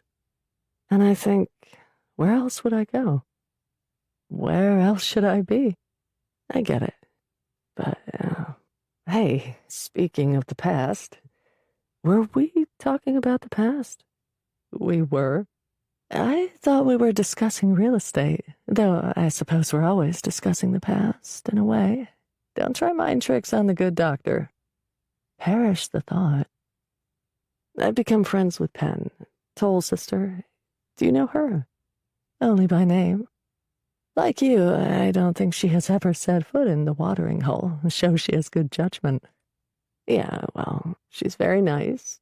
We connected or reconnected in Wright Hall when she was putting up flyers for a charitable event to raise funds for the sick residents of the Forge who can't afford rabies vaccines or pay their doctor's bills. She plans to build and run a free clinic within the next 5 years. She sounds too good to be true. Perhaps you should petition the council to have Penn replace me as your Frera. Stop it. No need to be jealous, as you know I'm teasing.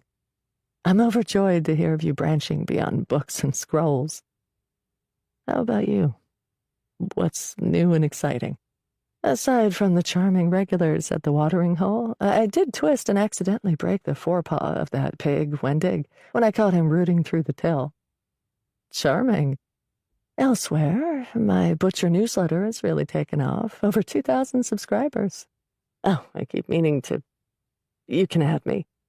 I know it's not your bailiwick. I cannot believe the butcher hasn't been caught yet. What are we up to, 20 victims? 25. Fucking hell. I agree. Our police force is incompetent.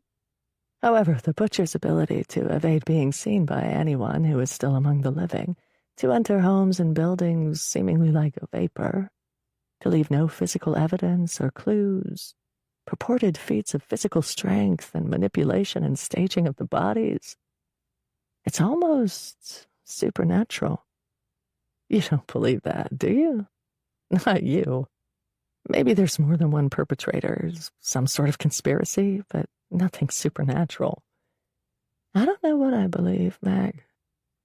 That's the truth of it. You're judging me, aren't you? No, I'm not. Really, I'm not. I will share with you that I certainly don't believe the butcher is in service for the cultists. Have you heard that rumor? I have. That the butcher might be a cultist makes sense to me. It's more complicated than that, I think. I have some moles within the cult. They tell me the butcher's exploits are being celebrated as a sign of the end to come. But at the same time, as their political aspirations rise with their numbers, they are preparing to mount a PR campaign, accusing the press of waging a disinformation war. And they will target any columnist or newscaster who opines the butcher is a cultist. They can't be serious about their political aspirations, can they? How can they be anything but fringe, a loose screw or two within the council? It's not a matter of if, but when we'll have a cultist mayor. No, no way. I hope I'm wrong.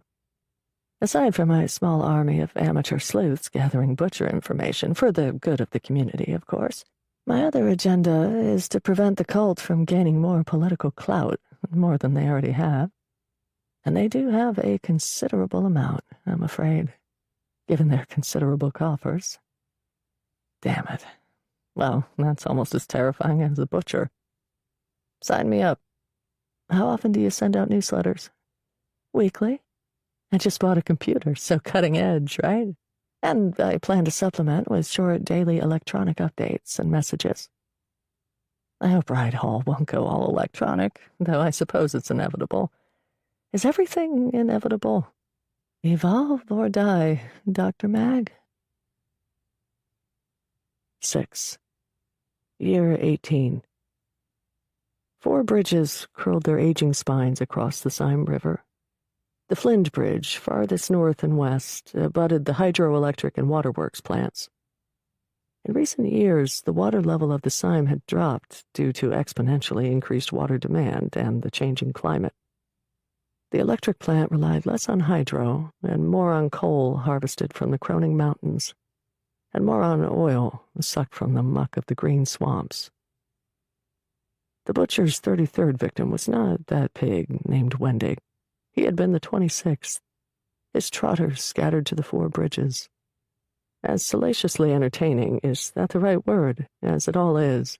Sometimes it's difficult to keep track of all the loss. Anyway, the 33rd victim was the 5th cult member to die. There were enough victims to have subsets of victims. Cliff the Pelican worked third-shift security at the electric plant. Most nights he didn't leave the glass security booth, keeping one rolling eye on video monitors, the other on his regimented game of solitaire. He prided himself for having never cheated. His title and role within the cult was not known by the average villager. Judging by the royal blue of his robe, he was high-ranking. Cliff was the first victim to be found alive, drawing crude lion faces on the marbled steps of the Cult of Awn's sacred meeting place, the Home. He'd suffered an ice-pick lobotomy via an orbital socket. He couldn't speak, and he clicked his beak and grinded glottal nonsense. His throat pouch undulated, a tattered flag in a storm. Dipping a feather into the sap-like blood leaking from his right eye, he made his art. Many of us began to believe the butcher would never be caught, would never be overcome, like time.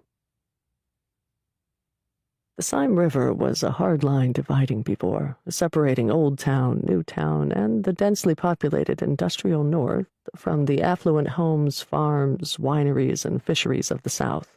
We referred to the south as the farms, though independent family farmers had long ago sold or lost their land to one of the two corporate agricultural conglomerates.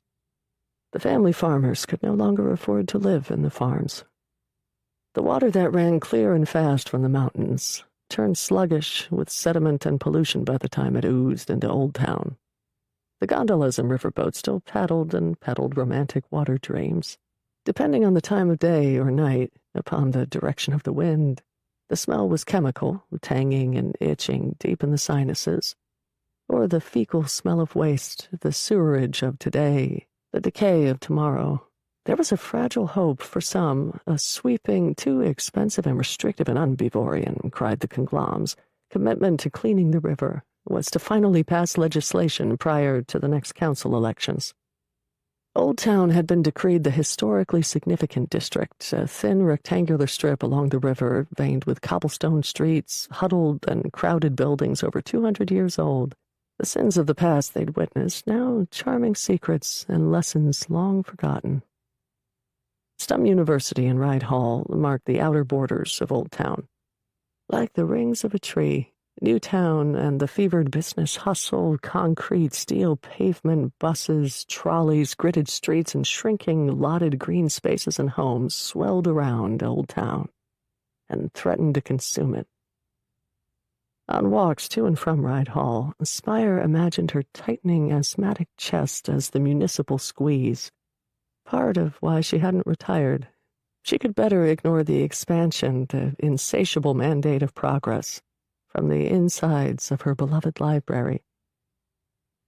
Her last night closing Ride Hall was caught on surveillance cameras, the same cameras she'd described to anyone who'd listen as ugly intrusionary eyesores pockmarking the sacred building.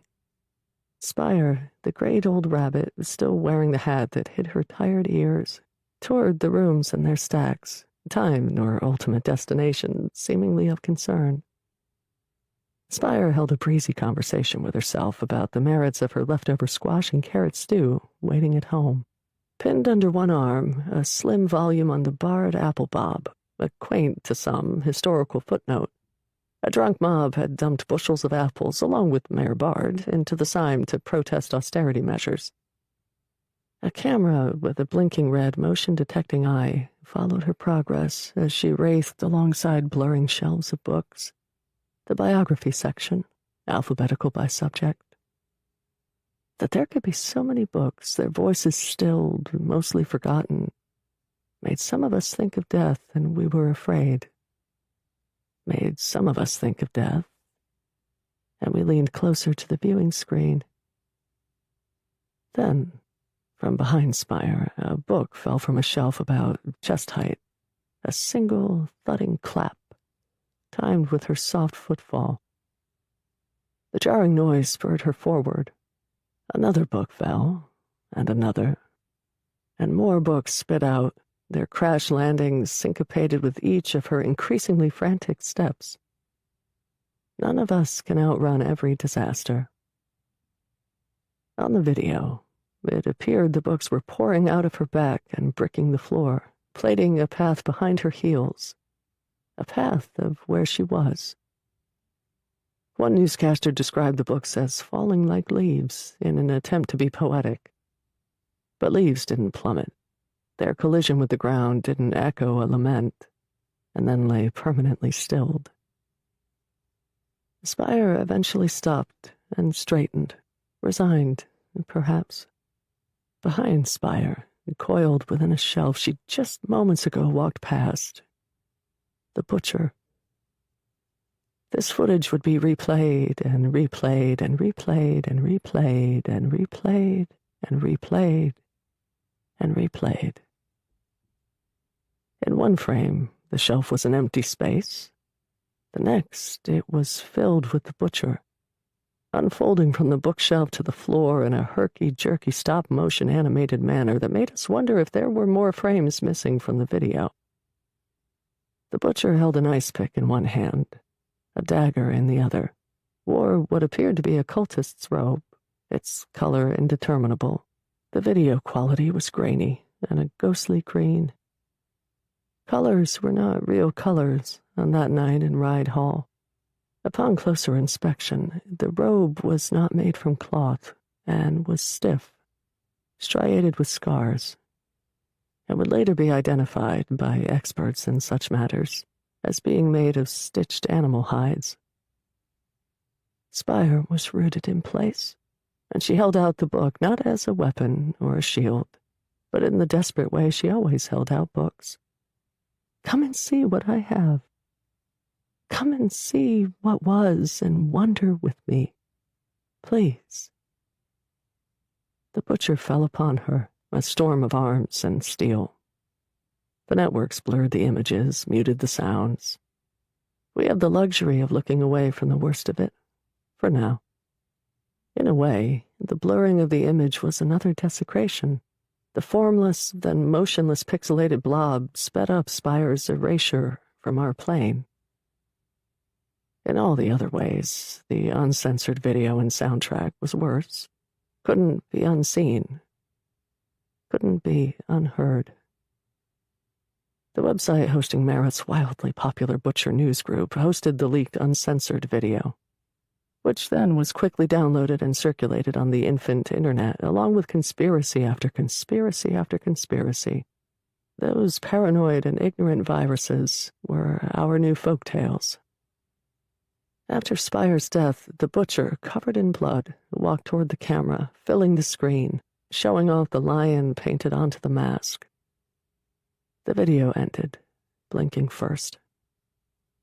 This horrible night at Ride Hall, incredibly, improbably, but not impossibly, marked an inflection point in the political ascendance of the cult of Awn.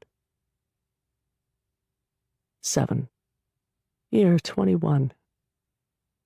She was careful to follow quietly, to keep her distance, keep it from her sister, another secret hoarded, one that itched to escape.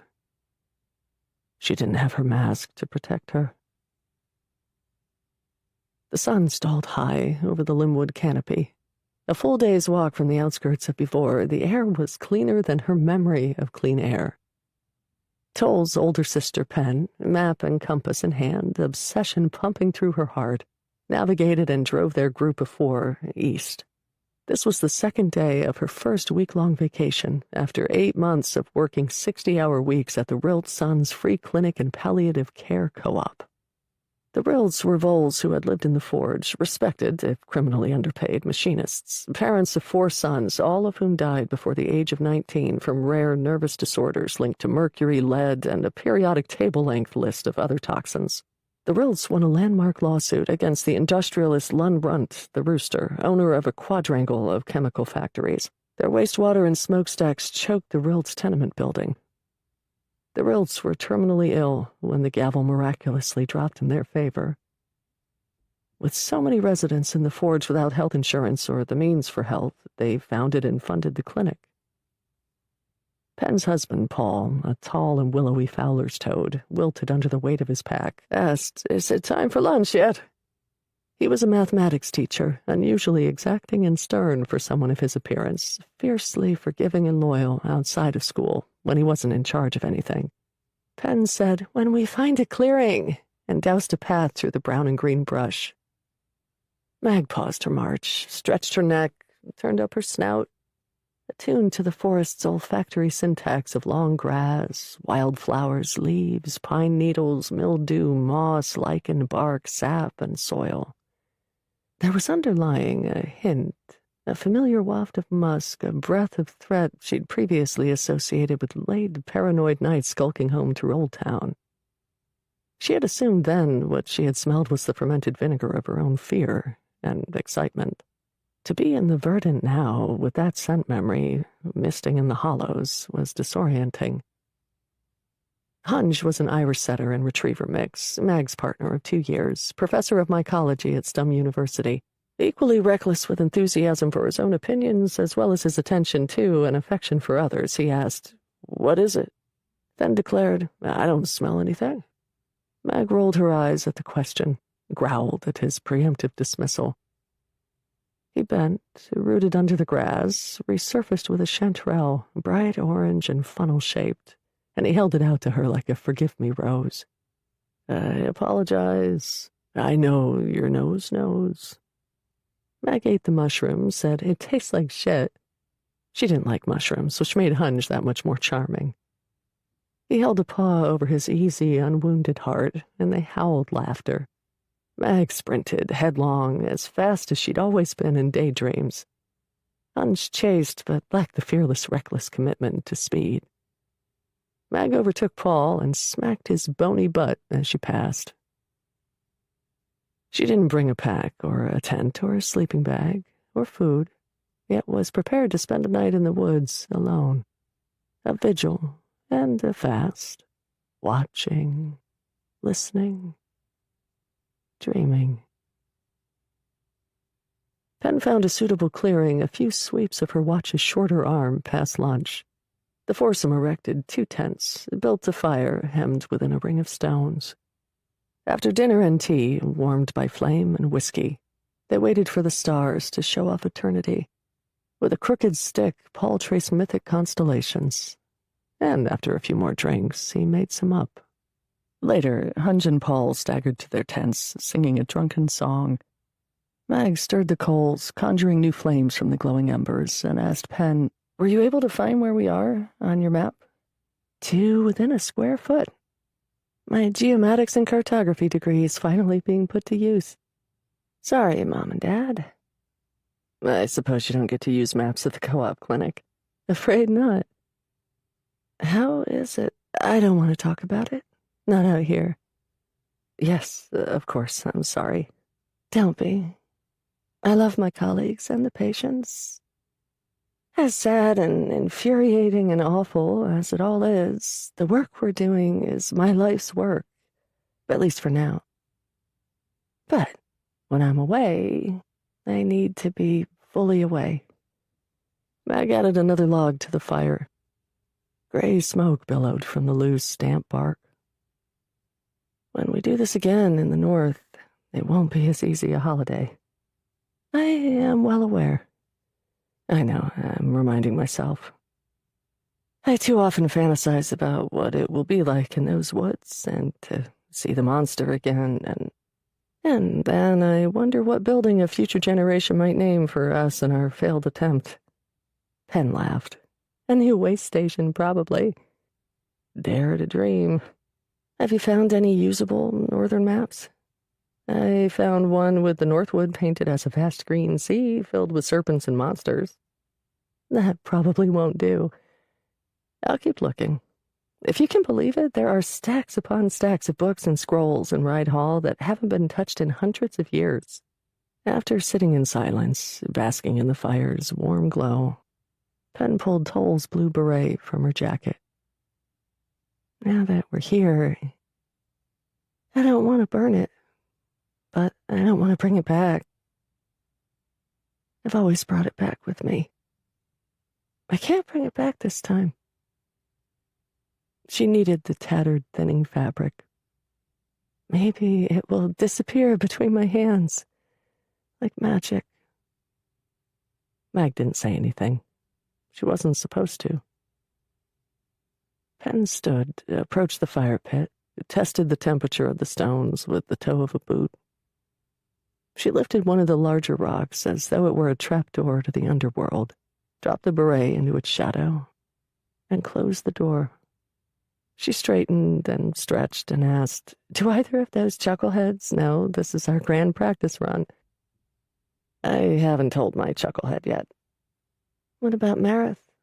Have you talked to her about coming with us? Your dinner with her is coming up again."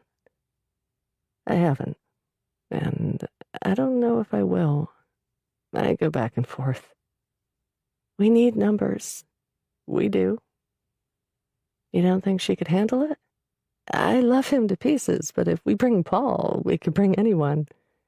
"Oh, she could definitely handle it." Maybe too well, she thought. Meg thought it loud enough that 50 feet away, 15 feet up, hidden within the bicycle spokes of a tree, Meredith heard it. Meredith was both alarmed and pleased, and not for the first time, nor the last, wondered, "How well do you know me, dear sister?" The next morning, the foursome moved their camp another day east, toward the edge of Penn's map. They spent 2 more nights in the accommodating Limwood, and then the group headed home and passed through the footprint and the memory of their first camp. Penn stood at the outer ring of the ash-filled fire pit and asked, "Should we break this up?"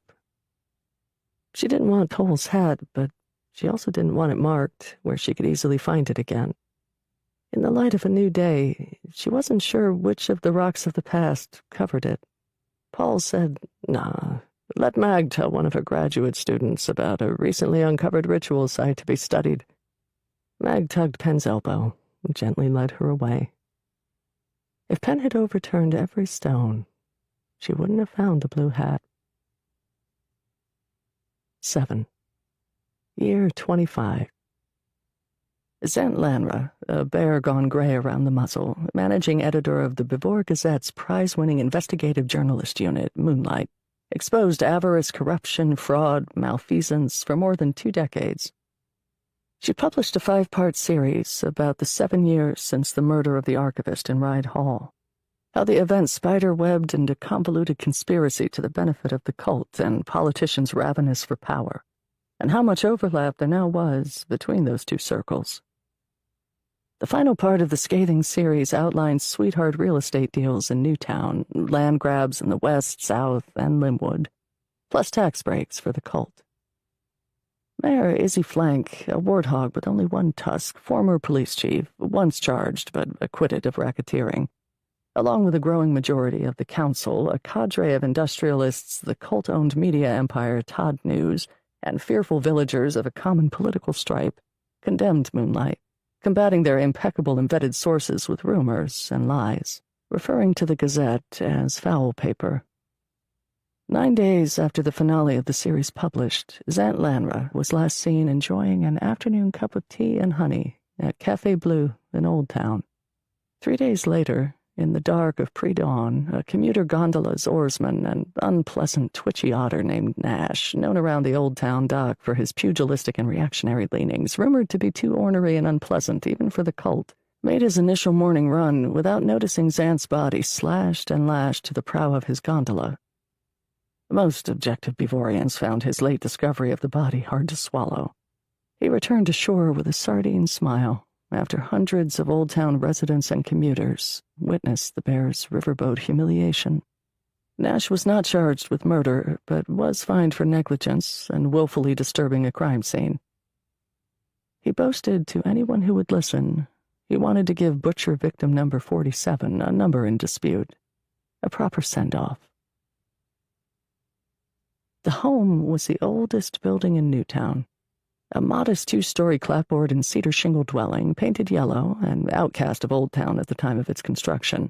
It initially hosted clandestine candlelit meetings. The low ceilings and thick walls hoarded survivors' tears and whispers from the fearful and fatalistic, the founding cult members driven and desperate to find meaning and solace within the incomprehensible awe and terror of acceptance and worship. Situated so, the dome of Ride Hall was visible from a 2nd-floor hallway window, perhaps an unconscious symbol, the most honest telling kind, that the true knowledge they claimed to seek would remain beyond their reach while sequestered inside the home. During the prior Second Age, the first floor was gutted, repurposed, reshaped into a ceremonial hall. The home now dotted the center of a campus larger than Stum University. The cult's founding was a purposeful mystery, with multiple conflicting origin stories involving mysticism and supernatural acts defying interior logic, never mind regular logic, none of which are worth our time, frankly. The cult insulated information from non-members. They called us chaff, with insider jargon, wealth, court-backed legalese, peer intimidation, tactics that have always been successful. The Dawn Room, a perched hollow on the home's second floor, once boasted a view of the sun rising golden over a modest garden.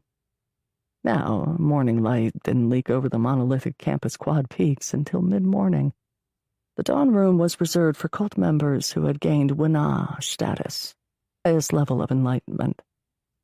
4 Wana sat at a round cottage oak table, the wood fabled to have come from the north, an avuncular fabrication, the kind upon which faiths and empires were built. The Wana were so enlightened they didn't wear their robes. Served barrel-aged liquors, they sipped moderately, as their quarterly review was a working lunch. They grazed from an autumn harvest-themed basket, a lousy veggie tray, according to the Brewster Lundrunt Jr., the youngest Wana. The others rolled their eyes and correctly interpreted his complaint as disappointment that there were no greasy fish sticks or fries. Go-getting cult members wearing their stratified robes cycled through the Dawn Room, presenting reports on the newly installed wall-sized sharp screen. Colorful pie charts and potency point presentations displayed deep data analytics on recruitment numbers and trends, website and social media traffic, online search numbers, print and electronic media mentions, financials and funds, real estate holdings and developments, strategic planning of the capital campaign to fund a campus in the South to be tent-poled by increased donations from lower-tiered cult members. And lastly, the latest polling numbers on council members and an early, never too early, forecast of future mayoral candidates. The presentations ended, sharp screen logged off and powered down, handlers and assistants dismissed, food basket picked clean, tumblers empty. The 4 Wana ceremoniously shut off their phones and placed them face down on the oak table. A silver horse named Klampt adjusted his handsome plaid vest and said, "Any other business?" "Zant Lanra was a mistake," said Melk, the eldest Wana, a self-described oilman, though his fortune had long since sourced from the crude. He was a rheumy-eyed, graying brown bear and dyed his fur blonde. "Take it up with the butcher." Ranks, a raccoon, owned 3 breweries and scores of bars, and was the mayor's deputy of the interior. Bored by the old bear's physical and mental softness, proud the journalist's murder was her idea, she added, "The media has already turned in our favor. We finally get to dismiss the other side as being the batshit crazy conspiracy theorists." The murder of the journalist investigating the cult of On had been expertly spun like wheat into irony, to somehow mean the butcher endeavored to frame and cast the cult as the dastardly villain. The butcher did so in an attempt to foment fear into outrage directed at the cult and its myriad business partners and interests, which would set off a chain reaction to still the great grinding gears of the Beavorian economy. One side of the political aisle clamored for more protection from this bloodthirsty anarchist and his radical collectivist politics, more protection for the cult and its vested fiduciary concerns for the good of all. Lundrunt Jr. said, "I want to discuss our terrible lunch. I'm not a grazer, a forager, or a garbage eater." Ranks said, "Someone get this child a bag of fish sticks. If we're lucky, he'll choke." Lund huffed and puffed. "The gall! The temerity! You're not nice."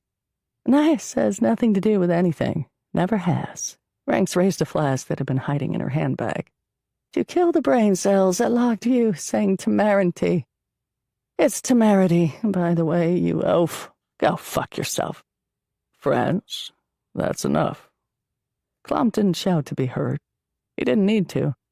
His timing impeccable, his low voice placating, the blasts of air expelled from wide nostrils threatening, Our future mayor will have fish steaks waiting for him once we finish here. It's not an unreasonable request. Once an orphan foal of unknown origin, 2 kindly farming badgers adopted Klompt. He inherited the soy farm upon their passing when he was 18. In the years since, his rise has been impossible to map. The breadth of his portfolio and influence, associations with businesses large and small, associations with, as whispered by those who foolishly dared to do so, various and varying criminal enterprises were so clandestine, their cat's cradle interconnections so convoluted, a true accounting remains unknown, even to your humble author. Thank you, Klompt, for your foresight. Lund smoothed his comb, which was not as tall as Daddy's. And with your support, I will mayor like no one's ever mayored in the history of before. Klompt and Ranks exchanged looks, dropping the temperature in the room. Melk said, if I may return us to the concerns of the present. He tried for dignity, but didn't achieve it. I know I'm the worrier of this group, as its oldest member. Ranks said, certainly our blondest member. Melk was too old to be baited. I think it's a mistake. Please elaborate, said Klompt. The truth seeks light and all that. The otter talks too much. Lund grunted. He did that well. We've been through this. Rank stood, then unsteadily paced the room. The river otter doesn't know anything, just like Lund. Which makes him all the more dangerous, said Melk. Do we disappear him, too? Lund smiled, satisfied that he'd contributed, then daydreamed about everyone he would disappear when mayor. Wait, did you mean him? Him was dangerous, or me, him? Yes, Melk said. Rank showed her small nicotine-stained teeth. How about the other pronoun? By we, do you mean the royal we? Klompt's eyes, as large as apples, opaque as stone, unblinking, remained pinned to Melk, staring into someone's bleak future. In time, he said. Melk couldn't parse the horse's carefully enunciated phrase. Had Klompt meant to say, in due time, all in good time, or that the otter's disappearance would occur in the nick of time? The 2 words by themselves left too much unsaid. Melk continued speaking, as though rationalizing his anxiety. We're risking further antagonizing the real butcher, who has already killed 18 of our brethren. That's an unofficial number, Rank said. It's more like 22. Lund said the number is overblown. Even if it isn't, he only kills losers. Besides, it's not like the butcher is going to tell on us, am I right? The latter phrase would become his insipid campaign slogan plastered on hats, T-shirts, buttons, and digital avatars. No, never, not once have you ever been right, Rank said. Klompt stood to his full height, eclipsing the room, looming over Melk. Regardless of that number's accuracy or impending increase, the butcher is a tool we will use to trim the fat, remove warts, or whatever metaphor you find the most palatable. Now, dear Melk, did you have any other concerns I might assuage? The horse could intimidate and threaten and follow through. Melk said, I wonder if the esteemed royal we might consider trimming Meredith Grom. Her most recent podcast episode is causing quite the stir online. She argues Sant is not one of the butcher's victims. Terrified as he was, Melk would be damned if he rolled over and completely exposed his belly. Correctly, I might add. No. Why not? You're very astute, Melk, but in a reverse kind of way. Anti-astute, if there was such a word. Klompt whinnied a laugh. I enjoy her podcast, for one. It's irreverent, smart, and cruelly logical. Whether or not she knows anything about the butcher is immaterial, though I suspect she knows quite a bit. I view her as a potential asset. If you 3 don't mind my having already taken the initiative, He paused and held out hooves to the room, stared at each member until they looked away. No one objected. I've deemed Ms. Grom, with her considerable net worth, familial political legacy, and formidable digital platform, to be a recruit of interest. Lunn found his voice again. Shouldn't we vote on that? Rank said, Oh, look who wants votes to be actually counted now. Lunn laughed, pointed a wing at the raccoon, and said, Touche! Don't point those stubby feathers at me, and it's touche, dumbass. Klomp said, We've extended an invitation for Marith to join our merry band at an accelerated tier. She said yes. 8. Year 30. 5 days to the ceremony.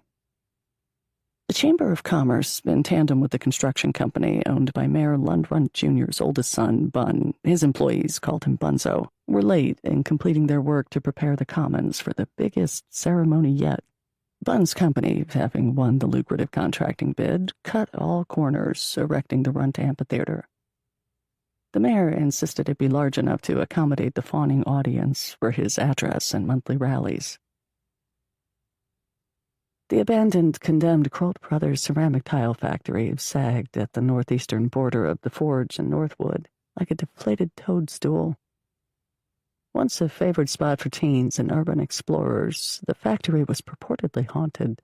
Ghosts of the butcher's victims collected in the darkest rooms, forgotten corners, under stairs and tables, their eyes and wounds glowing. If you locked eyes with one of the apparitions, you were to be the next victim. Hundreds of stories had been written and shared on online message boards and wiki pages, along with fake videos and video fakes of a trotterless Wendig ghost. Within Bevor's considerable homeless population, rumor had it the butcher used the factory as home base, performed blood rituals, palavered with the floating lion head of death. The night before their morning rendezvous, Mag turned rumor into legend, scaring away a group of squatters with yellow bedding linen worn like a robe and a well-timed growl. Pre-dawn, Mag, her one-time partner Hunge, and Penn met inside the tile factory. Others had quit the group 2 months ago. Their expedition, years in the planning, once had featured as many as 7 members, was now apparently down to 3. Penn's husband, Paul, stayed home with their 2 young children. The night before Penn left for the factory, she read 2 bedtime books to little Lotta and Vil. Lotta, as skinny and wriggly as a tadpole, sometimes slept under his bed with a flashlight. He wanted to see everything, even when he knew it would scare him. Vil might spend an hour sticking balled-up clothes and stuffed toys under her blanket to transform her bed into a relief map of a mountain range on the moon or another planet so that she might have better dreams. Born 1 year apart, they weren't twins, but they had their own language and a way to meld their 2 minds. They knew, without knowing, something big and scary was happening with Mom. So they asked her to read a 3rd book. They asked for a story about Uncle Toll and his magic blue hat. They asked again where Mom was going. They wanted to go on an adventure, too. They insisted they were big enough, strong enough. Penn agreed they were strong, brave, and smart, which was why she needed them to look after Daddy, because he didn't do well by himself.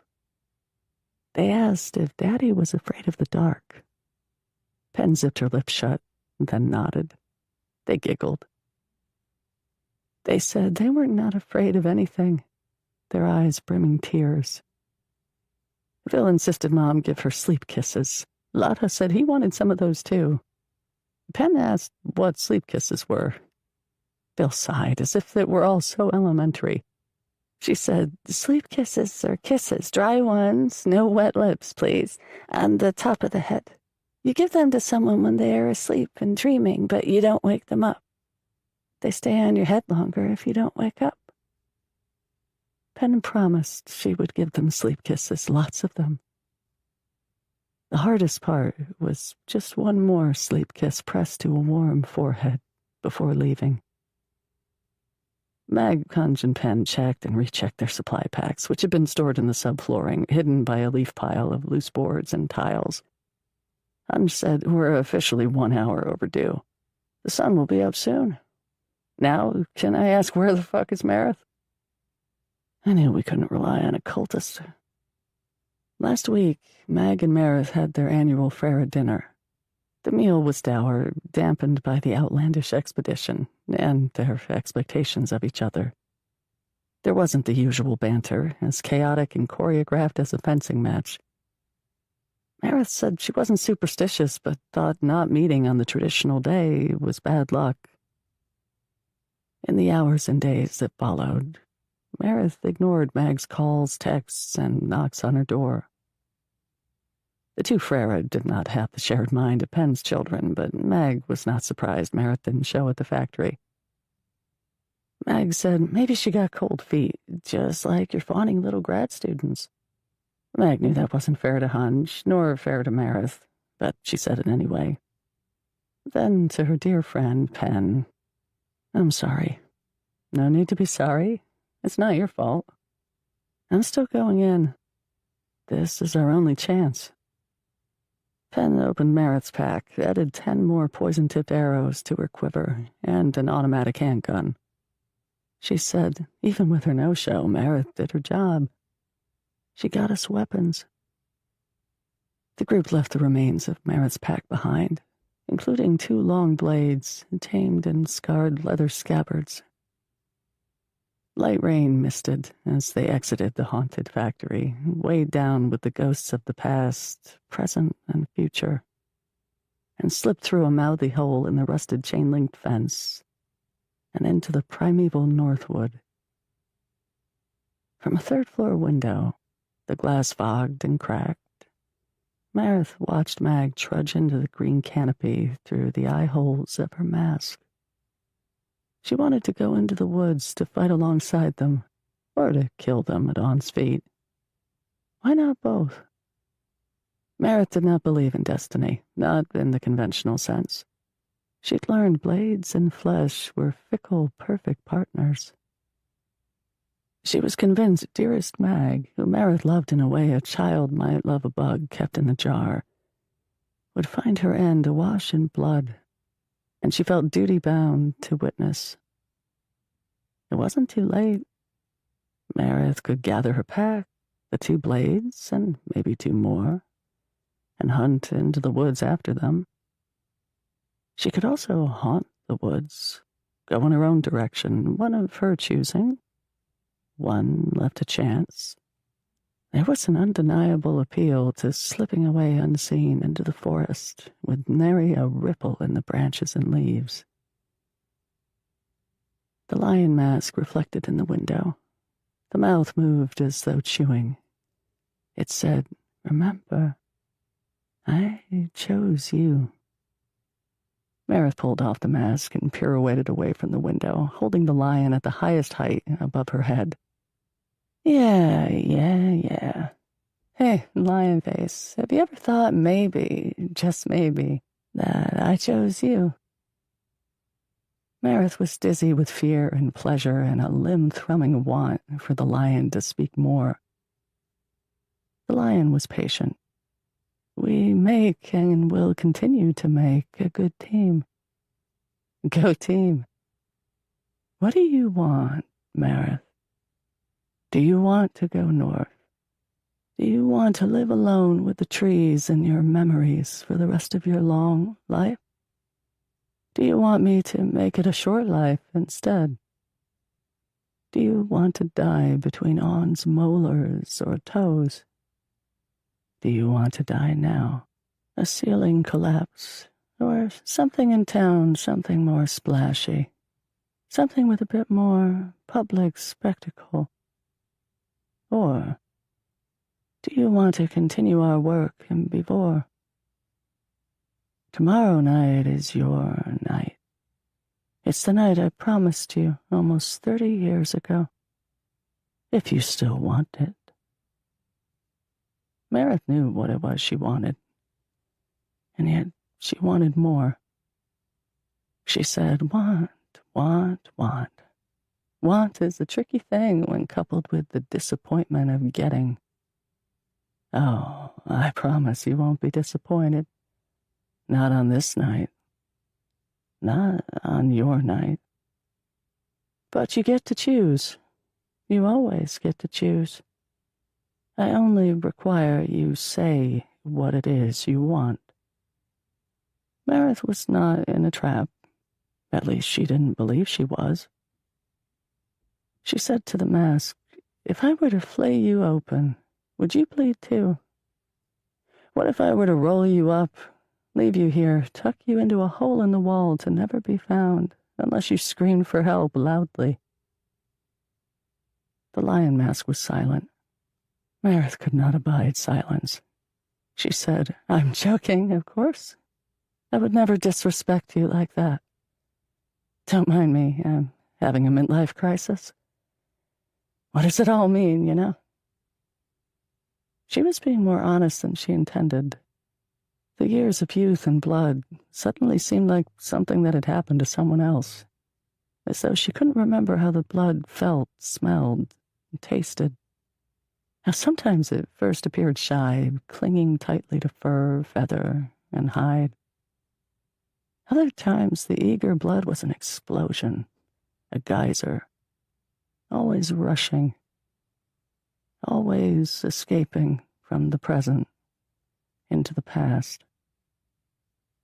She put the mask on, fitting her mouth into the lion's, and listened to her own exaggerated breathing. There was no question she would stay in before. The big night was coming. The biggest night, as that sack of shit mayor might say. 4 days to the ceremony. To mark the end of the Second Age, there was to be another lottery to select the 3 brave citizens who would stand on the dais and face on for the good of before.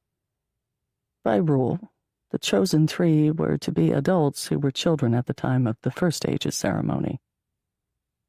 Breaking with the tradition of holding the lottery within council chambers, Mayor Lundrunt Jr. and his lead advisor, Klompt, invited hand-picked council members and CEOs to his office. This was the first lottery in modern memory not to be overseen by union heads, a now dying breed. Police dispersed protesters who had gathered outside with the help of batons, shields, rubber bullets, and tear gas. The mayor said, "We're all busy, and to save us time, my dad, a great man, a great man, taught me time is precious, and not to spend more than you have. I have already pulled 3 names from the lottery barrel. I almost got a splinter from that old thing. I think it's time for a new one." He waved a wing, as though the barrel was right there in the room. The lottery committee chortled. One egregiously slimy sycophant thanked the mayor for risking grievous injury on everyone's behalf. The mayor pulled 3 balled-up scraps of paper from his trouser pocket, dropped them on the table like he was tossing pennies at a beggar. Each name had been written sloppily. 2 names were misspelled, but there was no doubt as to their identities. 3 days to the ceremony.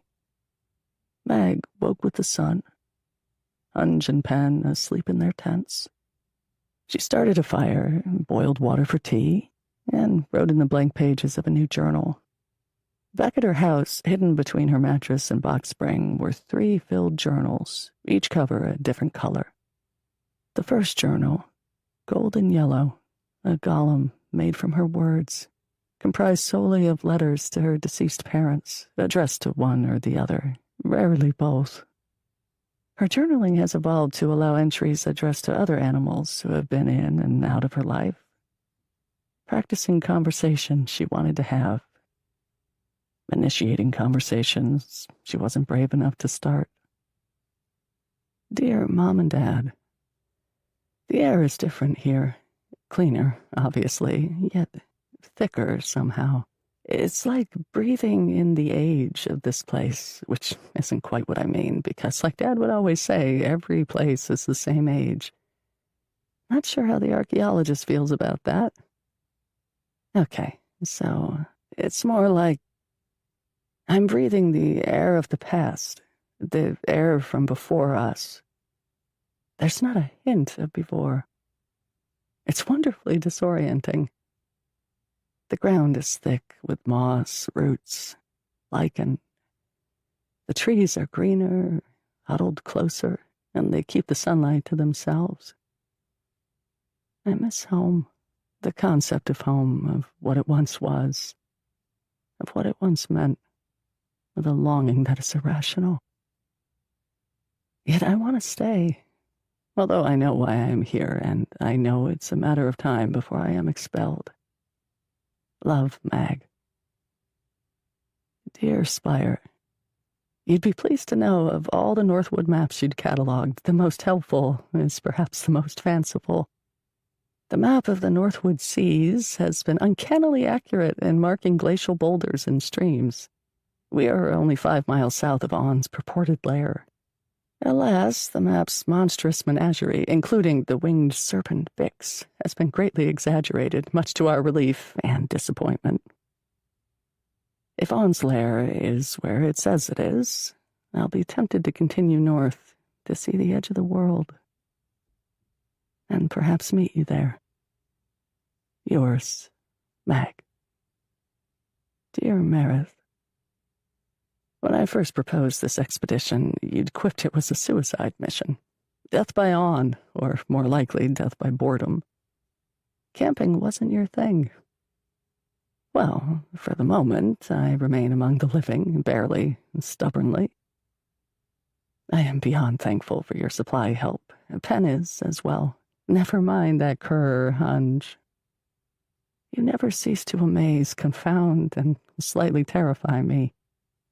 I lean, perhaps almost falling over, toward gullibility, but I never thought you were going to join us in this fight. You are engaged in a fight of your own. I don't know what it is. I fear it is an ugly one. Still, I had hoped against hope that you were going to come with us. If nothing else, I would have paid good money to see your cosmopolitan cat's feral reaction to this forest. I joke, but I've always admired how adaptable, how chameleon-like you are.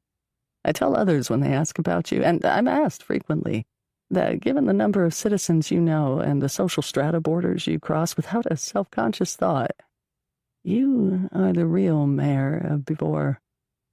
If only, right? If I return from this, I wonder who we will be to each other, and who we will be to ourselves. Yours, Mag. At the home, cultists buzzed in their hive, making final preparations for the biggest and most important meeting and sacred celebration of the Second Age. Kant, a squat, nervous youth, head of the celebratory committee, was responsible for overseeing the decorations, the centerpieces, the appetizers and aperitifs, the candles and candelabras, stage construction in the garden quad for the 2 opening musical acts to be live-streamed on the cult's website, the seating chart, the speaker order. Kant asked everyone and anyone she passed by, "Where is Meredith with the programs?" The programs needed to be numbered, QR-coded, and later scanned when they were to be collected at the end of the meeting. She had one job. Upstairs, in the dawn room, Klompt alone smoked a cigar and stamped out small brush fires, metaphorically speaking, via speakerphone. Assorted PACs and big money contributors were not pleased with the mayor, or, more accurately, were not pleased with their lack of mayoral agenda input. Klompt assured there was a solution to every problem, if they and their wallets were serious enough. Peter, a sweaty lemur, timed his entrance with the hang-up. He carried an open laptop as though it might explode. "I'm sorry to interrupt, sir. I think you need to see this." The latest episode of Merritt's Butcher podcast had just dropped. Title: 5 years later, What Really Happened to Zant Lanra. Klompt said, "I am aware. Meredith and I already had a long, fascinating discussion about this episode not 2 days ago. I even bought ad time. Pricey, but it's sure to be worth the investment. Respectfully, sir, have you listened yet?" "You'd said I need to see it." "Oh, my apologies." "It has a runtime of almost 2 hours, Peter. I'm a wee bit busy." He exhaled a cloud of smoke, as billowing, choking, and dangerous as ego. Can you give me the gist? Meredith speculates, I really can't speak to the quality or the identity of her sources at this time, that Zan was not a victim of the butcher, which of course we all know to be true, but was instead murdered at the behest of the cult. Is that so? I'm afraid this episode is trending. We have already received press inquiries asking for a response. She doesn't name names per se, but heavily implicates. Peter didn't finish the sentence. He closed the laptop and scratched behind an ear. He stared at a wall, not at the warhorse leavening from his chair, and he briefly indulged in a running away fantasy. This is unexpected. Klomp twirled a hoof, speak now or forever hold your tongue, as I might hold it for you, gesture. Yes, sir, and, libelous. Shall I alert legal? Is Meredith on campus? Is she in the building? I assume she was to pitch in with the celebration committee, though it appears we probably should stop making assumptions about her. She is not here. I have checked myself. Thank you, Peter. That will be all. Leave your laptop with me. Peter placed the laptop on the table, wiped his hands on his thighs, and backed out of the room. Klomp pushed the computer to the floor and crushed it under a hoof. He called an associate, who called 3 more, requesting they look for Meredith at her place of employment and her house, requesting that they look hard. With the room quiet, the preparations in the hall below a thrumming murmur, he mournfully snuffed out the glowing embers at the end of his cigar. Meredith in her ancestral home, with the lights out, curtains closed, the unfolded programs fueled the flames in the fireplace. A communion. A ritual older than the cult, older than before. Fire could be controlled, until it couldn't. One of her father's many daggers, the blade provocatively curled, pinned the sole remaining program to the wall above the mantel. In the dimming firelight, the lion mask draped over one paw, a red pencil in the other, Meredith set to working out where she would fit within the program.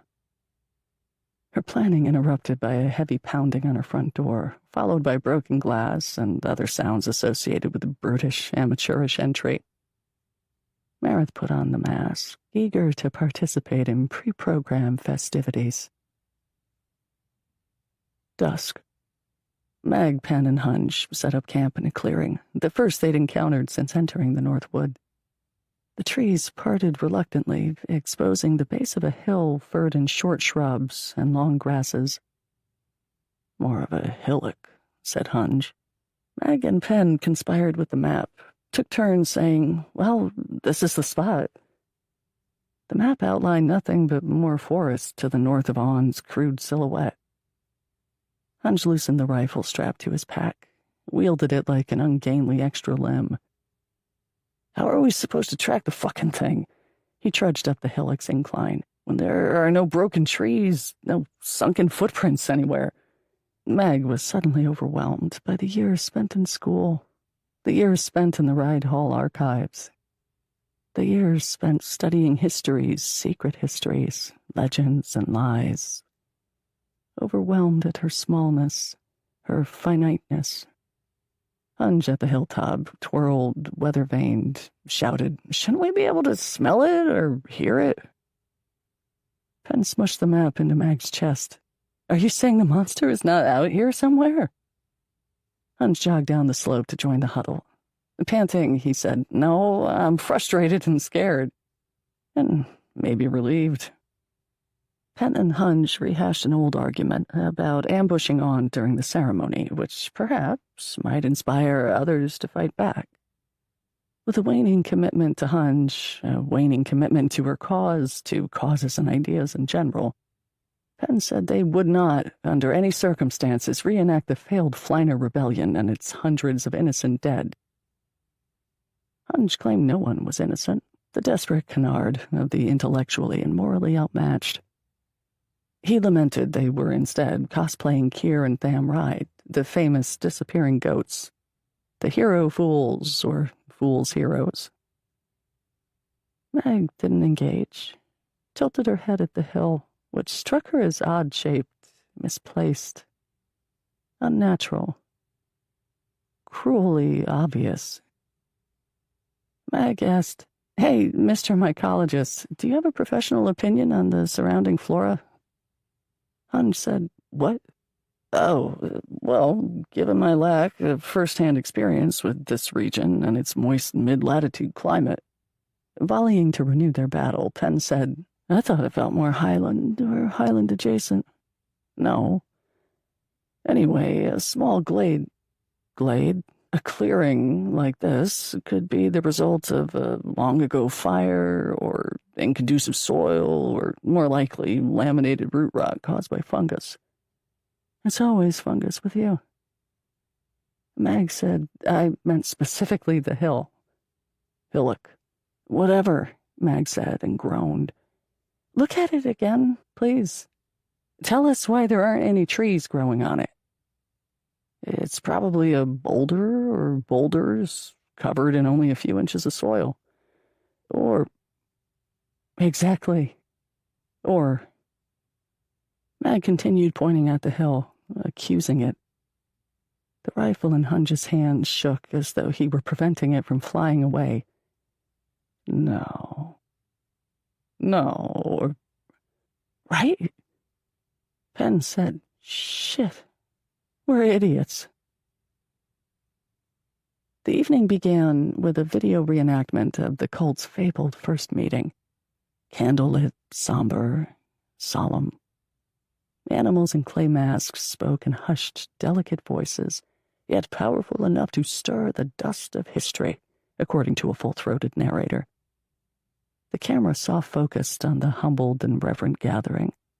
Then the image blurred, and the camera carried our eye to the wooden pioneer walls, built by forgotten hands that continue to hold us and point the way.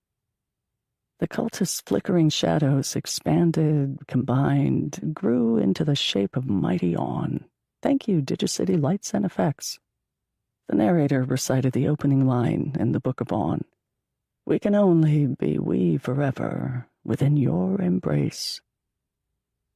The lights turned up, and an insidious four-chord pop song kicked in. The MC jogged onto the elevated stage, put on his mask, adjusted his wireless mic, and barked, "Roll call!" The members divided into regional chapters, competed to be named the chapter of the Second Age, applauded and chanted and held up signs. "South Prime East will always bring it on." One chapter was not defined by region or neighborhood. These stridently pious members remained unnamed. Purposefully seated in the rear by the organizers, they held their books and assorted sacred artifacts, or sat on their hands, refusing to applaud throughout the bloated event that, as it dragged on, spent more time talking about the cult's growing influence and plans to remake Before than the promise and hope of On's final visit, and their accompanying journey to the paradise beyond the north. The headline speaker, Klompt, eventually strolled onto the stage in full regalia, impossibly tall, his robe black, magisterial. His shoed hooves gavelled the stage floor, echoes of the past, warnings from the future.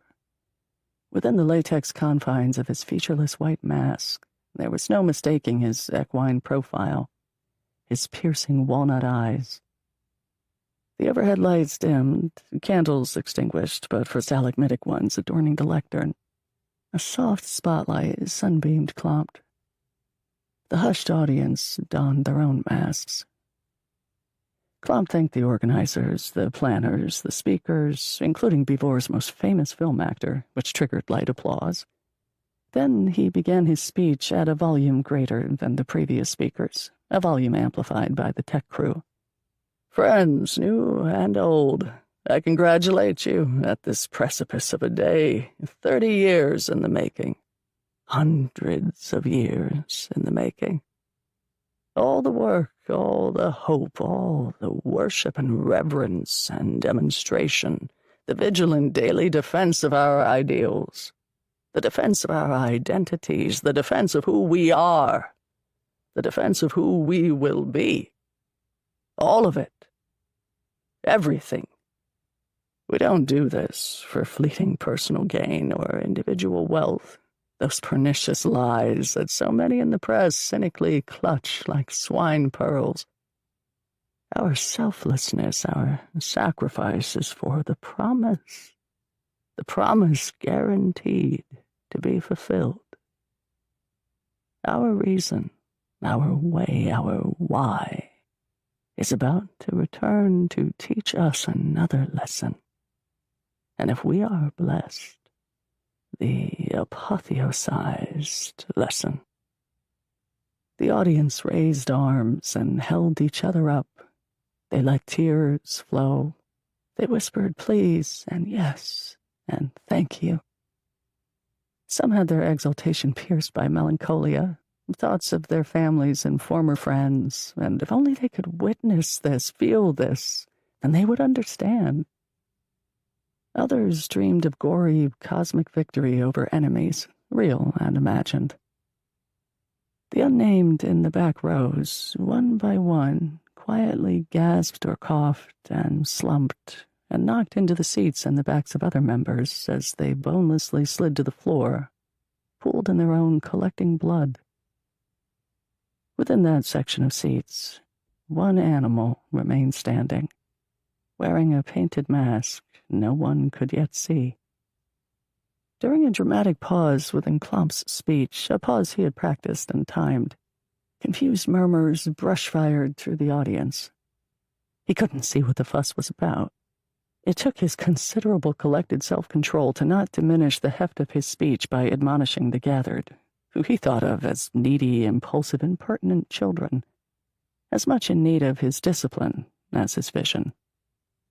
However, he wasn't so self-absorbed to not sense a new heaviness and panicked charge.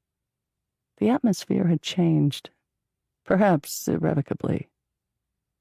Klomp spat out his final lines, prickling with the first spines of fear.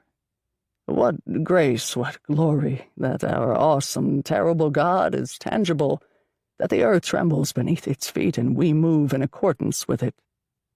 We, the blessed few, know this. Our future ends tomorrow.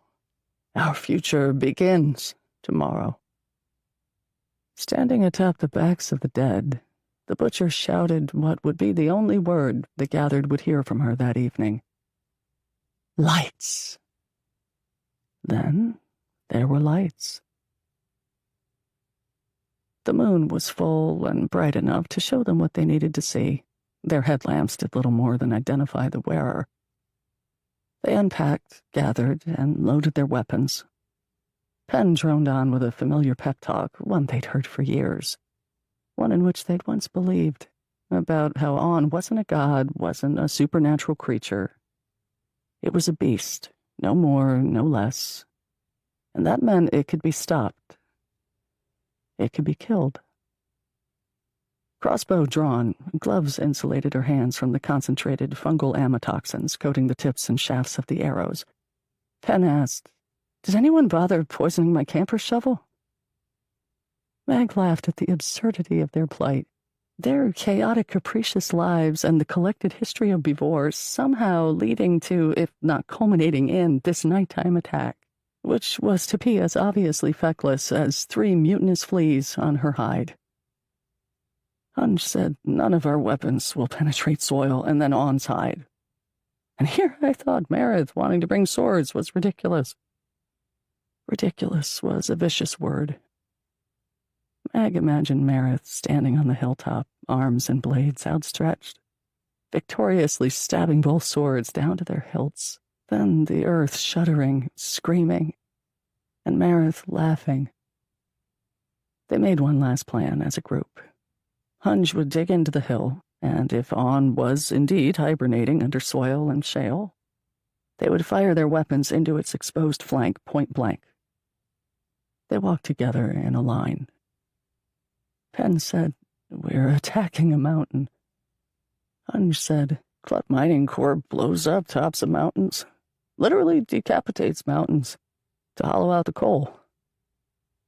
That horror seemed impossible to Mag in the face of another horror. "And this is just a hillock," Penn said. "A fucking trifle." Hunch skipped ahead.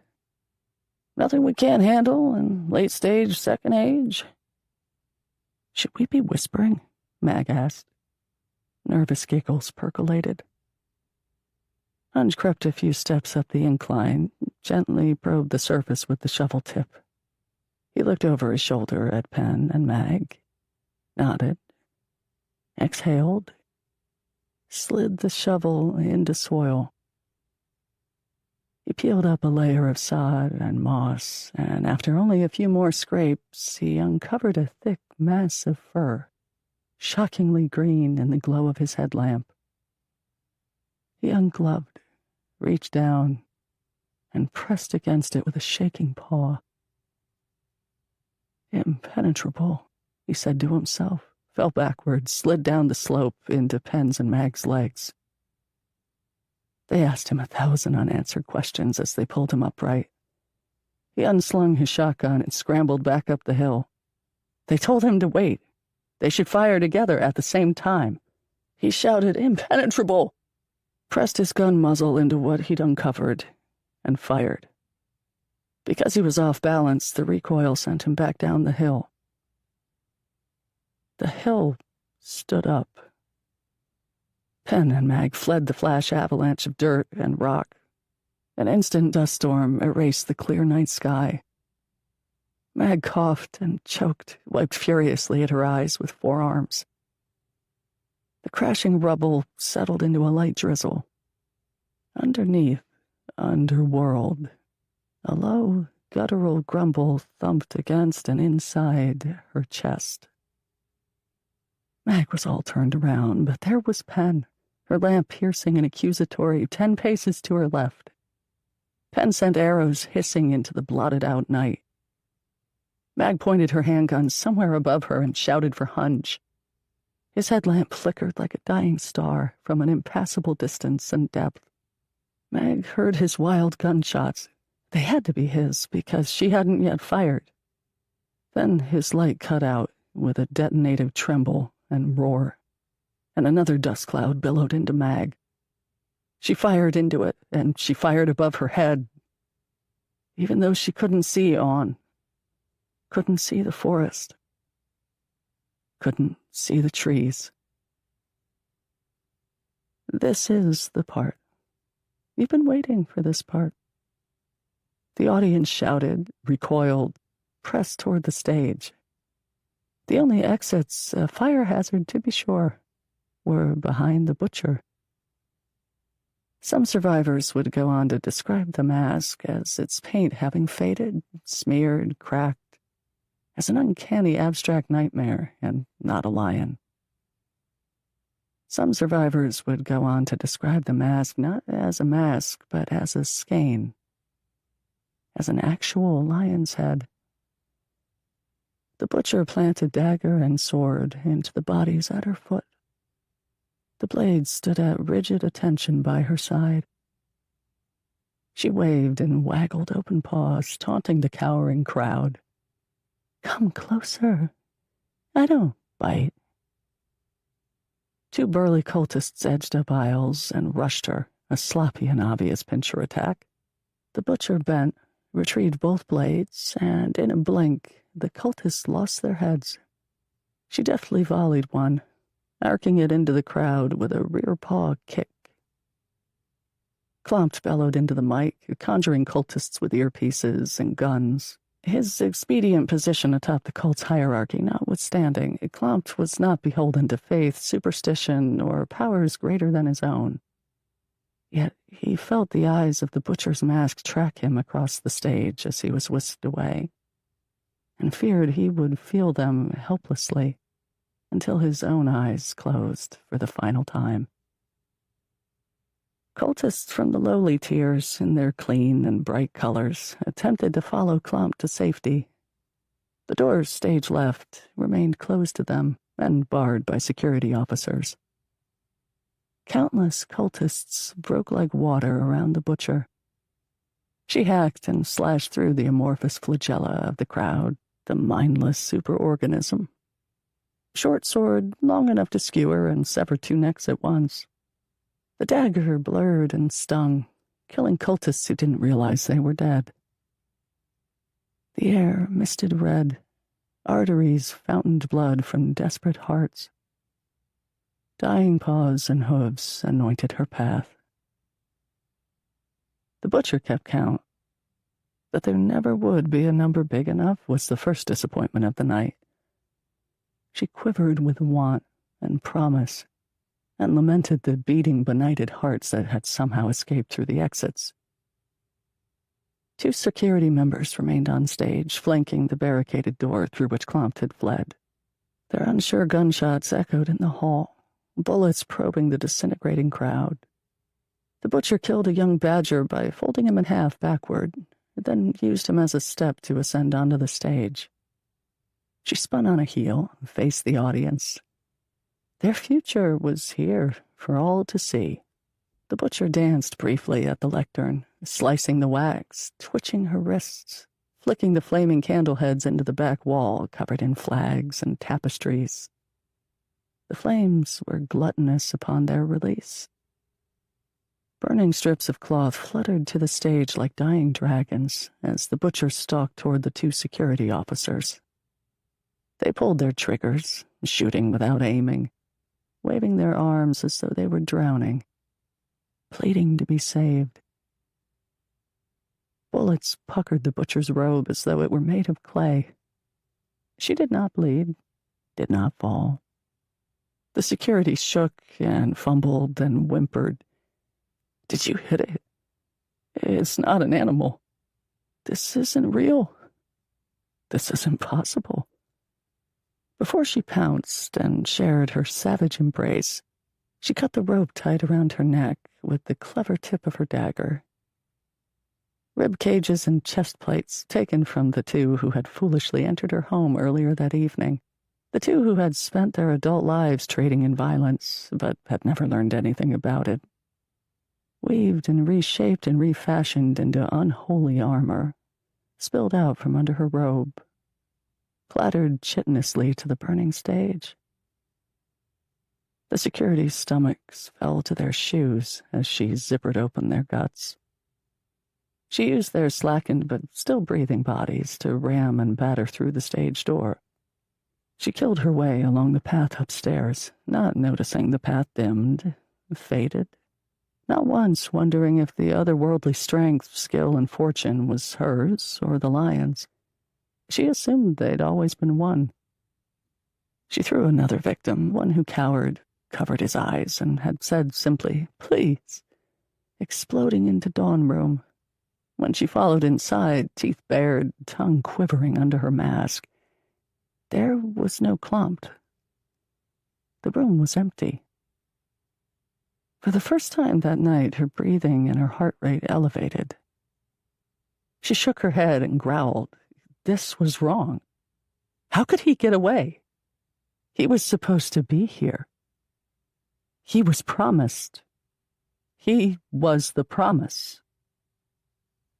The butcher tore apart the room as it filled with smoke from below. She leapt through the bay window, 2 stories down to the quad, landing on her feet, of course. The night wasn't over yet. She would not allow it to be over. How could it be over so soon? She brazenly stalked through the campus, not taking care to be unseen by approaching sirens and flashing lights, because no one would stop her. No one could stop her. There had to be more. This wasn't it, but the illuminated path she had followed was no more. She took random, directionless turns and cut through alleys and lots and yards, trusting she would flow downstream to Clompt. She washed up in a residential neighborhood, stood at the base of a crooked set of wooden stairs leading up to a modest bungalow. Somewhere inside, 3 glowing lights that only she could see. If she couldn't have Clompt, she would have them. She would not be denied. she would have them all. Penn's husband, Paul, sat on the couch, Lotta and Bill drowsing under each arm. It was past their bedtime. On the TV played a movie populated with heroes and villains they'd seen enough times to memorize the lines. The front door opened a mournful creak. A bloody, masked figure clouded into their space. Paul recognized who had come for them. He stood to his full reedy height, filled his empty hands with a blunt, stubby poker from the fireplace. His children, fully awake, clung to Paul's legs. One asked, "Who is it?" The other said, "Go away." Paul told his kids to run out the back door and keep running. And he added a lie. His children knew it was a lie by the quaver in his voice. "Mommy is outside waiting for you." I will not will not give a blow-by-blow account. However, I'm not sure we deserve to be spared the truth of how languidly the family was killed by Merritt the butcher, as we've been rooting for her all along. The day of the ceremony. The ceremony was to officially begin at noon. Protesters arrived at first light. They sat, linked limbs, formed living chains to block the main villager and vendor entryways to the common. They wore bloodied newspapers and white placards with the names of missing dissidents or dressed as miners and factory workers and farmers, with turned-out pockets and red tape Xing out their mouths, or wore gas masks and lugged clouded buckets of Sime River water labeled toxic. The protesters blocking the commons had only a mind for the mayor. It was after 2 p.m. by the time the police and the village guard violently cleared the protesters. The ceremony didn't begin for another hour. Mayor Lundrunt Jr. was furious when he made his speech. A final galling indignity. His brand-new amphitheater was only half full. Half full, if you were an optimist. He would fire Klompt for not filling those stands. The mayor half-heartedly read the brief speech Klompt, or some fucking intern hack fresh out of StumU, had written. "We have suffered great, inexplicable losses in recent days. My continuing thoughts and prayers to the victims and their families. Take heart, my fellow Bivorians. We have found the butcher, and he is dead.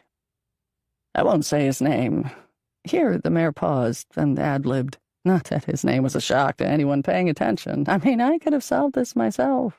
I practically did. I told the police chief weeks ago, you should keep an eye on that Otter guy. He's a bad guy. The morning after the rash of butcher murders, the old riverboat Otter Nash was found dead in the belly of his gondola, forearms slashed open from paw pad to elbow. He was dressed in the butcher's regalia. The blood spattered on his robe reportedly matched his most recent victims. But I won't say that bum's name. Not here, not today, not on this sacred day of celebration.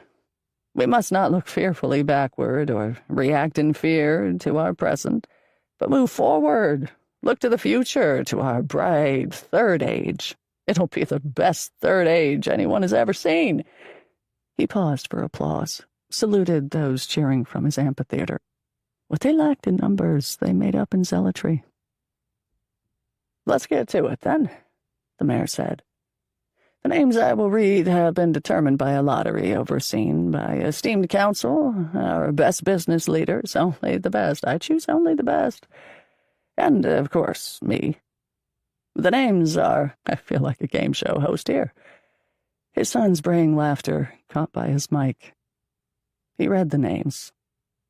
The raccoon and excommunicated cultist Ranks Flimnit. Council's minority whip Gil Grine, the squirrel daughter of the former mayor. And a blue heron named Bloon Samp, a journalist who'd taken over Zant Lanra's post.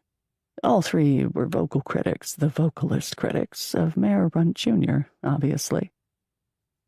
The mayor performed to the "Can you still believe his appalling behavior?" gasps from pockets within the crowd, holding his wings out wide, shrugging, and said, "That's the way the cookie crumbles.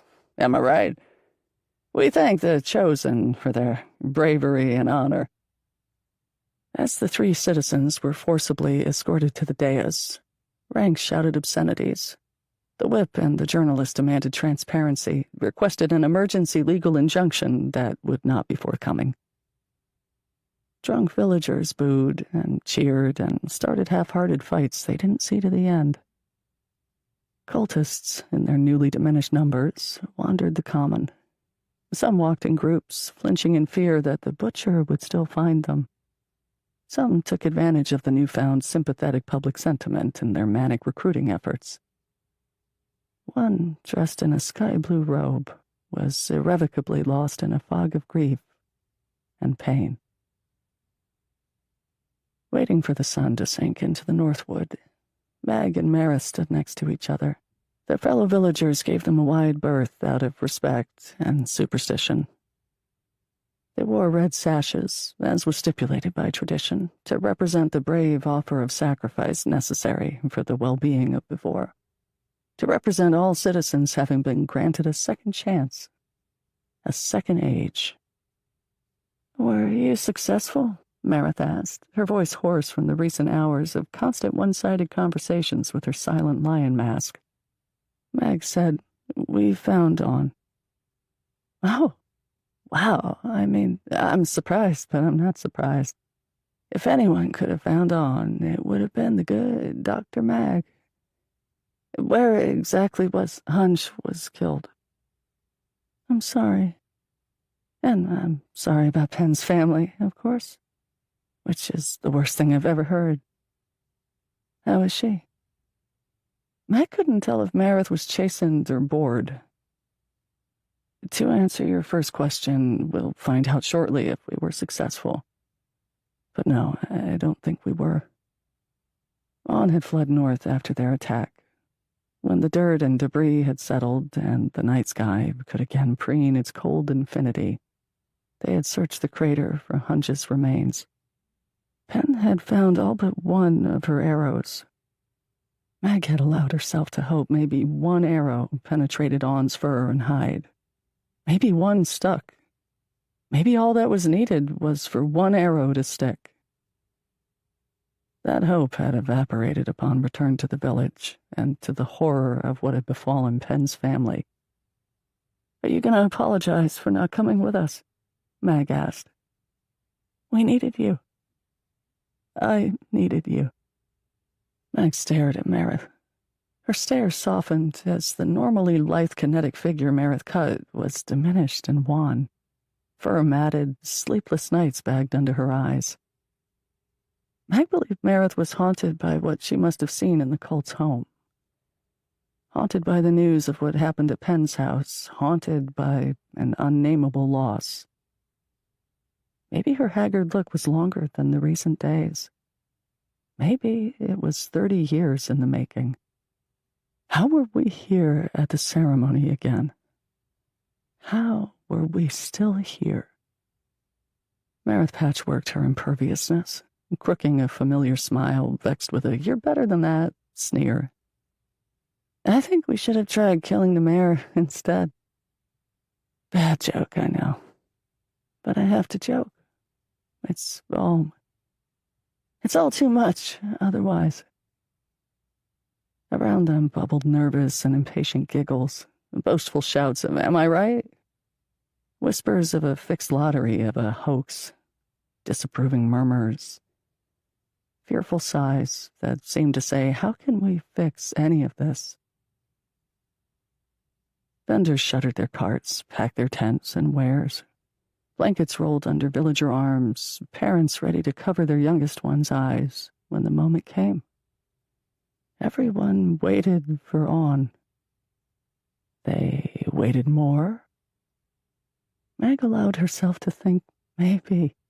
Then a rumbling tremor in the shrinking distance increased in volume at an unsustainable rate, became rolling, cascading thunder. The sound itself living, breathing, growing, consuming, shaking leaves from the treetops and screams from the villagers. "Is it fucking sprinting here this time?" Marith asked, a paw on Mag's shoulder, her claws out, primping, digging in. She pushed herself up to a greater height, better to see, better to whisper into an ear, "I fear you pissed it off, dear sister. Big time." Meg swiped Mara's paw away and bared her teeth. She had never been so angry, and in the moment became another animal. Considered lunging, fitting Meredith's neck between her open jaws, not to kill, but to squeeze a different look from Meredith's eyes. The snarl was not enough to earn that change. Meredith stumbled, ragdolled onto her haunches, and laughed. Meg held her quaking ground. On approached, and the crowd retreated. She would bear witness to her calamitous failure.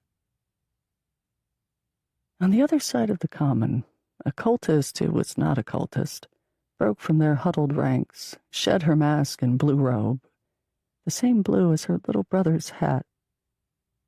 Pen pulled a bolt cutter from her belt loop, ran to the dais, determined not to be a complicit celebrant in yet another apocalypse. Police were slow to react to the mayor shouting from his private box adjacent to the amphitheater, "Who the fuck is that?" He might have been the only asshole in the Commons who didn't recognize Bevor's most tragic figure. Meg barked and howled, tried to run through the crowd to stop Pen. Meredith wrapped her arms around Meg's waist. If she didn't quite hold Meg in place, she slowed her down enough. On split the trees, muscled through the Northwood line. The recurring generational nightmare swayed unsteadily. Legs lifted and feet jackhammered into the earth as though aiming to punch through to the other side. Thick arms flailed. It twitched and revolved its planetary head, moved too rashly for its bulk to remain balanced. That the monster lacked the measured movement and grace from cultural memory, from myth and legend, made it more terrifying. On's fur was no longer the uniformly lush, mossy green of 30 years ago, marbled with wide swaths of off-brown patches, the color of dried, dying grasses, and the whitish gray of diseased, exhausted tree bark. Meg paused in the struggle to be free of Meredith, wondered if On's appearance was a form of epical camouflage. Did it always look this way at the end of the Second Age? Or was the result of having been woken early from underground slumber? Or did a little lucky poison from Pen's arrow swim in its blood? Pen snipped the chain at the journalist's ankle, pushed her off the dais, and yelled at her to run. Pen tossed the bolt cutter to Minority Whip Grind and stood tall in the journalist's place, in Toll's old spot. What if everything that had happened in the time between Toll and now was a beautiful, horrible dream, one in which she could live forever, one she could instantly forget when it ceased? Pen had planned to have her stand on the dais end after diving hands into her deep, dark pockets to retrieve the small T-shirts that belonged to her children and hold them against her nose, close her eyes, inhale what little of their scent lingered. But she wasn't granted the time. On dropped to all fours, its head an asteroid crashing to Earth, an extinction event. Mouth opened, teeth flashed, clicked, and scraped against the brick dais, and Pen was gone. On gathered the whip and ranks into its maw, then backhand swiped the fleeing journalist, knocking the heron flying into the amphitheater. Her body punched a hole through the seats and bent a load-bearing stanchion. Villagers mobbed and climbed over one another. The wounded amphitheater creaked and swayed. Meg had fallen to her knees and crawled toward the monster. How are we here at the ceremony again? How are we still here? On stood, exhaled, slumped its shoulders, as though it were tired of the never-ending dream, and was disappointed in every one. It gently batted at the trail of floating blue feathers left by the journalist. With each pass of the mighty paw, the feathers swirled, floated higher, and away. Unable to catch one, On turned and loped north into the woods. Into the future. Book 3. The Third Age. 1. A brief guide to the village, 30 years into the Third Age. Sime River fishing and shelling licenses were reinstated, despite previously reported levels of nitrates, phosphates, cadmium. A temporary patch to boon the economy and the recalibrating but soon-to-be thriving village food web, according to a press release. No mention of the rolling brownouts planned to ease the strain on the electrical grid. Summer, autumn, and spring droughts dried wells, decimated the farms, fueled Linwood wildfires.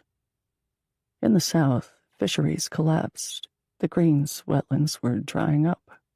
Older estates within the southern gated communities remodeled in favor of open concept and new quartz countertops. North of the Sime, Newtown and the Industrial Forge were distinguishable only by lines on a map and postal codes. Most of Old Town's historic buildings, cobblestone walkways, and Stum University's campus had been washed away in winter floods. Eroding banks and the Riverwalk were replaced by storm walls and levees that Mayor Runt III touted as marvels of engineering, but were always one storm behind. At the construction site of Stormwall 4, at the base of the Bilhern Bridge, a 19th butcher copycat victim, the deer Blinn Zorn, a small-time bookie, was found filling an excavator's bucket lift. The copycat butcher was a rat named Cobb. Ex-cop, ex-security, ex-rideshare driver. He went to the local bar next to his high-rise tenement, carrying one of Blinn's sawed-off antlers, still wearing a store-bought lion mask replica and blood-spattered robe. He was easily apprehended, like the other copycats. 2. The night before her first day on the job, Cutts the Fox described Grom Manor as the bougiest assisted living home across the river. Her partner, Auntie, was a fiercely loyal coyote and tightly wound sociology major. Auntie said, "How bougie are they if they hired you as an uncertified assistant? You can't even take your own temperature with an ear thermometer." The commute from graduate student housing via bus, rail, then another bus was more than 90 minutes. Cutts could not face having to do that twice a day, could she? Cutts studied geoengineering and had recently switched to part-time to get a job and save money and extend the timeline before the ruinous student loan payments kicked in. Her meager wages wouldn't be worth the hassle if she lost a sizable chunk of it to bus and rail fees. She wrote herself a phone memo to investigate rideshare scooters and bikes, though she'd never been steady on two wheels. Today, after work, she could walk home and not tell Auntie. Cutts arrived 30 minutes early. She was always early to everything, and walked the immaculate grounds that kept its green despite the water ban. Grom Manor was a repurposed family estate, 2 floors and 5,000 square feet of living space, lounging on 3 manicured acres. Once inside, Cutts met the staff, signed some papers, put on a white overcoat 2 sizes too big, and assisted Nurse Mill, a cheerfully stern muskrat who wasn't much younger than the patients on his rounds. The largest private room was upstairs, more than twice the size of other patient rooms, with its own full bath and a set of windows and padlocked French doors overlooking the entrance and tree-lined circular drive. As Mill and Cutts entered, a graying elderly cat paced the hardwood, wringing her paws and muttering to herself. She wore an ankle-length white nightgown dotted with blue wildflowers. Upon seeing Cutts, the cat stopped pacing, threw up her arms, and asked, "Where is my sister?" Cutts said, "Your sister, I don't," and looked to the nurse for help. Mill said, "She is coming tomorrow. We're all very excited." He turned his back to the cat, winked, and mouthed at Cutts, "There is no sister." The cat pulled at the kinks and wrinkles in her nightgown. "Yes, well, someone better clean up then. Clean up good. Tell everyone to stop sucking thumbs and puzzle pieces. Keep their paws out of their pantaloons. Maybe hide Ralph, that fucking guy. He smells like shit." "That's not very nice, Meredith," Mill said, and could not hide the amusement in his rebuke. He shepherded Meredith to a small table in the corner and sat her in a padded chair. Mills said, "It's time for your medicine, and I brought along a new friend. Meet my assistant, Cots. She'll be helping us out now." Cots didn't know if she should extend a paw, or wave, or excuse herself and run from the room. "Hi, Meredith. It's lovely to meet you." She bent over as she said it, as though talking to a child. Meredith twitched and bobbed her legs, bared and retracted chipped, ragged claws. Her whiskers were long and bent, extending her downturned mouth. A lip curled over a snaggle tooth. One eye milked over with a cataract. The other, well, the other could see. She said, "My dear, I could just eat you up. Maybe after my sister visits. Something to look forward to." Mills said, "She talks a mean game, but she likes you, Cots, I can tell." He rapped knuckles on the tabletop, waggled a digit at Meredith. "Behave, ma'am. Just because you own the house doesn't mean we won't throw you out." Meredith laughed. "I'd like to see you try." Cots thought the elderly cat looked spry enough to climb the walls. Meredith counted the pills inside the paper cup 3 times, swallowed them with 1 sip of water. She said, "You both can help me then. I want this place to be nice. Very nice. My sister is an important person, you know. A doctor, a smart one. Not like any of the quacks that come here. She's someone who really learned something." 3. Mag spent the better part of 3 decades continuing Penn's work caring for the sick and uninsured at the Rilt Sons Free Clinic and Palliative Care Co-op. She spent the better part of 3 decades preparing for her last chance. She knew that her 68th birthday would be her last. How odd it was now to be confronted by accumulating numbers ending. She was to meet her longtime on-again, off-again partner, Mlik, for a birthday dinner at Salmander's. After the floods of 23, the famous restaurant had relocated from Old Town to the suburban south. The new owners replicated the footprint, interior decorations, and menu, but not the prices that once welcomed lunchtime and happy hour crowds of dock workers, students, and retirees, as well as serving would-be robber barons and starry-eyed cognoscenti in the evenings. Once the heart of the village, where its blood pumped and mixed, the restaurant was a mirage, serving nostalgia. The bill, outrageous. Malik was early and ordered a bottle of wine, 2 bulbous glasses, 1/3 full, and waiting. Gray peppered his muzzle and black fur. He wore a black fedora, black tweed blazer, slate-gray trousers, and a salmon-colored scarf. He sat with his legs crossed, which Mag knew was less a well-dressed gentleman's affect than a position that eased the pressure on his dysplastic hip. They had video-chatted a few times, but they hadn't seen each other in the flesh for more than 6 months. Malik was always such a handsome, warm, patient dog. Meg loved him in an arm's-length way, and while there wasn't regret, per se, she was content with their arrangement, for lack of a better term. She was sorry, on his behalf, that she wasn't able to be who he had wanted her to be. Maybe she wasn't being fair to either of them, with the always insidious what could have been sentiment. There was both joy and the glistening sting of sadness in his brown eyes when she entered the dining room. They hugged and shared a brief kiss.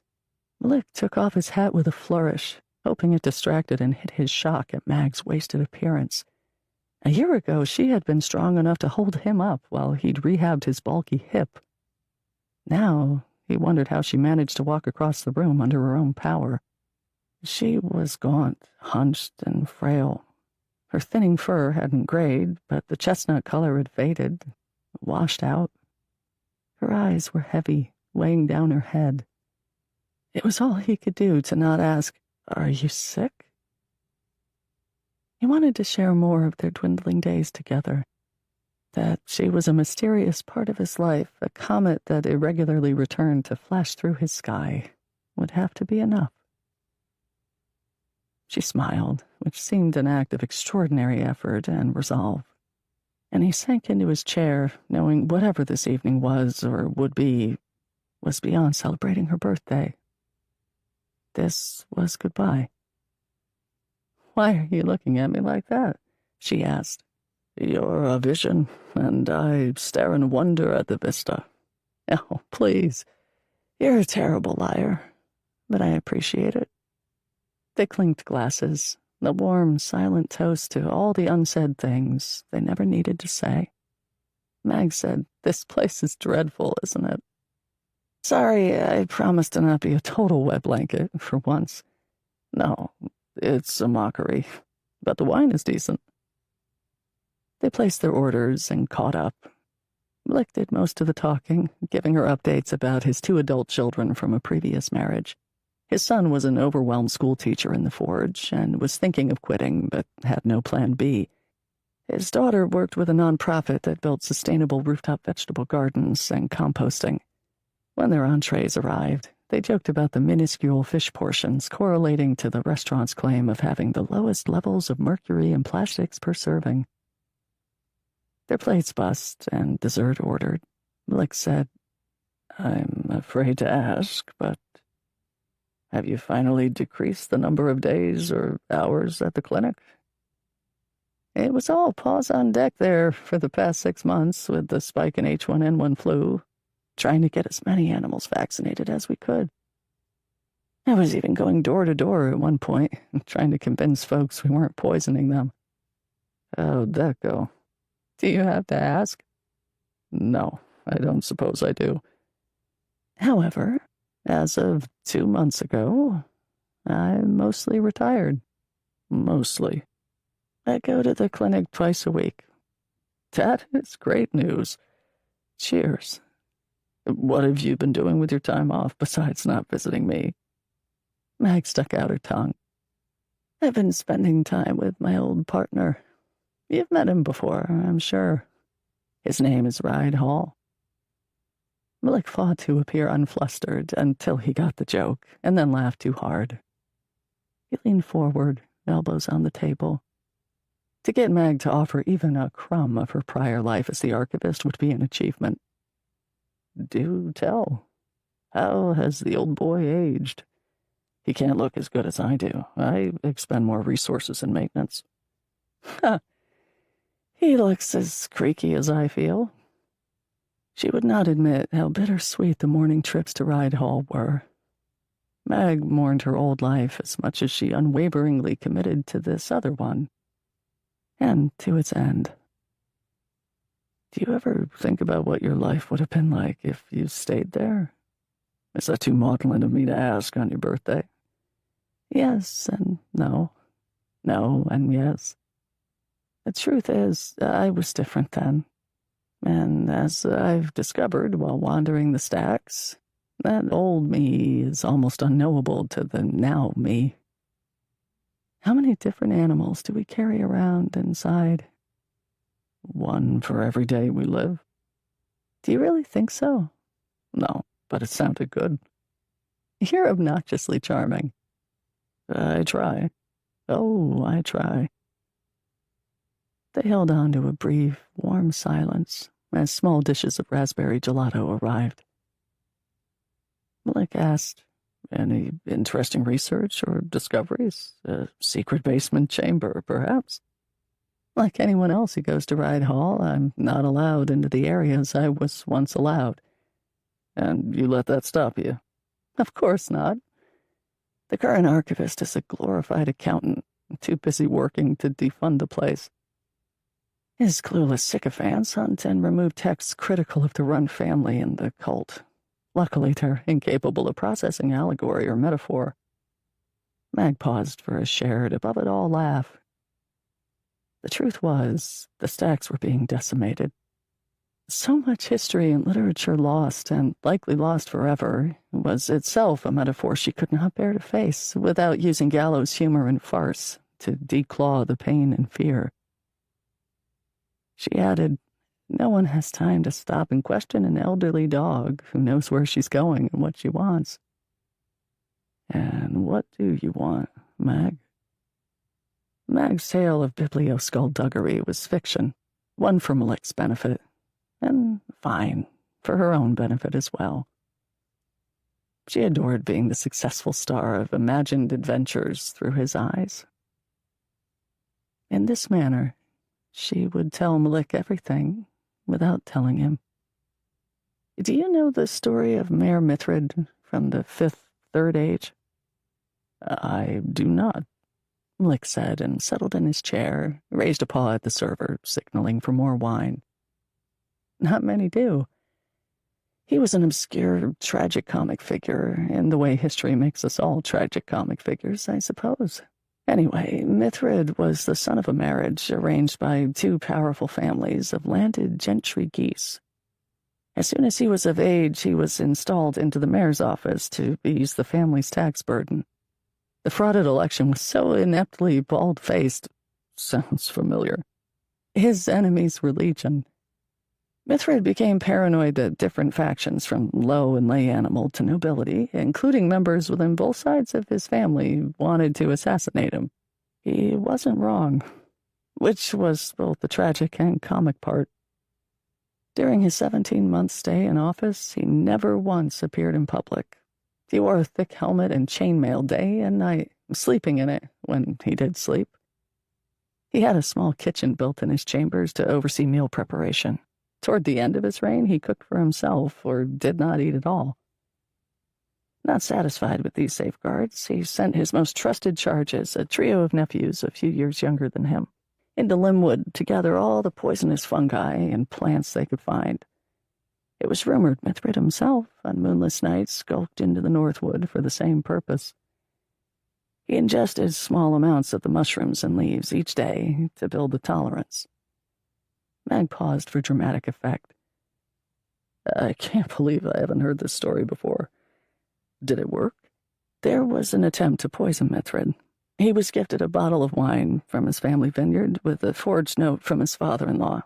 It read, "To a job well done." There is dispute as to whether the note was forged or not. One of the nephews with whom Mithrid shared a glass died. Mithrid, despite drinking a heroic amount, survived. Maybe I shouldn't have ordered another glass of wine. You'll be fine, I bet. What happened to Mithrid? Mithrid did not survive the office. His other two nephews blamed him for poisoning the third, as they'd been gathering the mushrooms and plants for him for months by that time. In the madness of their grief, and with the help of a rival whispering in their ears, they thought their uncle had used their brother to test the efficacy of his poison tolerance. His two nephews locked themselves within the mayor's chamber, wrestled him out of the chainmail, and stabbed him 32 times. That seems excessive. Legend has it, Mithrid's blood was highly poisonous, collected in vials, and subsequently used to great effect in the following year's quiet coup. 4. Marith didn't know where she was, but knew she should know. To keep from succumbing to incapacitating fear, she would be angry and remain angry. And she would plan. She insisted to herself that she had always been a planner, a schemer, one step ahead of everyone else who were 2 steps behind. She would escape this room, even though this was her house. They'd said it was her house, anyway. They'd hired a young fox to box her in. There used to be another fox she didn't trust. What was his name? She searched under the bed covers for his name. It was impossible to keep track of time. Things changed so quickly, yet remained the same, and all that was left, an inchoate animal sense that something was different, something was irrevocable. And it had happened behind her back without her input or permission. It wasn't fair. It wasn't fair to end like this. No, they kept things nice for her. They washed her clothes and sheets and body. They brought her food and drink. They played confusing card and dice games with her. She was never a good sport. They told her what she wanted to hear. Their words were as anesthetizing as the pills they brought. That was their greatest trick. She would stop taking their pills and words. She would tell her sister about everything, including the new fox, and ask about the other fox tomorrow. Her sister was the only one she trusted. Her sister's face was fixed in her mind from a time when she looked over her shoulder back at Meredith while they were outside, penned in a crowd, the sky a toneless gray, her expression unreadable. Meredith insisted to herself that her sister's expression was unreadable. Meredith feared her sister saw something she should not have. Meredith would tell her sister she was sorry tomorrow. Meredith cried every night because she couldn't remember. How brutally frightening it was to not remember anything, to realize you were nothing but a collection of past events that changed and dissolved over time. Fucking time. She stopped looking for the old fox's name in her bed covers because she remembered there were hidey holes in the floor and in the baseboards. This was her room, after all. It always has been. That they had transformed it into her prison, she would make them pay. Meredith climbed out of bed, careful to not make any noise. Her body did not forget how to be used. She crawled on the floor, tapped at the edges of the hardwood until she found a loose slat. She pried it up. Inside was a note written on a square of yellow paper. You must keep trying. She slunk and slithered, finding the other slats. Her body moved through the circuit. The other notes read, Talk to the lion. The lion will come back. The lion promised. You won't always be alone. One slat revealed empty space with no note. She could have sworn there was supposed to be one more note, one that read, You are the lion. She walked the perimeter of her room. One paw kept contact with a wall. The closet was locked. Had she been found trapped inside once? She didn't want to remember. She moved on and tapped a foot against the baseboards, finding a loose one, a wiggly tooth under her bed's headboard. Back on her belly, she liked being close to the floor. She slid the wooden piece away, but could not see inside the space. Greedy for another note, she sent in a rough paw that recoiled from the bite and cold shock of tapered, sharpened steel. Meredith replaced the board and returned to bed. She tried to summon the lion. She whispered, Hello, and please.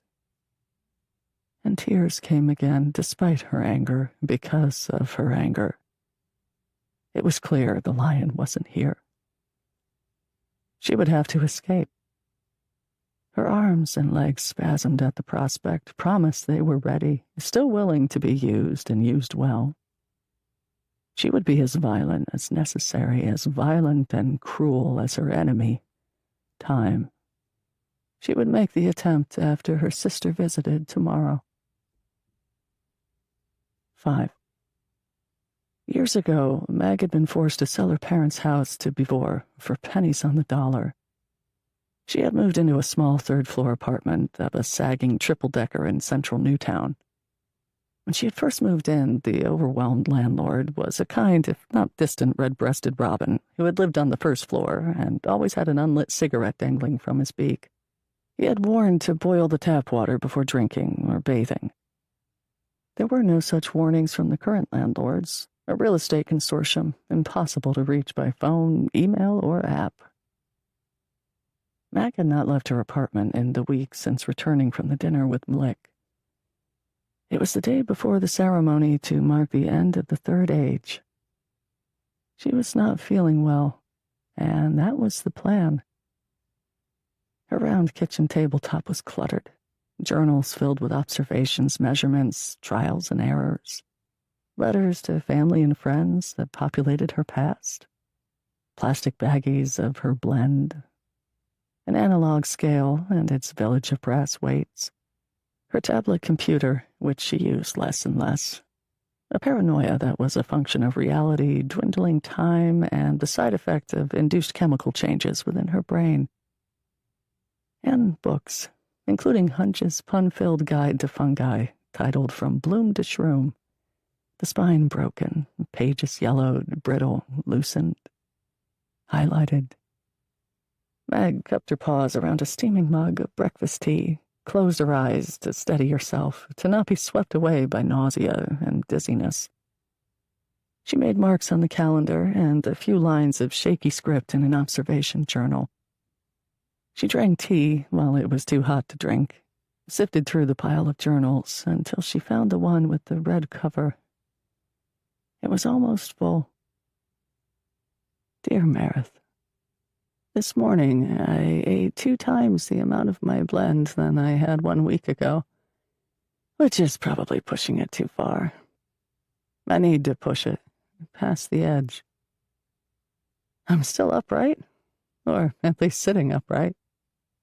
That I call my mushroom and leaf mix my blend is a joke for you. You're straight-laced, responsible mag using drug slang. Slang that's probably as old as we are. I think I'd get a smirk out of you. It has taken me over an hour and 2 cups of tea to write the above 2 paragraphs. Does anyone know what to write or say at the end, without sounding like a self-important, melodramatic fool? How about this? Here is what I know. Whether or not Penn's poisoned arrow pierced Dawn's hide, I believe it did. Bevor could stop on tomorrow if there was a collective will to do so. Bevor could have stopped on many ages ago. But for a few individuals here and there, Bevor has always chosen to do the easy thing, to do nothing. I don't write this to sound like a martyr.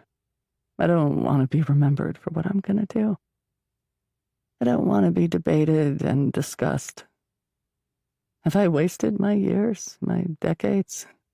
The hours and hours of study and experiments, the weekends of solo trips into Linwood and the Northwood.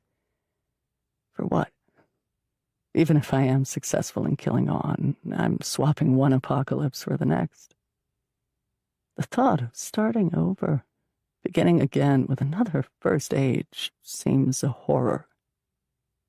Before is dying, if not already dead. How many ages does it have left before the death rattle? By killing on now, who am I helping? Who would I be saving? A handful of animals at most? I also know it's lazy and cowardly and cynically pithy to say nothing can be done, to say we don't deserve to survive. You might describe the sentiment as the quitter's lament. My years at clinic were certainly a worthy endeavor. I'm not patting my own back, or maybe I am. Did I counteract the worthiness because of intent, because of my endgame having unfettered access to rabies and flu patients, so that I could infect myself in the days before the ceremony? In addition to my becoming a poison pill, I got my viral plan B, let's call it idea, from you, Meredith. When we had stood on the dais together as children, it seems impossible we were once children and I was a child yesterday. You'd said, if chosen, you'd bite and scratch On's tongue, gums, throat.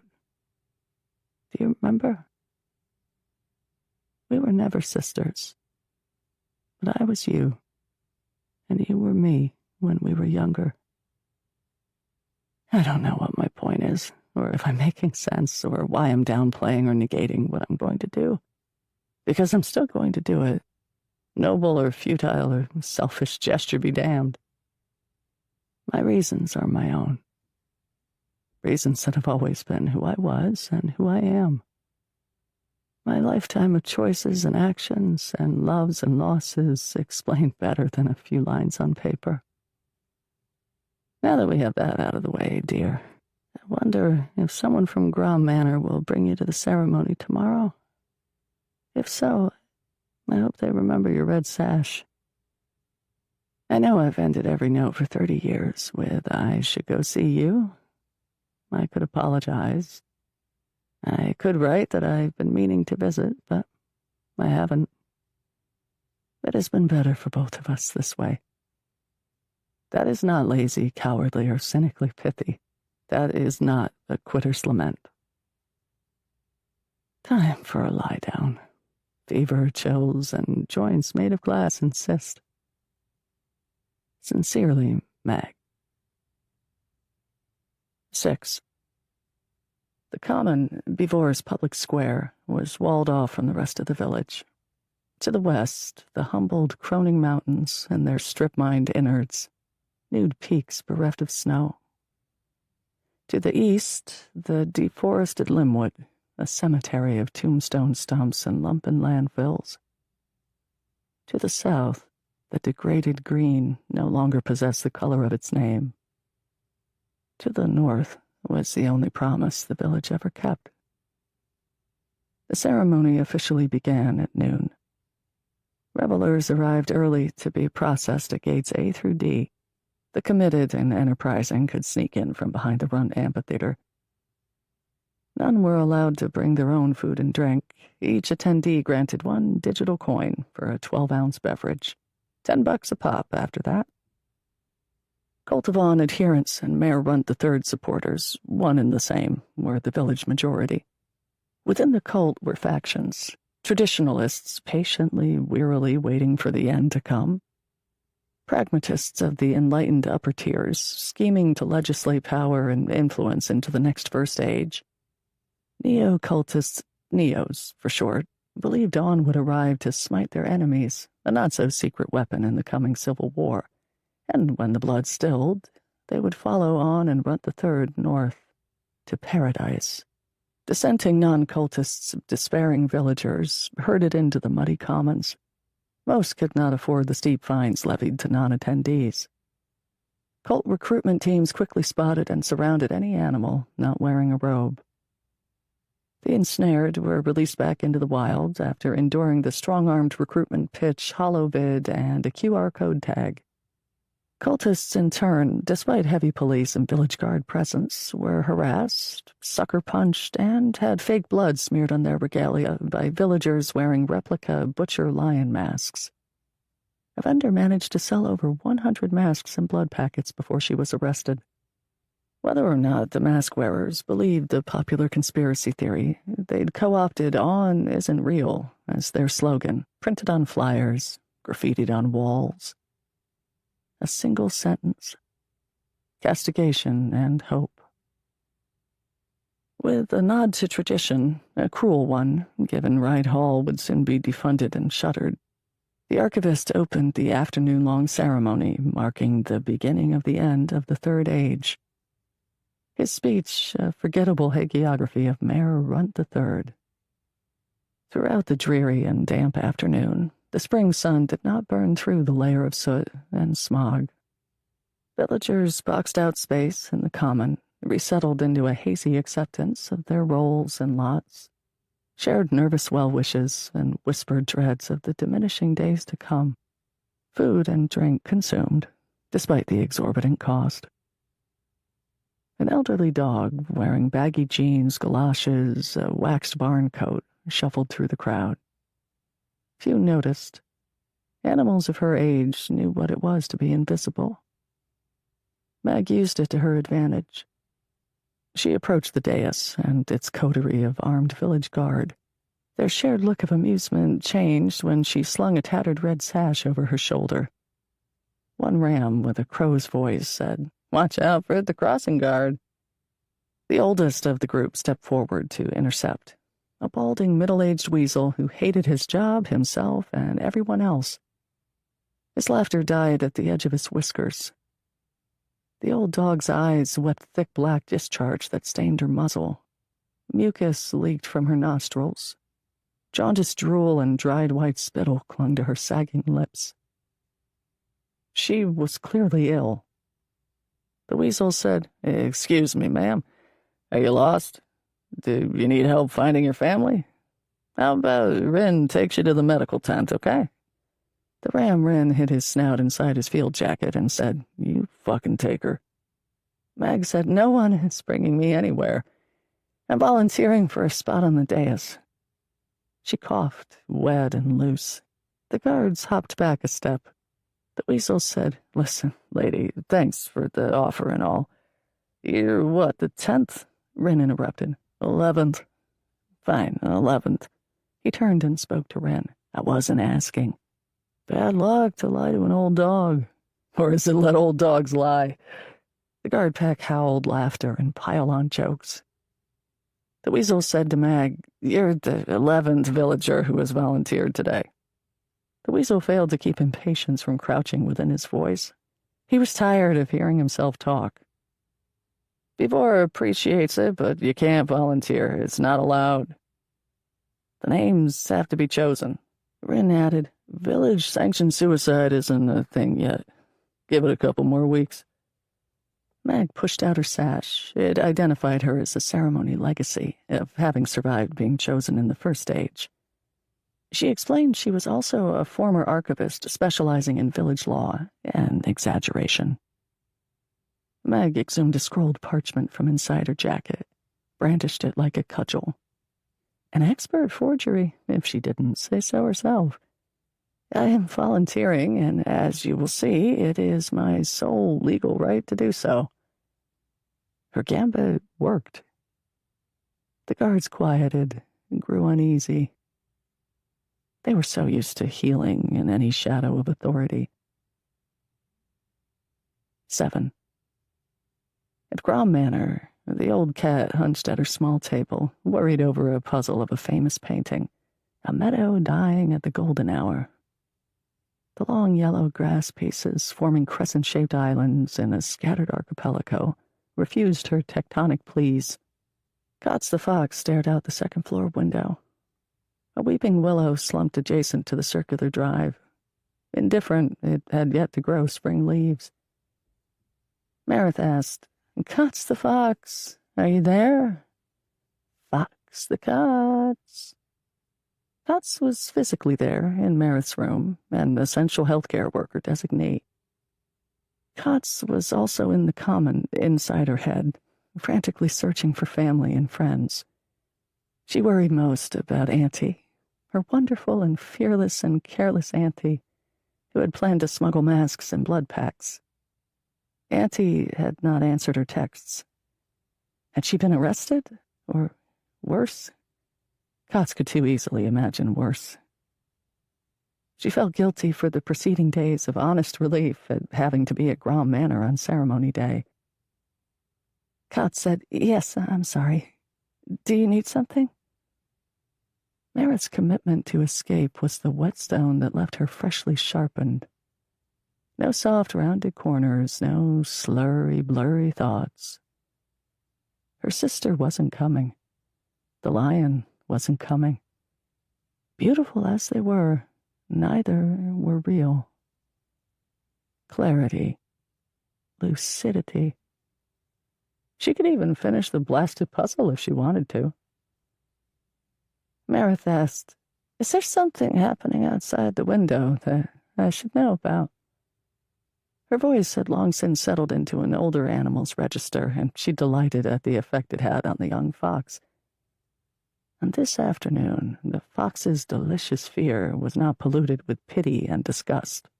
Cots answered before she could censor herself. She wasn't supposed to talk about what happened outside the manor, as the world moving on without them upset the patients. Well, it's ceremony day, and I'm worried about my loved ones. And Nurse Mill, too. I probably shouldn't even say it, speak it into existence, but I don't want their names to be chosen. Being chosen is a lie, maybe the biggest. Cots assumed Marith made a pointed political statement. Yes, that's what I'm afraid of. I was chosen once. Marith squashed a puzzle piece into a space it did not fit. And then I wasn't. Cots wouldn't admit she already knew about Marith's turn on the dais, nor admit she'd plunged into an online Marith Grom deep dive after her first day on the job. I'm sorry, she said. That must have been a terrifying, scarring experience. It was the most exhilarating time of my life. Meredith and Katz shared a look. A dare.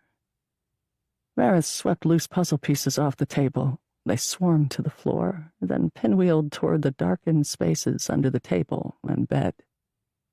"Oh, dear, I'm such a klutz," Meredith said with a sing-song voice. "Okay, I think puzzle time is over," Katz said. "Don't worry your pretty little head. I'll clean this up."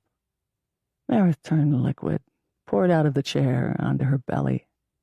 She flowed halfway under her bed before Katz could say, "Please, no, it's okay, Meredith. Leave the pieces. I can get them later. No, now. I will get in now." Katz crouched behind Meredith, unsure of what to do. What if the old cat got stuck? Should she forcibly pull her out? Should she call for help? There was only one nurse and one attendant on the day's skeleton staff. Meredith muttered to herself, an unsettling drone, simultaneously muffled and amplified, the kind of words meant to stay trapped under her bed with all manner of lost and forgotten things. Katz jumped, her ears folding against her skull, when the incantation suddenly produced a hollow knock at the base of the wall behind the headboard, then a clatter of wood against wood. As the old cat knocked loose a bed slat, all Katz needed was for the mattress to collapse on her charge. Katz said, "Please, Meredith, you must come out. Are you stuck? Let me help." Meredith slid herself out from under the bed, muttering, "Back up, backing up, backing up." Katz maneuvered to the cat's flank and hauled Meredith up by the waist. Once upright, Meredith pirouetted, struck Katz in the jaw with an elbow, clicking teeth and tongue together, drawing blood. Katz staggered back but remained standing, her ears ringing. Meredith had overspun, fell backward onto the bed, landed in a childlike pose, legs dangled over mattress's edge. Her blue sweatshirt and the fur around her eyes and mouth mossed in dust clumps and cobwebs, as though she'd been stored under the bed for years. She smiled. She wasn't missing any teeth. With her right paw, she clutched a dagger, the blade as long as the dying meadow's grass. 7. The Minister of Data and Information was Finn Unter, a fastidious, ageless skunk fond of hats, cardigan sweaters, the slow Rube Goldbergian psychological torture of enemies. Whether or not Mag's document was a forgery, he suspected it was. He advised the mayor this straw could be spun into gold. That Mag, a well-known leftist, volunteered for the good of Beevor, demonstrated a political change of heart, a near-divine conversion. She so believed in the administration and the future of Beevor, she was willing to face the monster again. After her sacrifice, we'll find a treasure trove of diaries, emails, and videos detailing her support of our greatest mayor. She will be our hero. There will be songs and digital shrines and children's books written and assigned. It'll be perfect. The mayor waved a wing and said, "Sure, why not? What happens if Vaughn doesn't take her?" "Do you have to ask?" The bell above Ride Hall chimed 13 times, once for every third age. Mayor Runt III, his sickle feathers bright and his comb lengthened, said, "The names I will read have been determined by a lottery overseen by esteemed council and other important animals, with special thanks to Mr. Finn Unter, who works almost as hard as I do. By decree, only villagers over the age of 60, proud members of our greatest generation, are eligible to mark this last day of the third age. Their final, selfless sacrifice preserves our future ages. Let's get right to it." He read 2 names. One belonged to a Stum University professor, a one-time vocal critic of Runt III's father and grandfather. The other name belonged to a writer who had been incarcerated for crimes against Beevor. Mayor Runt III said, "Our third brave soul will be making history, great history, by volunteering to again stand tallest when the hour is the darkest."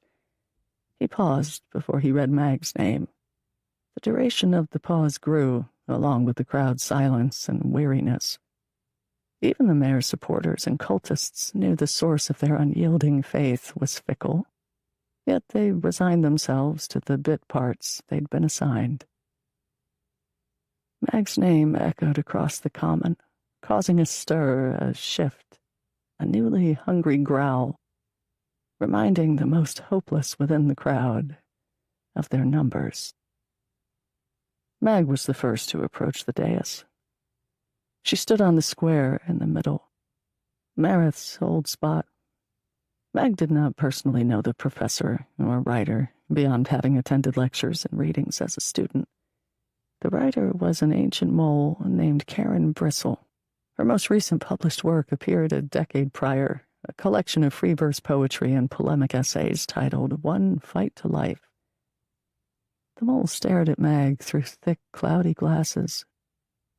Perhaps Mag was projecting, but she feared the writer measured her for fit in a work that would likely never be written, and found her lacking morally and symbolically. Mag suddenly wanted others to know why she was back on the dais and the years of preparation and sacrifice and loss. If she were to say to the writer, "I'm doing this for all of us," it would sound like the same villageous drivel dripping from the propaganda bastard's mouth. She channeled her inner Marith and said in a rush, "This is all part of my plan," then paused. Her inner Marith lacked the soaring ego and accompanying linguistic acrobatics that always somehow hinted at a brutal glory. Back to herself, always herself, flawed and beautiful and earnest in all matters. Mag added, "I'm going to kill On." The mole nodded, asked, "With your bare paws?" Mag could so clearly hear what Marith's response would have been. Bare paws and bare claws. It reverberated like a cherished formative memory. Mag said, paws, teeth, and the rest of my Mithridactic body. She tried to smile, her quivering curled lip stuck on a canine. The writer gawped, adjusted her glasses, and said, "Oh, then." She shuffled a few steps across the dais, reached out, and squeezed Mag's right forearm. The village guards swooped in, shouting, whooping, celebrating the chance to brandish their weapons, and separated the two animals. In time, somewhere behind the gray sky, the sun fell. The earth tremored as though the leaden, world-weary sun had crashed into it. Mag shivered in the throes of a spiking fever stoked by twin viruses. Her morning blend dose had been twice what it was the day prior. Her gummy eyelids wanted to close. The window of her perception blurred and shrank at the edges. She struggled to remain upright on the bones of brittle scaffolding. How much longer could she continue standing under the weight that eventually collapses every animal? On appeared, the reality within our collective fever dream.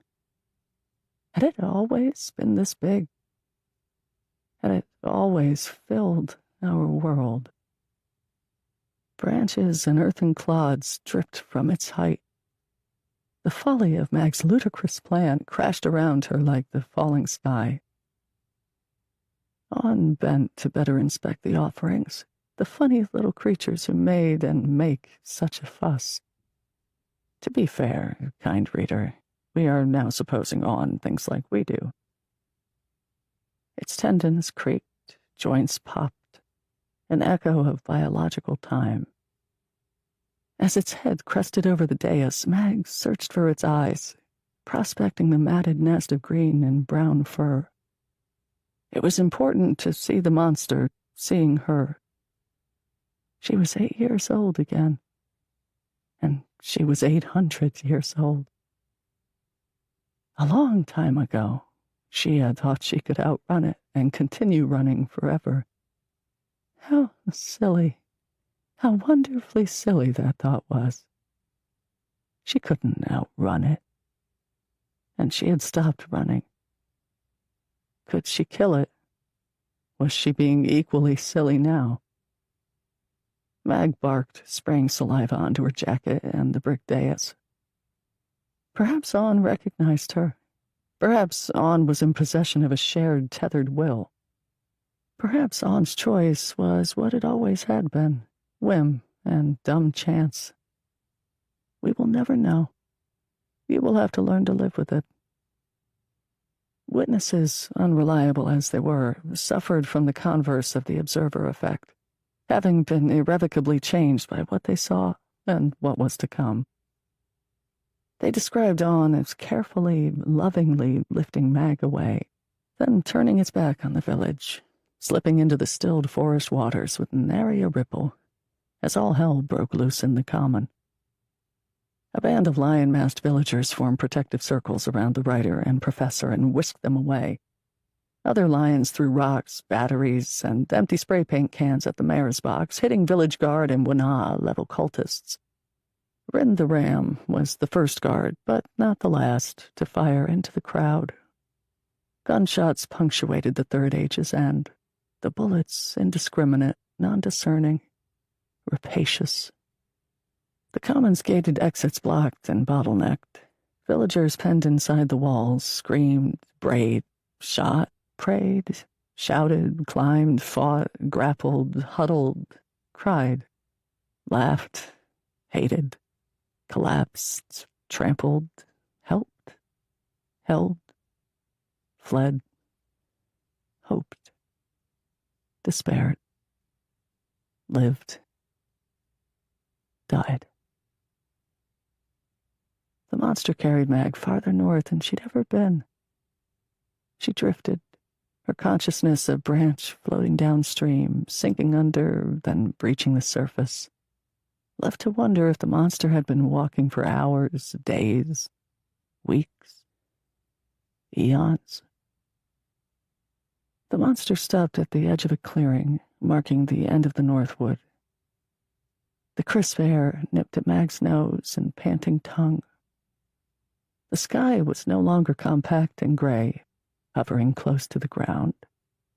Here, the sky was expanse, a vast, star-spotted, deep black and blue.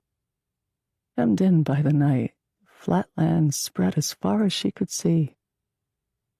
Mag imagined that if they continued north or east or west, trudging beyond the rolling prairie of grasses and shrubs, there would be mountains and rivers and wetlands and trees, the land a turning wheel. Maybe this is what Bivor looked like before, she thought. She wished she could change the old map she'd saved from Ride Hall's purge. She had to settle with changing what was in her head. She wished to see her parents puttering about their kitchen, lost in their content and wordless dance. And she wished to see Spire attending to the books and stacks. And she wished to see Penn in the forest alight with possibility. And she wished to see Marith's arch checkmate glare and Lick's patient adoration. And she wished to see everyone and everything she'd ever loved, even if fleetingly, including Bivor itself, one last time. Maybe that burden would be too great to bear, even greater than the loneliness she felt now. The monster lifted her up toward the night ocean. Mag growled and worked up foaming saliva, smeared it onto her palsying paws, hoping the viruses and poisons she'd ingested were crouched inside her, eager for release. She tumbled off the monster's paw and dropped into its mouth. Mag bit and scratched its hot sandpaper tongue and slicked gum line. She barked and whined and was very afraid that it would hurt terribly when On closed its mouth. And it did hurt, until it didn't. 8. Marith breathed heavily, and her heart galloped. She blinked and shuddered, stirring the dust clods tickling her nose and whiskers. She was aware enough to know there had been a break in the chain, of something happening, of something supposed to have happened. Where was her sister? Had she missed her? Why had her sister stopped speaking to her? Had she done something wrong to make her angry, to frighten her away? Maybe her sister had been here moments ago, had backed out of the room, had closed the door softly, a final latch click. And then her footfalls, hesitant to leave, to tread the dangerous path away. Marith should warn her the path away was always dangerous. And Marith had listened, holding on, even after the footfalls could no longer cross the expanding distance. A fox held up her paws, approached Marith slowly, spoke in a low, soothing voice that wasn't soothing. It was terrifying. The dagger in Marith's paw meant something. The dagger in her paw meant she had done this before. There was creeping horror in the thought, as well as longing. She said, "Please, go away. Leave me alone, whoever you are. I want my sister." The fox said her name, an awful syllable Marith chose not to remember. The urge to flee was sudden and all-consuming. Her dangling legs flippered up and down, battering the mattress and box spring. Marith could, if she so desired, thrust the blade forward, but do it slowly, so the advancing fox could choose retreat. That would be fair. Or she could wait, like a loaded trap, wait for the fox to come closer. Swing her arm, swing the blade. A mighty arc, blurring image and sound. The fox jab stepped, reached, choked Marith's right arm at the wrist, pried at the dagger's hilt, speaking all the while, using pleas as her weapon. Marith watched the struggle as though from a remove. And it was a struggle. The fox grunted, cried out for help. Marith held the dagger tightly, clawed and scratched the fox, and she used her teeth to conjure blood from beneath the fox's orange fur. Nothing was real until there was blood. Despite the injuries, the damnable fox wouldn't let go. Then the door to her room exploded open. Marith laughed. She would no longer be alone. This was her sister, finally, come to save the day. After they'd saved the day together, they would burn it down to the bones. 2 large animals charged into the room, to the bed. They wrapped themselves around Marith's flailing limbs. They were strong, too strong. Pulled her down, weighed her down, down, down, down, sinking her into the mattress. Then a pinch and a needle's sting in her shoulder. Marith could have kept fighting. She too was strong enough, and she had the dagger. She was still the trap. Yet she surrendered, because another promise had been broken. Marith's speech slurred as she asked if they wouldn't mind to hold the fox still so that she could show them how to make proper use of the dagger. 9. This is how the story goes. The next morning, the sun rose over the flatlands. From the horizon line, there approached a great cat as large as On. Tawny brown and yellow-gold fur, white in the chest. Broad, muscular shoulders framed the thick skull and wide snout. Golden eyes hovered at the peak of symmetry above the triangular nose and patient mouth. The eyes did not judge, nor did they proclaim. They commanded compliance. On was afraid, but it followed the great cat as it turned, swishing its tail. The grass under the great cat's paws wavered gently, as though enthralled to a light breeze. On stumbled, plodded, gouging troughs, ruts, directionless paths with its leaden, numbed feet. On's chest was tight. Breathing was a struggle. Everything was struggle. It needed to rest, to sleep. If only there were another forest, the next forest in which it could hide from open spaces. On hoped the cat was pointed that way, but it knew better. Time passed, as it must. The sun was high, but cold crept deeper into On's bones. Adrift in the flatland, On fell, collapsed onto its stomach. If there was knowledge as to what and why this was happening, it was secondary to the fear that had always been inside, waiting, wanting, buried under days and dreams. Deeper still, a trickle of groundwater under thick layers of strata. Impossible memories from before, from what once was linked to an equally impossible emotion, akin to relief. On twisted a side of its face out of the soil, stole another breath, and maybe a second. It had turned its head toward the right or wrong side, depending on your point of view. On did not see the great cat pounce, claws extended, jaws opened, canines long, sharp, and clean. 10. Meredith awoke to the sound of her own voice, but not exactly her voice. Same timbre and intonation, with the subtle oral imprint of another mind.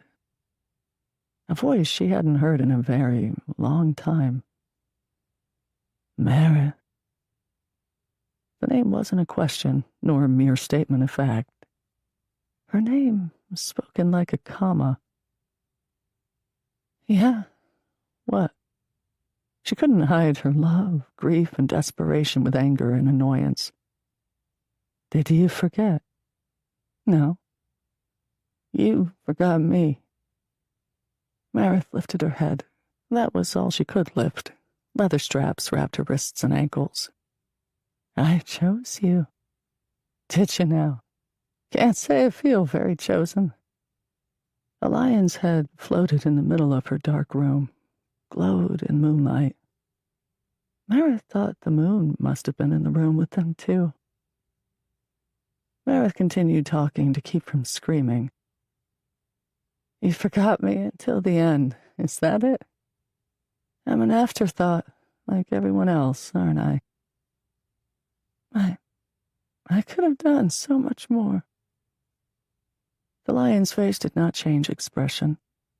Her eyes were golden and older than stone. She said, I choose you.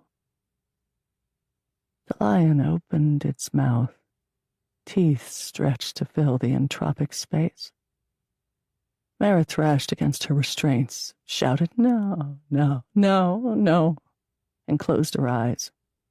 The lion lifted Meredith from her bed by the scruff, like a mother carrying a kitten. When Meredith next opened her eyes, she stood in a clearing, and in the dark she couldn't tell if it was a blasted land.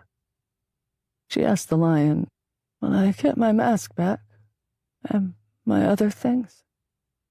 I miss them. No, you won't need them. They faced each other, unblinking, silent, until Meredith understood. She said, Well, wait a second, what's the point? Before is poisoning and tearing itself apart at the fucking seams. It has always been tearing itself apart, but now, fuck, is full on dying. Really dying, if not dead already. Will it even last another 30 years? I doubt it. Never mind 60 and 90 and on and on. Oh, there will be an end, and soon. But then they'll begin again. You'll be needed. Why? Again, what's the fucking point? The lion did not answer. Meredith tried to goad the lion into giving one. You don't even know, do you? But sure, I'll be there. Yes, you will. How long will I have to wait?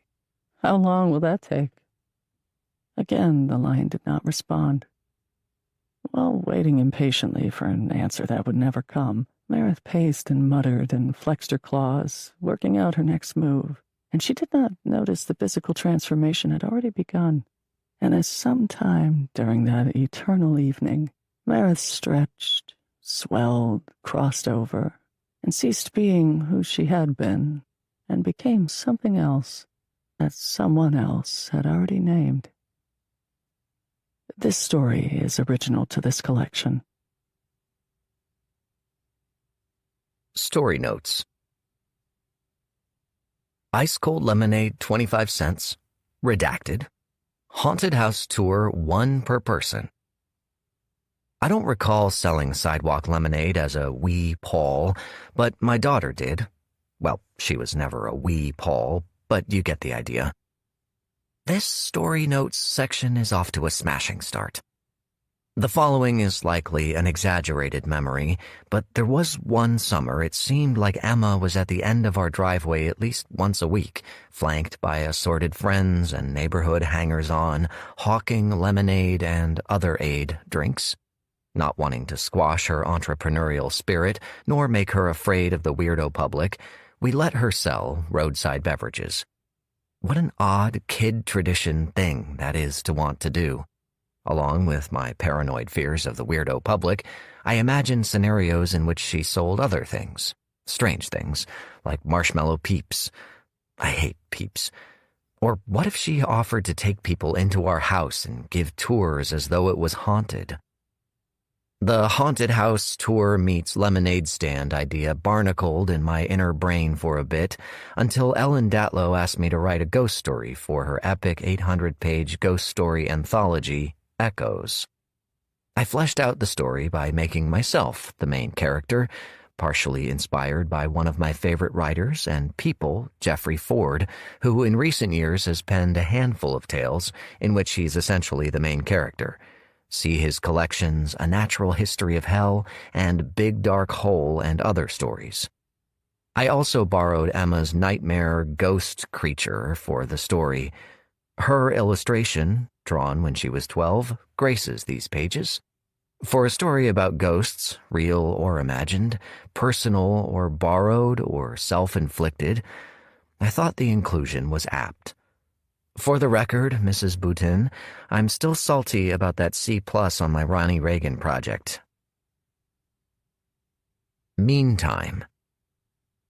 For a limited hardcover edition run of my now out-of-print 2010 collection In the Meantime, I wrote this odd little story for the cover. As in, the story was printed/presented in its entirety on the cover. I started with an image of an old man chalk-lining his way home or around town. Definitely a trust and follow your subconscious kind of story, which will be a recurring theme of these story notes, and follow until those chalk lines go missing. I Know You're There.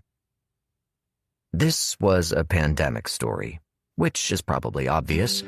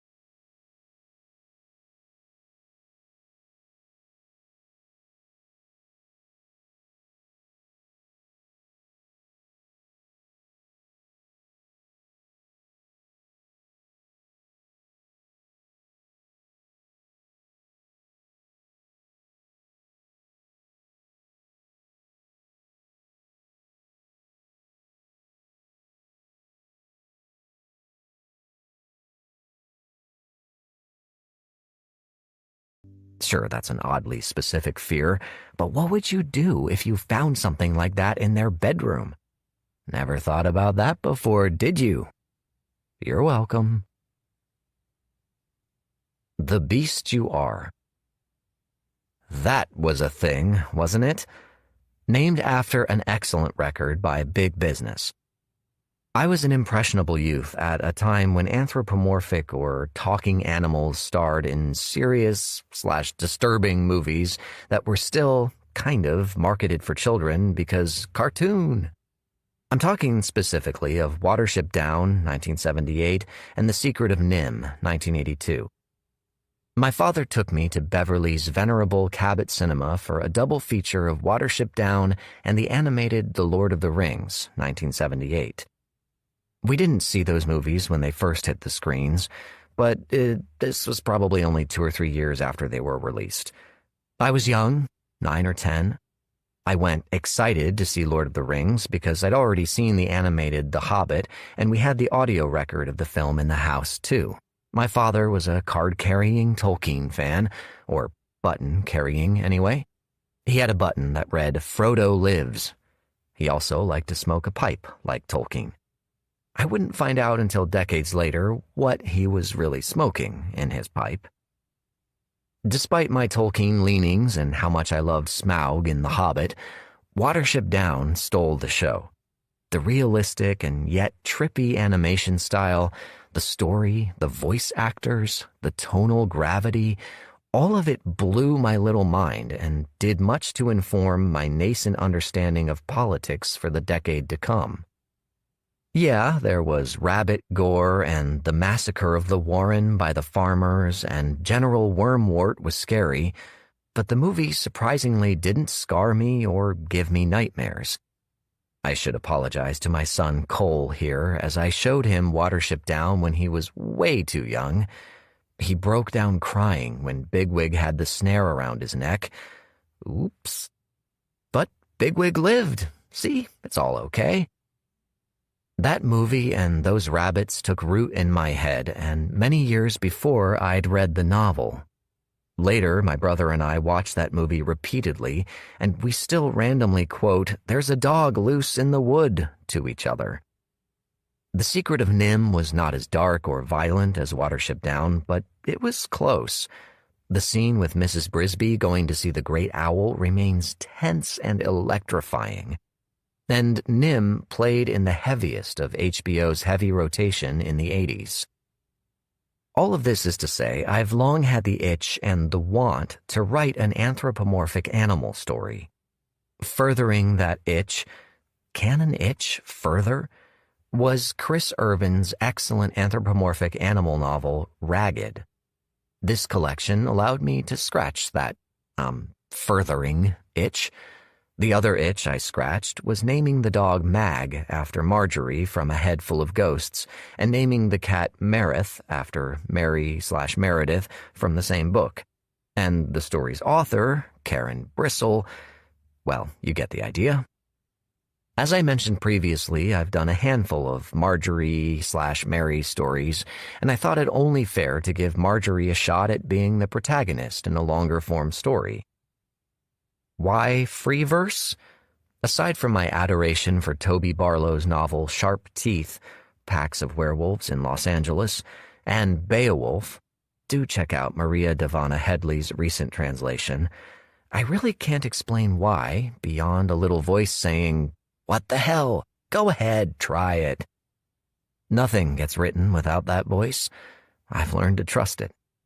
So many of the stories in this book started with that voice. I typically listen because if I don't, I worry the voice will stop advocating for the story ideas. The "hey, try this" voice was obstinately persistent in this novella's case, even with me telling it, "Not now, later, I promise, when I finish this novel, when I think I can convince someone to publish an anthropomorphic animal novella." Wait, now there are 2 voices. One is me, the other is also me, but that me is the subconscious story advocate voice. Never mind.